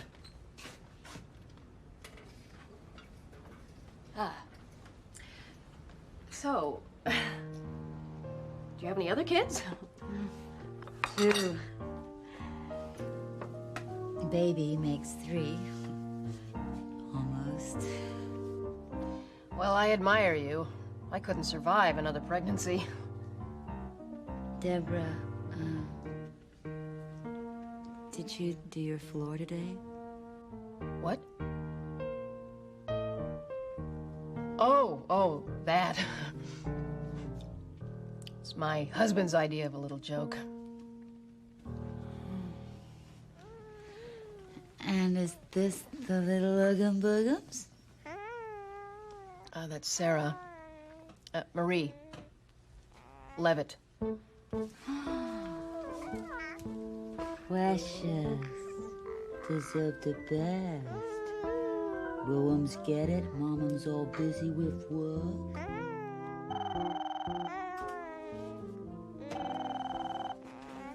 Levitt Management. Oh, Brad. I'm fine. Yeah, she's great. Oh, you're a regular Eddie Murphy. Har har. The bucket. The one you left in the middle of the kitchen table. Yeah, sure you didn't.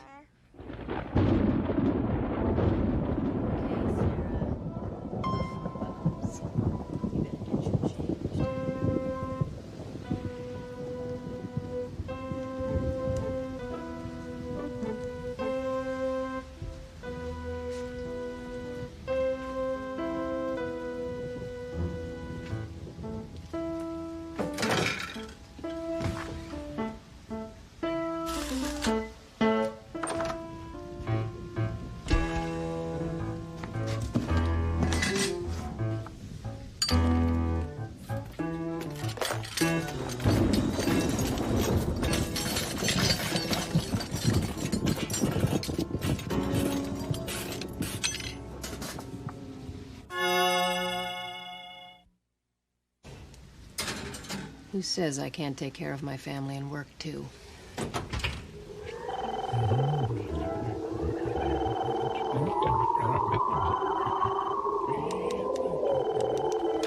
Levitt Management. Oh, Mr. Goldman. Yeah, I understand you're a little upset with our offer.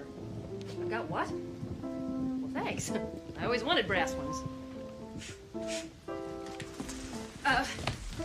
Unreasonable? Just a moment, please, Mr. Goldman.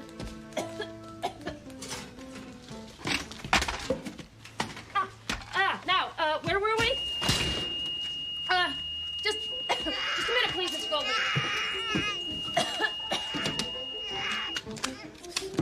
Yes, you were saying you could see your way to 5,000. I beg your pardon? No, Mr. Goldman, 5 is very close to 3.5. I'm sure that we could meet. I said I'm sure that we can meet. Mr. Goldman, I'm going to have to call you back.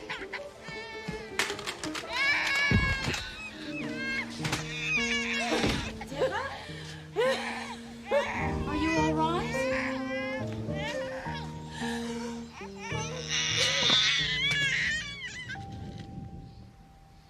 Deborah, I just don't think you can mix raising a family with a career. Well, I had horrible days when it was just me at the office.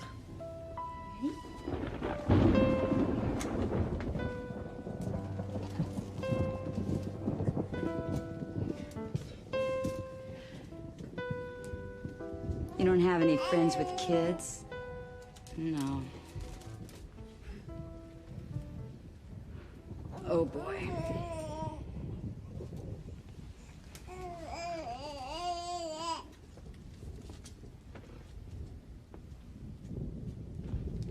Deborah, Today wasn't just a bad day. Everything went wrong because this is gonna be hard to take.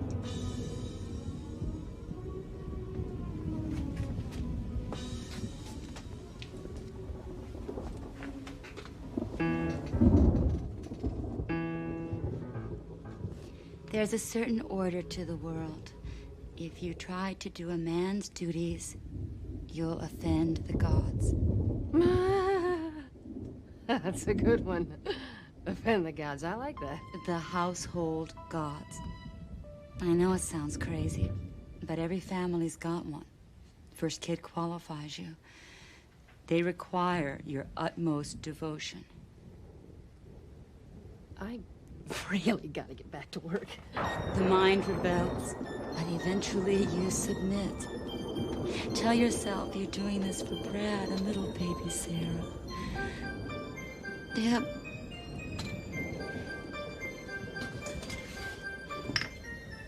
Deb. The time is now.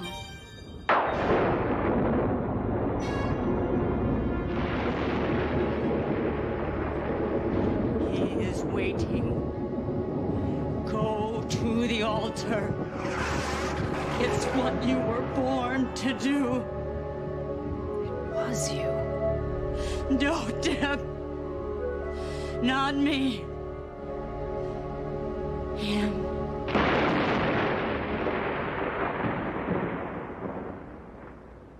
The woman is totally unhinged. I mean, she threw away a fabulous career. Now she's got to rationalize it to herself. What a mind she's got, coming up with a fantasy like that. Fine, but there's a lot of truth in what she says. Men and women are different. Oh, come on, Brad. She's totally delusional. Since I'm doing this, would you mind getting the floor? The what? The floor.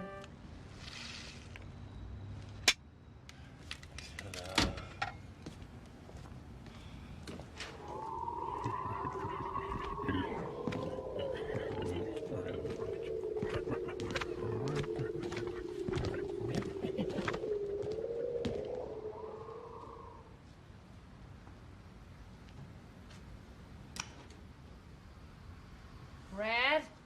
What? I thought you mopped this floor.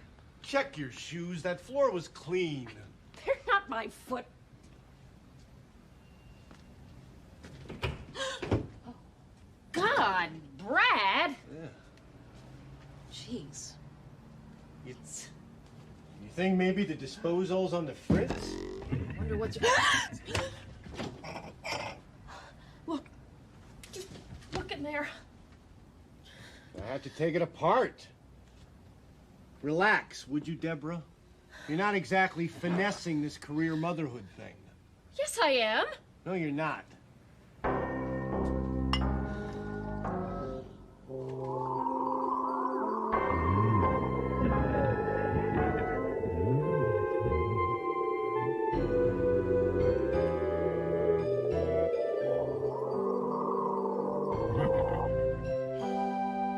Can you sleep? It's 3 in the morning. Every time I do, she screams. It's like she's got radar. Oh, I'm gonna be dead in the morning. I've got so much to do. And for Pete's sake, let Mom come. Brad, you know how your mother and I get along. Just try to sleep.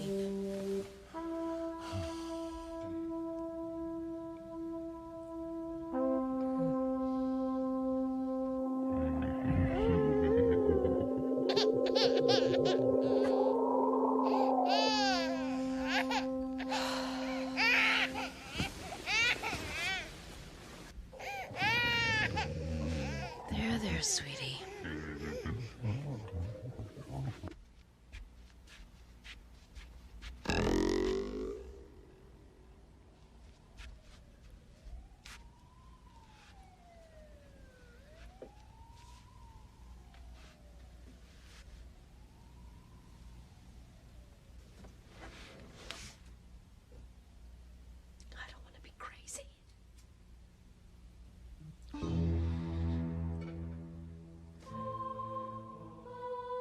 Are you really there?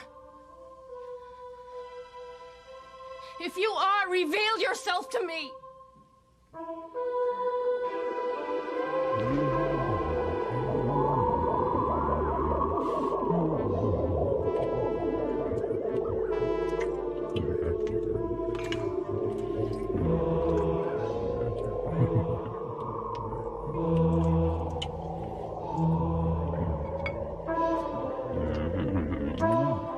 Get out of my house!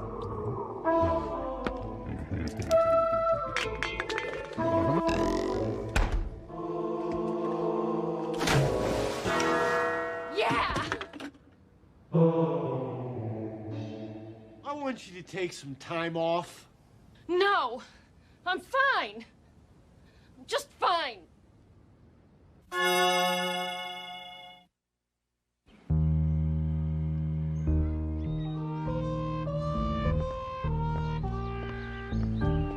Deborah! Do I have any clean shirts? Check your closet!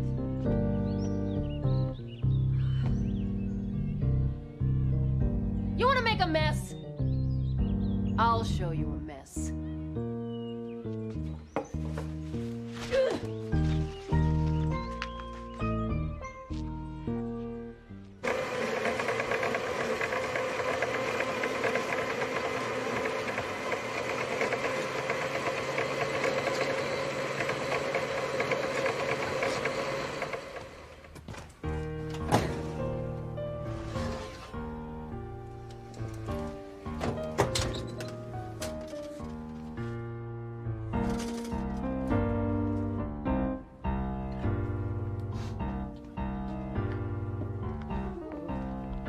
You're early again. Don't eat that! Bake sale.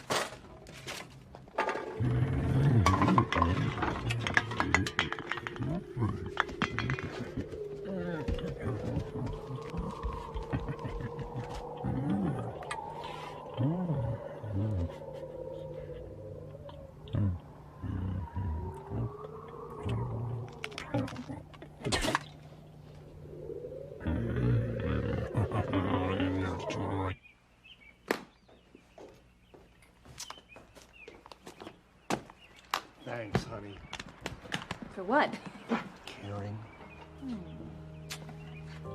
We're gonna work this out. Sure, Brad.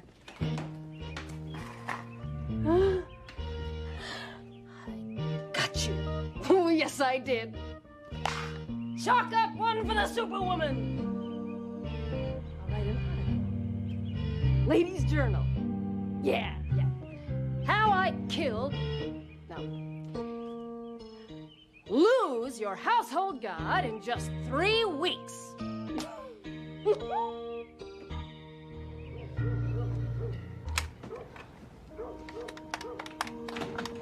Brad! Edna? Bradley's having a drink, Deborah. Wondering if he should have called the psych ward after your poison cake burned a hole in his briefcase. Oh, my God. Don't worry. I convinced him it was hormones. But we all know it was your rebellious, wicked pride. You too. Of course, me too. Didn't your mother teach you anything? You know what aggravates me the most? You have it so easy. My generation, a mother was a priestess, full-time, from the day you conceive to the day you die. Now you can have hobbies, an education, part-time jobs. But you, Jezebel, it wasn't enough. You wanted it all. She just needs time, Edna. The world's changed. Women have greater expectations. We were raised with liberation. We took it for granted. But it's not for us, Deb. Please repent now before it's too late.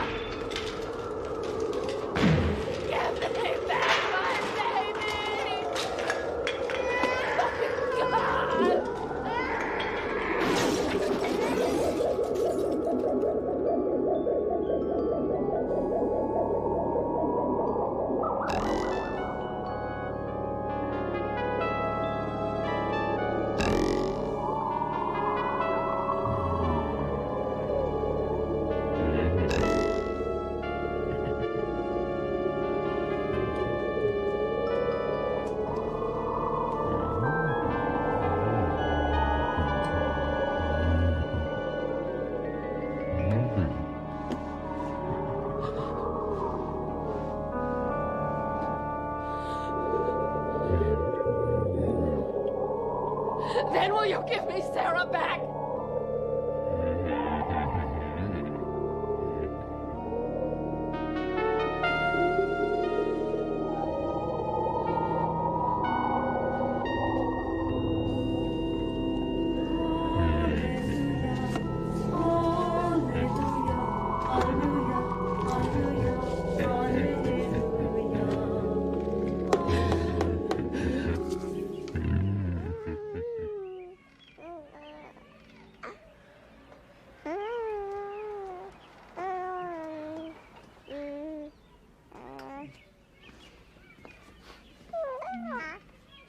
Must be nice.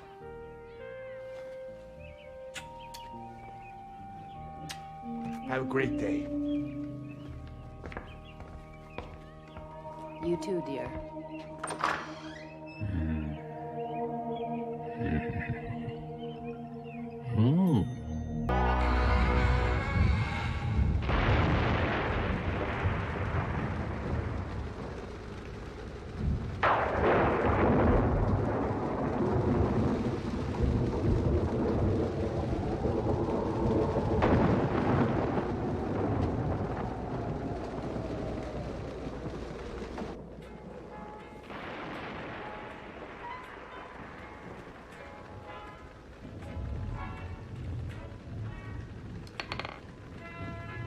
You resign? Well, what choice do I have? You'd have mated me in 2 moves. What? Yes, I suppose I would have. Howard, you might at least have the decency to pretend you know what you're doing. Actually, I thought you played rather well in the beginning.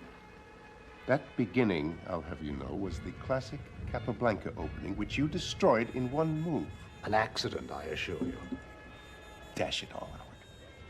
I mean, your middle game is haphazard at best.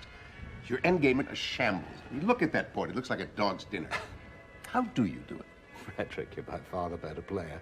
But I suspect I'll always beat you because you're afraid of me. Poppycock. It's that you play mathematically, whereas I play instinctively.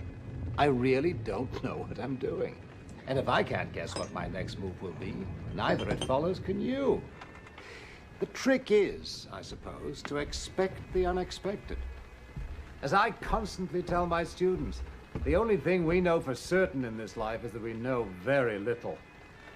The human mind, Frederick, such a vast and untapped resource. We've got to keep it open at all times. Intellectual poppycock. If you say so, old friend. This blessed weather.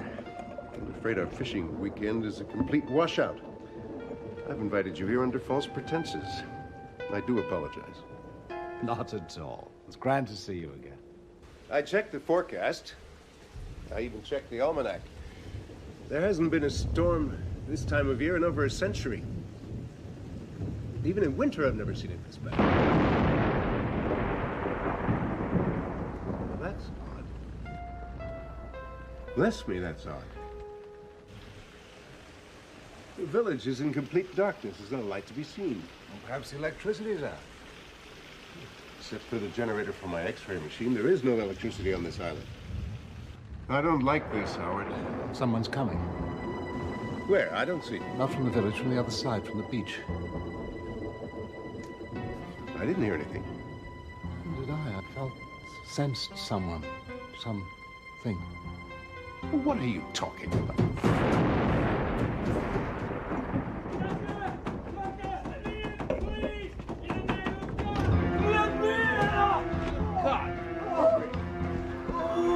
Henry Wells. What is it? The pain! It's like flies, like acid. It's eating my brain. Doctor, I'm sorry I had to come. You were the only one left. The door. Shut the door. It was right behind me. Oh, God, I can't stand it. It's eating out my brain. Bolt it. Now, help me with it quickly. Not fair. Not fair. I want my brain back. Man can't be in two places at once. Oh, not fair. Not fair. I want my brain back.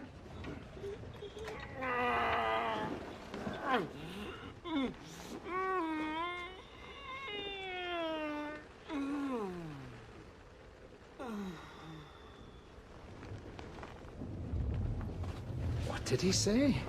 Something about his brain being eaten out. Well, the man's drunk, obviously. There isn't a mark on him, not a mark. Oh, my God.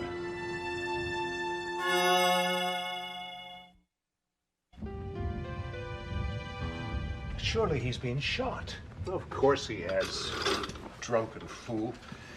Eating his brain, indeed. Move that lamp closer, would you? It's not a bullet wound. There's no tearing, no bleeding.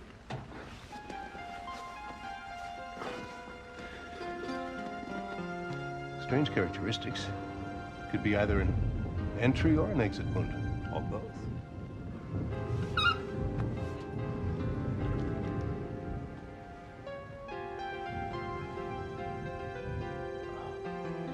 Enormous tissue loss. Can't see a blessed thing. Give me a hand with him here, would you?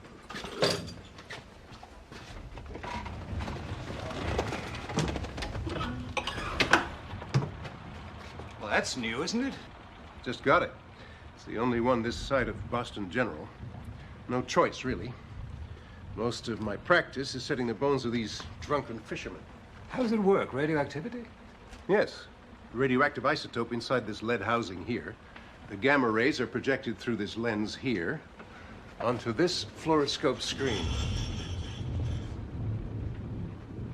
Watch.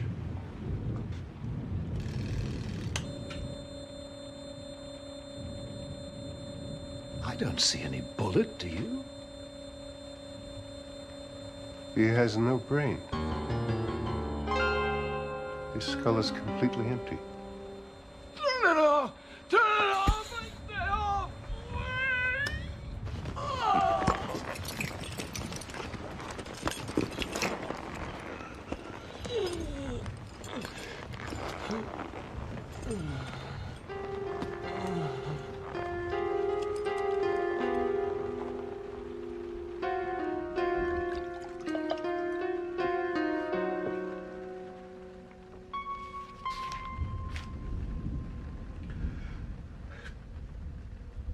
There was a time that when the brains were out, the man would die, and there an end. But now they rise again to push us from our stools. Macbeth. This is impossible. We know this is impossible. Nothing is impossible. I myself in France. I've never spoken of this. During the war?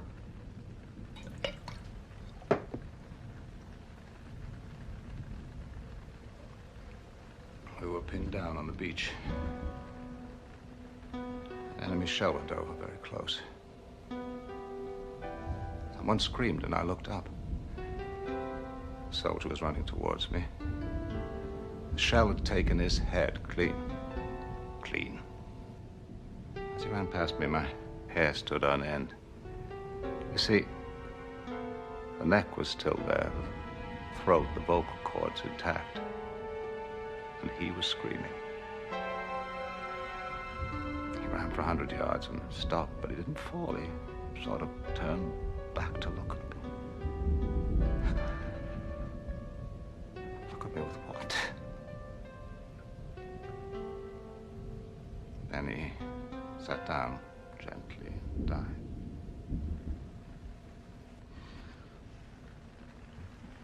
We know nothing, Frederick. Nothing.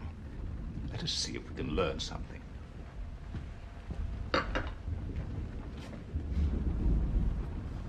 Mr. Wells, Henry, can you hear me?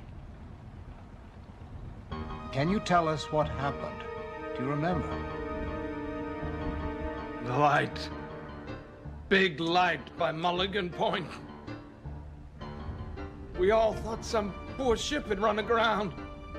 All ran to see if we could help. A ship? Is it still there? Howard, we must go down there. There may be people injured. Where is everyone now? Gone.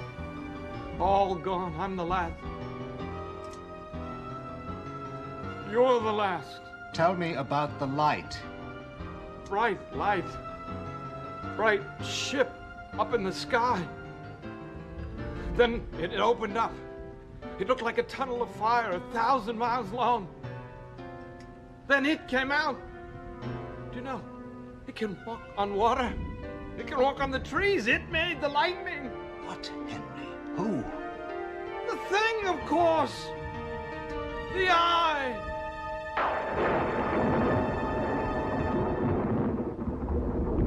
Tell us what happened to your head. How did you... I ran. I left the others, ran into Mulligan Wood. But it was there already, up in the trees. It walks on the trees? It froze me in the light.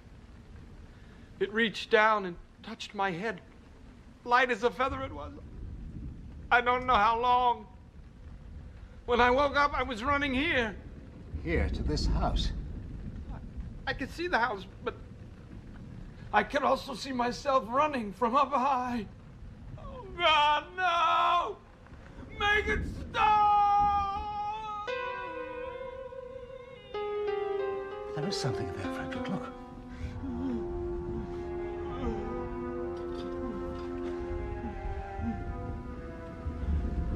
I want to x-ray him again. No, not the x-ray. I think it hurts him terribly.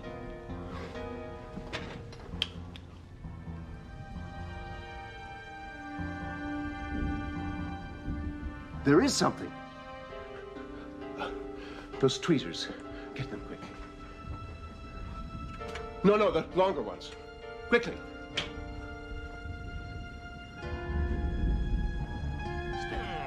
It knows what you're doing, Doctor. Please. Not deeper. Don't go deeper. It's too close. Don't touch. Don't touch it!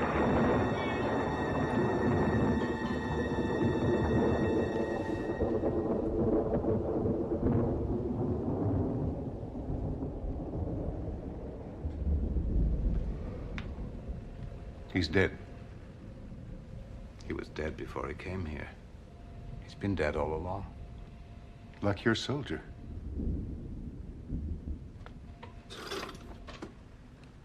I am speaking to the creature now. Can you hear me? Yes, I hear. Where are you? I am up high. In the trees? Trees?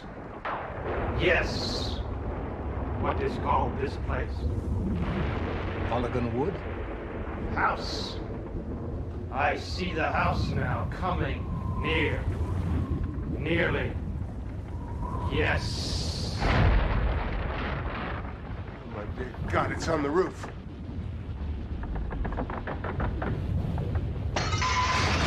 The skylight. It's in the upstairs room. Howard, it's inside the house. Howard!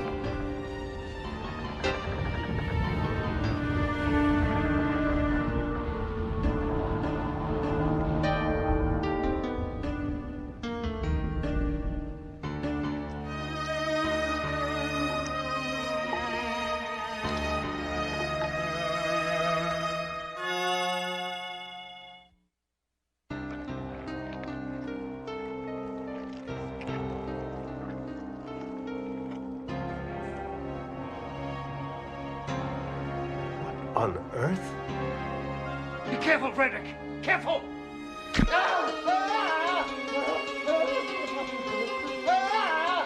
It's no good, it's solid. Howard! Help me! God's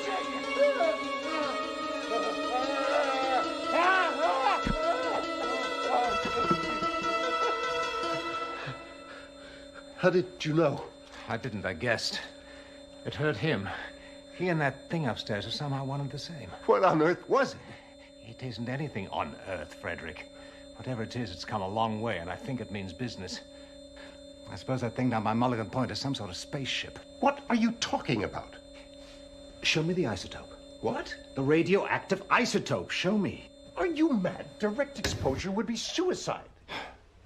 If only we could entice it down here. I know what we need. What?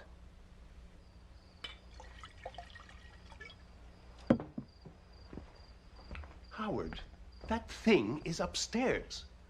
It isn't going anywhere. Have you heard it move since we forced it to retreat? Well, no, but... Have you noticed something else? The storm. Good Lord, it's past. For the moment. The creature doesn't need it anymore. What are you saying?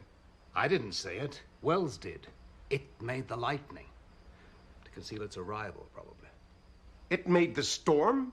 You can't be serious. I'm perfectly serious. Frederick, anything capable of eating its way through the vastness of space to get here is certainly capable of that. And more than capable of eating its way through the space inside a man's skull. Ah, what was that thing? Transmitter of some kind. What? It planted one in Wells' head, almost planted another in yours. I think the brain isn't so much taken out as sent out, transmitted. Like a radio? Exactly. Except that this radio can somehow transmit matter. In this case, gray matter. Howard, I failed to see the humor in this. I was almost... Forgive me, old friend, it's gallows humor. That thing is waiting for us to make the first move. But what that move is, I don't know. Do you? You were right. We know nothing, do we? Why would anything want a human brain when we ourselves don't know how to use them? Oh, you dear man, I think you've hit it. Last time I was here, we spoke of this, remember? The EEG, the machine that measures brain waves. What's the current thesis? That we humans barely use 10% of our brain capacity, 90% is unused. Aha. We don't know how to use the human brain, but it does. You do, don't you? Frederick, if we knew how to fully utilize the human brain, what would we be capable of? Such a brain would have no limit. It could encompass all knowledge. Exactly. Such a brain would be a prize indeed. Imagine further that the human brain is the only instrument of its kind in the universe. Such a prize would be worth traveling light years to harvest, wouldn't it? Indeed it would. Good. That was to be expected. Does this come off, do you know? If Muhammad won't come to the mountain. Aha, you're worried, aren't you? There's enough gas in the generator for about a half an hour. Let us pray that's enough to save the world. Put aside your Hippocratic oath, dear doctor. We're about to commit murder.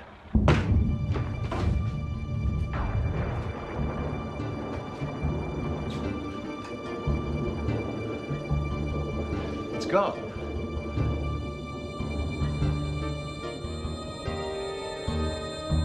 Oh, my God. Look out!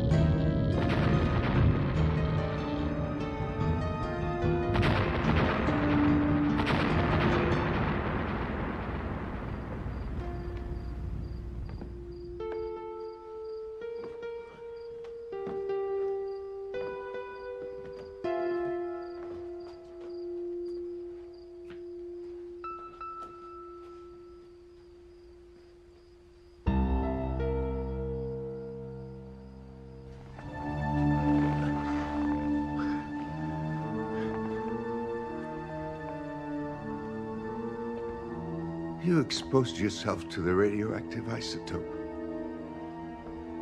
For me. For both of us. For all of us. I had the foolish notion that I alone could prevent a biblical prophecy from coming true. Now there shall come a darkness on the face of the land, and the beasts shall inherit the earth. The beasts? I made one fatal mistake. I stupidly assumed that the creature came all that distance, alone.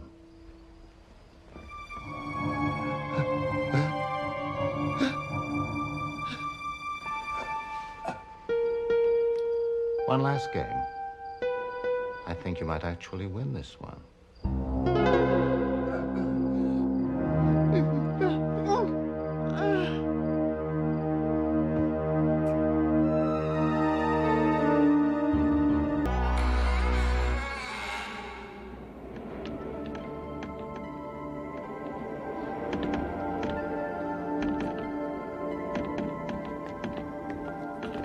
You owe me one for this, John. Some surprise honeymoon your father planned. 40 miles of unplowed country roads to this place?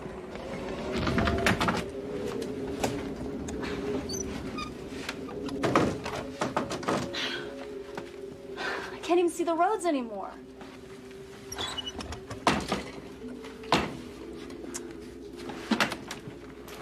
This is crazy. What are we doing here? Look, Dad's been a little... Well, he requires a little more patience since Mom died. Okay?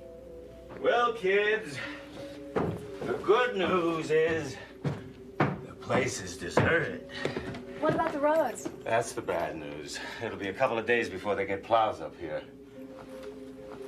Benjamin, why did you bring us to this place? Well, as a matter of fact, Mary and I spent our honeymoon here. And I just thought it'd be nice.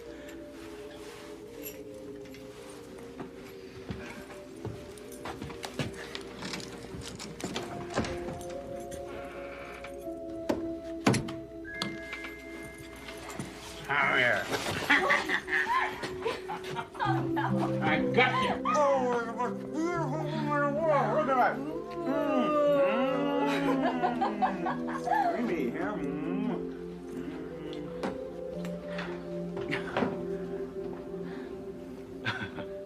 Has it changed much? No. It hasn't changed at all. As a matter of fact, the paintings are the same. You mean you put us in your old room? You'll be interested to know that your husband was conceived in this room. Huh. How interesting. And it was snowing the night your mother and I were here. And the wind was blowing just like...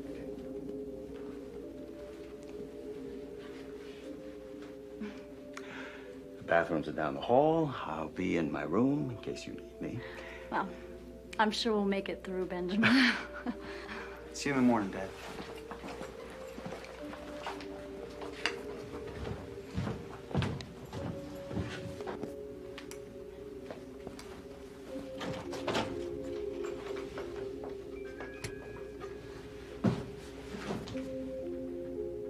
Take care.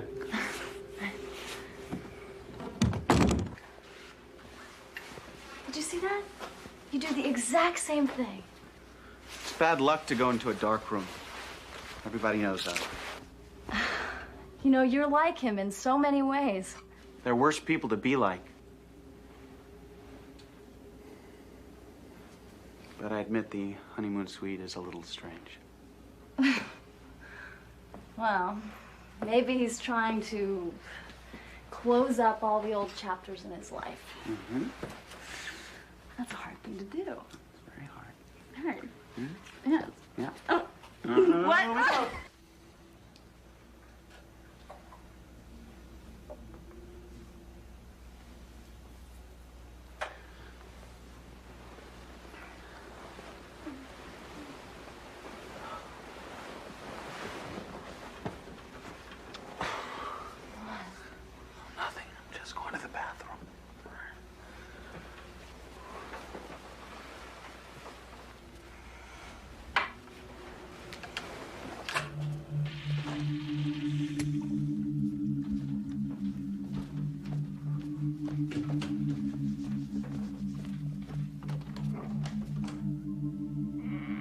Catherine?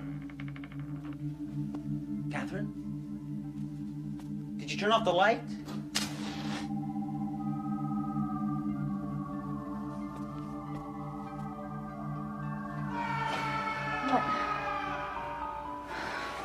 What is it?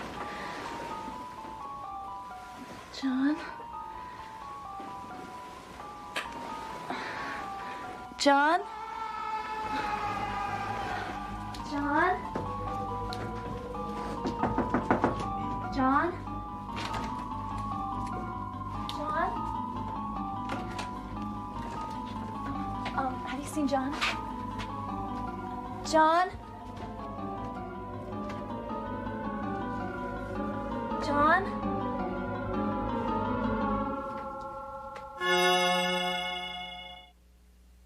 Yes.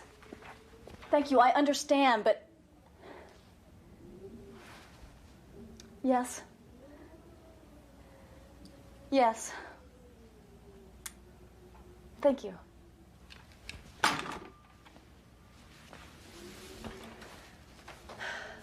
They say we should call back if he doesn't show up by morning.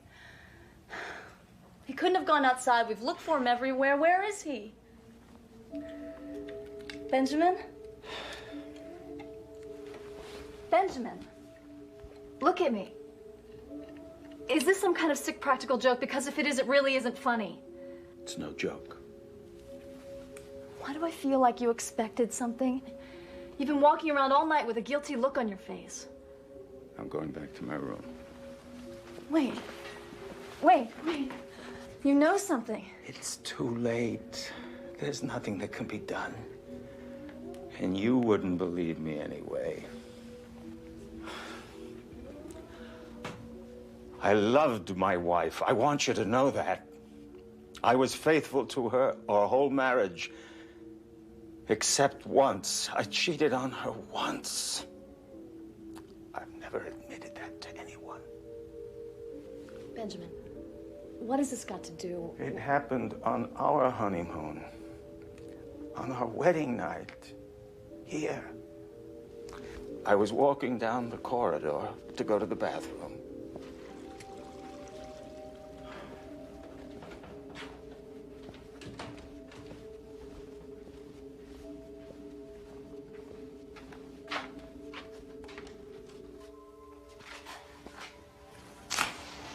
Oh my God, I'm sorry. I thought this was my room.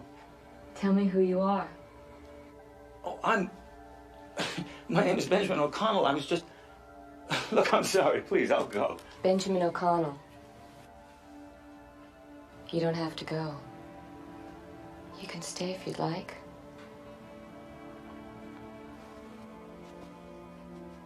Do you live here? I mean, in the hotel?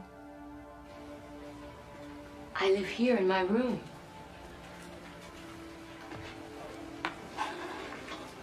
Do you like it? Yes, it's very nice. Have you lived here long?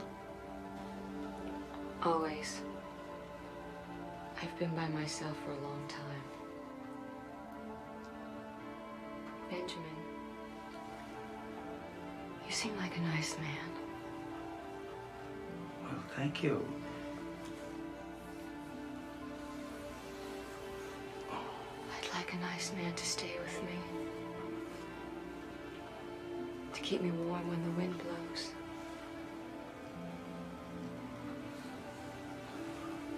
Come, Benjamin. Stay with me.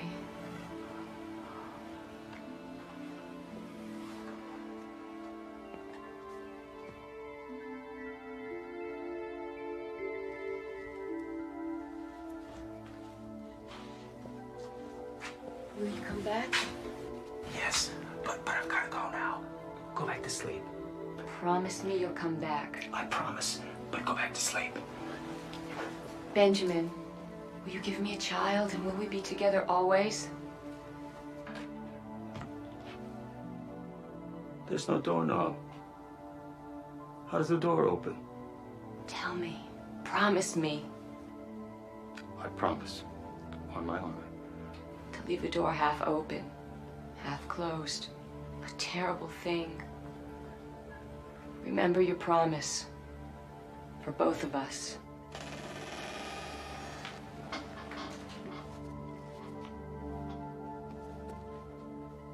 I'll wait for you.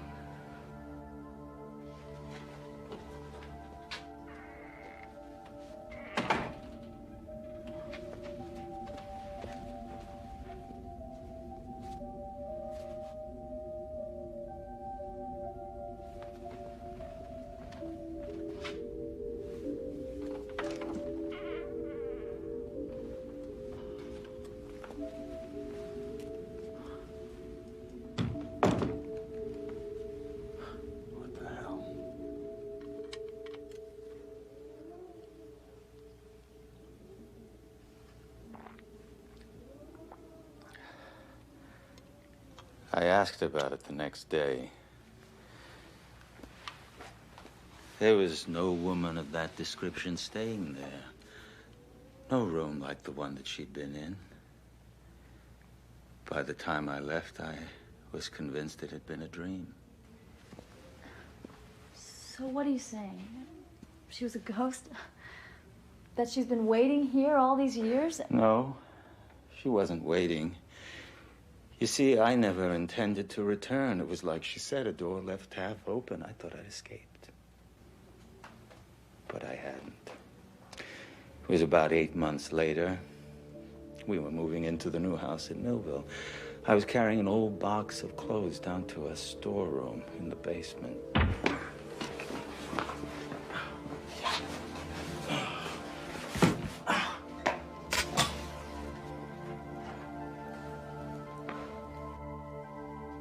I was starting to worry. I was afraid something had happened to you. See? Just as you promised, a child.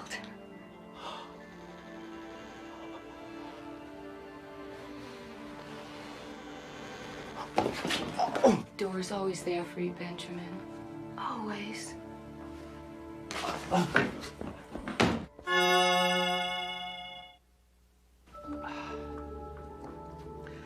She's there always, now, everywhere.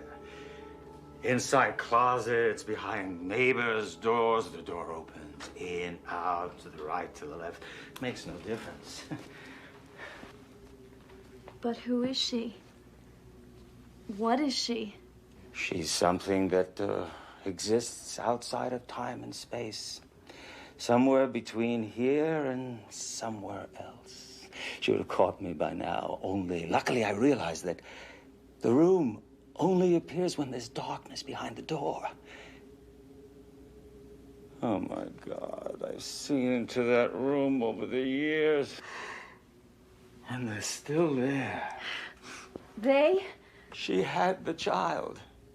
How it's possible, I don't know. But I've seen the child grow up in that room, just like the mother. Half human, half nightmare. She doesn't want John. She wants you. It's you that made the promise. No, that room was a trap. She tried to trick me, but it didn't work. I deny her, and the thing that she gave birth to, they have no claims on me, nothing. But she is using John as a way to get to you. But it won't work, because nothing on God's earth is going to get me back into that room again. God, you're disgusting. A lot of men have done worse than me, 100 times worse. You were a married man. You were on your wedding night. All right. But it wasn't as if I killed somebody. No, you didn't kill anyone. You just sent your only son to hell. You don't know what you're talking about. I'd die to get my son back. But I won't go back into that room again. Don't you see? She's been waiting for me. I can't. Wait. Where do you think you're going? Benjamin? I can't.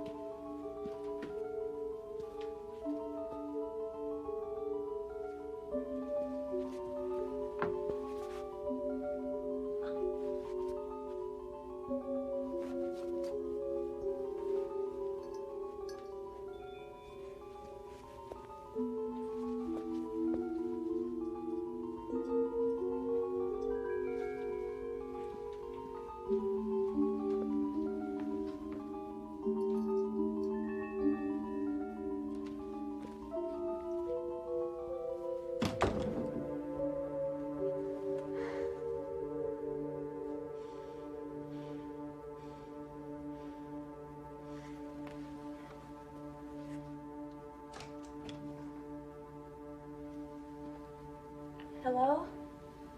Can you hear me? You've taken my husband away. You've taken what's mine. Give him back and I'll see that you get what you want.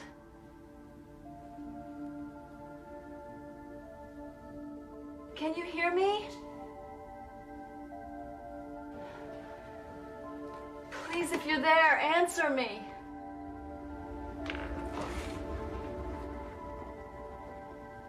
Hello?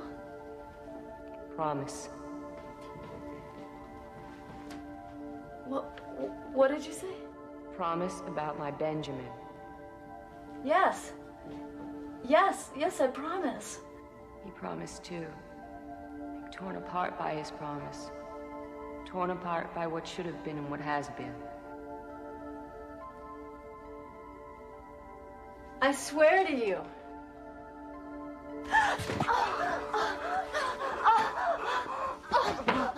Oh, God. John.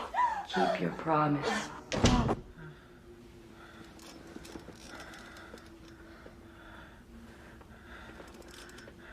No! Don't touch me! Don't touch me! John. It's Catherine. Catherine? It's Catherine. What about them? Where are they? The woman and the other. You've been sick. You've had a very bad fever, and it's made you see things. But you're all right now. Do you understand? It's so real. The room. I know. That's the way it is with nightmares. John, listen. I have to leave for a moment. No, this is very important. Whatever you think you hear, you must stay in this room. Do you understand? Yes. I want you to promise me. Promise me. I promise. I'll be back.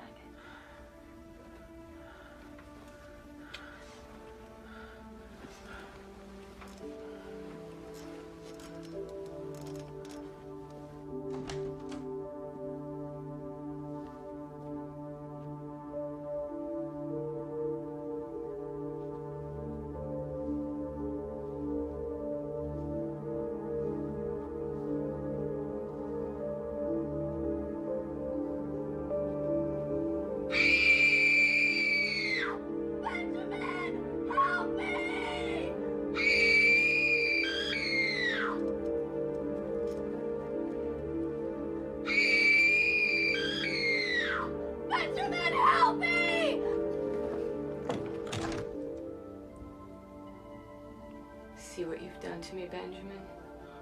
But I've kept faith with you, Benjamin. I've kept myself for you. Just for you. Yes. Bring your papa here. He's come to stay with us.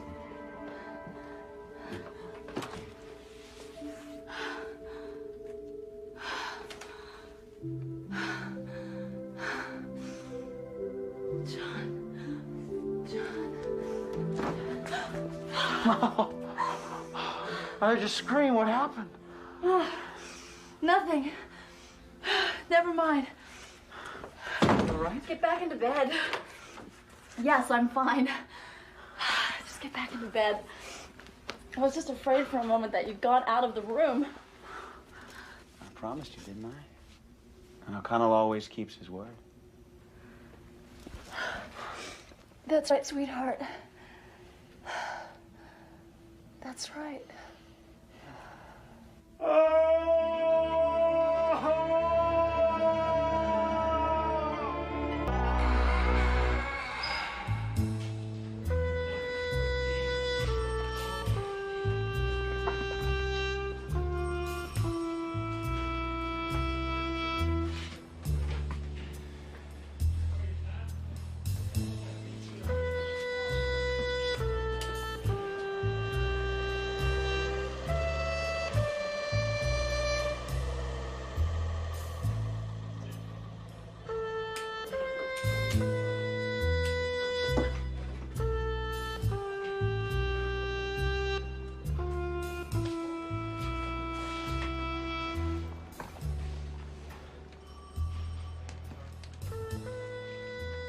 So?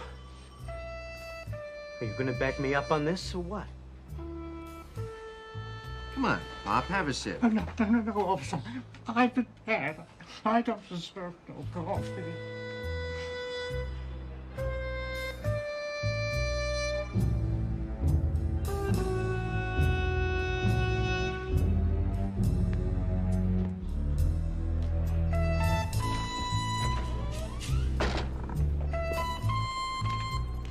All right, Sergeant Mancini. What's going on in here? I hate to bother you with this, Inspector. Only, this is the first time I know, maybe, all this craziness is for real. It's cold in here. Cold? Get to the point.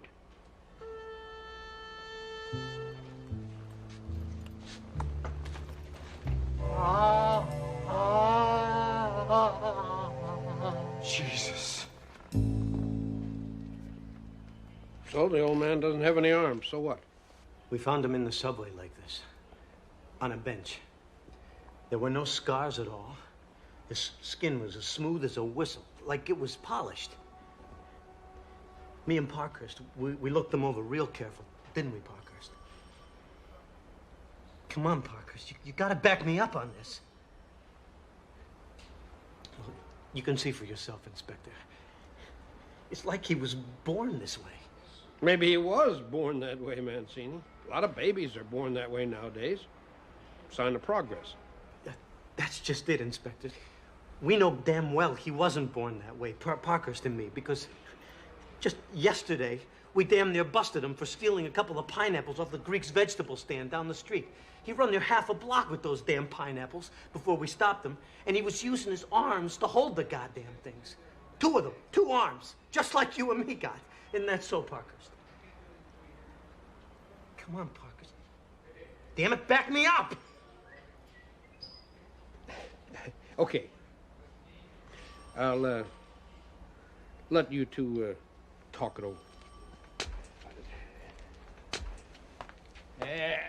You take it easy. We're not gonna hurt you. Come on, old-timer.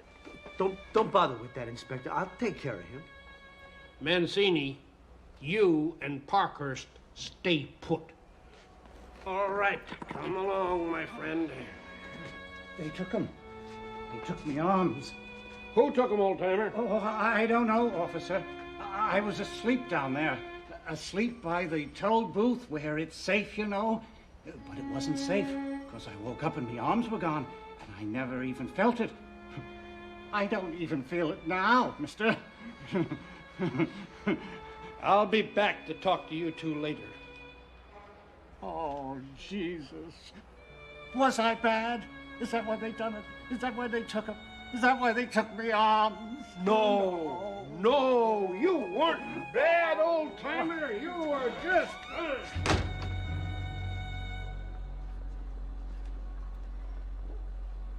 I don't get it. Why'd the inspector take the old guy and leave us here? I should have taken the old guy. This isn't how you do it. He ain't treating us like cops, I tell you. He's treating us like we was perpetrators. He's got us waiting in here a whole 15 minutes. He's working on us, damn it.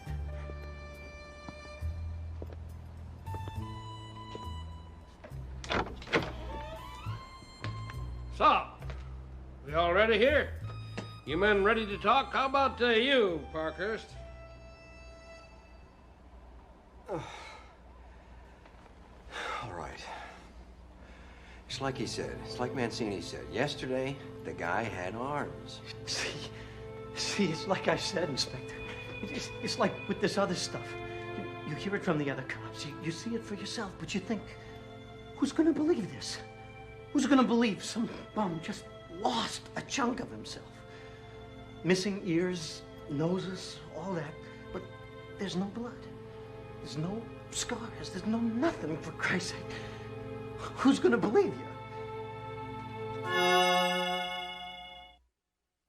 For Christ's sake, who's going to believe you? You backing this up, Parkhurst? Once we came across this nutcase. He was trying to play a busted guitar for quarters. The only trouble was, see, he didn't have any fingers. He didn't even have any thumbs. Just his palms and the backs of his hands.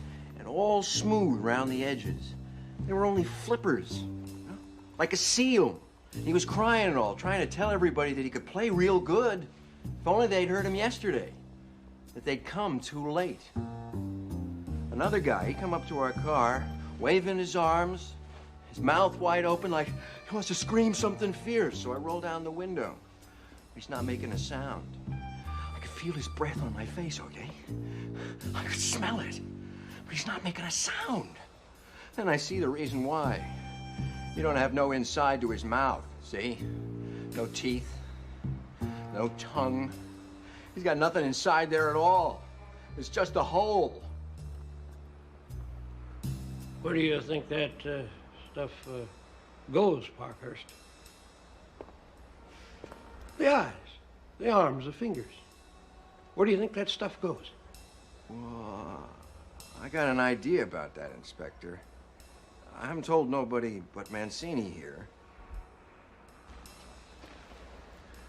You tell me.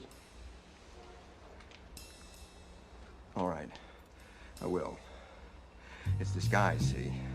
And he's the worst of all. Only he has everything.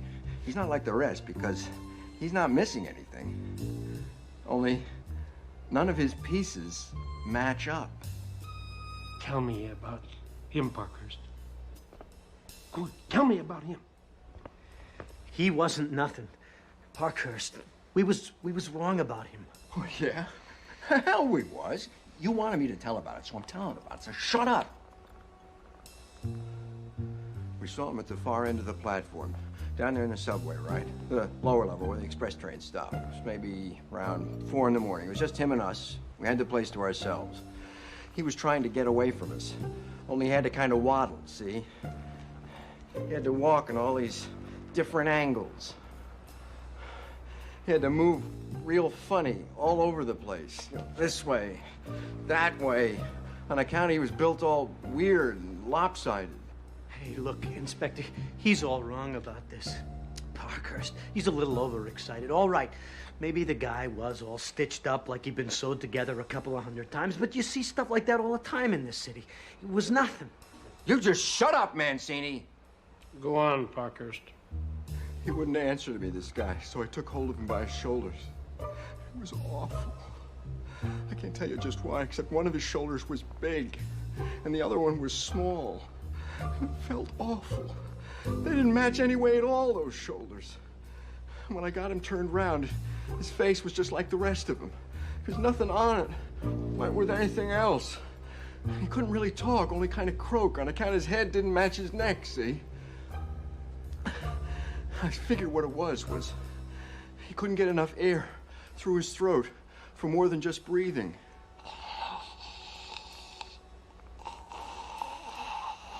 Look, Inspector, please, let's just forget about all this, all right? I'll take care of it. You won't hear another word, I swear. Parkhurst, he's a little slow, you know, but he's okay, I swear it. I'll talk to him, all right, Inspector? You can count on us. It's all right, boys. Now, I gotta do a few things. I gotta get a few things, and I gotta see a few people. You boys wait here. Now, I don't want you leaving the room. You understand me?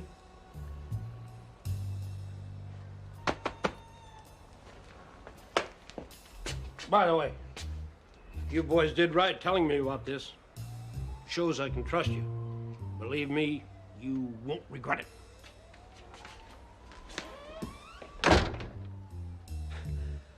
He's taking this whole thing okay, you know? Maybe we can work it out. Yeah, we can still work things out.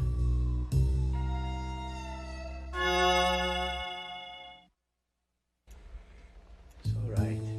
You'll be here. Don't worry.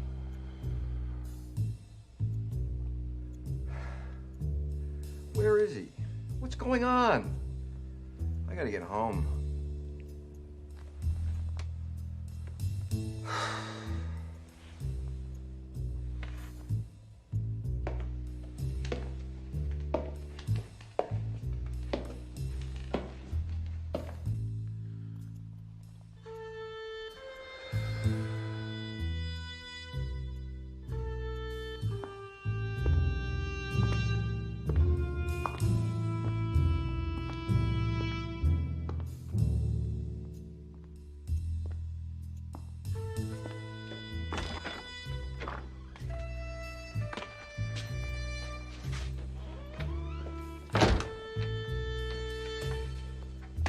You men are going to have to trust me in a lot of things here. A lot of things that won't be easy. Okay? Now, I've talked to some important people. Told them what you said, what you saw. And this may turn out to be a very good thing for you. If you handle it right. Sign these before we go any further.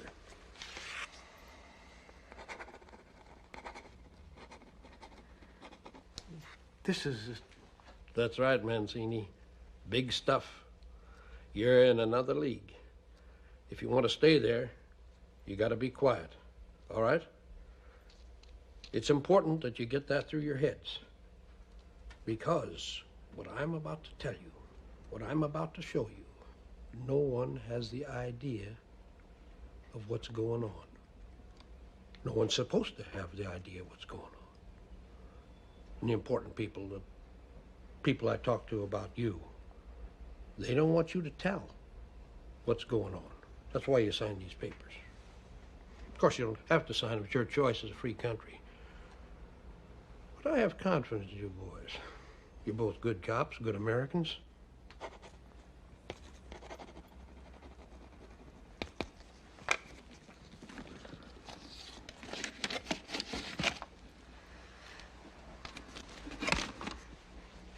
Put your pieces in here.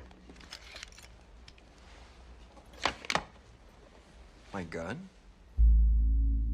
You want my gun? In here.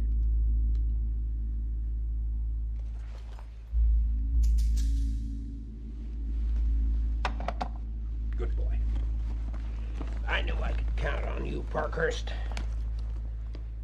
Once a good cop, always a good cop.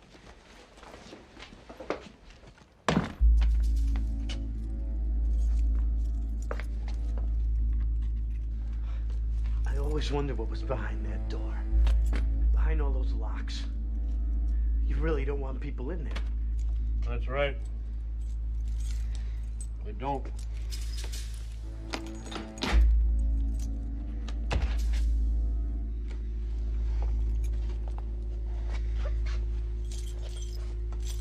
You first.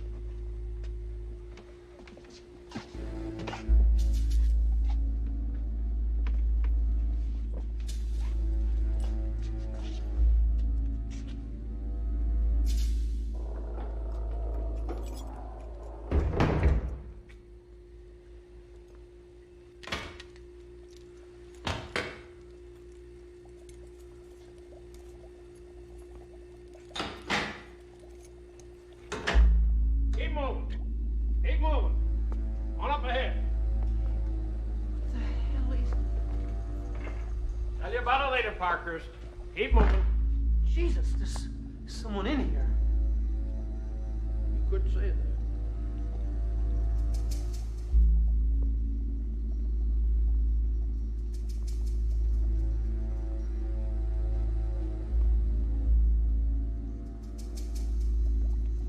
Jesus.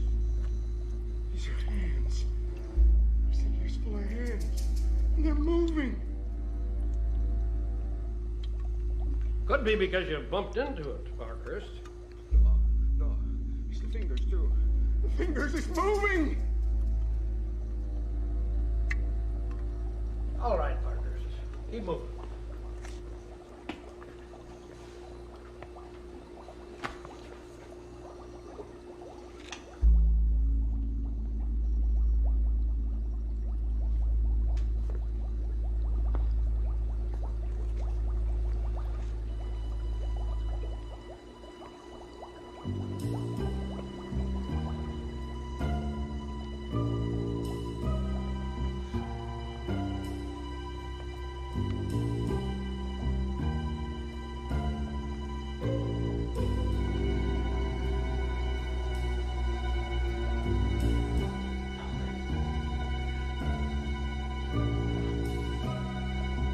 This is something.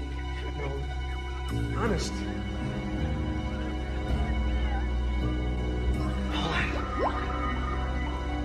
No.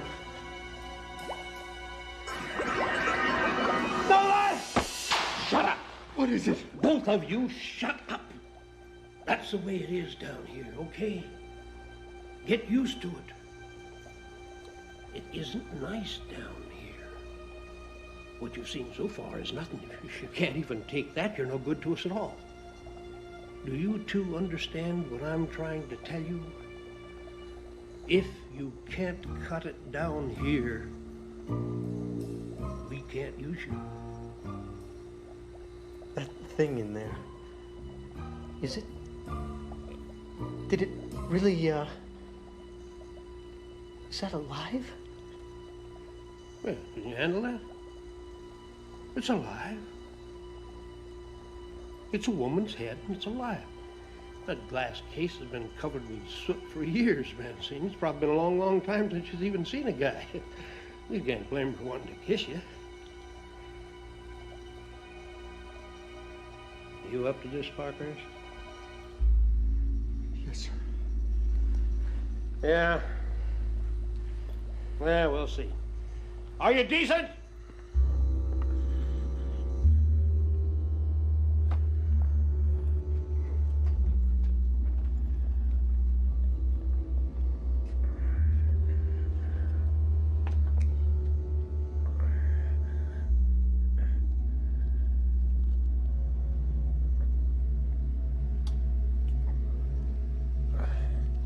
Is he the one you men saw on the subway? No, he ain't the one.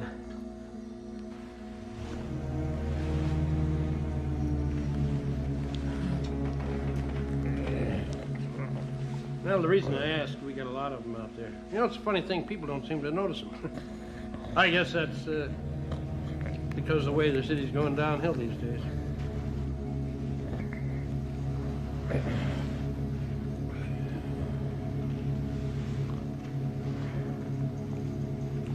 No.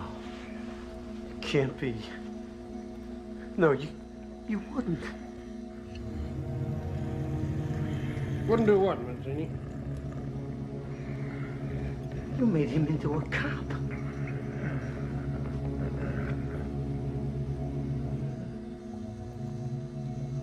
You built that thing out of all those other people. And then you made it into a cop. That's an early work, an old model. Believe me, we made many more important people than just cops, Mancini. Why? We want people who are loyal, people who don't have wives or husbands, and people who don't ask questions. He was just the beginning, just the start. Too bad you boys won't get to see the others. You and Parkhurst, but it seems to me you got a bad attitude problem here. I don't think you're going to see anything more whatsoever. I'm afraid you guys are only good for parts.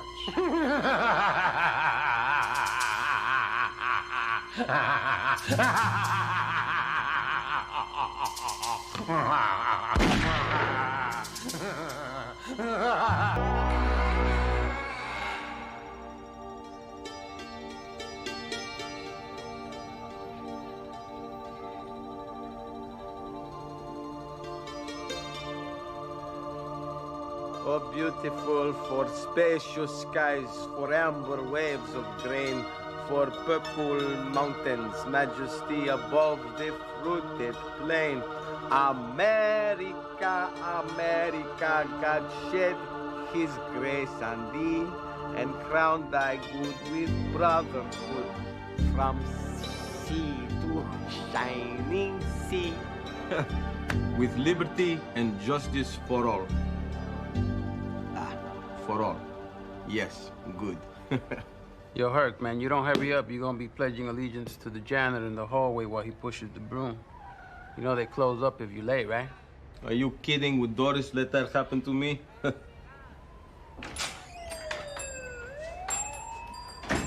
Yo, baby, what it is? Sorry, miss, the kitchen is closed. Maybe you can come back tonight, eh? Hello, Mr. Vavalotis. You know me? Maggie Price, Immigration and Naturalization Service. I'm your new caseworker. Where is Doris? On a leave of absence. She's pregnant. Not surprised. It happens. Mr. Vavalotis, your application for naturalization is incomplete. Your files reveal no record of a physical examination. Well, this is all taken care of. I think you should talk to Doris. She can help you. 1/2 hour, I take oath of citizenship. Not without the physical. Well, this is not fair. This is... I think we should discuss, Maggie. I mean, you can see that I am strong, healthy. For me, a physical is ridiculous. Come on, give me a break, huh? I've heard all about you, Mr. Vavalotis. So I'm gonna lay it right out. If you ask me to falsify your application, I'll deport you, and I mean it. Do you hate me, huh? Or are you hiding your heart from me, huh? You're breathing on my neck. Oh, you are not so cold as you play. I can feel your heart beating. Boom, ba-ba-boom, ba-ba-boom. Never mind my heart, Mr. Vavalotis. Article 15, subsection 32.17 of the United States Immigration Statutes stipulate that foreign nationals must demonstrate that they are free of bodily disease to gain eligibility for citizenship. Okay? Okay. You can expect an INS doctor first thing tomorrow. It's your decision. Take the physical or pack your bags. Have a nice day, honey. Man, that witch is cold. This is no good. Finally found one you couldn't handle, huh? Her? What? Her? No. But even I need time. When this doctor comes tomorrow, I often have problems with men jealous of my great success with women. Exactly what is wrong with you, Herc? You got a problem or something like that? It's nothing. It's a birth defect, but many people are prejudiced with it. That's why I came to America, land of the free. And Luis, you are my best friend in America. You know how important this is to me. From you, I need a very large favor. Oh, I don't know, Herc, man. I got a date 7:30 with 3 models and... Oh, you poor woman.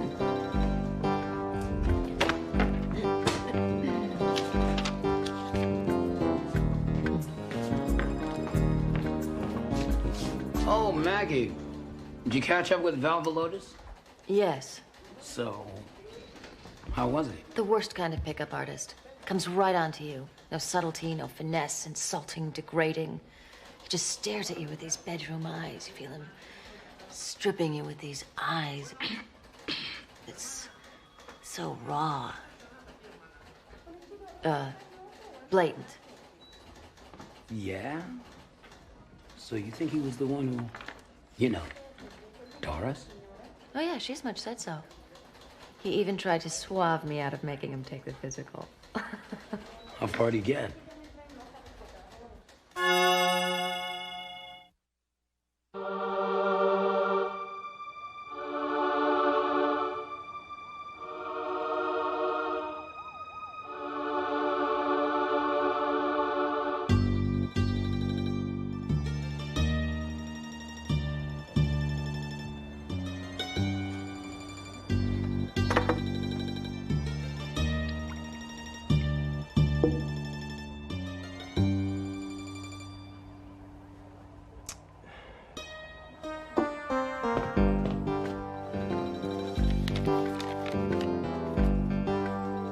Hercules.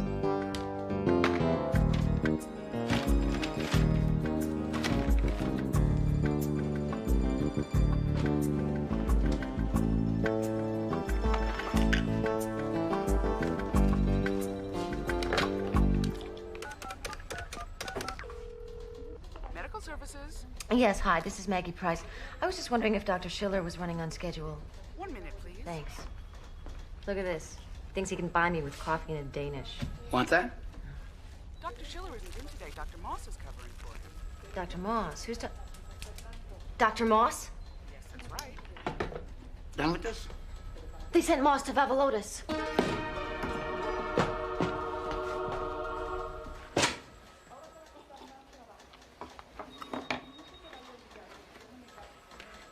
Yo, baby, but you said you would go out with me. Now I want to go out with you. You don't want to go out with me.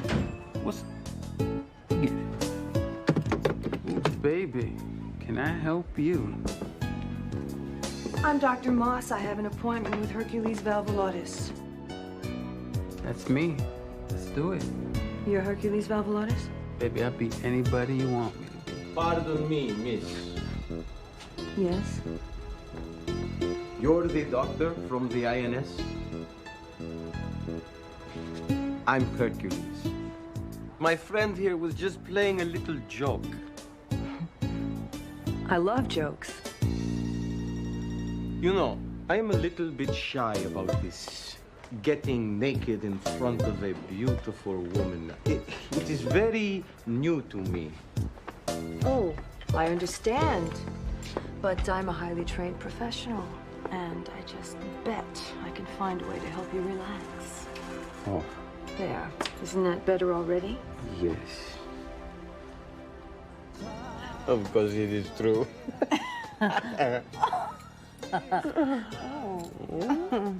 Mm-hmm. Yes. Oh. Here. What? Put it here. Oh. Oh, it's getting stronger.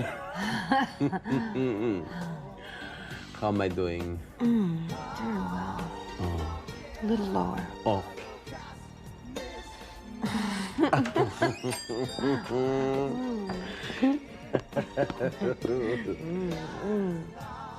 This is unbelievable. Oh, Maggie, you're just in time. Just what do you think you're doing? Oh, come on, have some wine. Laugh with us. Three can be a lot of fun. There's plenty for everyone. This man is my client. This man is a visitor in our country. Oh, shove it. That's it. Oh, Maggie, come on. I can fix this jealousy. Just who do you think you are? Oh, don't try and fight me. Don't try and fight your heart. You already got your one-night bimbo, mister. Come on, honey. Time for your physical. Okay, Maggie. I can see where you might speak with Dr. Morse's superior. But filing a complaint with the AMA? Right. Now, I have messages here from the Department of Health, the Liquor Licensing Board, and the FBI, all inquiring about one Hercules Valvolotis. Ms. Price, if we call this excessive, we are still dealing in understatement. Is this some sort of vendetta? Look, Mr. Vega, I admit I went overboard. But he seduced that dim-witted medical slut in order to defraud the U.S. government. He's hiding something. I know it. Fine. Get the evidence, make a case.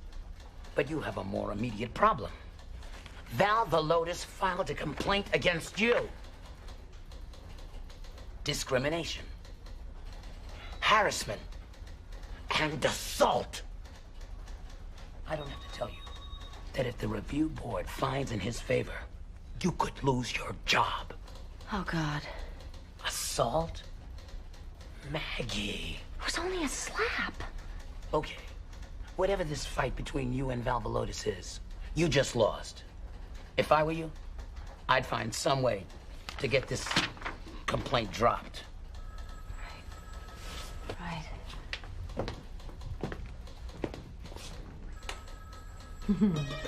What? I know what I have to do. It's so simple. I'm not sure I want to hear this. Mr. Vega, trust me. I know what I'm doing. Two can play this game.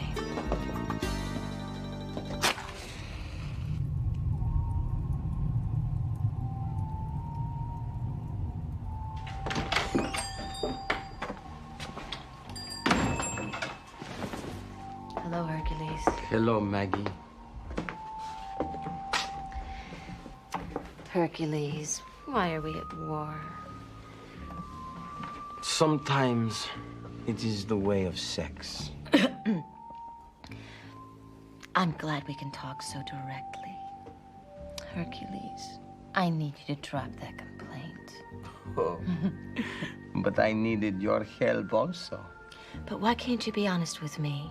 Oh, but this is honest. No. I mean, why won't you take the physical? Why the deception? What's the big mystery? Are you sick? Oh, no.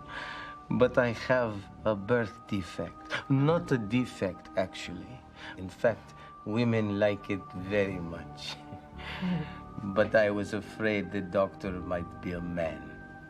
Well, you must have been thrilled to meet Dr. Boobs. All I want is to be an American. Is that so terrible? Now, you be honest with me, Maggie. Don't you want me to stay in this country? I think you do. The hair, the eyes, this dress. I think you choose because soon you think to undress for me, no? I don't understand the way you make me feel. It's strange. Possibly even humiliating. There's something about you. It can be sweet for both of us. Give in to it.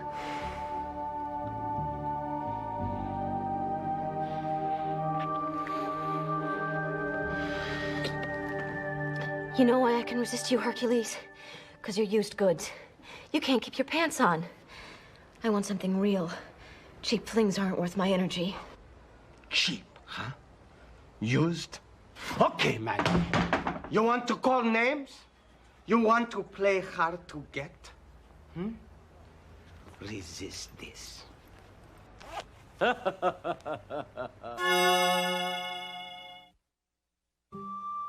Maggie? Maggie? Yeah. Are you all right? Yes. You've been in a trance all morning. Why don't you take the day off? I'm fine. I've got some good news. Val Velotis withdrew his complaint. Oh, right. I forgot about that. What is this? Oh, hello, Kukla. Oh, look how beautiful. We get a slice of that? Okay. What's so funny? Just thinking about Maggie, what she would be like in bed. Possibly tomorrow, but I think maybe even tonight. Well, look at this. What's this? Maybe she made me an American citizen already. She loves me so bad. Damn her!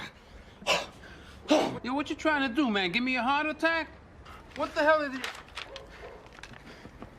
Man, oh man. You can't do this. This is no woman. This is a demon, Asto Diallo. She dares do this to me? Yo, she's violating your civil rights, man. Somebody gotta do something about her. I mean, she can't deport you. Deport you, man? You make the best souvlakis east of the Mississippi. You know, I told you that witch was trouble, right? I told you, and you didn't want to listen. Too bad. How can you justify this? I had to do it to protect myself. Come again. He wants me to make love to him, and God help me, I can't end up like Doris. Oh, Maggie, why didn't you tell me? This is classic caseworker burnout. When you're overworked, you tell me. Now, the first thing we do is take this case out of your hands. I can give it to Sybil. No. She can't handle him. Trust me. And you don't want Hercules Vavalotis in this country. Why not? Well, the reason he didn't want to take the physical, he's deformed. There's no mention of deformity in his records. He hides it under his clothes. Then how did you see it? If it's under his clothes, then how did you... Really? Well, deformity is not grounds for deportation. This one is. Trust me. I'm afraid I can't do that. Would you want to describe it? Well, his feet. Feet? They're like hooves, okay? And his legs are all hairy, okay? Okay. Okay, Maggie. He's even got a tail. And when he gets, aroused. Yes? These horns, they grow out of his head. Damn it, Baker, how can you be so dense? He's a satyr. Okay, Maggie. I'm gonna have someone take you home. You're going on medical leave. No. I'm sorry. I yelled, but I'm not burnt out, and I'm not crazy. Extended medical leave. I can prove Hercules Valvolotis is a satyr.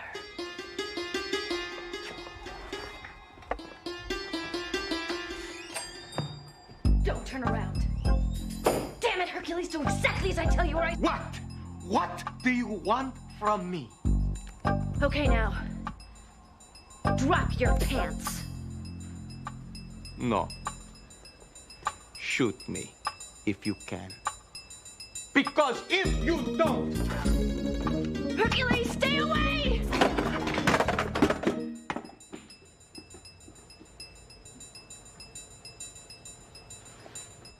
Maggie!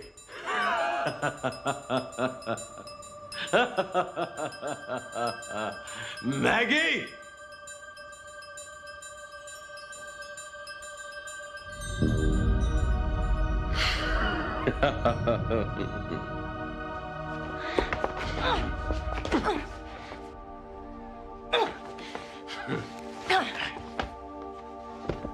Don't!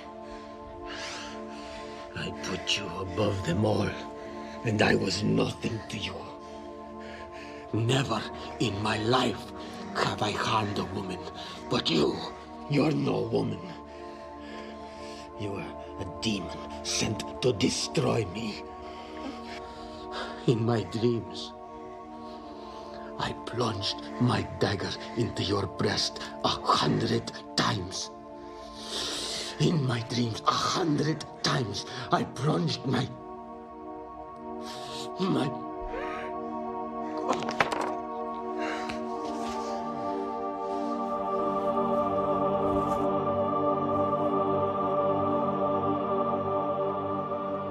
Delicious, Maggie. I knew you would be the best. Hercules, did you mean what you said before? What? Well, that I was, different from the others. The most special ever. Now you must fix my papers so that I can stay and we can be together. I can't do that. Why? There is no provision for mythological creatures under U.S. immigration law. I don't believe this. This I don't believe. But I was thinking, there's another way you can stay. You have to take another oath, only this is kind of different. But it makes you a citizen, and you don't have to take the physical. Are you playing games with me? Don't play games with me, Maggie. What oath? The Pledge of Allegiance? No, not that one. Just repeat after me. In sickness and in health. Until death do us part. Until death do us part. Perfect. Perfect.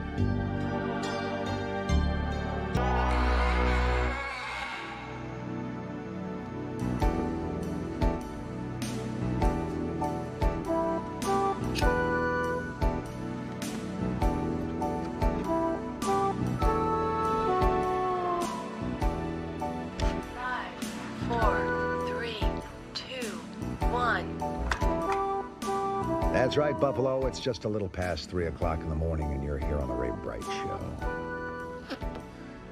It's the witching hour in Buffalo. That is, if you believe in witches. It's that time when the psychotics, the time travelers, the people who believe in the beyond start to sneak out of their dank and smelly sewers looking for a little bit of attention. I'm Ray Bright, kind of your consumer advocate in the land of the supernatural, and for the last hour, we've been seated with one Cassandra Lefkowitz, a lady who claims, and I underline the word claims, to be able to predict the future. Hello, Ray. It's nice to share this space with you.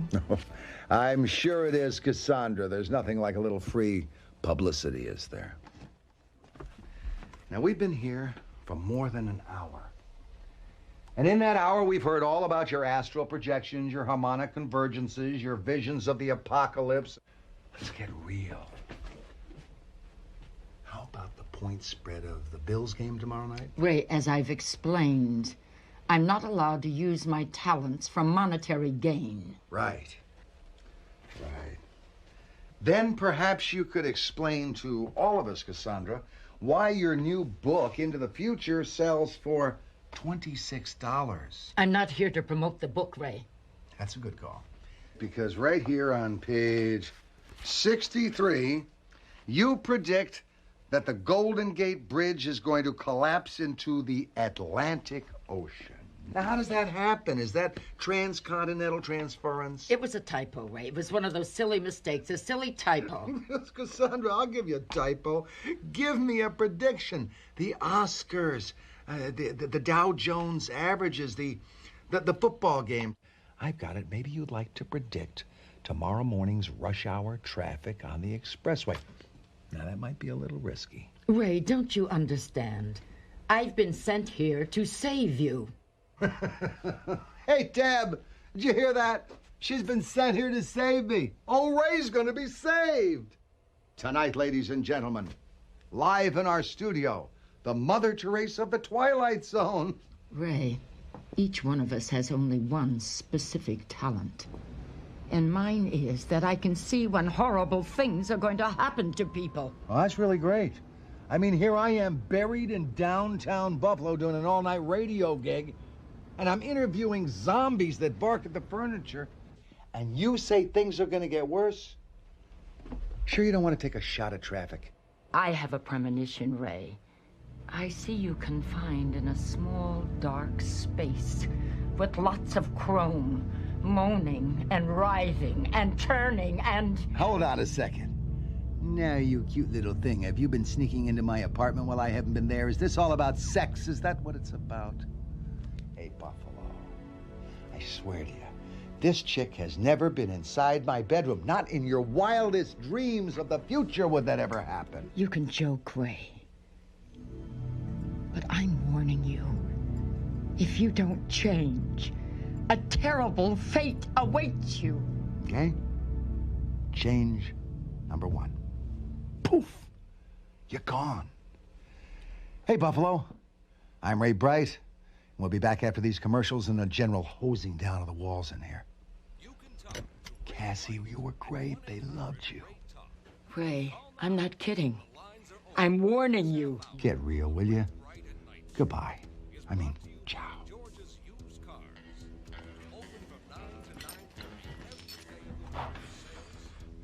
Hey, Debbie, who's our next victim? A woman with an alien in a box. That's great. It's my lucky night.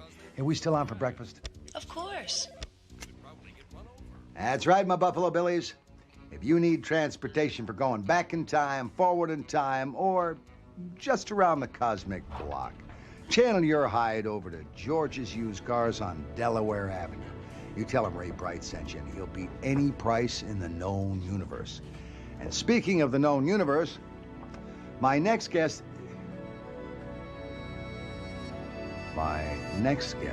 is worth a close encounter of any kind.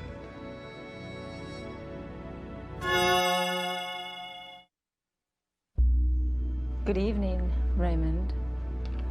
I understand you've brought an alien with you. Yes, I did. And it's right here in this box.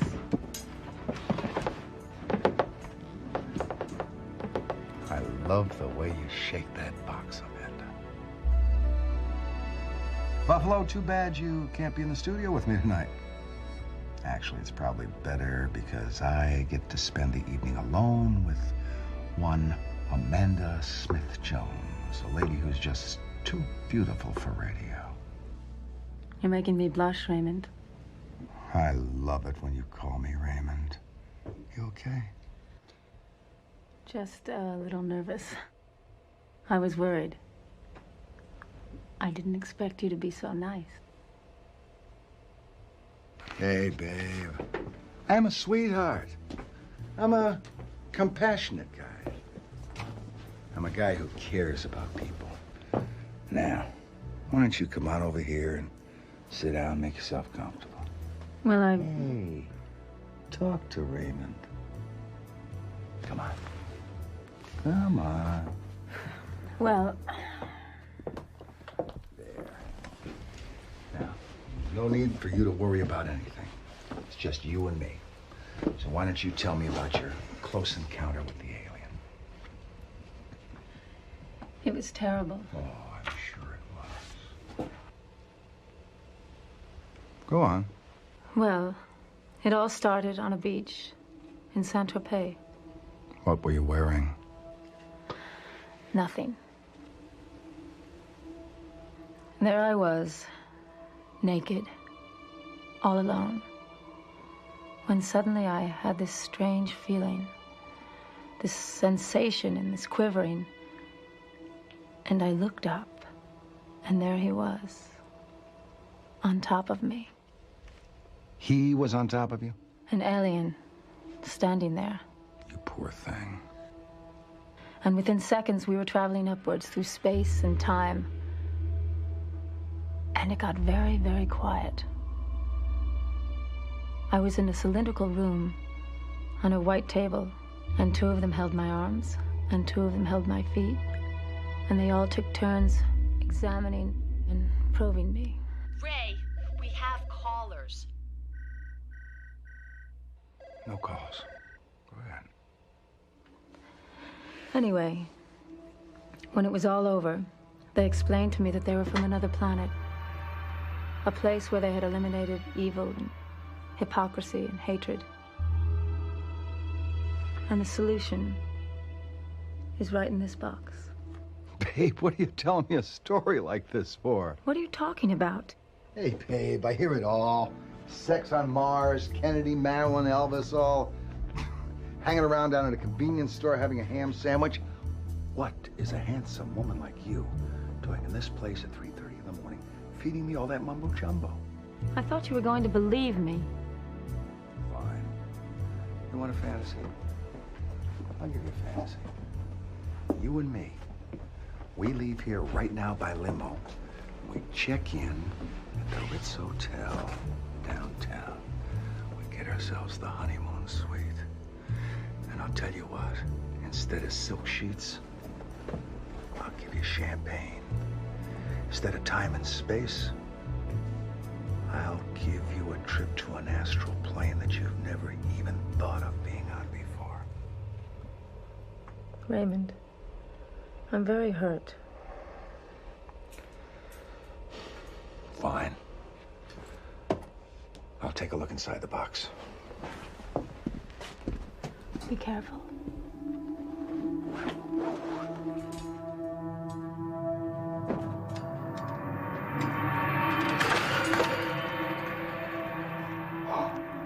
I'm horrified. I'm shocked.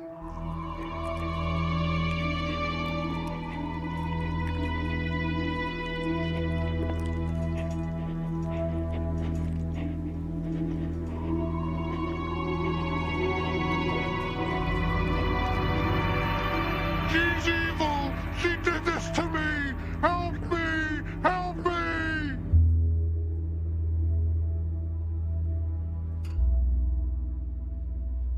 We'll be right back after these messages.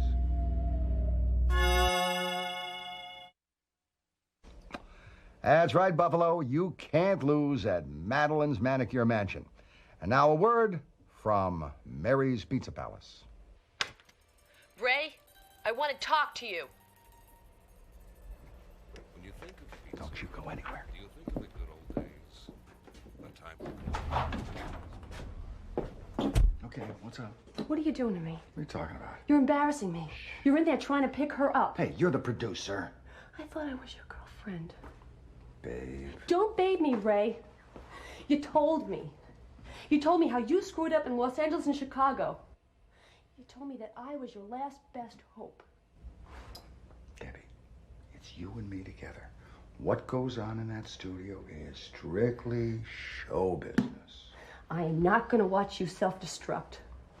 Trust me. Go back into your booth. Trust me. Do it. Do it now.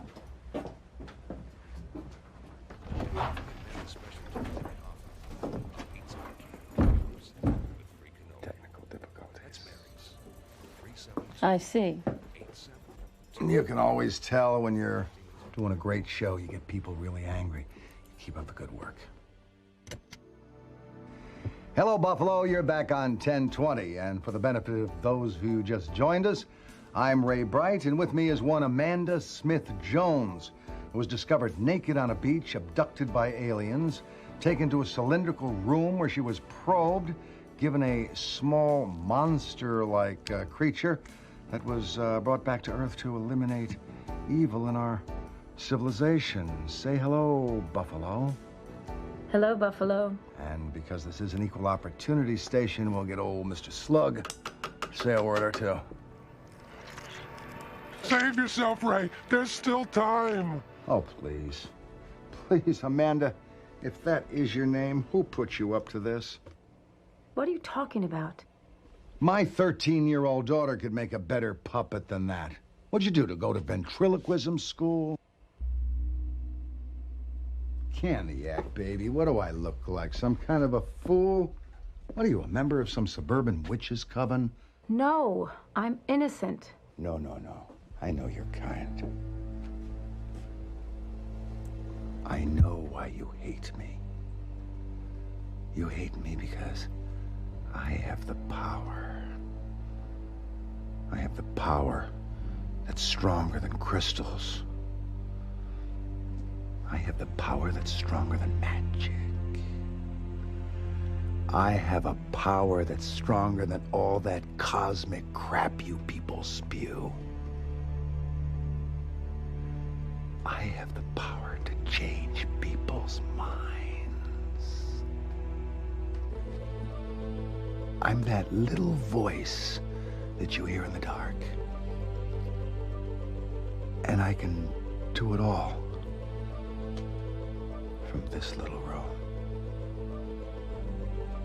I'm not sorry for anyone I've destroyed, because I tell the truth.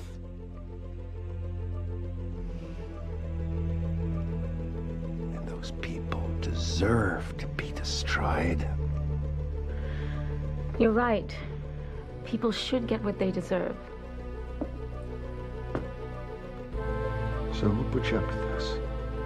Nobody. I told you the truth.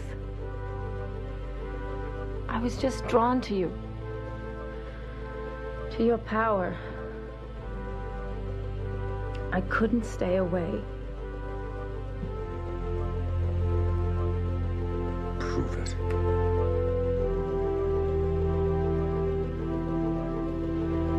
How?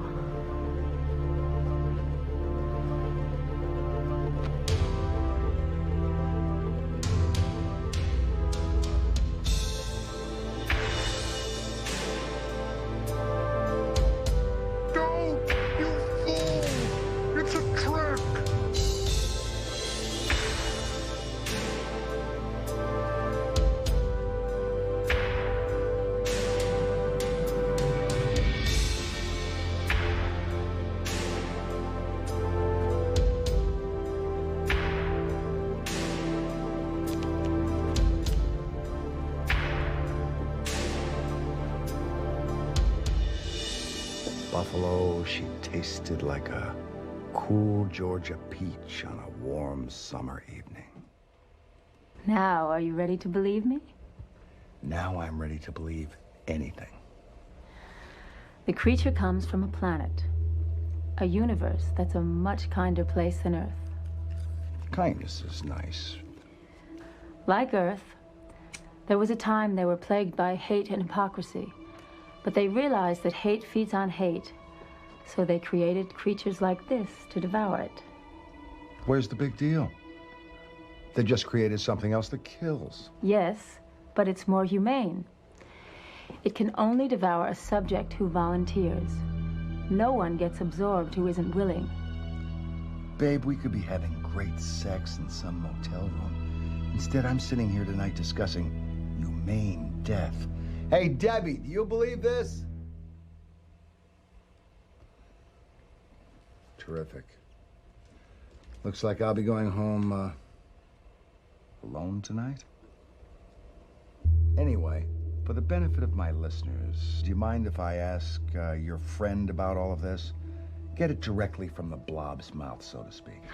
I'm afraid that wouldn't help. Why not? You see, the creature doesn't have a mind of its own. It simply absorbs the personality of its last meal. And when it eats again, the previous mind is erased. Amanda, it's 3:30 in the morning. Can't you think of something more adult we could be doing with this night?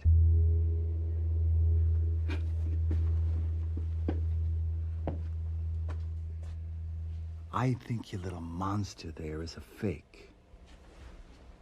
So here's the deal. I take a chance that Mr. Slugball here eats me. If he does, I'm dead. But if he doesn't, it's you and me in the Ritz Hotel honeymoon suite. I can't let you do that. Why not? Didn't you like the kiss? I know you wanted it. No, it's not that. I just cannot. Come on, pull the beast out of the box. But I insist. Hey, Buffalo. As my witness, I'm volunteering. You insist? I insist. Let's get it over with. Well, if you insist.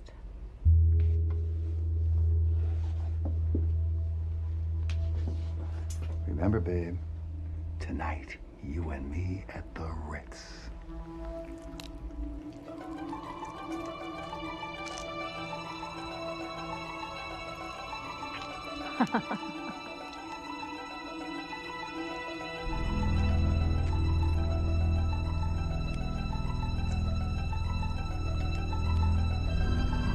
You fool! You fool!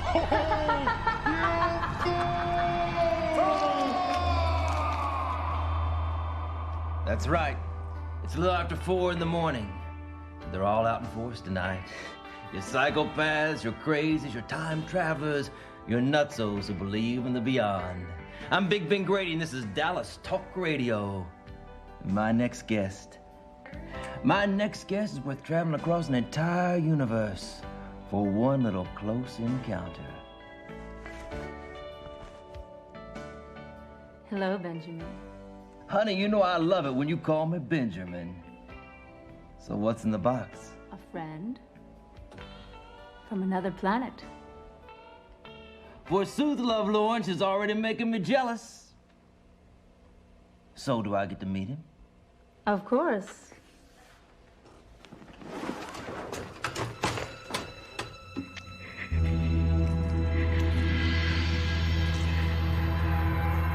It's a trick. Don't be a sucker for the babe. She's evil. She's the alien. She's the monster.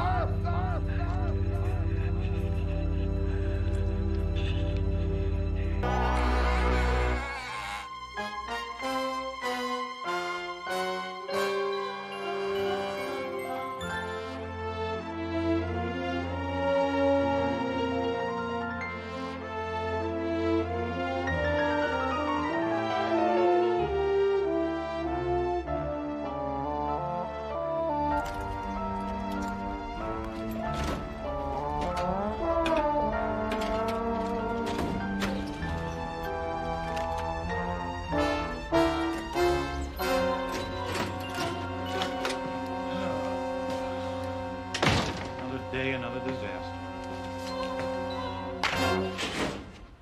Who the hell are you and what are you doing in my office? Buzz Hunkle, this is a pleasure. I loved Zombie Honeymoon. Oh, yeah? Thanks. Now, who the hell are you and what are you doing in my office? I'm Vicky Romer, and I'm in your office because your producer, Leo Tandofsky, hired me to collaborate with you on the script you're doing. Yeah, right, sure. You probably got his name off the studio directory. No, I was in... Don't tell me you're one of those film students. You're going to talk your way onto a film set and get famous like Steven Spielberg. Well, it's been done, Ms. Vicky. Ms. Vicky. Nice try. Take a hike, okay? Hey, where's my silver pen? What happened to my silver pen award?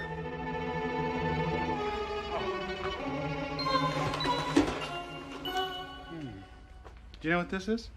Let me guess. The Silver Pen Award. That's right. Buzz Hunkle, most promising screenwriter. And they say it's solid silver, so they tell me. They put 3 Z's in Buzz. Hey, it's a visual medium. You don't get extra points for good spelling. Look, Mr. Hunkle, Buzz, Leo Tandofsky did hire me, and Billy Mariner okayed it. Billy Mariner? He's the head of the whole damn studio. He doesn't give a flying you-know-what. If you don't believe me, let's just get him on the phone. Yeah, right, sure. I'd have better luck getting through to my agent. Look. Point is, I'm here. We've got a werewolf movie to write. Let's do it.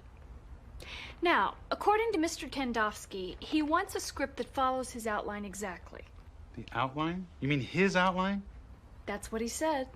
Unfortunately, I haven't been able to find the original outline, so I was wondering if I could just take a look. Look, kid, I did read the outline, and the only thing that's salvageable in it is the title. Werewolf of Hollywood? Not much of a title. Well, Leo isn't much of a writer. As a matter of fact, it's a stretch for him to put his name on a payroll check. So don't you worry about Leo's outline. I've had a lot of experience with producers. They're children, just like little children. So you want to collaborate? Here. Now, for horror movies, lesson number 1, the 3 B's: blood, bullets, and broads, okay? Now, I'm rewriting the massacre in the girls' locker room. I need to pump up the misogyny. I don't remember any girls' locker room, Uncle. Hello, Mr. Tandofsky. Ah, Miss Roma. And how's our little writer doing? Poor old Buzz here needs all the help he can get. Fine, Leo, and how are you? Lousy since I read this latest, what do you call it? Not a script. Consider yourself lucky I found this talented young woman. Miss Romer here has seen every one of my films and knows what makes them successful. She appreciates the Tandofsky touch. Not like some people around here. Now, let me check my notes. Uh-huh. Yeah, wretched, lousy, illiterate, dumb, stupid, dumb. Yeah, but did you like it? The crudity, the vulgarity, the triteness, that I can accept, but you can't abandon my outline. Leo, you know how much I respect you, but the outline is weak. It's weak. You're just lucky that Billy Mariner doesn't look at the ideas for the Lobo productions around here. Otherwise, this thing never would have gotten the green light. That's exactly the point. None of Mariner's people have any idea what I'm doing. They won't see it until it gets into the theaters. That's just the way I want it. And when it gets to the theaters, it's going to be my story on the screen, and that's why you're not going to fudge things up. Mr. Tandofsky, what is the story anyway? Buzz seems to have misplaced the outline. I left it with my hopes and dreams. And your talent. The basic idea is simple, Miss Romer. A top Hollywood executive is, in fact, a hereditary werewolf. During the full moon, he turns into a blood-crazed beast. Now, most of the time, those closest to him can keep him caged up during the crucial hours. But over the years, he has managed to escape more than a few times to seek his victims in the Hollywood Hills, sometimes even on the back lot of his own studio. It's weak, Leo. Quiet. Then, a courageous producer on the lot. A young William Holden type who's had a dozen money-making pictures, but still hasn't been promoted like he was promised. He stumbles on the secret. He investigates and uncovers the string of brutal murders and vows to unmask the werewolf before the next full moon. There's gonna be a full moon tonight. Yes.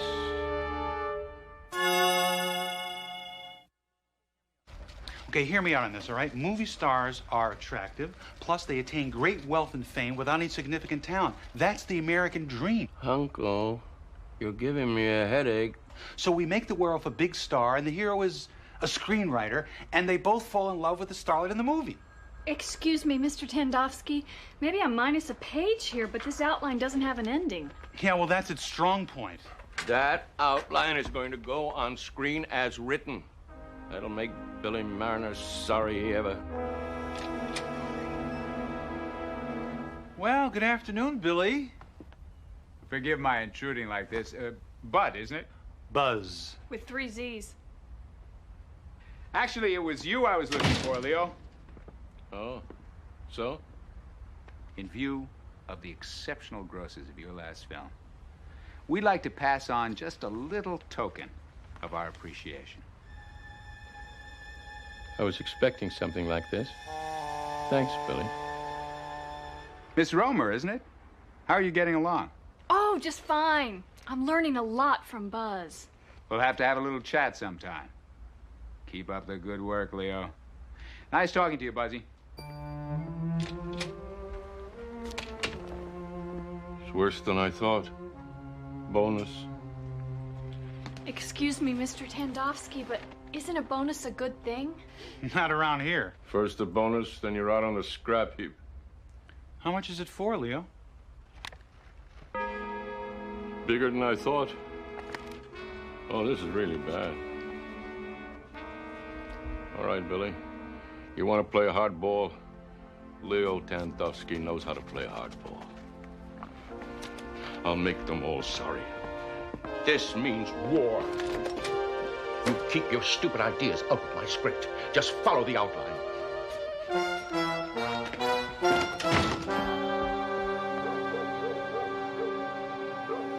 A bloated full moon dangles in the ebony sky. We move in slowly on the young assistant who sits alone, nervous at her shadow-shrouded desk. She gasps in terror. Her impressive torso heaves lasciviously. Suddenly... Ah! Excuse me, I was just getting caught up in the vividness of my own prose. Right. Where'd you leave off? About 2 pages before you came in. Look, Buzz, I know I'm new to this business, but doesn't it seem to you that Mr. Tandowski's behaving a little bit... Oh, look, kid. Tandowski thinks Mariner's gonna fire him, so he's working up some kind of screwy revenge. But that's what I don't understand. How can he get revenge on Billy Mariner with a werewolf movie? Because any movie based on his nitwit outline is gonna die an agonizing death at the box office. I mean, look at this stuff. Leo can't even make up his own mediocrity. He's gotta steal it from the newspapers. Chiropractor cut up and found in his backyard. A limo driver folded over 4 times and found in his trunk. These are real murders, I'm convinced of it. And that explains why the outline reads the way it does. The producer pokes around in old newspapers. The producer roots through the studio files. He even has the nerve to call the producer Leo. I mean, this guy's got toys in the attic and they're all broken. But do you think that's all there is to it? Is that all there is to what? I mean, what are you suggesting? I'm not suggesting anything. You think Tandowski believes this stuff? That's not what I said. You think Leo found out that some studio exec is a werewolf in his spare time? Is that what you think? Come on, Vicky, not even Leo has that kind of... What is that noise? You guys want to keep it down there? Some people are trying to write a screenplay, okay? Thank you. Oh, what? I think somebody's in trouble. Probably a couple of agents trying to make a deal. I think they chased each other onto stage 4. Well, good. Let's go back to work.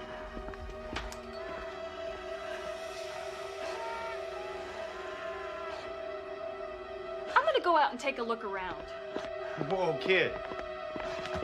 You're not going anywhere. Okay, Buzz, you're right. Be careful.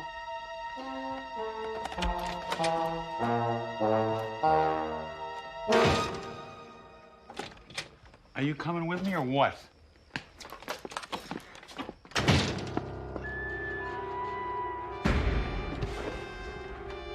Doesn't look like anybody's here. Do you think it really could have been a wolf we heard? Don't be ridiculous. We're probably on the trail of a wounded gerbil.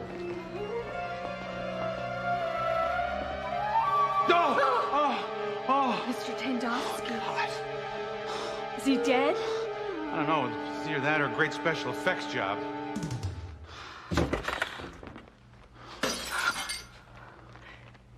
I'm gonna take a look around. Give me that thing.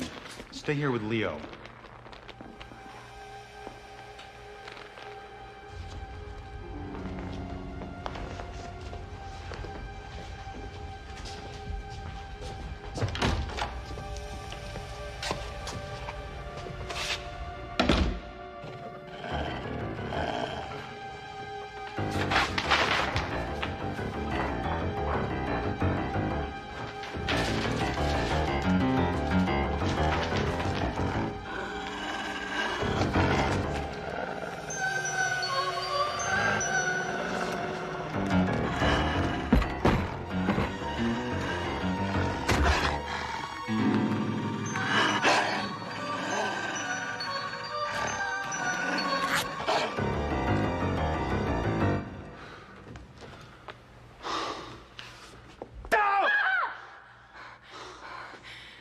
it?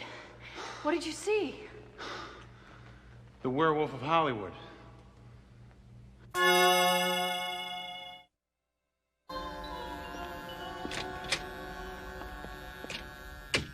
Guess you've seen the newspapers, huh? Noted producer dies in car crash. Yeah, it's the old cover-up. Studio security comes down to the scene of a crime, cleans up Leo's body. No police, no fuss, no muss, no bother. But why? Why go to all that risk? Well, two reasons. Number one, mysteriously murdered producers make bad press. But more importantly, Billy Mariner himself is the werewolf of Hollywood. He's what? If I can prove that Billy Mariner is a werewolf, it would be a tremendous boost for my career. All right, I know what you're thinking. Blackmail is wrong. Okay, lose the blackmail idea. But I didn't just see that werewolf last night. He saw me. And I've got to get some proof to convince people. Hey, wait a minute. You know, when that thing ran by me last night, it caught its sleeve on a flat. And if there's some threads from one of those custom sport jackets on there mixed in with some werewolf hairs, then old Billy's going to have a lot of explaining to do, isn't he? Uncle, you got the brains of a receptionist. Forget about the werewolf. Nobody would blame you. Just tell Vicky that you looked and you couldn't find it. That's it. I mean, I'd buy that. Have you absolutely made up your mind to go through with this? Well, yes. Then I'm going too. No, you're not. Buzz! Vicky, don't argue with me. This could be dangerous, and I don't want anything to happen to you. Well, all right, if that's how you feel. But here's something you're gonna need. You want to shoot somebody? That's the point. A friend of mine in the prop department gave it to me. They used it in the remake of The Masked Rider, and look. Real silver bullets. Silver bullets, werewolves. Right, got it, yeah. Wait a minute, they made real silver bullets for that flop? Buzz. Good luck. Watch yourself.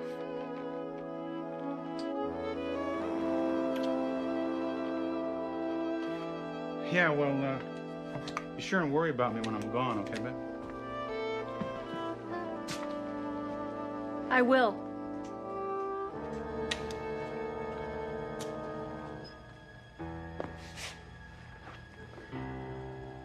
I'm afraid you won't find anything.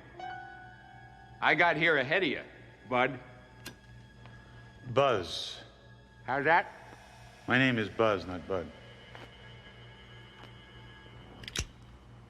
Let me tell you something, Buzz. A bright young man like you doesn't want to spend the rest of his life writing grade Z horror flicks. I think we can do business. You mean the kind of business you did with Leo Tandowski?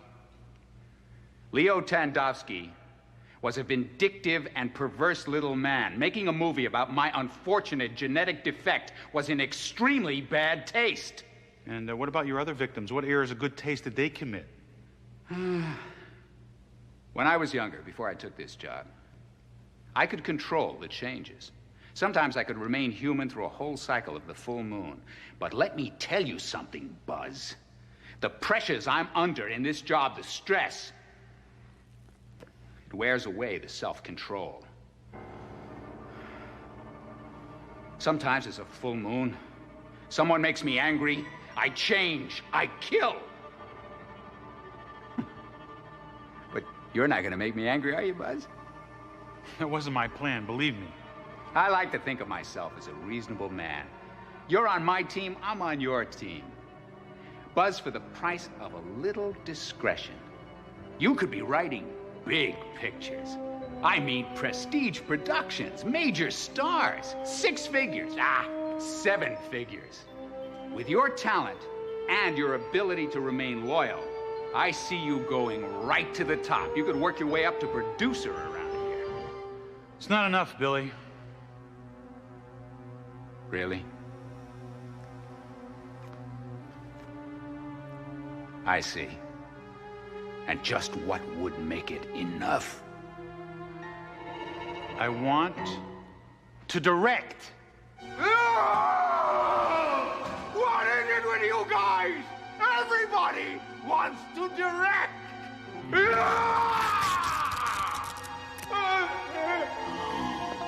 Here's a counteroffer. I'll rip out your throat and throw your body down the canyon. like we did with Tandowski. Stand back. I've got silver bullets in this gun.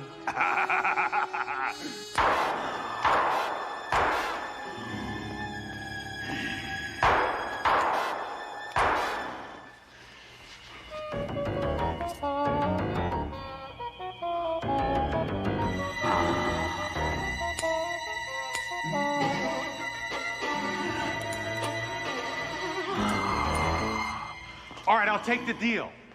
Sorry, bud. But I'm afraid we can't have an effective working relationship.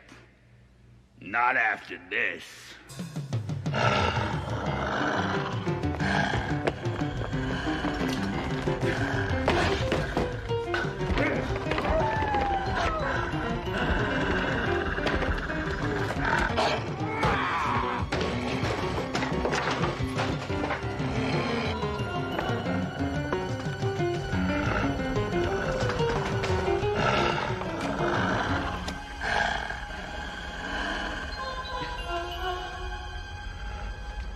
Okay, I'll work for scale.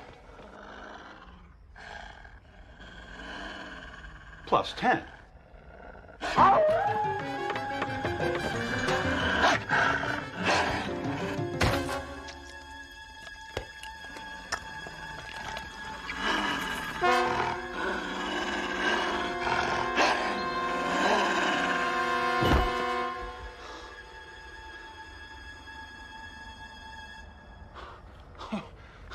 It really was silver.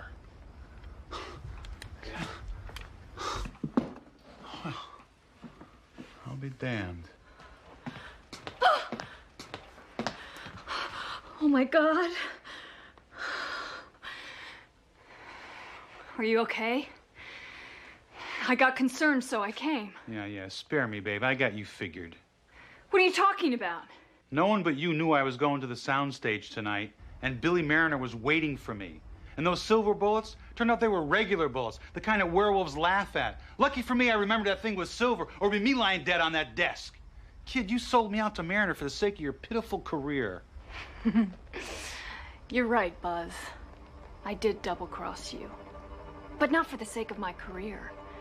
I was trying to find out what you and Leo were up to. Uncle Billy was getting nervous. Uncle Billy? Mariner? Yeah. And there's one thing you ought to keep in mind about wolves.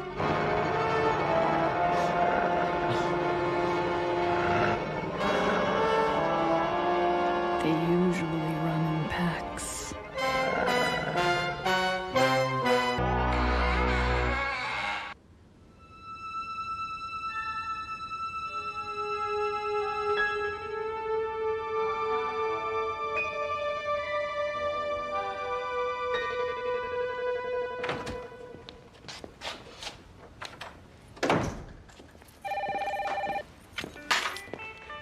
Hi, it's Martin. Leave me a message as sweet as your smile, and I'll call you back. Ciao. Hello? I don't recognize the giggle. How about another clue?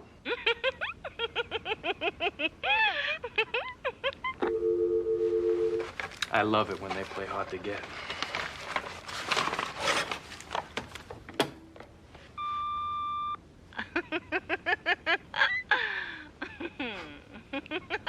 That's a very hot giggle. A little weird, but hot. Marty Tom, you dog. I knew if anyone was gonna nail that little blonde in classifies, it'd be you. Hey, any energy left for your column? Yeah. We're gonna need it next week. Next time, call me on my work line. Talk to you. You yuts. Lover boy. It's Linda. I guess you got tied up again. Oh, Call me tomorrow, darling. I miss you. that's gonna cost me some flowers. Poor Linda. All alone by the telephone. Stood her up again, huh, Martin? Who is that?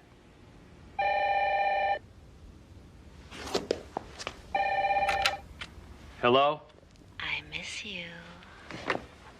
Linda. You know, I was just gonna call you. I'm not Linda.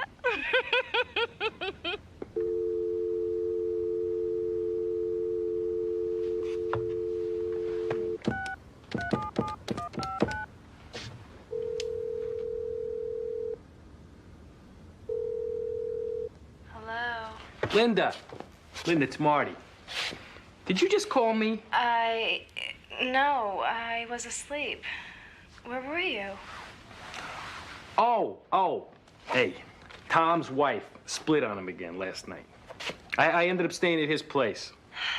Oh. Oh, it was terrible. I mean, he was crying on my shoulder all night long. And I didn't have a chance to call you. Oh, that's okay. I'll tell you what, let me make it up to you this weekend. How about the two of us sneaking out of town? I know a cozy little inn up north, right on a lake. Oh, sure. Yeah. We'll blow out of town on Friday, and we'll take it slow and easy going up. Just the two of us.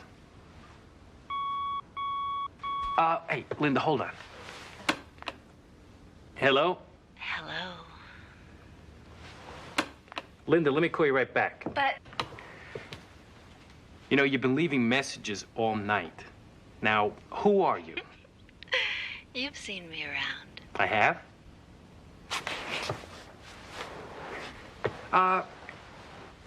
You know, maybe the two of us should meet. Love to. Let's say we sneak away up north this weekend. I know this cozy little inn right on a lake. How did you know that? And how did you know about Linda? Come on, who is this? Who is this?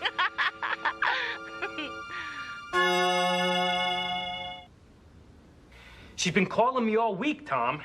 It's starting to drive me crazy. Unplug the phone. I tried that. I missed 2 days of calls, and the minute I plugged it back in, there she was. It's starting to become a real nuisance. Well, buddy, why do you think they call them nuisance calls? It's like she knows everything I say or do. It's like she's watching and listening. Tom, did you give out my private number to any girls?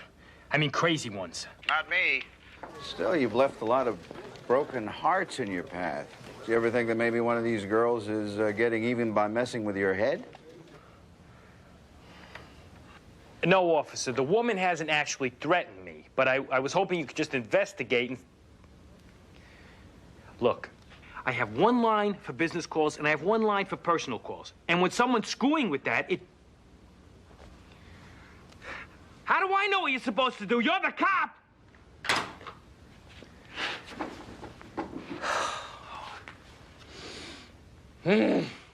Hi, Linda. It's Marty. I'm calling to give you my new phone number. It's 555-4279. Write it down, sweetheart, because it's unlisted. And whatever you do, don't give it out to anyone, okay? Call me later. Okay, who's next? Denise, Crystal, Teresa.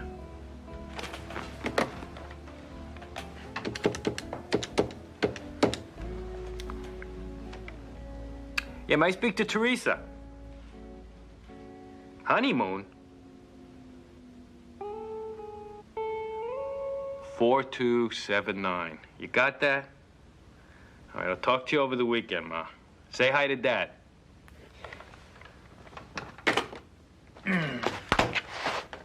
One last thing.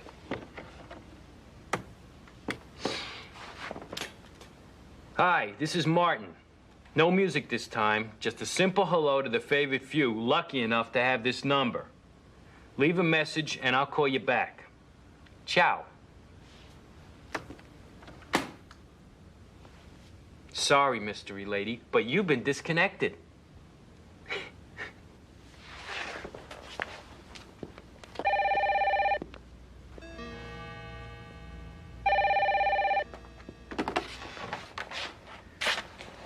Hello?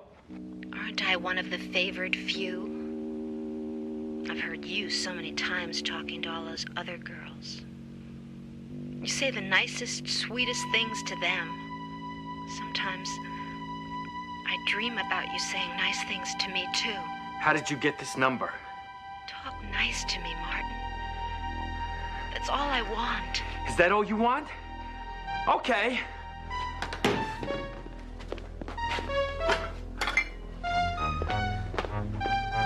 I'll talk nice to you, bitch! Is a broken eardrum nice enough?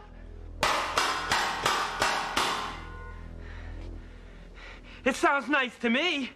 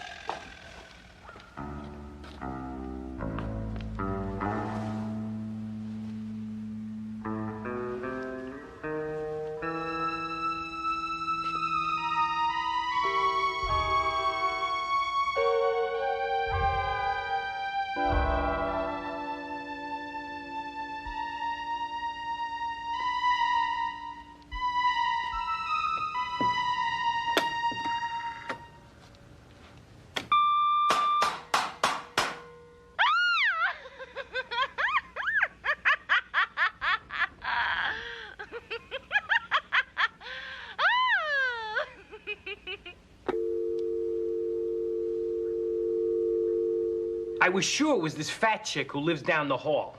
Big moony-eyed thing, always staring at me in the elevator. 30 years old, probably never had a date in her life. So I go down to her apartment, have it out with her, and I find this Korean couple living there. Turns out the fat chick, she gets married and moves out 6 months ago. Sorry, Sherlock. Hey, listen, did you move them in your column? Hey, you're gonna get it. Cut me some slack here. I'm having a crisis. I can't work when I'm depressed. Oh, come on, let it go, Martin. You got a kook on your hands. In a day or two, she'll get bored and she'll start harassing someone else. Please, don't let this make you crazy, okay? Yeah, well, that's easy for you to say.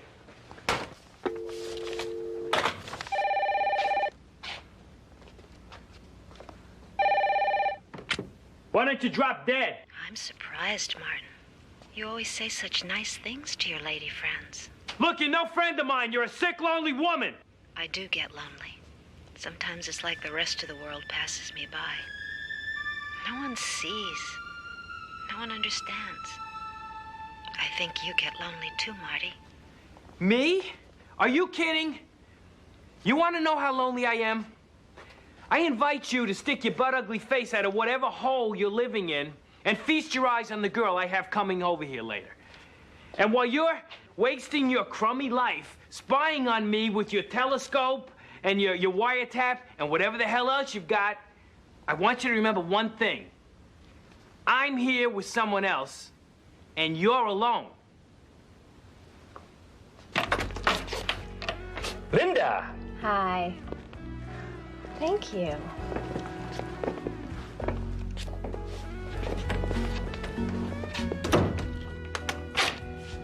So,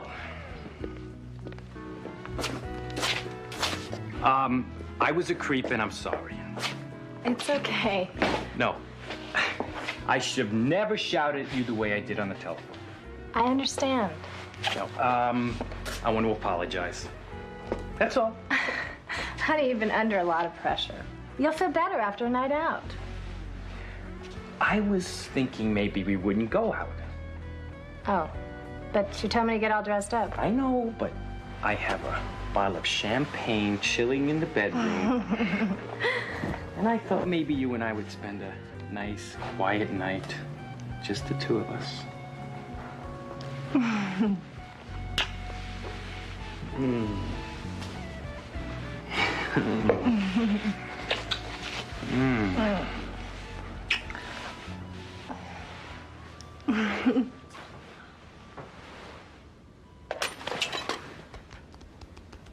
What? I thought I heard something. Come here. Come here.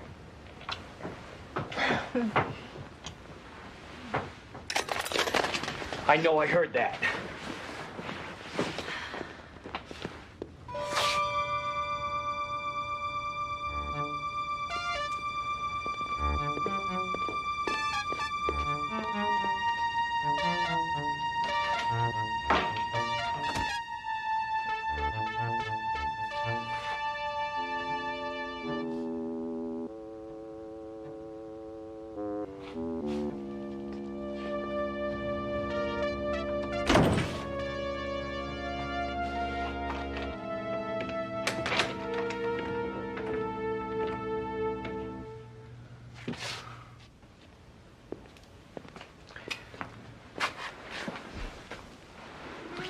Oh, did you chase Mr. Boogeyman away? Gee, you don't usually brush me off until you're done. Look, don't start, okay?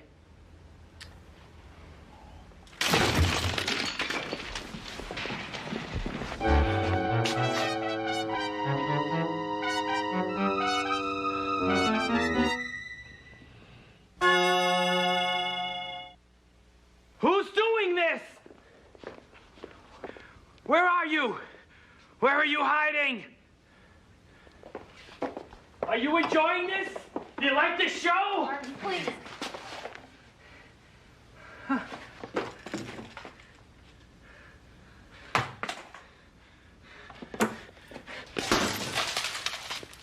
Yes, I was here with a friend all night long, and I didn't see anyone. But this crazy woman's been calling me, and look, I know it was her. Yes, she is, but I don't know what that has to do with it. They want to talk to you. Hello? Yes, we were here the whole time. Right, alone all night. I don't know what it was. I can't be sure. It was a loud bump. It was a loud bump. Yes, he did. Twice. But it was only for a minute or two. I was in the bedroom and couldn't see. What? What is he asking you? He wants to know if you left me alone at any time. Do they think... Wait a minute. Are you saying that I did this? Some maniac's been calling me 24 hours a day, every day for 2 weeks, and because of your stupid red tape, you can't trace my calls. Well, does that give her the right to make my life a living hell? Wait, where are you going? I'm getting off the roller coaster, Marty. I've had it with the come-ons and the put-offs, the lies, the apologies. You said you wanted to be left alone? You didn't have to emphasize it like this. Wait, you think I did this on purpose? Oh, does it matter? Does it matter what I think, Marty? Ow. Adding injury to insult, that seems about your style. Linda! I need you. I know, but I don't need you, Marty. Goodbye.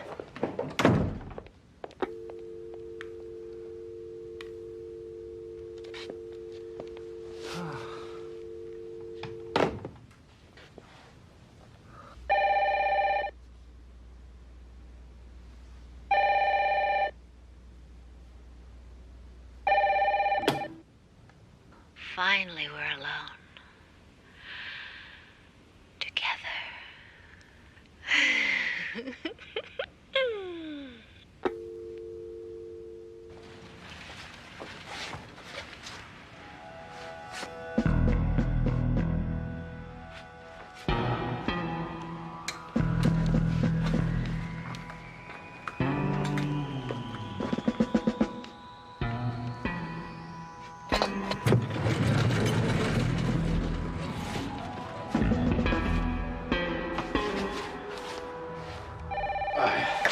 Tom Reardon.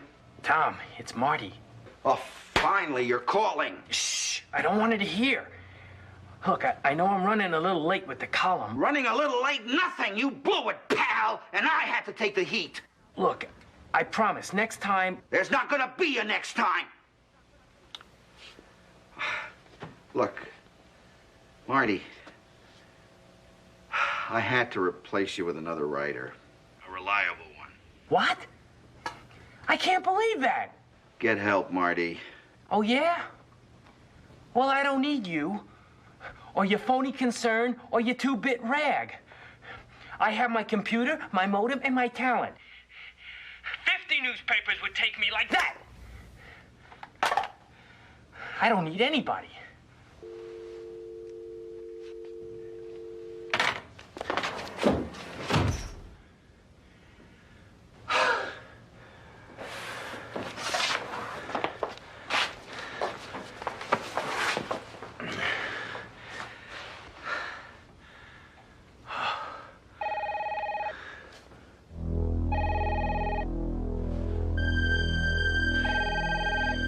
So you want me all to yourself?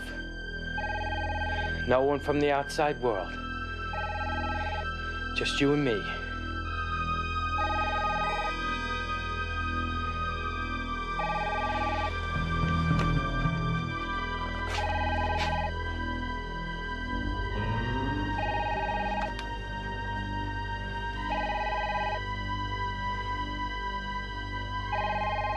I'll give you a night you'll never forget.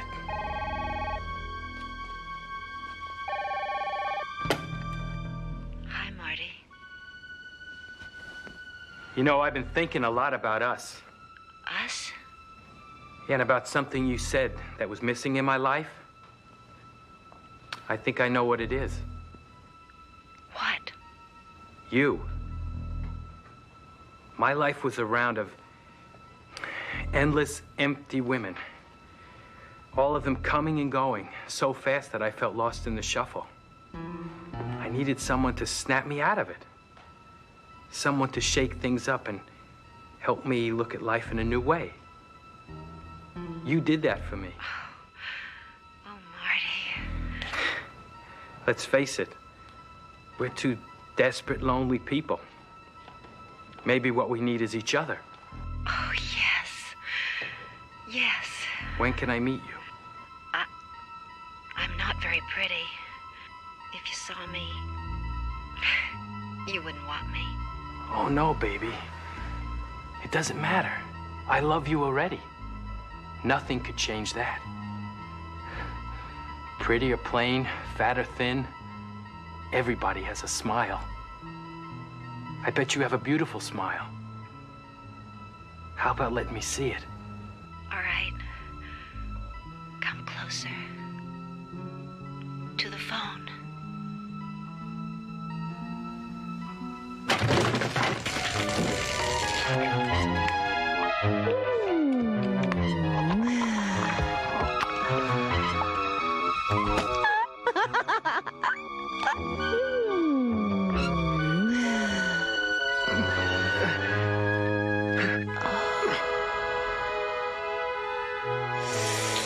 Talk nice to me. You're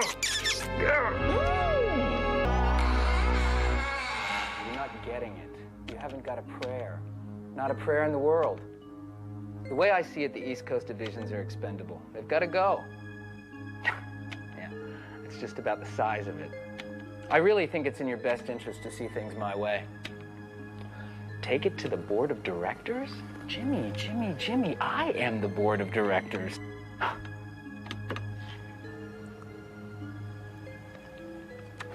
There is just no two ways about it. Fight me on this and I'll tear you to pieces, my friend. No. No. Yes.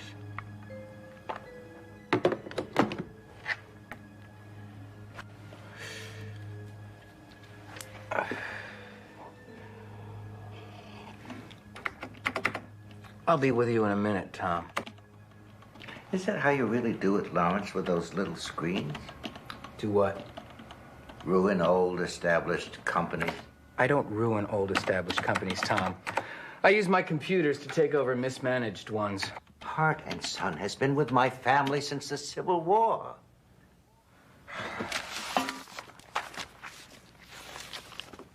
Would you like a drink?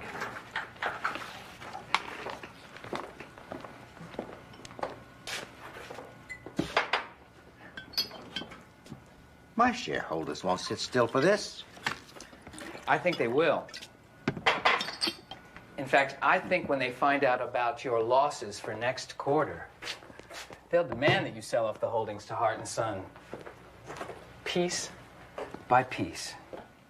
How do you know what our profit position is for the coming quarter? You're getting inside information, Bauer. That is a dreadful allegation, Tom. I have half a mind to sue you for slander. Now sign it. I won't let you cannibalize my company.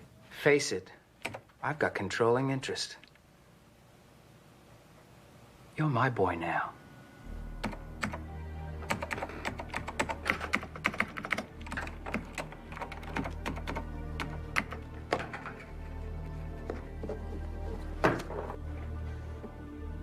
quite a roll, aren't you, Lawrence, huh? How many millions have you extorted by now? 50, 100? I make a living. It'll catch up with you someday. The cheating, the payoffs. Sure, Tom. I'll expect to be named CEO in the morning, with full power to divest. Is it okay if I clean up now, Mr. Bauer? I think Mr. Hart is pretty well cleaned out by now, but give us a few minutes. Whatever you say, Mr. Bauer.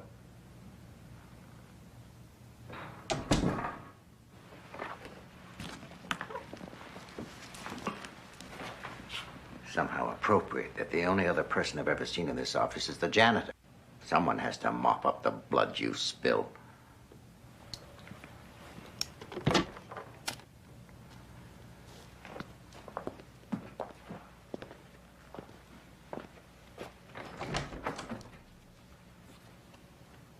Keep those computers humming, Lawrence.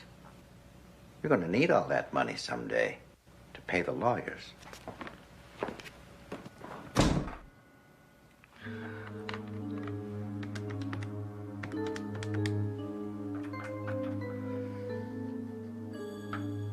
Yes, it's me.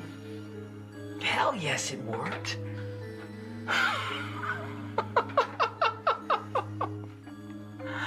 Just like he said it would. Does our friend have any other suggestions for me? No, I don't mind. I'll get your cab and be right over. Right.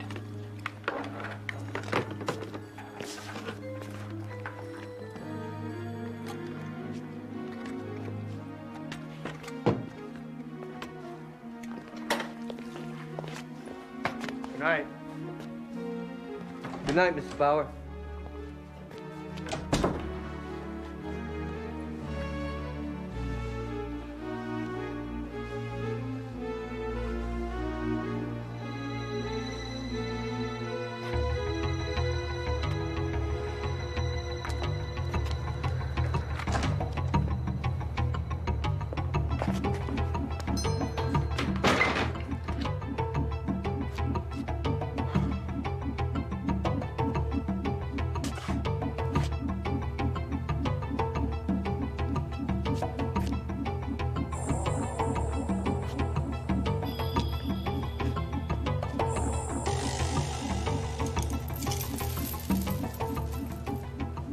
Matilda.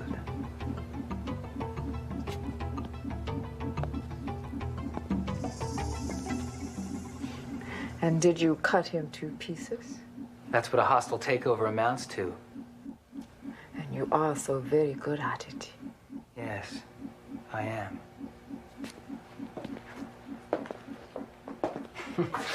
Wandering into this shop last year is the smartest move I ever made. You didn't wander in, Lawrence. You were invited. Did you not see the ad in the journal? Need money? I make it like magic. The other Wall Street bankers thought it was some kind of a joke. How do you know they didn't see the ad? Of course they saw it. It was in the journal. You know, you have made me a very rich man, Matilda. You and our friend. My friend. I like to think of him as a friend. Thanks to him, I made $17 million today, selling off pieces of Hart and Company. Has he got anything new for me? Your computers aren't working. Well, let's just say that I prefer your science.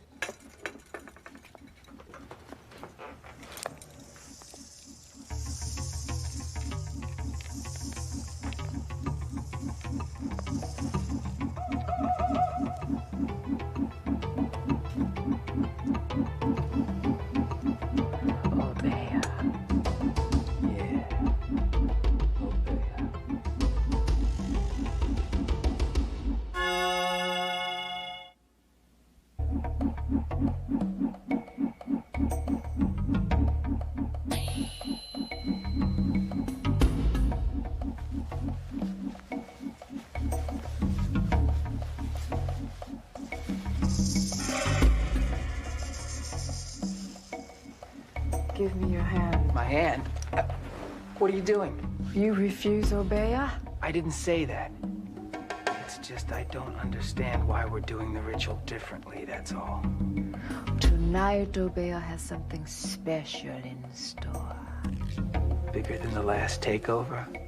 Much bigger. And Obeah will get what he wants and what he has planned for.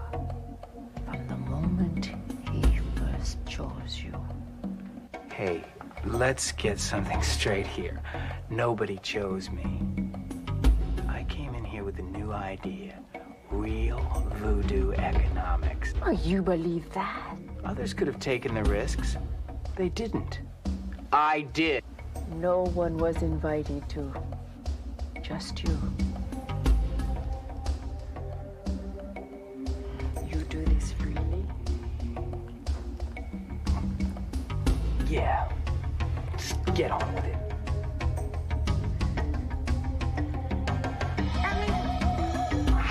Ow.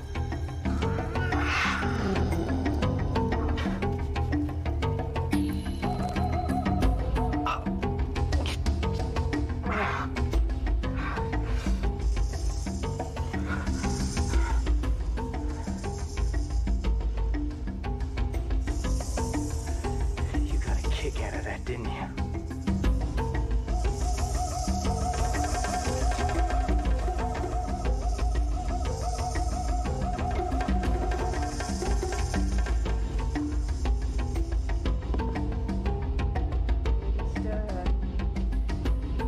It is done, Obeah.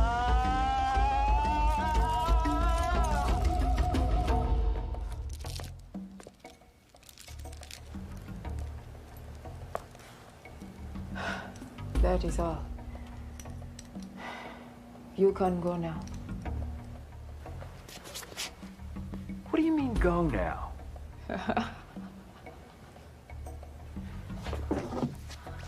I want that tip, Mathilde. And if I don't get it, maybe Obeah would like a little piece of your flesh. He has already tasted my blood. When? Oh, 100 years ago. 200. I've lost count. Yeah, you're crazy. Are you going to cut me up, Lawrence, like one of your takeovers? It will be quite hard. You see, I am already dead. Did your real voodoo economics include a lesson on real zombies? Did you think this was a free ride, Lawrence? Don't you know who you are dealing with? Obeah is the Lord of Darkness. And you belong to him now. Every piece of you. And you shall serve him. First here, then there. He is coming for you soon. You are about to be taken over!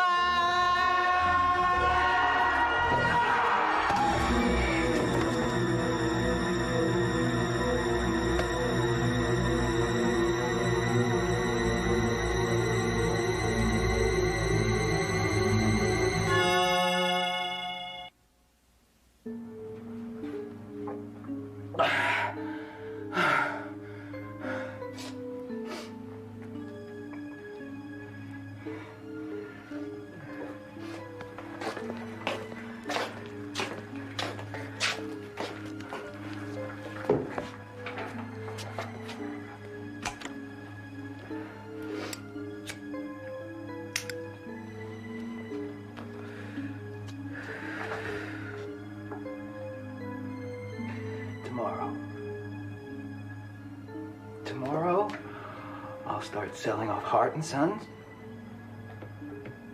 That should be enough profit to last me for the rest of my life. Gulp is up. I'll buy a couple of mil in gold. And a couple of mil in municipals as a hedge. It's probably hard. Crying in his beer. You'll be coming soon, Lawrence. You better buy gold fast.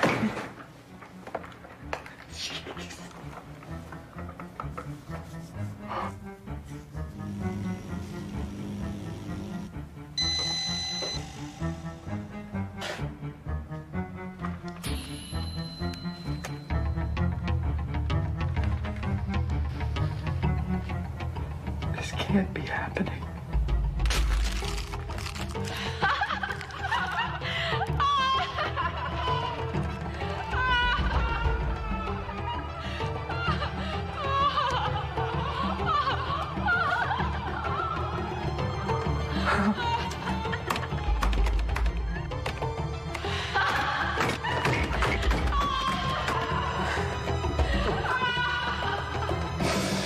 I need professional help.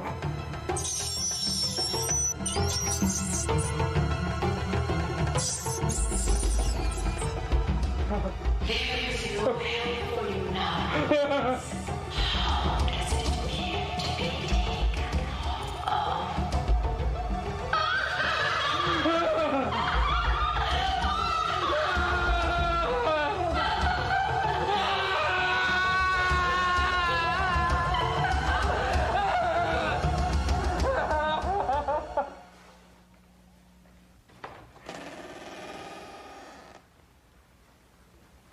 Mr. Bauer? Oh, thank God.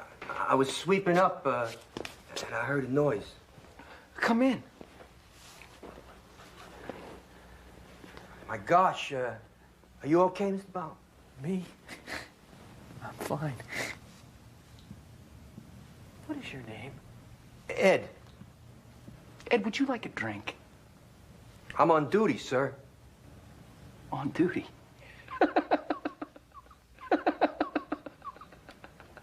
Ed, who pays your salary? You do? So you are off duty. Hey, sit down. I got things to do, Mr. Bauer. The downstairs toilets are overflowing. There's water all over. It's a big mess. I said sit down.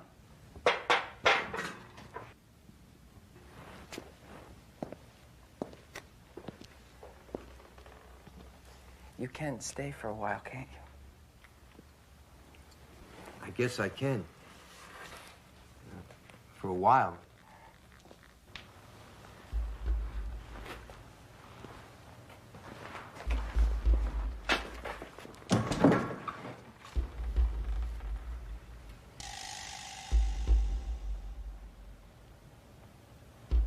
Do you believe in magic, Ed? You mean like Penn and Teller? No. I mean, like black magic, you know, like witches and demons and voodoo, things like that.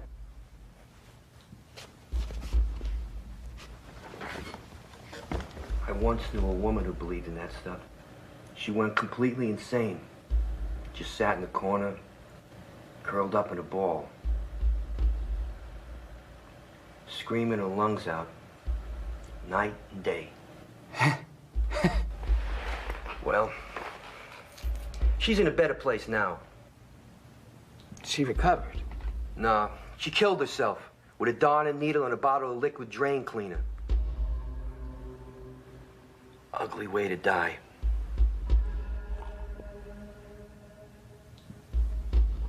So, this is good stuff, Mr. B. I keep drinking like this, I'm likely to talk all night. And you tell such wonderful stories. Born storyteller, I guess.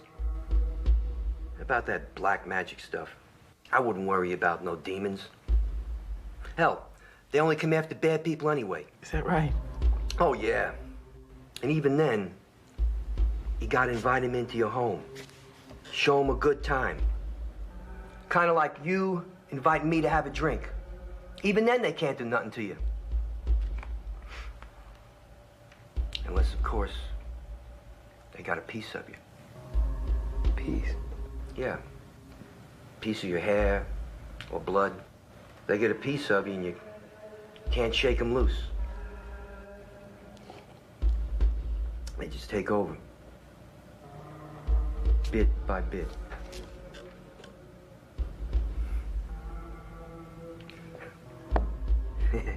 It don't make no sense, does it? Maybe you better see about your toilets, Ed. Oh, I got time.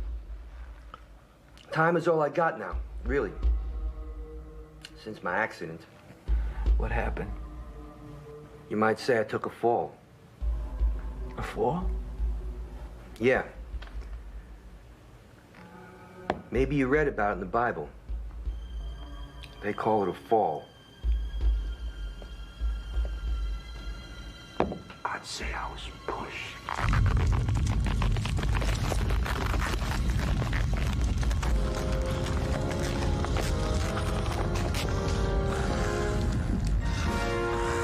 We've got to sell you off, Lawrence. Make some profit from this takeover. I don't like that word, Lawrence.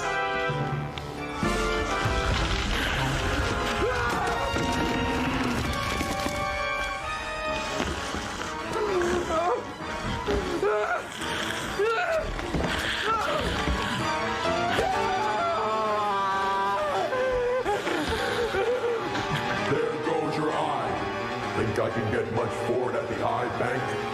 Nice looking tongue. Not a big market for tongue though. But we'll find buyers for all of you. Piece by piece. That's why I'm here, Lawrence, to sweep up the pieces. You're my boy now.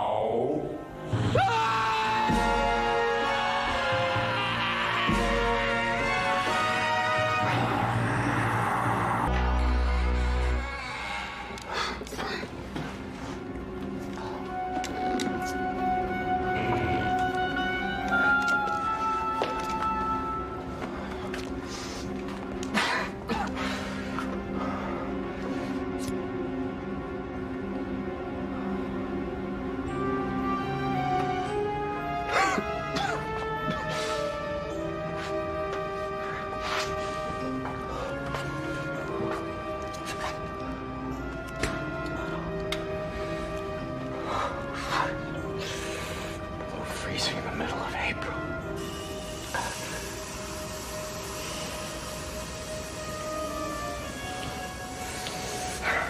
Thank you.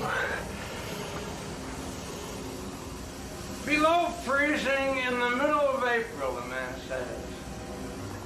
And here we are. Yeah, well, I thought we were unoccupied. My mistake.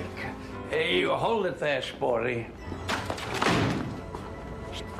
Well, what do you say we change the occupancy of this here domicile? You look like a man that hasn't had a thing to eat since yesterday's breakfast. What's through that door? Rooms and hallways. 6 floors of them. All empty. The hotel's all boarded up. It's ready to be torn down. Yeah. So it's strange that there's still electricity. Oh.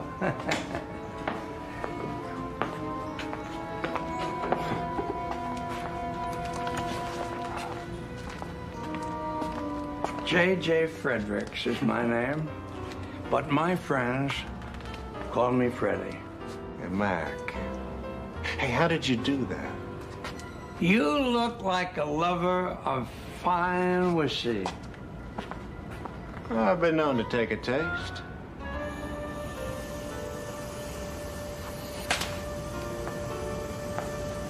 That's enough laugh.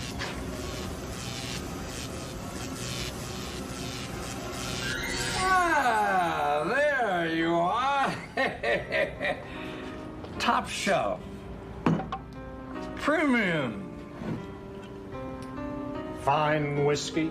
Yeah, nothing but the best from my friend Mac.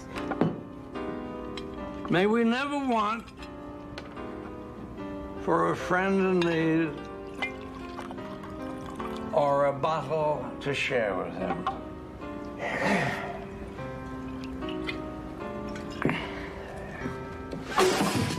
Oh, Mac. Oh. Lighter fluid. No. I've had lighter fluid, that's worse. That's much worse. Superficiality, my friend. Mere trivialities when compared to life's greater virtues. Here, sit. What's your pleasure, Mac? You like a nice, juicy hamburger? Here you are, coming right up, eh? Oh, I would, but you know, I'm on a mission for the Anti-Gravity Society. In fact, I've got a top secret meeting with some Martian diplomats.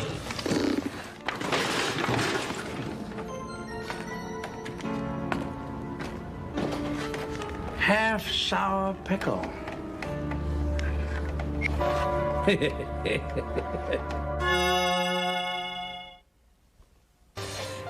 could use a bite before I go.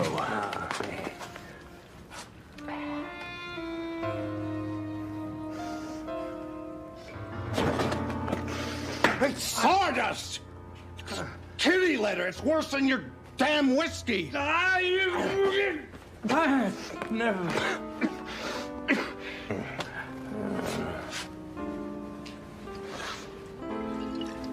But that doesn't mean I don't appreciate the hospitality. How about a turkey leg? Huh? Yeah, turkey leg. I'm off red meat anyway. That turkey leg. You know, I do make a fine-legged turkey. Let's see how. Gobble, gobble, gobble, gobble, gobble, gobble.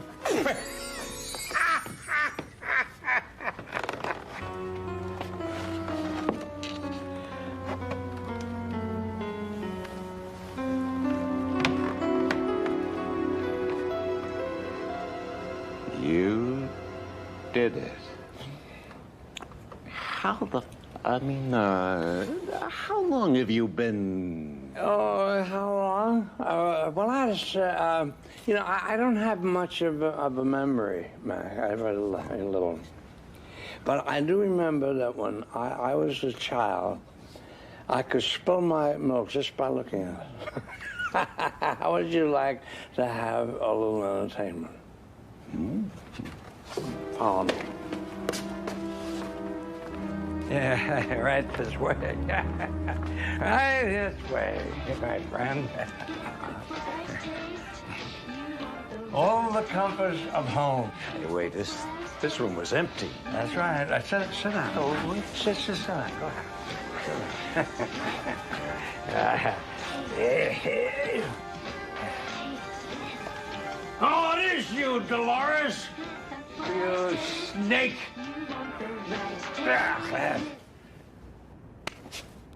Apple. Huh? Apple. Can you make me an apple? Apple! Apple, the man says! Hey!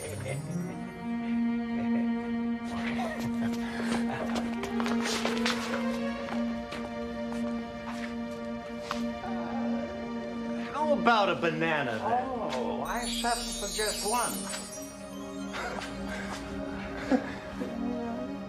How about my own chair? Well, it's right behind you, Mac.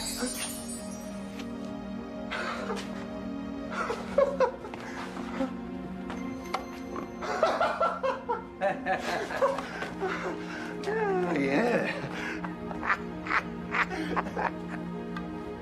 Bubbles. Bubbles! Bubbles! Oh,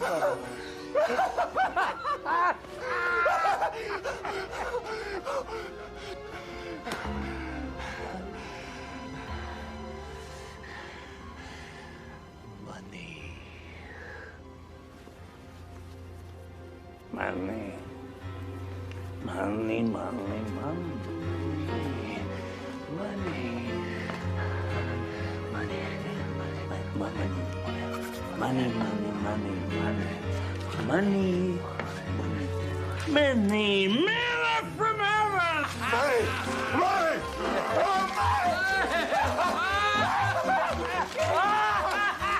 Money!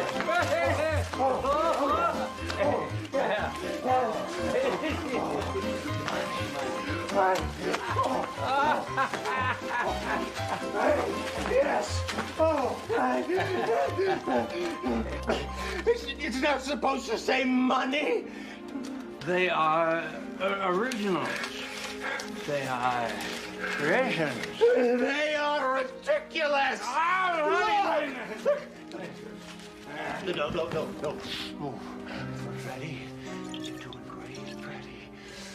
Great. I mean, yes, man. But this money. No, Freddie.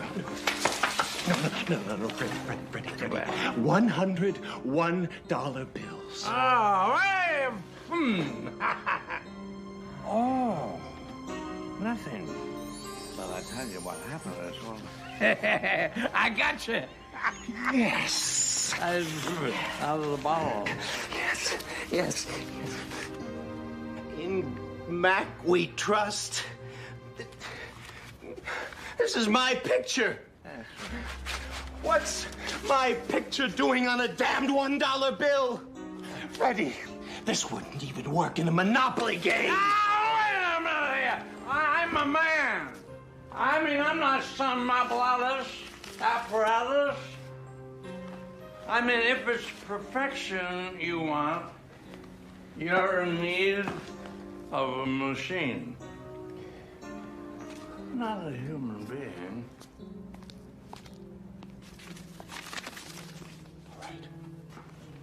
All right.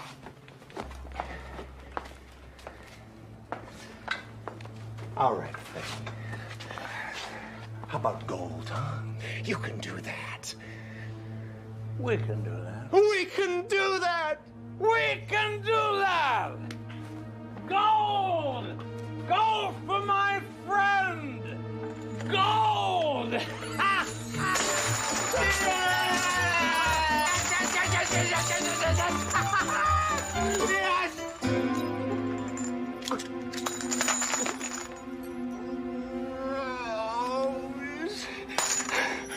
It's brass, Freddie. I want gold.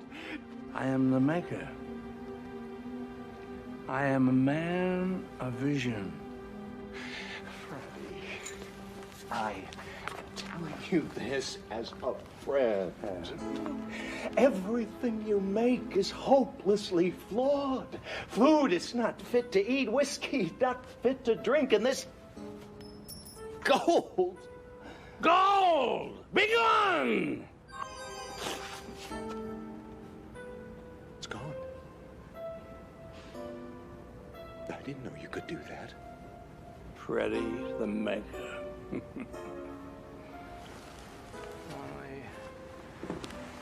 Everything Freddie makes is good for nothing.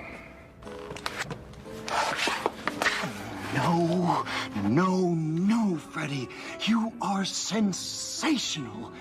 All you need is a little behavioral modification, and I can help you achieve that. I can help. No, this is where we're going to start. Don't take the last time I didn't have my medicine.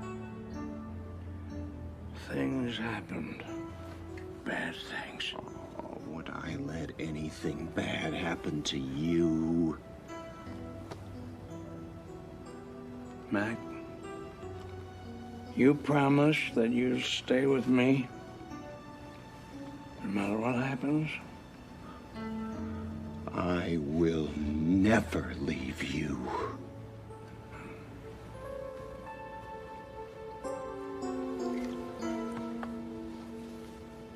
Attaboy, Freddie.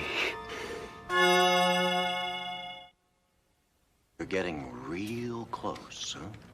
Now think, man. Concentrate. Diamond. Can you picture that? I've seen a lot of things, Mac. Mac? Yeah, I think she's coming. Freddie, no one is coming, yeah? She's coming! She's coming! She's coming! Freddie, no one is coming. It's all in your imagination. No, Snap out of it. She's here! All of them! They're all here! Look, I just want to make my point. There was no one here, huh? It's just us. It's just us chickens, us good friends. Now concentrate, Freddie. Diamond. That's it. That's it. Deep breath. Mac. Diamond. Diamond. Mac. No. No. Mac! Yeah! She's here! Stop it! It's all in your imagination! No! Close the door, Freddie! Close the door! Freddie!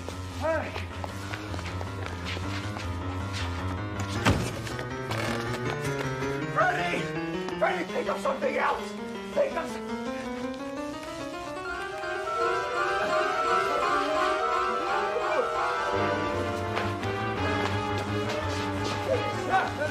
Make it stop, Freddie! Make it stop!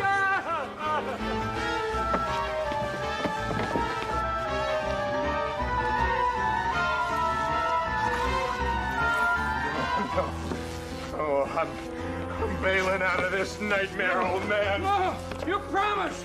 No!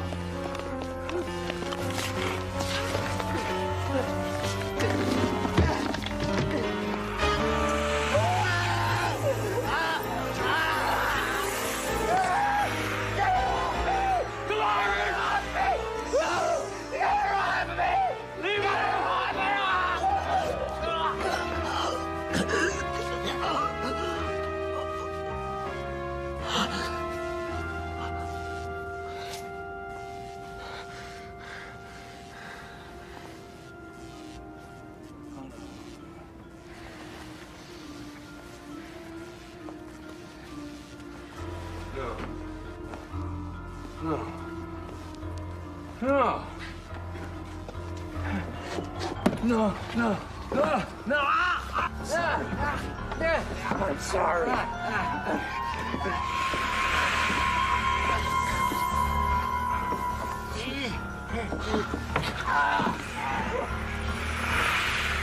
Die, you incompetent old fool! Yes.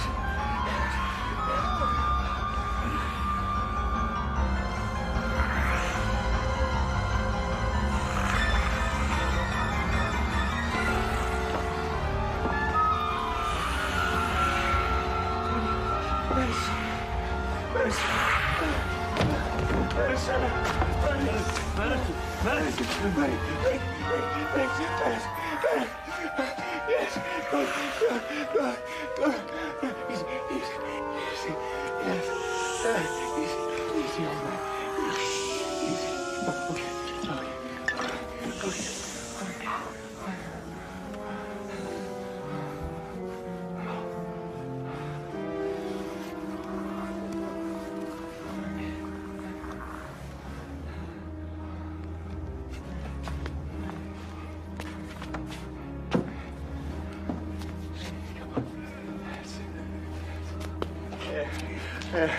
Oh, it was touch and go for a moment there. Oh, yeah. Yes. Foolish old man. I should have known. I just like everything else that I make. No, don't be so hard on yourself. We just had a minor setback. I mean, some of it may have been my fault. Maybe more than just a little, but you know, I had to do something. I mean, I had to expedite the situation. You know what I'm saying? Because we're still a team, Freddie. We're just still not a perfect world. You know? But the thing is that I do dream up. Well, I guess I did get a little greedy, but what the heck? I mean, it's just a small personality flaw. I mean, hell, nobody's perfect. I mean, remember,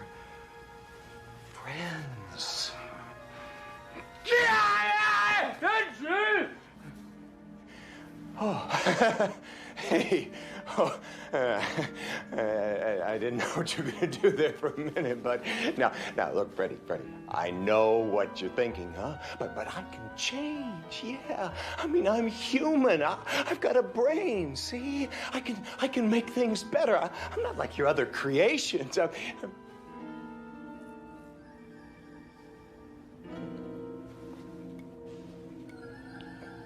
It's my tie. Hey, that's my tie! That's my tie! What? Oh my God, no. I'm not one of your creations. I'm not one of your creations. Wait, my name, Mac. My name is Mac. And I come from, I can't remember. That's friends, Freddie. No, wait, Freddie. Wait, Freddie! No, Freddie!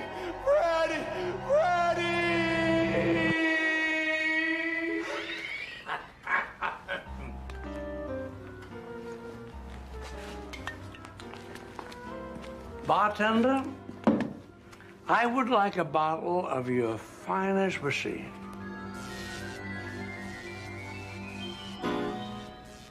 Oh, thank you.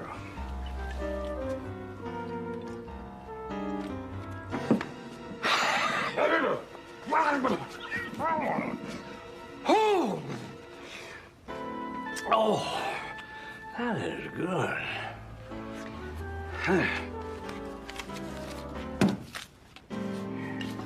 Keep the change.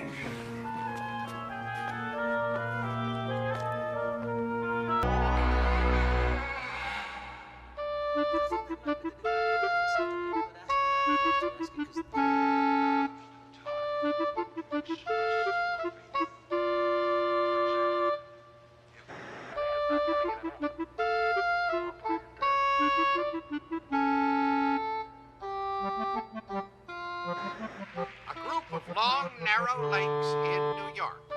Great Lakes. Finger Lakes. No, I'm sorry. The correct answer is the Finger Lakes. Oh, Howard, you know all the answers. We'll be back with the second round of America's favorite quiz show after these important messages. I feel like an ice cream. I'll go. Sit down and enjoy your quiz show. But you like quiz shows, Vi? No, they make me feel dumb. You're not dumb, you're very bright. Smart enough to snag a CPA. I want to go. It's early. People are out. I'll be perfectly safe. Okay, but act like you own the streets. I mean, that's the secret. And just don't get one of those crazy flavors. I like crazy flavors, Howard. That's why I married you.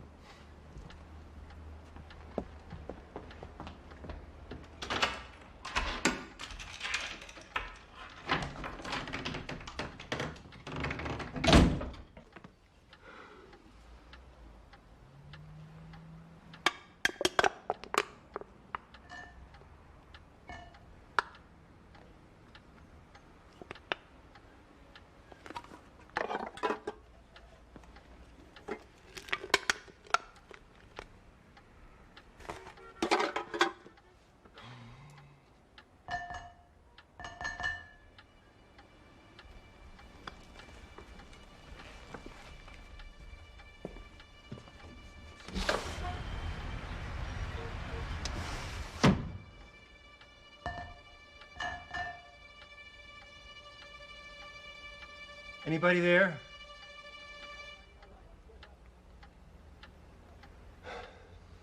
Not likely.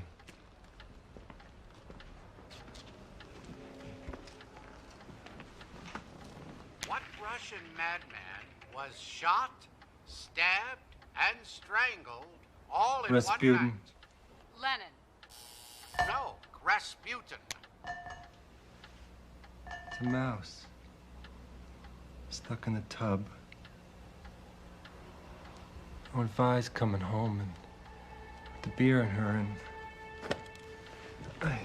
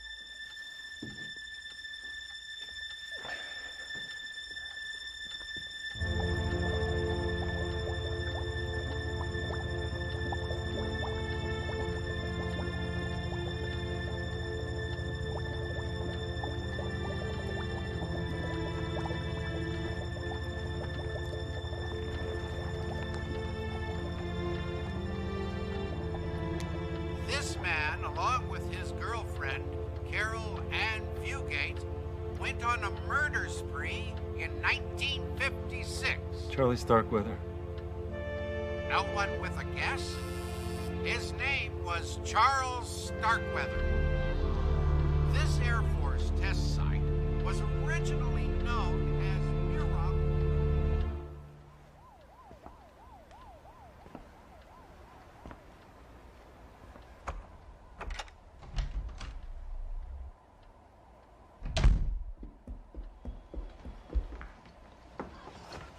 Oh, I barely made it. Here, hang this up for me. Howard, you forgot to put the toilet seat down. Sometimes I think you want me to fall in and drown. My God, Howie! What? Half the towels are on the floor. What's going on? Towels? That's it? On the floor.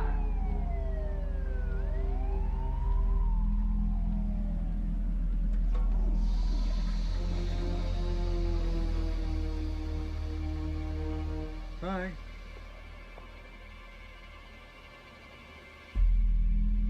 Everything okay?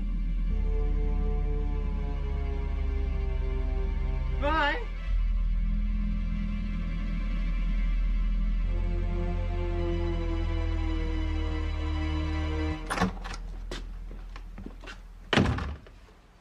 You got a thing for my coat?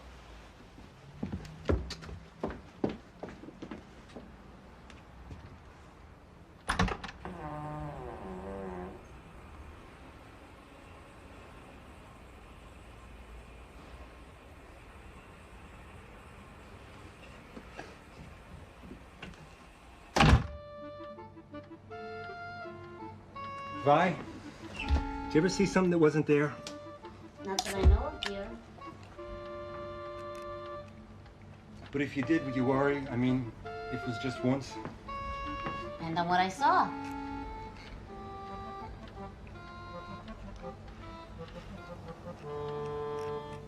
Would you love me if I were really crazy? I would love you even more.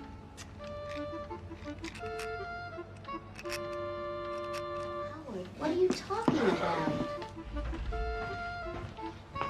Howard, you'll never get to sleep tonight with all that beer inside you.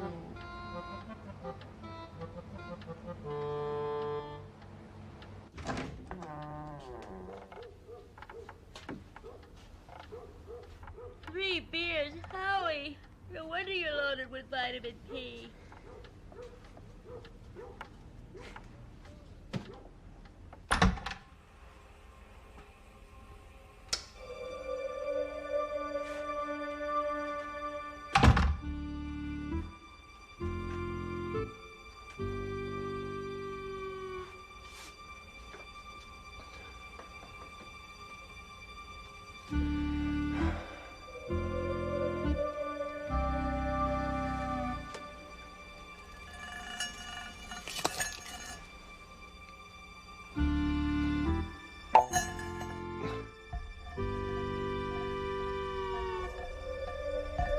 Go to hell.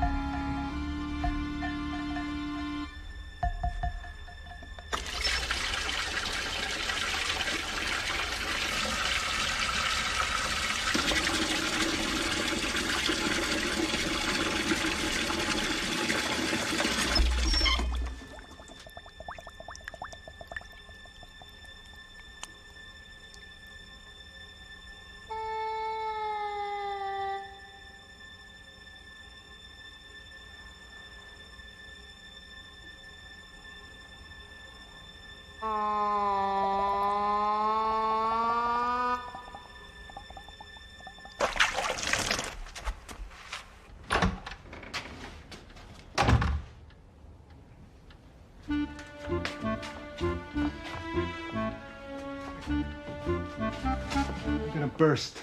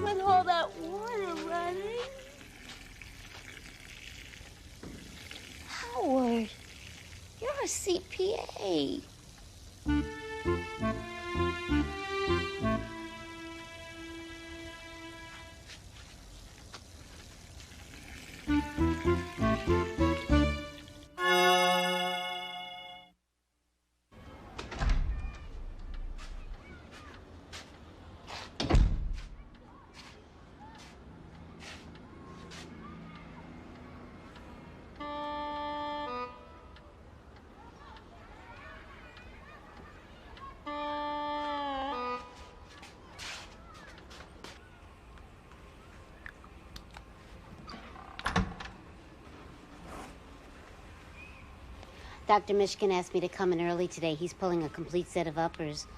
You sleep okay last night?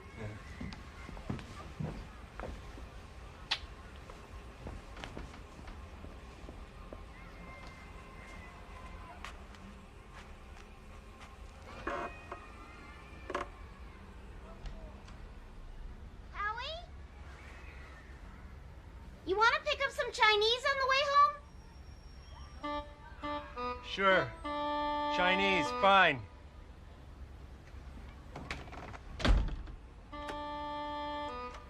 That's it. You messed with the wrong Howard. Cell towards the strength of most leading brands. Constraints in minutes. Keep away from small pets. Contact with eyes or fingers. Flush with cold water if swallowed. Induce vomiting. And call physician immediately.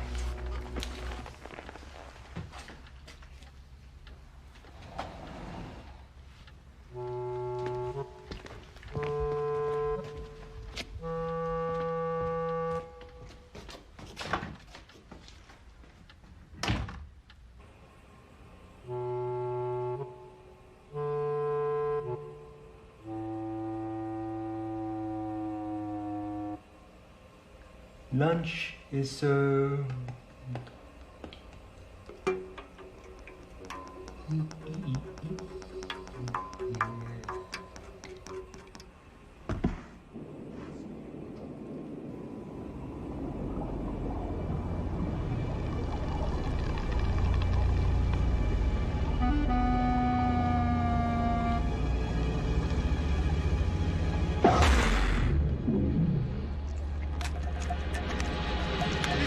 My bathroom!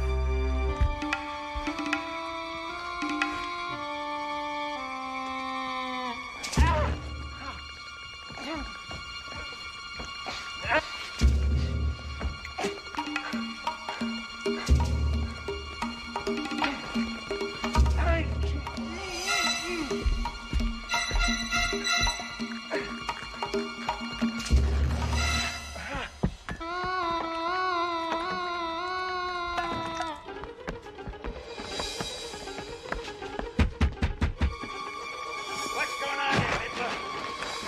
You be quiet, man, you're next. Hey, I work nights. I need my sleep. Quiet down or I call the cops. Yeah, I'll put you to sleep.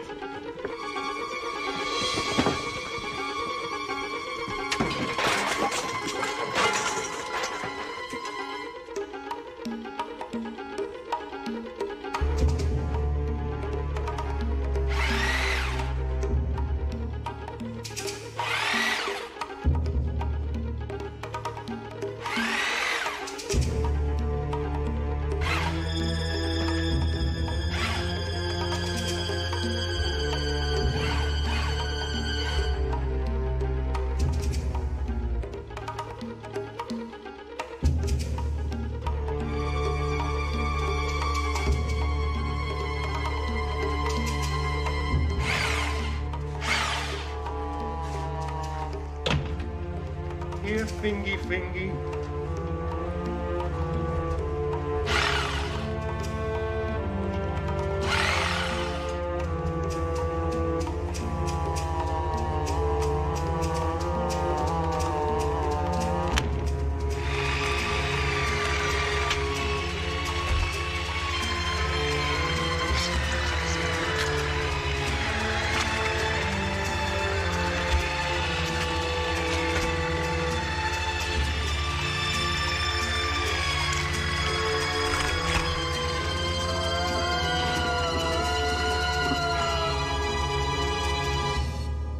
drop by. Anytime.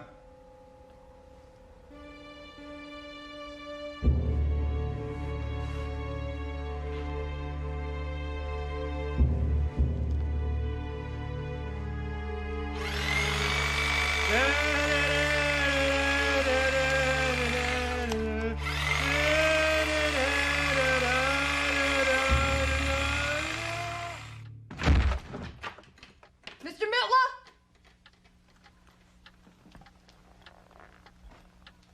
Mr. Mitla?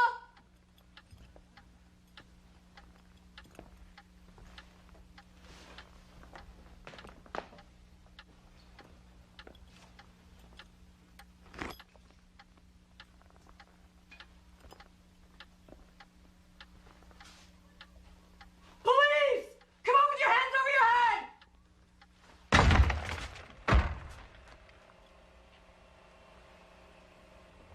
Oh my God. Did you come to use the toilet? Go right ahead. The problem's taken care of. What problem is that, sir? You know, there are 5 fingers on a hand. That's only one hand, mind you. Have you ever considered how many holes there are in the modern bathroom? Would you put your hands out for me, sir? There's a sink and a toilet and the overflows in the tub, and there's always another hole.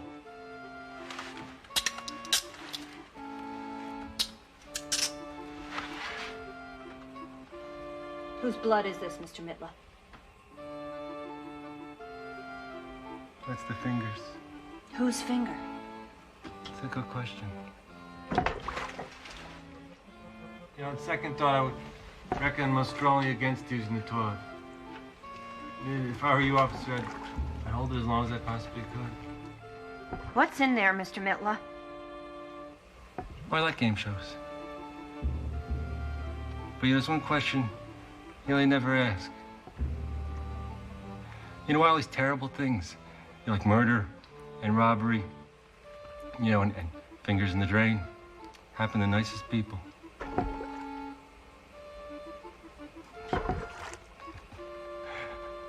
That's a bad idea.